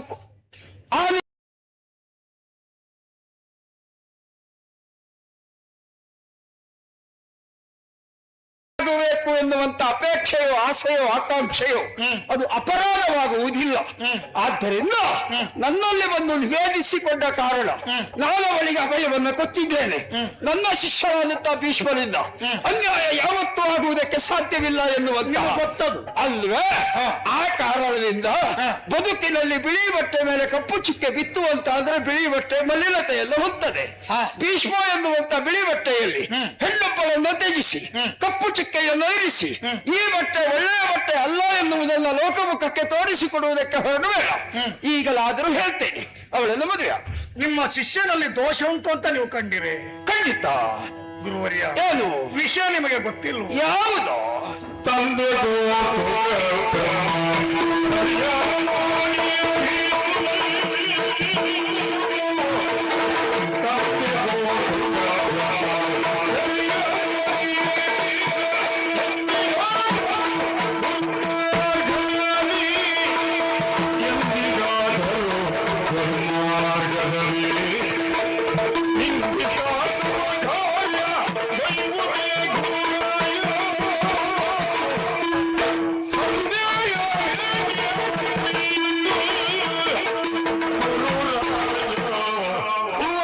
ಶಿಷ್ಯೋತ್ತಮ, ನಿಮಗೆ ತಿಳಿಯದೆ ಹೋದಂತಹ ವಿಚಾರ ಯಾವುದೂ ಇಲ್ಲ. ಆದರೂ ಶಿಷ್ಯನ ಬಾಯಿಂದಲೇ ಕೇಳಬೇಕೆನ್ನುವಂತಹ ಉದ್ದೇಶವೋ ಏನೋ ನನಗೆ ಗೊತ್ತಿಲ್ಲ. ಯಾವ ವಿಷಯಕವಾಗಿ? ನಾನು ನನ್ನ ತಂದೆಗೋಸ್ಕರ ಮಾಡಿದಂತಹ ಪ್ರತಿಜ್ಞೆ ನಿಮಗೂ ಗೊತ್ತಿದ್ದ ವಿಚಾರ ಆದ ಕಾರಣ ಈ ನಿಮ್ಮ ಶಿಷ್ಯ ಭೀಷ್ಮ ಮದುವೆ ಆಗುವುದಿಲ್ಲ ಎನ್ನುವಂತಹ ಸತ್ಯದ ವಿಚಾರ ನಿಮಗೂ ಗೊತ್ತಿದೆ. ಹೌದು, ಎಲ್ಲವರಿಗೂ ತಿಳಿದ ವಿಚಾರ ಇದು. ಸರಿ. ಹಾಗಾಗಿ ತಂದೆಗೋಸ್ಕರ ನಾನು ಮಾಡಿದಂತಹ ಪ್ರತಿಜ್ಞೆ ಈಗ ಮೊದಲೇ ನೀವೇ ಅನ್ನು ಪಾಠ ಕಲಿಸಿದವರು. ಹೌದು, ಹೇಗೆ ಎನ್ನುವುದಾಗಿ ಮಾತ್ರ ದೇವೋ ಭವ, ಪಿತೃ ದೇವೋ ಭವ, ಆಚಾರ್ಯ ದೇವೋ ಭವ. ಖಂಡಿತವಾಗಿ. ಹಾಗಾದ್ರೆ ಎರಡನೇ ಸ್ಥಾನದಲ್ಲಿ ಇದ್ದಂತಹ ತಂದೆಗೋಸ್ಕರ ನಾನು ಮಾಡಿದಂತಹ ಪ್ರತಿಜ್ಞೆ, ಆ ಪ್ರತಿಜ್ಞೆಗೋಸ್ಕರ ನಾನು ಮದುವೆ ಆಗುವುದಿಲ್ಲ ಎಂದು ಅವಳನ್ನು ತಿರಸ್ಕರಿಸಿದ್ದು ಸತ್ಯ. ಒಂದು ಮಾತು ಹೇಳ್ತೇನೆ, ಏನು? ಮಾತೆಗೆ ದ್ರೋಹ ಮಾಡಬಾರ್ದು, ಮಾತೆಗೆ ವಚನ ಭ್ರಷ್ಟರಾಗಬಾರ್ದು, ತಂದೆಯ ಮಾತನ್ನು ಪಾಲಿಸಿಕೊಂಡು ಹೋಗುವಂತ ಮಗನೇ ಬೇಕು. ಹಾಗೆಯೇ ಗುರುವಿನ ವಾಕ್ಯವನ್ನು ಉಲ್ಲಂಘನೆ ಮಾಡುವ ಹಾಗಿಲ್ಲ. ಗುರುವಾಕ್ಯ ಉಲ್ಲಂಘನಾ ದೋಷ. ನನ್ನ ಮಾತನ್ನು ಈಡೇರಿಸದೇ ಇದ್ರೆ ನಿನಗದು ಪ್ರಾಪ್ತವಾಗ್ತದೆ. ಅದಕ್ಕಿಂತ ದೊಡ್ಡ ಲೋಪ ಪಾಪ ಇನ್ನೊಂದಿಲ್ಲ.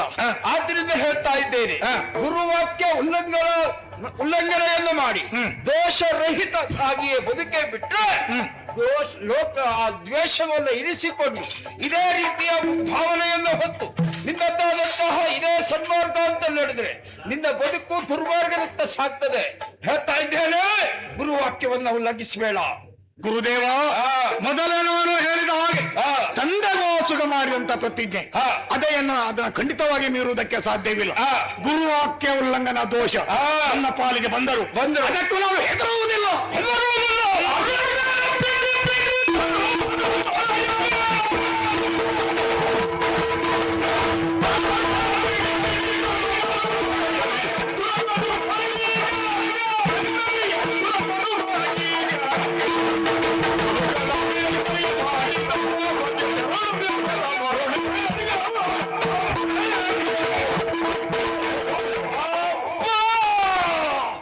ಇಷ್ಟು ಬಂದು ಎಲ್ಲ ಗೃಹಕ್ಕೆ ದೋಷ ಬಂದ್ರು ಬರಲಿ. ಬೆದರುವವನಲ್ಲ ಭೀಷ್ಮ. ಏನು ಈ ಹಾಗೆ ಹೇಳಿಕೊಂಡು ಗುರು ಹಿಂದೆ ಹೋಗ್ತಾನೆ ಭಾವಿಸಿದ್ಯಾ? ನಾನು ಒಂದು ನಿರ್ಣಯ ಮಾಡಿ ಬಂದವ.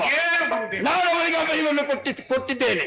ನನ್ನ ಶಿಷ್ಯರಾದಂತಹ ಭೀಷ್ಮರಿಂದ ಯಾವತ್ತೂ ಅನ್ಯಾಯವಾಗಬಾರದು ಎನ್ನುವ ಒಂದು ಕಾರಣದಿಂದ ಹೆಣ್ಣು ಎನ್ನುವ ನೆಲೆಯಲ್ಲಿ ಅಭಯನ್ನು ಕೊಡಬೇಕಾದಂತಹ ರಕ್ಷಣೆಯನ್ನು ಮಾಡಬೇಕಾದಂತಹ ಅಗತ್ಯತೆ ಅನಿವಾರ್ಯತೆ ನನಗುಂಟು.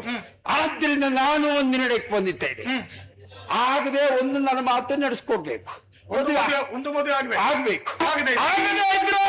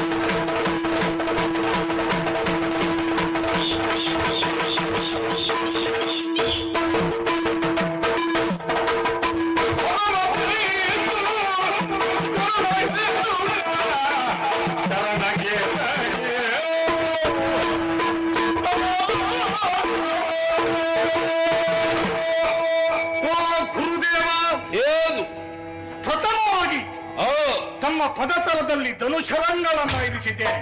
ಯುದ್ಧ ಮಾಡುವ ಬದಲು ಯಾಕೆ ಹೀಗೆ ಕರವನ್ನ ಜೋಡಿಸಿ ಶಿರವನ್ನ ಭಾಗಿಸಿದ್ದೇನೆ. ಉದ್ದೇಶ ನಿಮ್ಮ ಅಡಿಗೆ ವಂದಿಸಿಕೊಂಡೆ. ಯಾಕಾಗಿ ಗುರುದೇವ, ಏನು ಎಂತಹ ಯೋಗ ಭಾಗ್ಯ ನನ್ನ ಪಾಲಿಗೆ ಬಂತು. ಅಂದ್ರೆ ವಿದ್ಯೆಯನ್ನು ಕಲಿಸಿದಂತಹ ಗುರು ಯುದ್ಧಕ್ಕೆ ಬಾ ಶಿಷ್ಯನೇ ಹೌದು ಎಂದು ನೀವು ಕರಿತೀರಿ ಅಂತ ಆದರೆ ಮಾಡಬಹುದಾಗಿತ್ತಲ್ಲ. ಇದರಿಂದ ಹೆಚ್ಚಿನ ಯೋಗ ಭಾಗ್ಯ ನನಗೇನುಂಟು? ಬಯಸದೆ ಬಂದ ಭಾಗ್ಯ ಇದು ಅಂತ ನಾನು ಭಾವಿಸಿಕೊಳ್ತೇನೆ. ಅದಕ್ಕೆ ಆದರೆ ರಣಕ್ಷೇತ್ರವನ್ನ ಸೇರುವ ಕಾಲದಲ್ಲಿ ಇಂಥವರ ಆಶೀರ್ವಾದ ಪಡಿಬೇಕು ಅಂತ ಉಂಟು. ಯಾವುದರ ಬಗ್ಗೆ? ನನ್ನ ಹೆತ್ತಬ್ಬೆಯ ಆಶೀರ್ವಾದವನ್ನ ನಿಂತಲ್ಲಿ ಅಲ್ಲಿಯೇ ಪಡೆದು, ಚಿಕ್ಕಮ್ಮರ ಆಶೀರ್ವಾದವನ್ನ ಪಡೆದು ಈ ಕ್ಷೇತ್ರವನ್ನು ನಾನು ಪ್ರವೇಶ ಮಾಡಿದವ. ಇಲ್ಲಿ ಏನಾಗಬೇಕು? ಈಗ ಅಗತ್ಯವಾಗಿ ನನಗೆ ಬೇಕಾದದ್ದು ಯಾವುದು? ವಿದ್ಯೆ ಕಲಿಸಿದಂತ ಗುರುವಿನ ಆಶೀರ್ವಾದ ಬೇಕು. ಯುದ್ಧದ ಸಿದ್ಧತೆಯಲ್ಲಿದ್ದಂತ ಈ ಕಾಲದಲ್ಲಿ ನಿಮ್ಮ ಆಶೀರ್ವಾದ, ಇಂದು ನಡೆಯಬಹುದಾದಂತಹ ಈ ಯುದ್ಧದಲ್ಲಿ ನಿಮ್ಮ ಶಿಷ್ಯನಿಗೆ ಜಯವಾಗಲಿ ಎಂದು ನನ್ನನ್ನು ಹರಸಬೇಕು.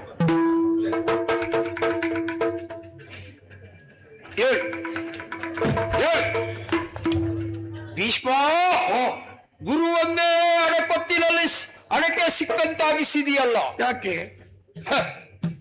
ಅಲ್ಲಿ ಅವಳಿಗೆ ಕೊಟ್ಟ ಅಭಯ, ಯುದ್ಧಕ್ಕೆ ಆಹ್ವಾನಿಸಿದಂತಹ ರೀತಿಯಲ್ಲಿ ನೀನು ಜಯಪ್ರಾಪ್ತವಾಗುವ ಹಾಗೆ ಆಶೀರ್ವದಿಸಿ. ಗುರುವಿನ ಆಶೀರ್ವಾದ ನಾನು ನಿನ್ನಲ್ಲಿ ಯುದ್ಧ ಮಾಡುವಾಗ ನಿನಗೆ ಜಯ ಆಗಲಿ ಅಂತ ನಾನು ಆಶೀರ್ವಾದ ಮಾಡಿದೆ.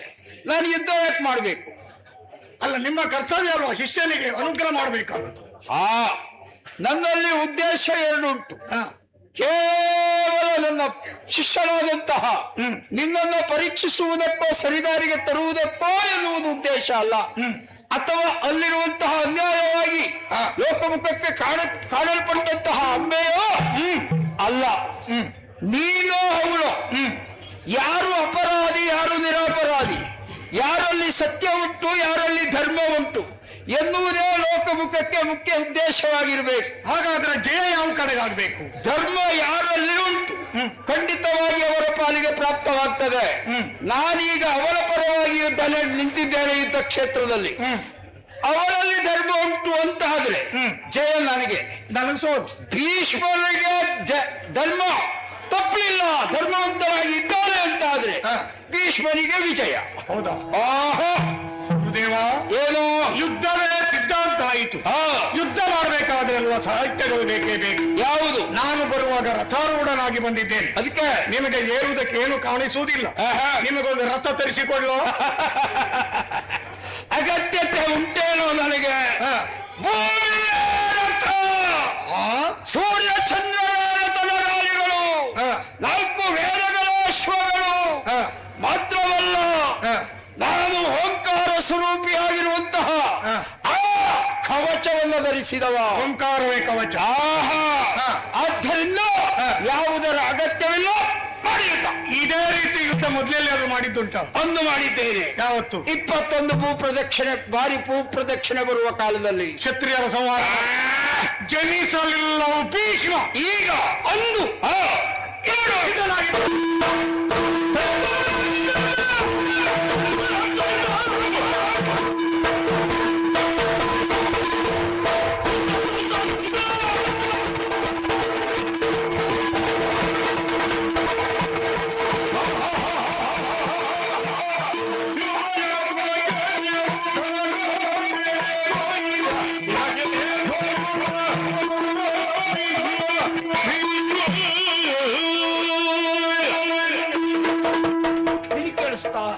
ಎಂತದ್ದು ಗುರುದೇವ, ಮಧ್ಯದಲ್ಲಿ ಯುದ್ಧ ನಿಲ್ಲಿಸಿದ? ಹೌದು, ಸೋಲು ಗೆಲ್ಲಿನ ನಿರ್ಣಯವಾಗಲಿಲ್ಲ. ನನ್ನ ಕರ್ಣವನ್ನು ಭೇದಿಸಿದಂತಹ ಒಂದು ವಿಚಾರ ಶಬ್ದ ಕೇಳಿತು. ಹೌದು, ನನಗೆ ಗಲಾಟೆಯಲ್ಲಿ ಏನು ಕೇಳಿಸ್ಲಿಲ್ಲ. ಕೇಳಿಸ್ತೇವೆ. ಚಿನ್ಮಯಾತ್ಮಕ ಕೇಳು. ನಿಮಗೆ ಹೇಳಿದ್ದು? ಹೌದು. ದುರದಿ ಸೋಲುವನಲ್ಲ ಭೀಷ್ಮ. ನನಗೆ ಹಾಗಾದ್ರೆ ದುರದಿ ಸೋಲುವವನಲ್ಲ ಅಂತಾದ ಮೇಲೆ ಮತ್ತೆ ಎಷ್ಟು ಯುದ್ಧ ಮಾಡಿದ್ರೆ ಏನು ಪ್ರಯೋಜನ? ಹಾಗಾದ್ರೆ ಜಯ ಧರ್ಮ ನಿನ್ನಲ್ಲುಂಟು ಅಂತ ಈಗೆಲ್ಲ ಮೊದಲೇ ಗೊತ್ತುಂಟು ನಿಮಗೆ. ಆದರೂ ಇದೊಂದು ಪರೀಕ್ಷೆ ಆಗ್ಲೇಬೇಕಲ್ಲ.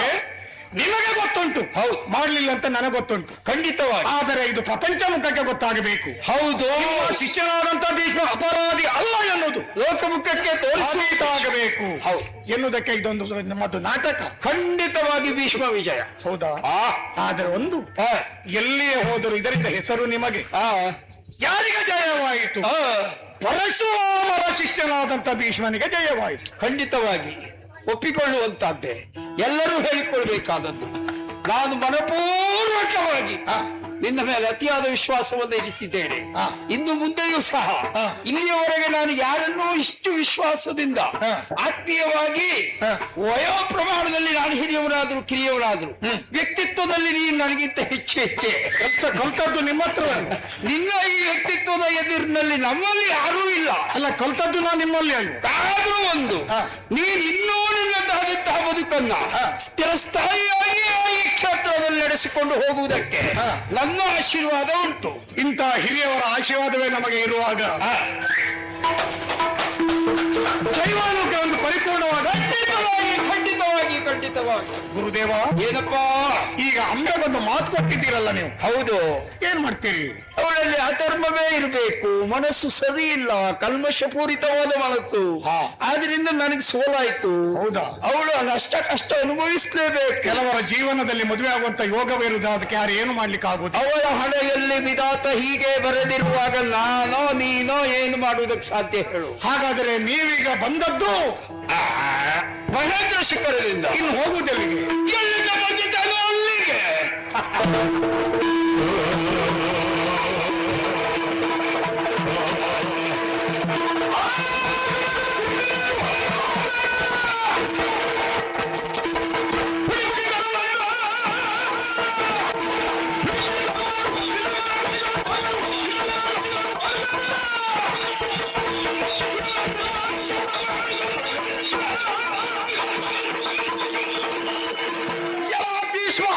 ನಿನ್ನನ್ನ ಕೊಲ್ಲುವ ಗೆಲ್ಲುವ ವ್ಯಕ್ತಿಯಪ್ಪ ಈ ಲೋಕದಲ್ಲಿ ಯಾರೂ ಇಲ್ಲ. ಯಾರು ಹುಟ್ಟಲಿಲ್ಲ ಎನ್ನುವುದಾಗಿ ತಿಳಿಯಬೇಡ. ಈಗ ಯಾವ ಗಂಡು ಮಗ ಇಲ್ಲದಿದ್ದರೆ ಏನಂತೆ, ಧನುಸನ್ನ ಹಿಡಿದು ಬಂದಿದ್ದೇನೆ.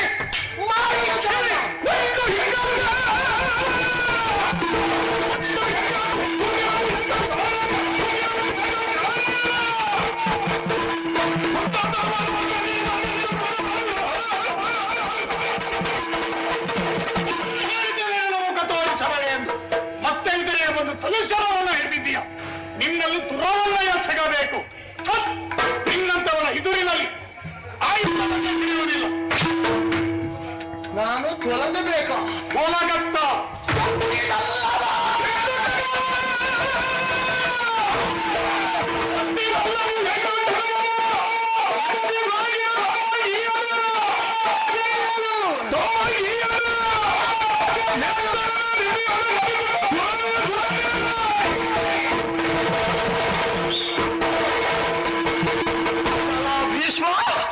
ನಾನು ತೊಲಗಬೇಕು. ಹೋಗುವಂತ ಹೋಗುವುದಕ್ಕೆ, ಬಾ ಅಂತ ಹೇಳಿದಾಗ ಬರುವುದಕ್ಕೆ, ನಿನಗೆ ಇಷ್ಟ ಇದ್ದವರಿಗೆ ತೆಗೆದುಕೊಳ್ಳುವುದಕ್ಕೆ, ನಿನ್ನ ತೊತ್ತಿಲ್ಲ ಎಂದು ನೀನು ಭಾವಿಸಿಕೊಂಡೆ. ಏನು ತೊತ್ತಿರಲ್ಲವ ಹೆಣ್ಣು ಜನ್ಮ ಭೀಷ್ಮ, ನಿನ್ನಿಂದಲೇ ನನ್ನ ಬದುಕು ಸರ್ವನಾಶವಾಯಿತು. ನನ್ನ ಆಸೆ ಆಕಾಂಕ್ಷೆಗಳನ್ನು ಸುಟ್ಟುರಿದು ಬೂದಿಯಾಗಿ ಹೋಯಿತು, ಸರ್ವನಾಶವಾಯಿತು. ಮದುವೆಯಾಗಬೇಕು, ತಾಯಿಯಾಗಬೇಕು, ಮಕ್ಕಳನ್ನು ಆಡಿಸಬೇಕು ಎಂದು ಎಷ್ಟು ಕನಸು ಕಂಡಿದ್ದೇನೆ. ನನ್ನ ಬದುಕು ಸರ್ವನಾಶ ಮಾಡಿದವ ನೀನು ಭೀಷ್ಮ. ದೇವರಿಗಾಗಿ ಇಟ್ಟಂತ ಹೂವೊಂದನ್ನ ನಾಯಿಯೊಂದು ಬಂದು ಕಚ್ಚಿ ತಂದ ಹಾಗೆ ಅತ್ತ ದೇವರಿಗಿಲ್ಲ, ಇತ್ತ ಅದಕ್ಕೆ ಆಹಾರವೂ ಅಲ್ಲ, ಸರ್ವನಾಶ ಮಾಡಿಬಿಟ್ಟೆ. ನಿನ್ನ ನಿಟ್ಟಕ್ಕೆ ಬಿಡೋದಿಲ್ಲ ಭೀಷ್ಮ.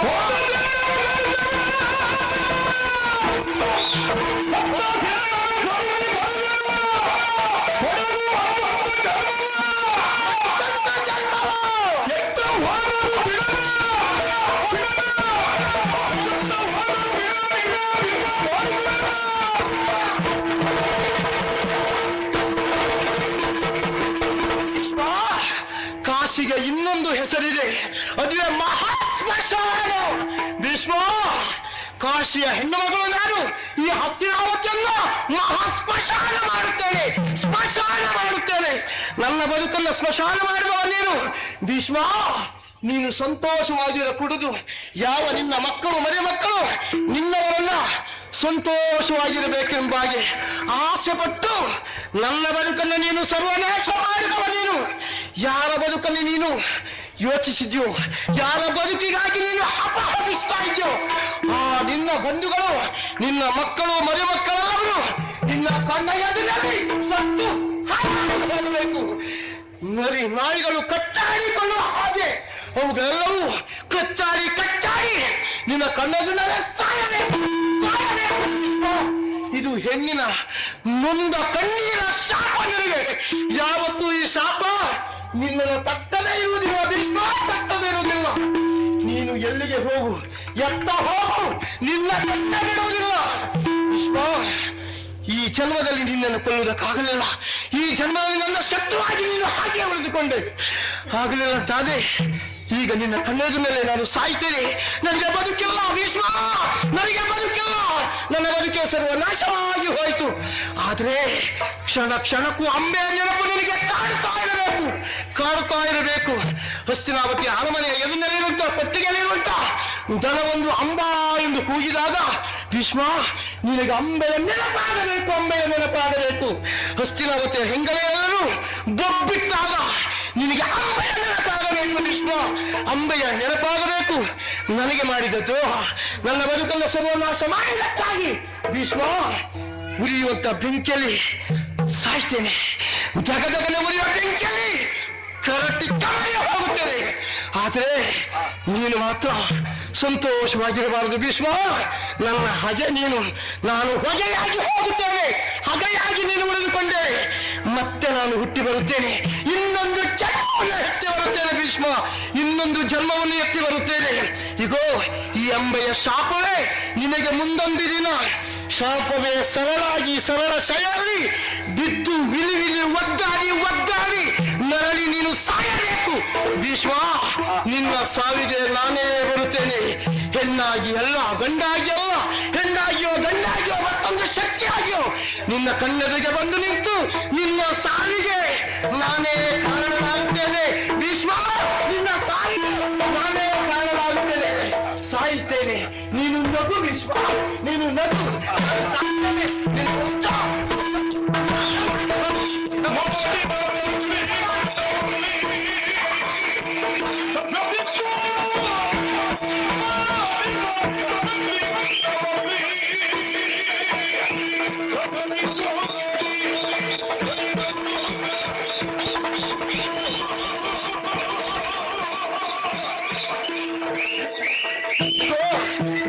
ಉರಿಯುತ್ತಿರುವಂತಹ ಬೆಂಕಿಯಲ್ಲಿ ಬೆಂದು ನಾನು ಉರಿಯಲಿ ಬೆಂದು ಸಾಯ್ತೇನೆ, ಕರಕ್ಕೆ ಹೋಗುತ್ತೇನೆ ಭೀಷ್ಮ, ಬೂದಿಯಾಗಿ ಹೋಗುತ್ತೇನೆ. ಈ ಬೂದಿಯನ್ನ ನಿನ್ನ ಹಣೆಗೆ ತಿಲಕವಾಗಿ ಇಟ್ಟುಕೊಂಡು ನೀನು ನಗು ಭೀಷ್ಮ, ನೀನು ನಗು. ನಾನು ಸಾಯ್ತೇನೆ, ನಾನು ಸತ್ತು ಬದುಕುತ್ತೇನೆ, ನೀನು ಬದುಕಿ ಸಾಯಬೇಕು. ನಾನು ಸತ್ತು ಬದುಕುತ್ತೇನೆ, ನೀನು ಬದುಕಿ ಸಾಯಬೇಕು. ನನ್ನ ಹಾಗೆ ಉರಿ ಭೀಷ್ಮ, ಉರಿ ಹಾಗೆ ಹಾಗೆ.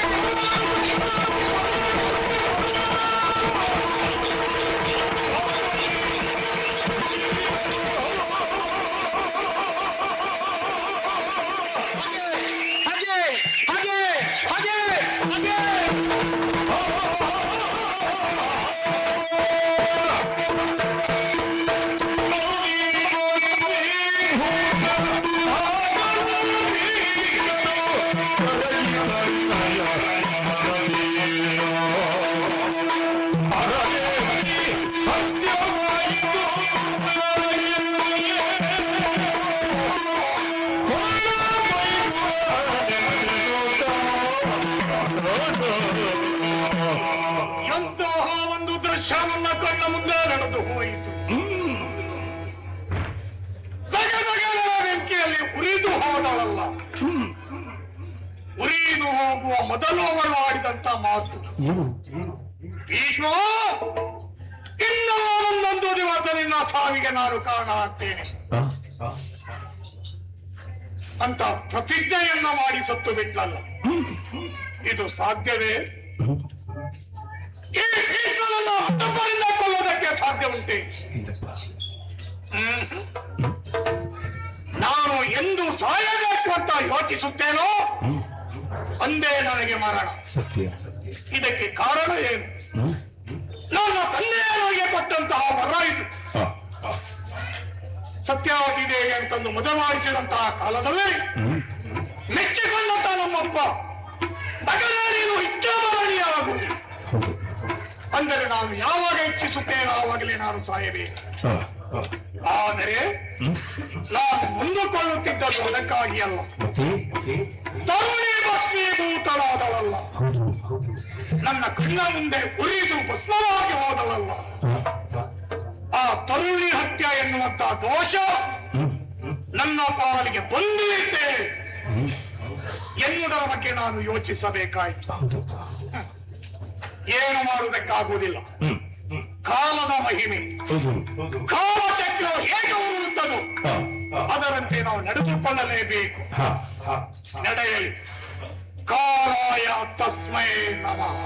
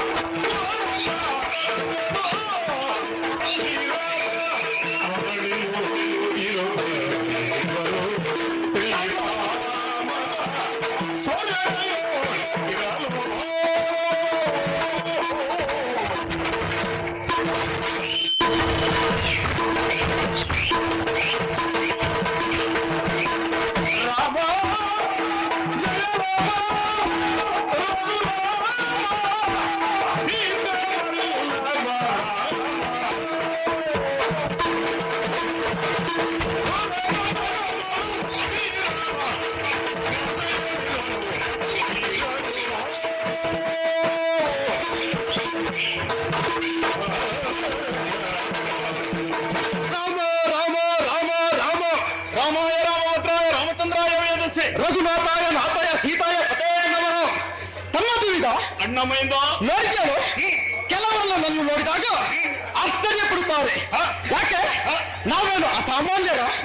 ಅಲ್ಲವೇ ಅಲ್ಲ, ಅಶ್ವಿನಿ ದೇವತೆಗಳ ವರ ಸುಪುತ್ರರಾಗಿದ್ದೇವೆ. ನಮ್ಮ ಹುಟ್ಟು ಹೀಗೇನು?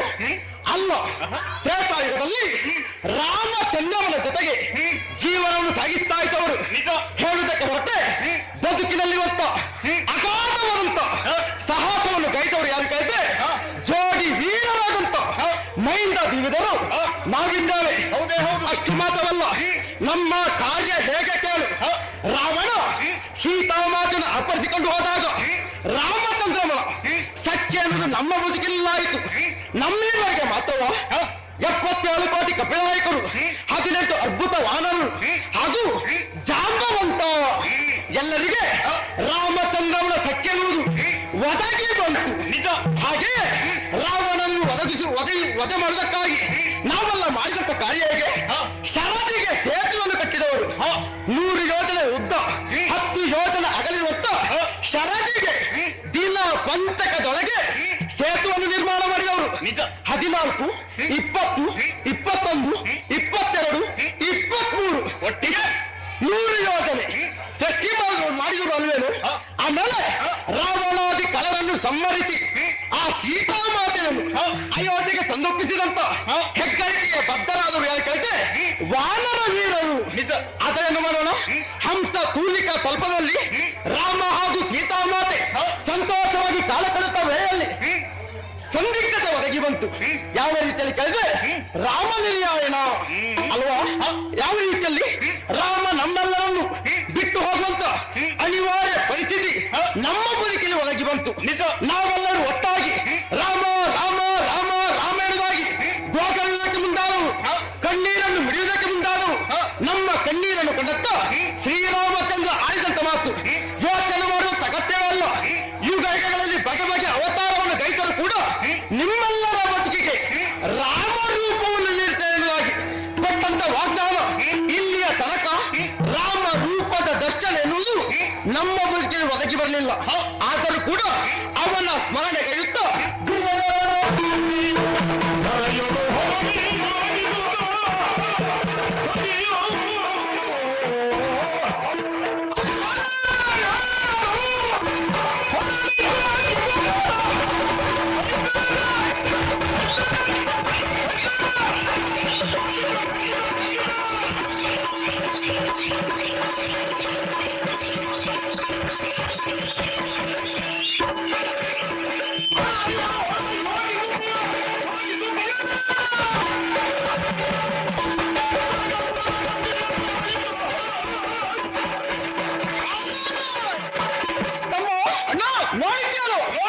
ಶ್ರೀರಾಮಚಂದ್ರನ ದರ್ಶನ ಆಗಬೇಕೆಂಬುದಾಗಿ ಅವರ ಸುಲಭದಲ್ಲಿ ದೀಕ್ಷಾಬದ್ಧರಾಗಿ ಕುಳಿತಿರುವ ನಾವು ಒಮ್ಮೆ ನಮ್ಮಲ್ಲೇ ಬುಡ ಕಡಿದ ರಕ್ಷಣಾಪದಿಯಲ್ಲಿ ಹೆಣ್ಣನ್ನು ಬಿಟ್ಟಿದ್ದಾಳೆ. ಕಾಣುವಾಗ ಕಣ್ಣೀರನ್ನು ಬಿಡುತ್ತಾ ಇದ್ದಾಳೆ. ಇವಳನ್ನು ನೋಡುವಾಗ ಯಾರೆನ್ನುವುದಾಗಿ ಹೇಳಿದ್ರು.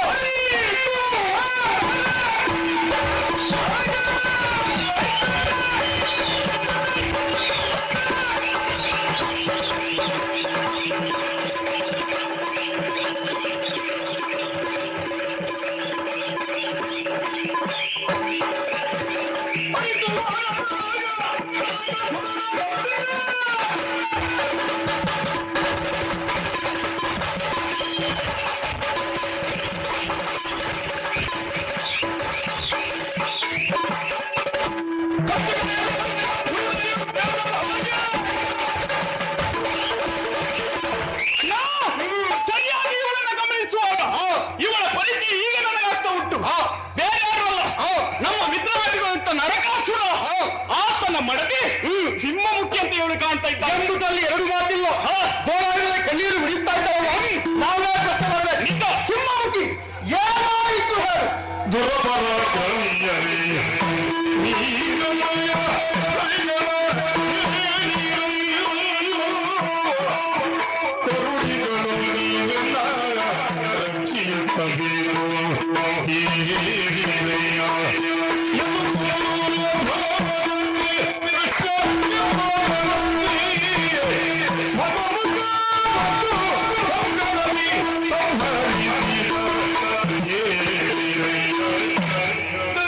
ದುರಪರಾಕ್ರಮಿಗಳು, ನೀವು ಶೂರ ಎನ್ನುವುದನ್ನು ನಾನು ಸ್ಪಷ್ಟವಾಗಿ ಅರಿತುಕೊಂಡವಳು ಹೌದು. ನೀವು ಹೇಳಿದಂತೆ ನಿಮ್ಮ ಪ್ರಿಯಾಪ್ತನಾದಂತ ನರಕಾಸುರನ ಪತ್ನಿನ ಸಿಂಹಮುಖಿ ಹೌದು. ಆದ್ರೆ ಈ ರೀತಿ ವೆಚ್ಚಿಸುವುದಕ್ಕೆ ಕಾರಣ ನಿಮ್ಮ ಆತ್ಮೀಯ ಒಬ್ಬಾತನಿಂದ ಸತ್ತು ಯಾರದು ಕೃಷ್ಣ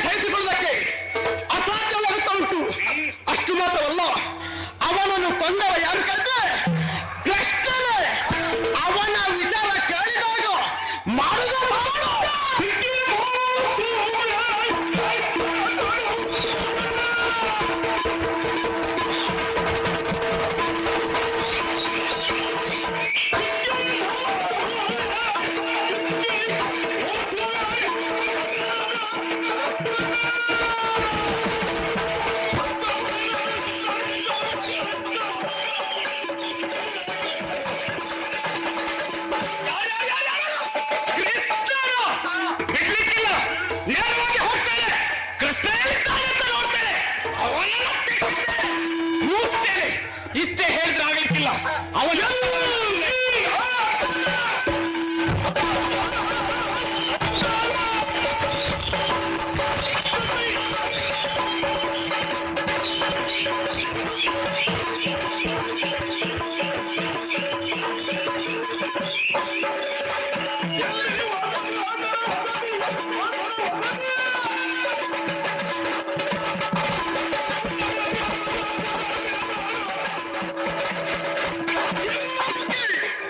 ಹೆಸರು ಕಷ್ಟ ಸಾಕಾಗ್ತದ? ಸಾಕಾಗುವುದಿಲ್ಲ. ಎಲ್ಲಿ ಅವನ ಮನೆ, ಎಲ್ಲಿದ್ದಾನೆ, ಹೇಗಿದ್ದಾನೆ, ಎಲ್ಲ ವಿಚಾರ ಹೇಳಿ.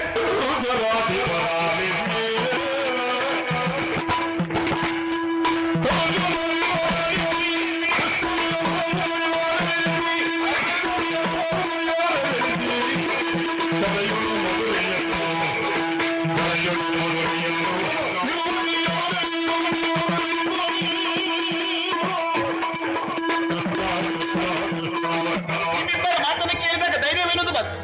ಕೃಷ್ಣನು ಪೂರ್ವಪರವನ್ನು ಕೇಳ್ತಾ ಇದ್ದೀರಿ ಅಂತ. ಅವ ಇರುವುದು ಯಮುನೆ ತಟಿ ಪ್ರದೇಶ, ಅದುವೇ ಮಧುರಾ ನಗರಿ.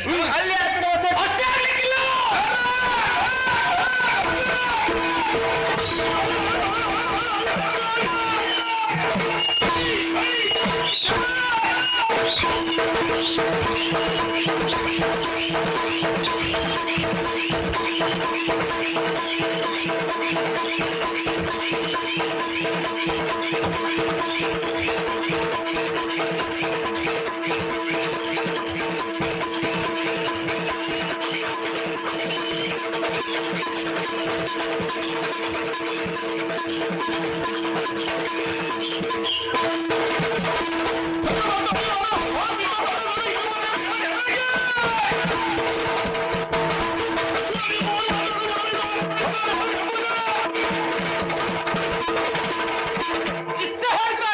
ಮತ್ತೆ ಆತ ನೋಡುವುದಕ್ಕೆ ಹೇಗಿದ್ದಾನೆ? ತರಳನು ಅಥವಾ ವಯಸ್ಸಾಗಿದೆಯಾ ಅಥವಾ ಮಧ್ಯಮ ವಯಸ್ಸಿನವನು ಅಷ್ಟೇ ಅಲ್ಲ, ಮತ್ತೆ ಅವನದಾದಂತ ಪುರವೂ ಅಷ್ಟೇ ಅಲ್ಲ. ಅವ ಎಲ್ಲಿದ್ದಾನೆ, ಹೇಗಿದ್ದಾನೆ, ಕಾಣುವುದಕ್ಕೆ ಹೇಗಿದ್ದಾರೆ?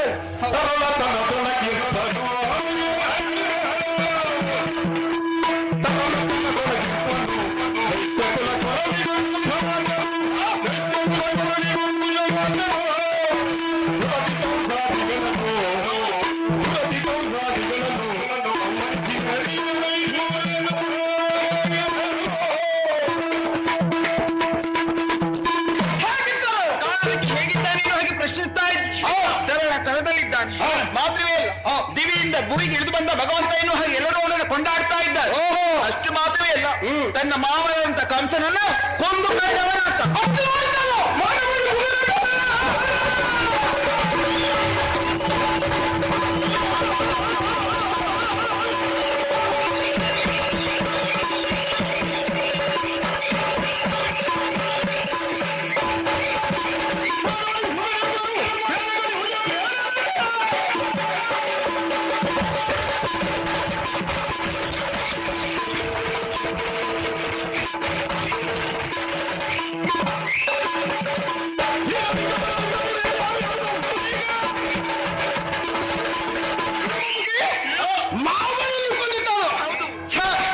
ಎಷ್ಟು ಮೌಢ್ಯ ಕೇಳು. ಹೋಗಿ ಹೋಗಿ ಅಳಿಯಲಾದವಳೆ ಮಾವನನ್ನು ಕೊಲ್ತಾಂತಾಗೆ ಅದಕ್ಕೊಂದು ಅರ್ಥ ಉಂಟಾ? ಅದರ ಕುರಿತಾಗಿ ನಮ್ಮೊಂದು ವ್ಯಾಖ್ಯಾನ ಅಲ್ಲ. ಯಾವ ರೀತಿಯಲ್ಲಿ ಕೇಳು, ಅವನ ಕುರಿತಾಗಿ ಆಲೋಚನೆ ಮಾಡುವಾಗ ಹೇಳಿದೆಯಲ್ಲ, ಹಾಗಿದ್ದಾನೆ ಹೀಗಿದ್ದಾನೆ ಅಷ್ಟು ಸಾಕಾಗುವುದಿಲ್ಲ. ಇನ್ನು ತಿಳಿಸಿಕೊಳ್ಳುವಂತ ಕುತೂಹಲ. ಅವನಿಗೆ ಮದುವೆ ಆಯ್ತು, ಮದುವೆ ಆದರೆ ಮಕ್ಕಳುಂಟ. ಅಷ್ಟು ಮಾತ್ರವಲ್ಲ, ಇಷ್ಟೆಲ್ಲ ಮೆರೆದಾಡುವುದಕ್ಕೆ ಅವನಿಗೆ ಯಾವ ಬಲ ಉಂಟು?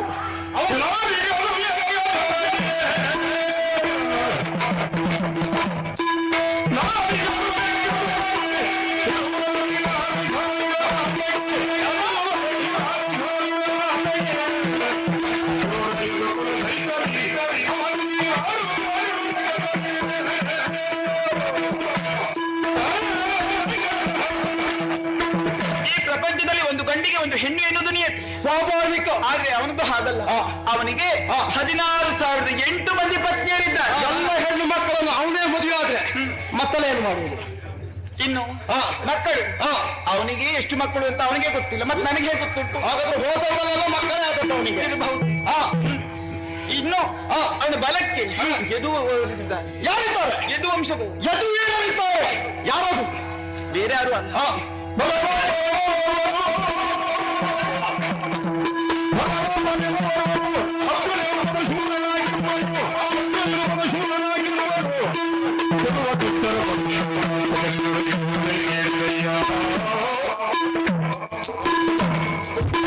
ಅಹಂಕಾರಿಯಾಗಿ ವರ್ತನೆ ಮಾಡಬೇಕಾದ್ರೆ ಅವನಿಗೊಂದು ಬಲ ಬೇಕಲ್ಲ. ಬಲವಾಗಿ ಬೆನ್ನೆಲುಬಾಗಿ ನಿಂತವರು ಯಾರು? ಮತ್ತೆ ಅವನ ವಾಹನ ಯಾವುದು? ಈಗ ಹೊತ್ತು ತಿರುಗುವಂತ ವಾಹನ ಯಾವುದು? ಗರುಡನನ್ನ ಏರಿಕೊಂಡು ಅವನ ಸಾಕ್ತಾರಂತೆ. ಹಕ್ಕಿ ವಾಹನ. ಹೌದು. ಹಕ್ಕಿ ಏರ್ಕೊಂಡು ಅವನ ವಾಹನ ಅದೇ. ಮತ್ತೆ ಅವನಿಗೆ ಅಷ್ಟೊಂದು ಬಲ ಬರೋದಕ್ಕೆ ಕಾರಣ ಏನು? ಅವನ ಅಣ್ಣ ಪೈರವ.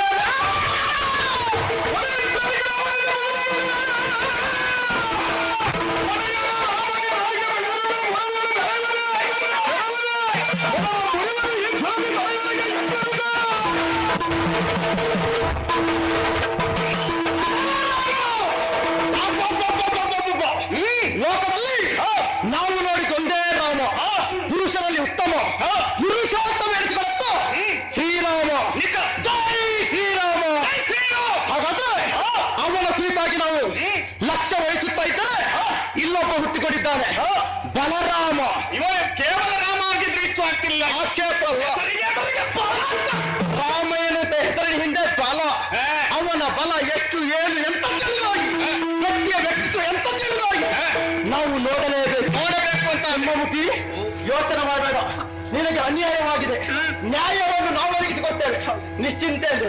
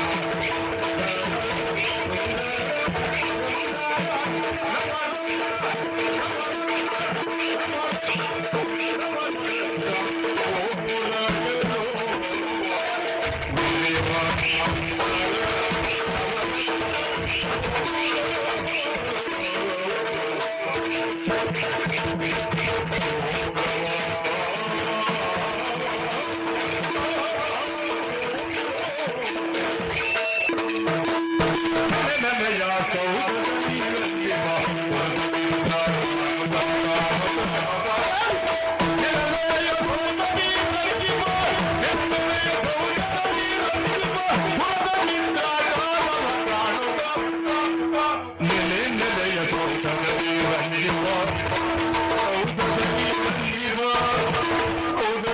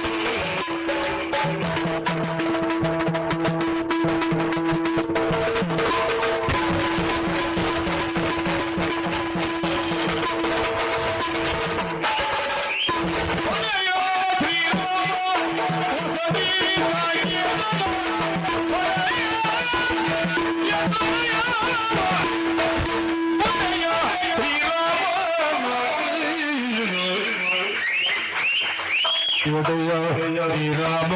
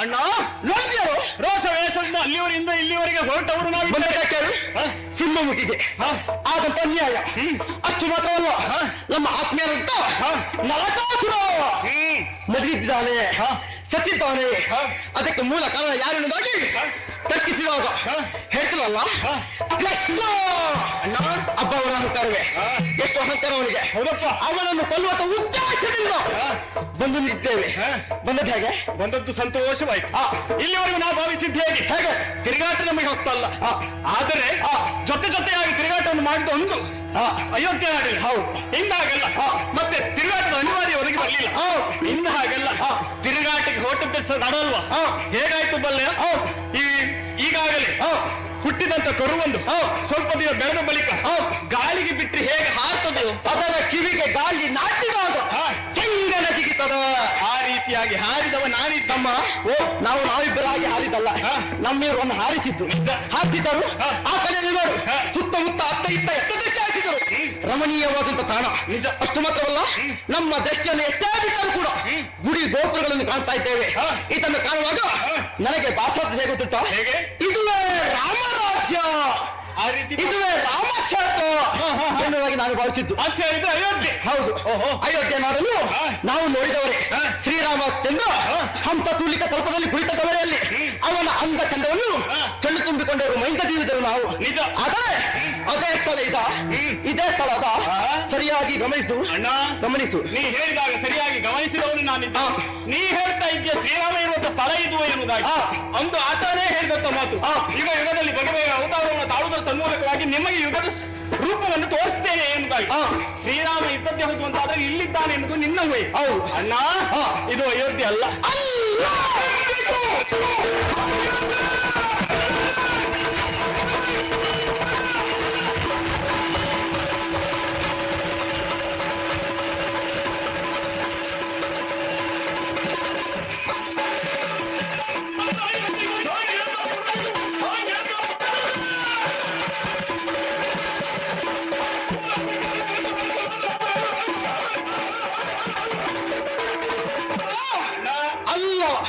ಇದು ಸಾಂಕೇತ ಕೂಡ ಹೌದಕ್ಕೆ ಸಾಧ್ಯವಿಲ್ಲ ಈಗ ಹೇಗೆ ಹೇಳಿದೆ ಯಾಕೆ ಆ ಕಡೆಯಲ್ಲಿ ನೋಡು ನೋಡ್ತಾ ಇದ್ದೀನಿ ನದಿ ಹರಿಯುತ್ತಾ ಉಂಟು ಯಾವ ನದಿ ಈಗ ತೊಡವ ಅಲ್ಲವೇ ಅಲ್ಲ ಯಮುನಾ ನದಿ ನಿಜವಾಗಿ ಹೋಗಿ ಅಯೋಧ್ಯೆ ಸಮೀಪದಲ್ಲಿ ಇರುವುದು ಯಾವ ನದಿ ಸರಾಯು ನಿಜ ಅಷ್ಟು ಮಾತ್ರವಲ್ಲ ಅಲ್ಲಿ ಯೂಪ ಸ್ತಂಭ ಎಂದು ಗೋಚರವಾಗ್ತದೆ ಆ ಚಿಹ್ನೆ ಎನ್ನುವುದು ಇಲ್ಲಿ ಕಾಣ್ತಾ ಇಲ್ಲ ಇಲ್ಲೇ ಉಂಟು ಇಲ್ಲ ಆ ಚಿಹ್ನೆ ವ್ಯವಸ್ಥೆ ಉಂಟಾ ಹಾಗಾಗಿ ಇದು ರಾಮರಾಜ್ಯವಲ್ಲ ಒಂದು ಕೆಲಸ ಮಾಡಬೇಕು ನಾವು ಬಂದದ್ದು ಆ ಕೃಷ್ಣನಿಗೆ ಗೊತ್ತಾಗಬೇಕು ಗೊತ್ತಾಗಬೇಕಾದ್ರೆ ಏನ್ ಮಾಡೋಣ ಮೊದಲಾಗಿ ಮಾಡಬೇಕಾದದ್ದು ಪುರಕ್ಕೆ ಶೃಂಗಾರ ಯಾವುದು ಅಂತ ಕೇಳಿದ್ರೆ ಅದುವೇ ಉಪವನ ಅದೆಲ್ಲಿದ್ರೆ ಅದನ್ನ ಹಾಡಬೇಕಂತ ಹುಟ್ಟುತ್ತಾನೆ ದೂತವಾಗಿ ವಿಷಯವನ್ನು ಹೇಳ್ತಾನೆ ಮತ್ತೆ ಅವ ನಮ್ಮ ಬಳಿಗೆ ಬರಲೇಬೇಕು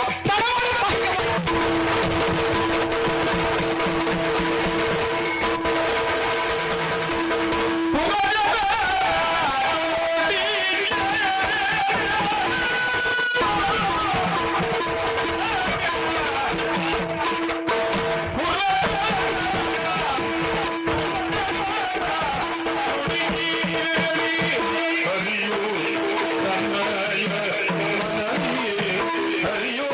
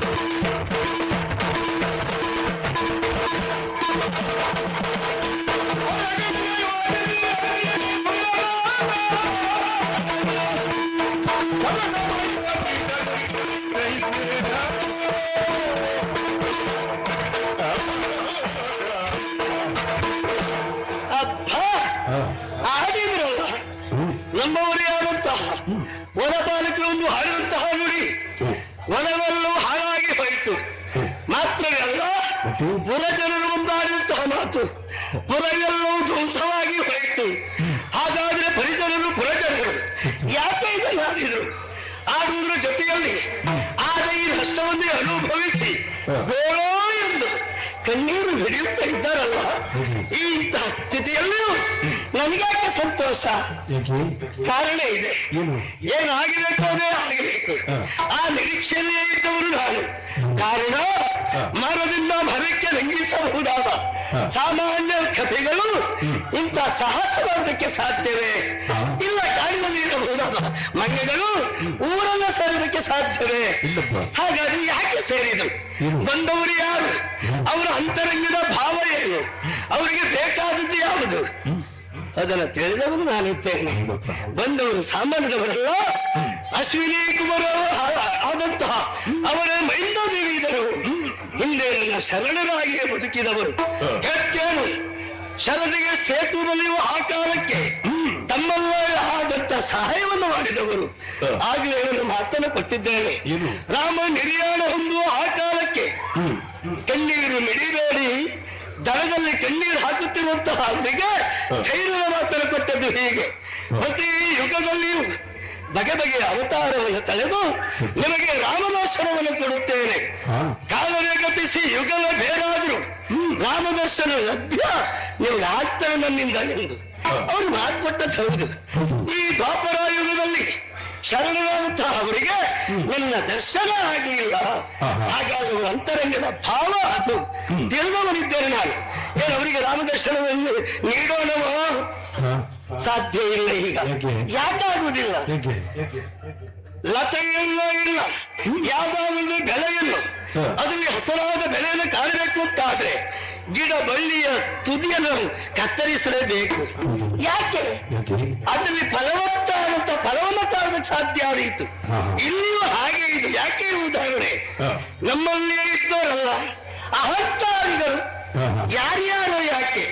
ನಾನು ಏರಿ ತಿರುಗಾಟ ಮಾಡಬಹುದಾದ ಗರುಡನೇ ಇದ್ದಾನೆ, ಕರ್ಮ ಸಭೆಗೆ ಬರುವುದಿಲ್ಲ. ಅಣ್ಣನ ಸಭೆಗಳನ್ನು ಹೋದ್ರೆ ಅಣ್ಣನನ್ನು ತಿರಸ್ಕಾರ ಭಾವದಿಂದ ಕಾಣ್ತಾನೆ. ಅಣ್ಣನಿಗೊಂದು ಅಹಂಕಾರ ಬಂದಿದೆ ಅಂತ ಆಯ್ತು. ಈ ಕರುಣನಿಗೂ ಹಾಗೂ ಅಣ್ಣನಿಗೂ ಬಂದ ಅಹಂಕಾರ ತಗ್ಗಿಸುವುದು ಈ ಕಪಿ ನೀರರಿಂದ. ಹೀಗೆ ಮಾಡಿದ ಹೇಗೆ ನೋಡೋಣ.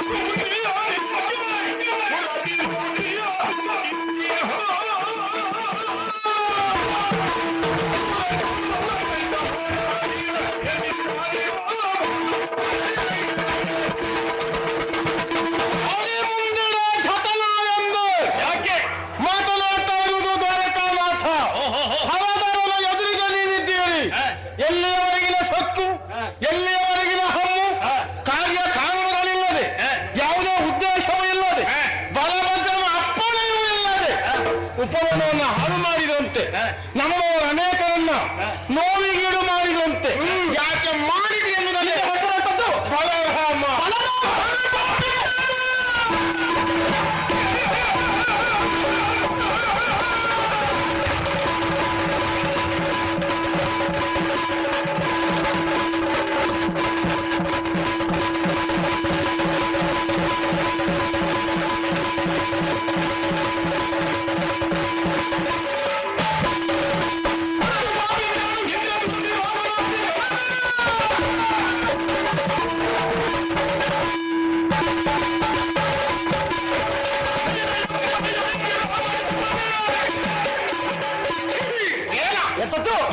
ಬಲರಾಮನ ಇನ್ನೊಮ್ಮೆ ಹೇಳಿದ್ದಾರೆ, ನಿನ್ನ ನಾಲಿಗೆಯನ್ನು ಕತ್ತರಿಸ್ತೇವೆ.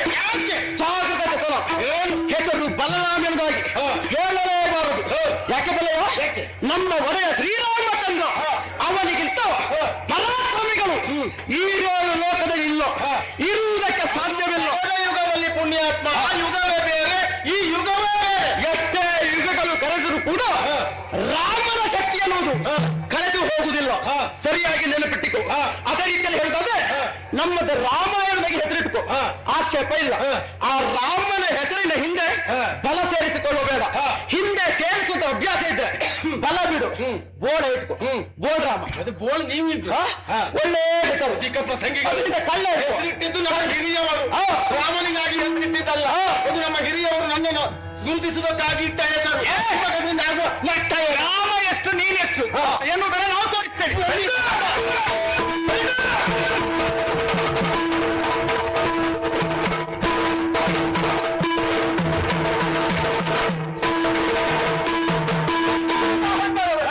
ಎಷ್ಟು ಮಾತಾಡ್ತೀಯೋ? ಇವತ್ತು ಸ್ವಲ್ಪ ಕಡಿಮೆ ಮಾತಾಡಿದ್ದಾವ. ಅವನಿಗೆ ಗೊತ್ತಾಯ್ತು ನಾವಿಷ್ಟೆಲ್ಲ ಹಾರಾಟ ಮಾಡಿದ್ರೆ ಅವನು ಮಾತನಾಡಿದ್ರೆ ನಡೆಯುವುದಿಲ್ಲ ಎನ್ನುವಾಗಿ. ಸರಿಯಾಗಿ ನೆನಪಿಟ್ಟುಕೋ, ಇನ್ನು ಒಂದೂ ಮಾತನಾಡಬಾರ್ದು. ಮಾತಾಡ್ಕೊಡು. ನಿನಗೆ ಸನ್ಮಾನ ಮಾಡ್ಬೇಕಂತ ಭಾವಿಸಿದ್ ನಾವು. ಸನ್ಮಾನ ಮಾಡಿಸಲಿಕ್ಕೆ ಸರಿಯಾದ ಪರಿಕರ ಇವತ್ತು ವ್ಯವಸ್ಥೆ ಮಾಡಲಿಲ್ಲ ಅಣ್ಣ. ಹಾಗಾಗಿ ಇಷ್ಟಕ್ಕೆ ಬಿಡುವುದಲ್ಲ, ಸರಿಯಾಗಿ ಅವನಿಗೆ ಒಂದು ಹೆಸರು ಇಡಬೇಕು. ಈಗಾಗಲೇ ಹೇಳಿದ್ನಲ್ಲ, ಇವ ಬಲರಾಮ, ಇವನದೊಂದು ಅಕ್ಷರ ಅದು ಬ, ಇವನ ತಮ್ಮ ಕೃಷ್ಣ, ಅವನದೊಂದು ಅಕ್ಷರ ಕ್ರ, ಎರಡು ಸೇರಿ ಒಬ್ಬ ದೊಡ್ಡ ಬಕ. ಇನ್ನು ಕಥನ ಲೋಕದಲ್ಲಿ ಇದ್ದದ್ದು ರಾಮ ಒಬ್ಬನೇ. ನೆನಪಿಡಿಕೋ.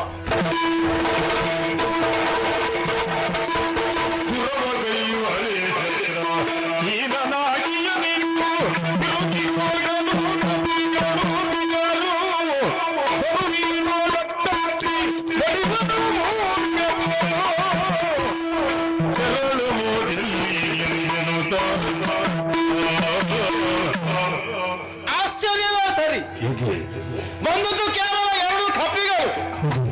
ಇವರು ಎಂತವರು? ಜರಾಸಂಧನ ಕಂಸನು ಅಂಥ ಪರಾಕ್ರಮಿಗಳೇ ಅವರು ಅಲ್ಲವಲ್ಲ?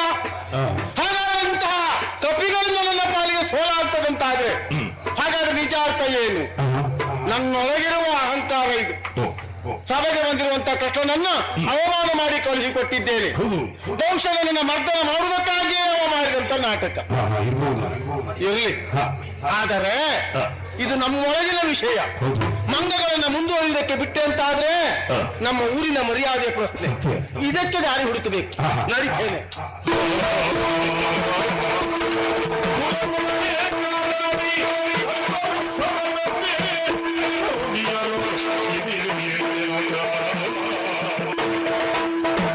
ಬಂದಂತಹ ಕಪಿವೀರರಿಂದಲೇ ನಮ್ಮವರ ಅಹಂಕಾರ ವರ್ಧನೆ ಮಾಡಿದ ಹಾಗಾಯಿತು. ರುಕ್ಮಿಣಿಯಾದಂತ ನೀನೀಗ ಸೀತೆಯಾದಿ, ನಾನು ಈಗ ರಾಮನಾಗಿ ಕಾಣಿಸಿಕೊಳ್ಳಬೇಕು. ಯಾಕೆ? ಬಂದಮಯಿಂದ ದೇವದರಿಗೆ ರಾಮದರ್ಶನ ಮಾಡಿಕೊಡುವ ಸಲುವಾಗಿ ಸುದ್ದಿಯನ್ನು ಮುಟ್ಟಿಸಿದ್ದಾರೆ. ಬಂದಾರು ನೋಡೋಣ.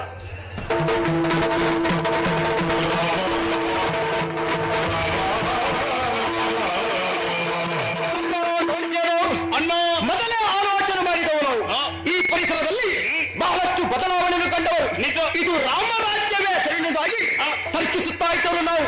ನಮ್ಮ ಊಹೆಯಲ್ಲೂ ಸತ್ಯವಾಯ್ತಲ್ಲೂ. ಬೀಸುವಂತ ಗಾಳಿ ರಾಮ ರಾಮಾಯಣದಾಗಿ ಹೇಳ್ತಾ ಇದೆ, ಉರಿಯುವಂತ ಬೆಂಕಿ ರಾಮ ರಾಮಾಯಣದಾಗಿ ಹೇಳ್ತಾ ಇದೆ, ಹರಿಯುವಂತ ನೀರು ರಾಮ ರಾಮಾಯಣದಾಗಿ ಹೇಳ್ತಾ ಇದೆ, ಮರ ಗಿಡ ಹೂ ಬಳ್ಳಿಗಳೆಲ್ಲವೂ ರಾಮ ರಾಮ ರಾಮಾಯಣದಾಗಿ ಹೇಳ್ತಾ ಇದೆ. ನಾವು ಕಾಲಿಟ್ಟ ಆಗಲಿಗೆ ಎಲ್ಲ ಸೂಚನೆಯು ನಮ್ಮ ಪಾಲಿಗೆ ಬಂದದ್ದು ಸತ್ಯ ಅಣ್ಣ. ಹಾಗಾದ್ರೆ ನಮ್ಮ ಭಗವಂತ ನಮಗಾಗಿ ದರ್ಶನ ಕೊಡುವುದಕ್ಕಾಗಿ ಬಂದೇ ಬಂದಿದ್ದಾನೆ. ನಿಜ. ಎಲ್ಲಿದ್ದಾನೆ? ಎಲ್ಲಿದ್ದಾನೆ?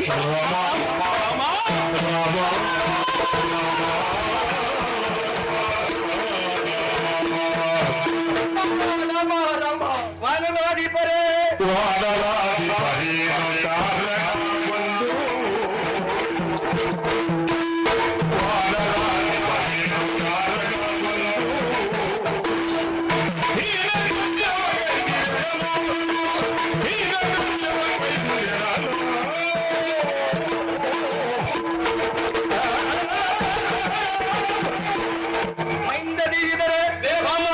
ನನಗೆ ಕಲ್ಪನೆಯೇ ಇರಲಿಲ್ಲ. ಯಾಕೆಂದ್ರೆ ನನ್ನ ಸೇವಕರಾದಂತ ನನ್ನನ್ನು ಆರಾಧಿಸುತ್ತಿರಬಹುದಾದ ನೀವು ಉಭಯರು ಇಂಥ ಹೀನ ಕೃತ್ಯವನ್ನು ಮಾಡ್ತೀರಿ ಎಂಬ ಲಕ್ಷ್ಯ ನನಗಿರಲಿಲ್ಲ. ಯಾವುದು ದೇವ? ಯಾಕೆಂದ್ರೆ ಪುರವನ್ನೆಲ್ಲ ಹಾಳು ಮಾಡಿದ್ರಿ, ವನವನ್ನೆಲ್ಲ ಧ್ವಂಸ ಮಾಡಿದ್ರಿ, ಮಾತ್ರ ಗರ್ಭಿಣಿ ಸ್ತ್ರೀಯರನ್ನು ಖಂಡಿಸಿದ್ರಿ, ಹೆಚ್ಚಿನ ವೃದ್ಧರನ್ನು ಹಿಡಿದು ಪೀಡಿಸಿದ್ರಿ. ಈ ದುರುಳ ಕೃತ್ಯ ಇದು ಯಾಕೆ ಮಾಡಿದ್ರಿ? ಯಾಕೆ ನಮಗೆ ಮನಸ್ಸು ಬಂತು ಹೇಳಬಹುದೇ? ಭಗವಂತ ಜಾನಕಿ ಕಥಿ ಕೇಳು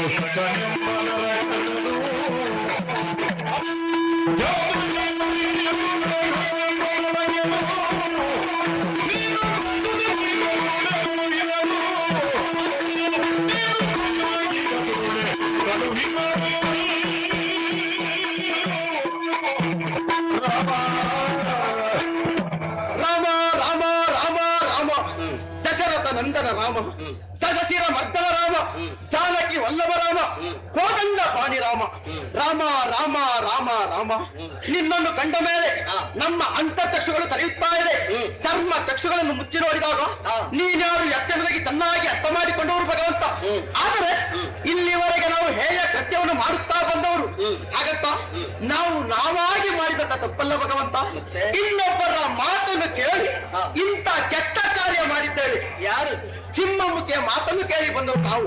ಈಗಾಗಲೇ ಅವಳ ಗಂಡನಾದಂತ ನರಕಾಸುರನನ್ನು ಕೊಂದವ ನೀನೆಂಬುದಾಗಿ ಆರೋಪವನ್ನು ಹಾಕಿದವಳು ಸಿಂಹಮುಖಿ. ಅವಳಿಗೆ ನ್ಯಾಯವನ್ನು ಒದಗಿಸಿ ಕೊಡ್ತೇವೆ ಎನ್ನುವುದಾಗಿ ಇತ್ತ ಬಂದವರು ಭಗವಂತ. ಬಗೆಬಗೆಯ ಅವತಾರವನ್ನ ಎತ್ತಿದವನು ನೀನಿದ್ದೀಯ ಸ್ವಾಮಿ. ನರಕಾಸುರನ ಪತ್ನಿ.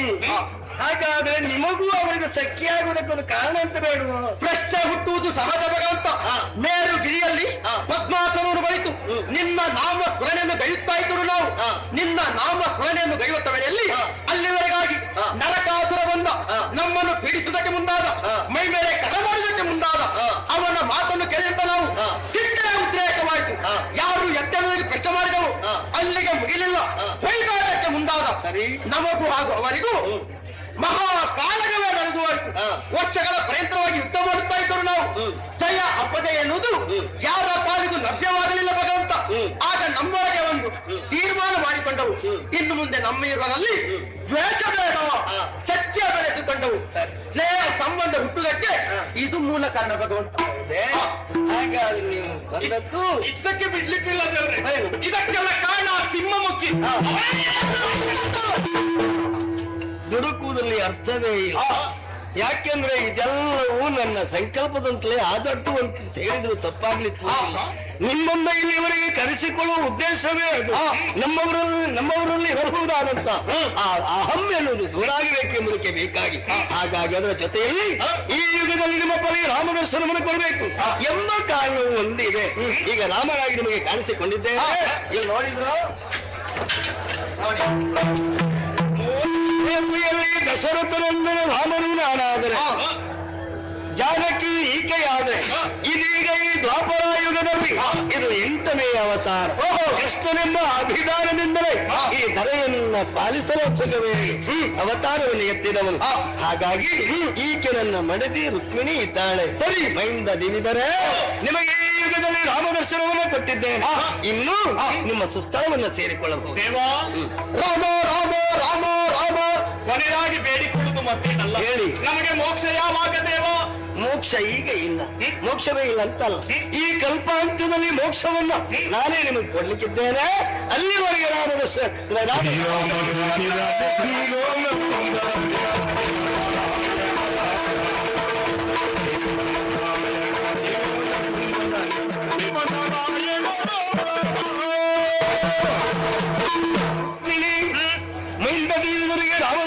ಕೊಡುವುದರ ಮುಖ್ಯವೇ. ಈಗ ನಮ್ಮ ಬದುಕೆಲ್ಲುವುದೆಲ್ಲ ಸುಖಾಂತ್ಯವಾಯಿತು ಅಲ್ಲವೇ? ಈ ಸುಖಾಂತ್ಯವಾಗುವುದಕ್ಕೆ ಕಾರಣ ಮಂಗಳ ಮಹಿಮನು ಮಂಗಳಕರನಿದ್ದಾನೆ ಎನ್ನುವುದರಲ್ಲಿ ಅನುಮಾನವೇ ಇಲ್ಲ. ಹಾಗಾಗಿ ಭೀಷ್ಮ ವಿಜಯ ಹಾಗೂ ಮೈಂದ ದೇವಿದರ ಕಾಳಗ ಎನ್ನುವ ಈ ಪುಣ್ಯ ಚರಿತಾಮೃತವನ್ನ ಯಾರು ಆಡುತ್ತಾರೋ, ಯಾರು ಆಡಿಸುತ್ತಾರೋ, ಯಾರು ನೋಡಿ ಇನ್ನೊಬ್ಬರಿಗೆ ಹೇಳುತ್ತಾರೋ ಅಂತವರಿಗೆಲ್ಲವರಿಗೂ ನಮ್ಮ ಆರಾಧ್ಯ ದೇವರಾದಂತಹ ಬ್ರಹ್ಮಲಿಂಗೇಶ್ವರನು, ತಾಯಿ ಮೂಕಾಂಬಿಕೆಯು ಎಲ್ಲವರಿಗೂ ಸನ್ಮಂಗಲವನ್ನು ಉಂಟು ಮಾಡಲಿ ಅಂತ ಹೇಳ್ತಾ ಈ ಕಥೆಗೆ ಮಂಗಳ ಹಾಡೋಣ. ಶುಭಂ ಭದ್ರಂ ಮಂಗಲಂ.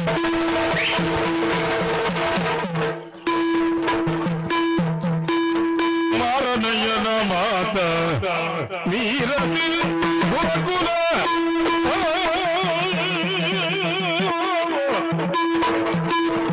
ಮಾರನಯ್ಯನ ಮಾತ ವೀರತಿ ಗುರುಕುಲ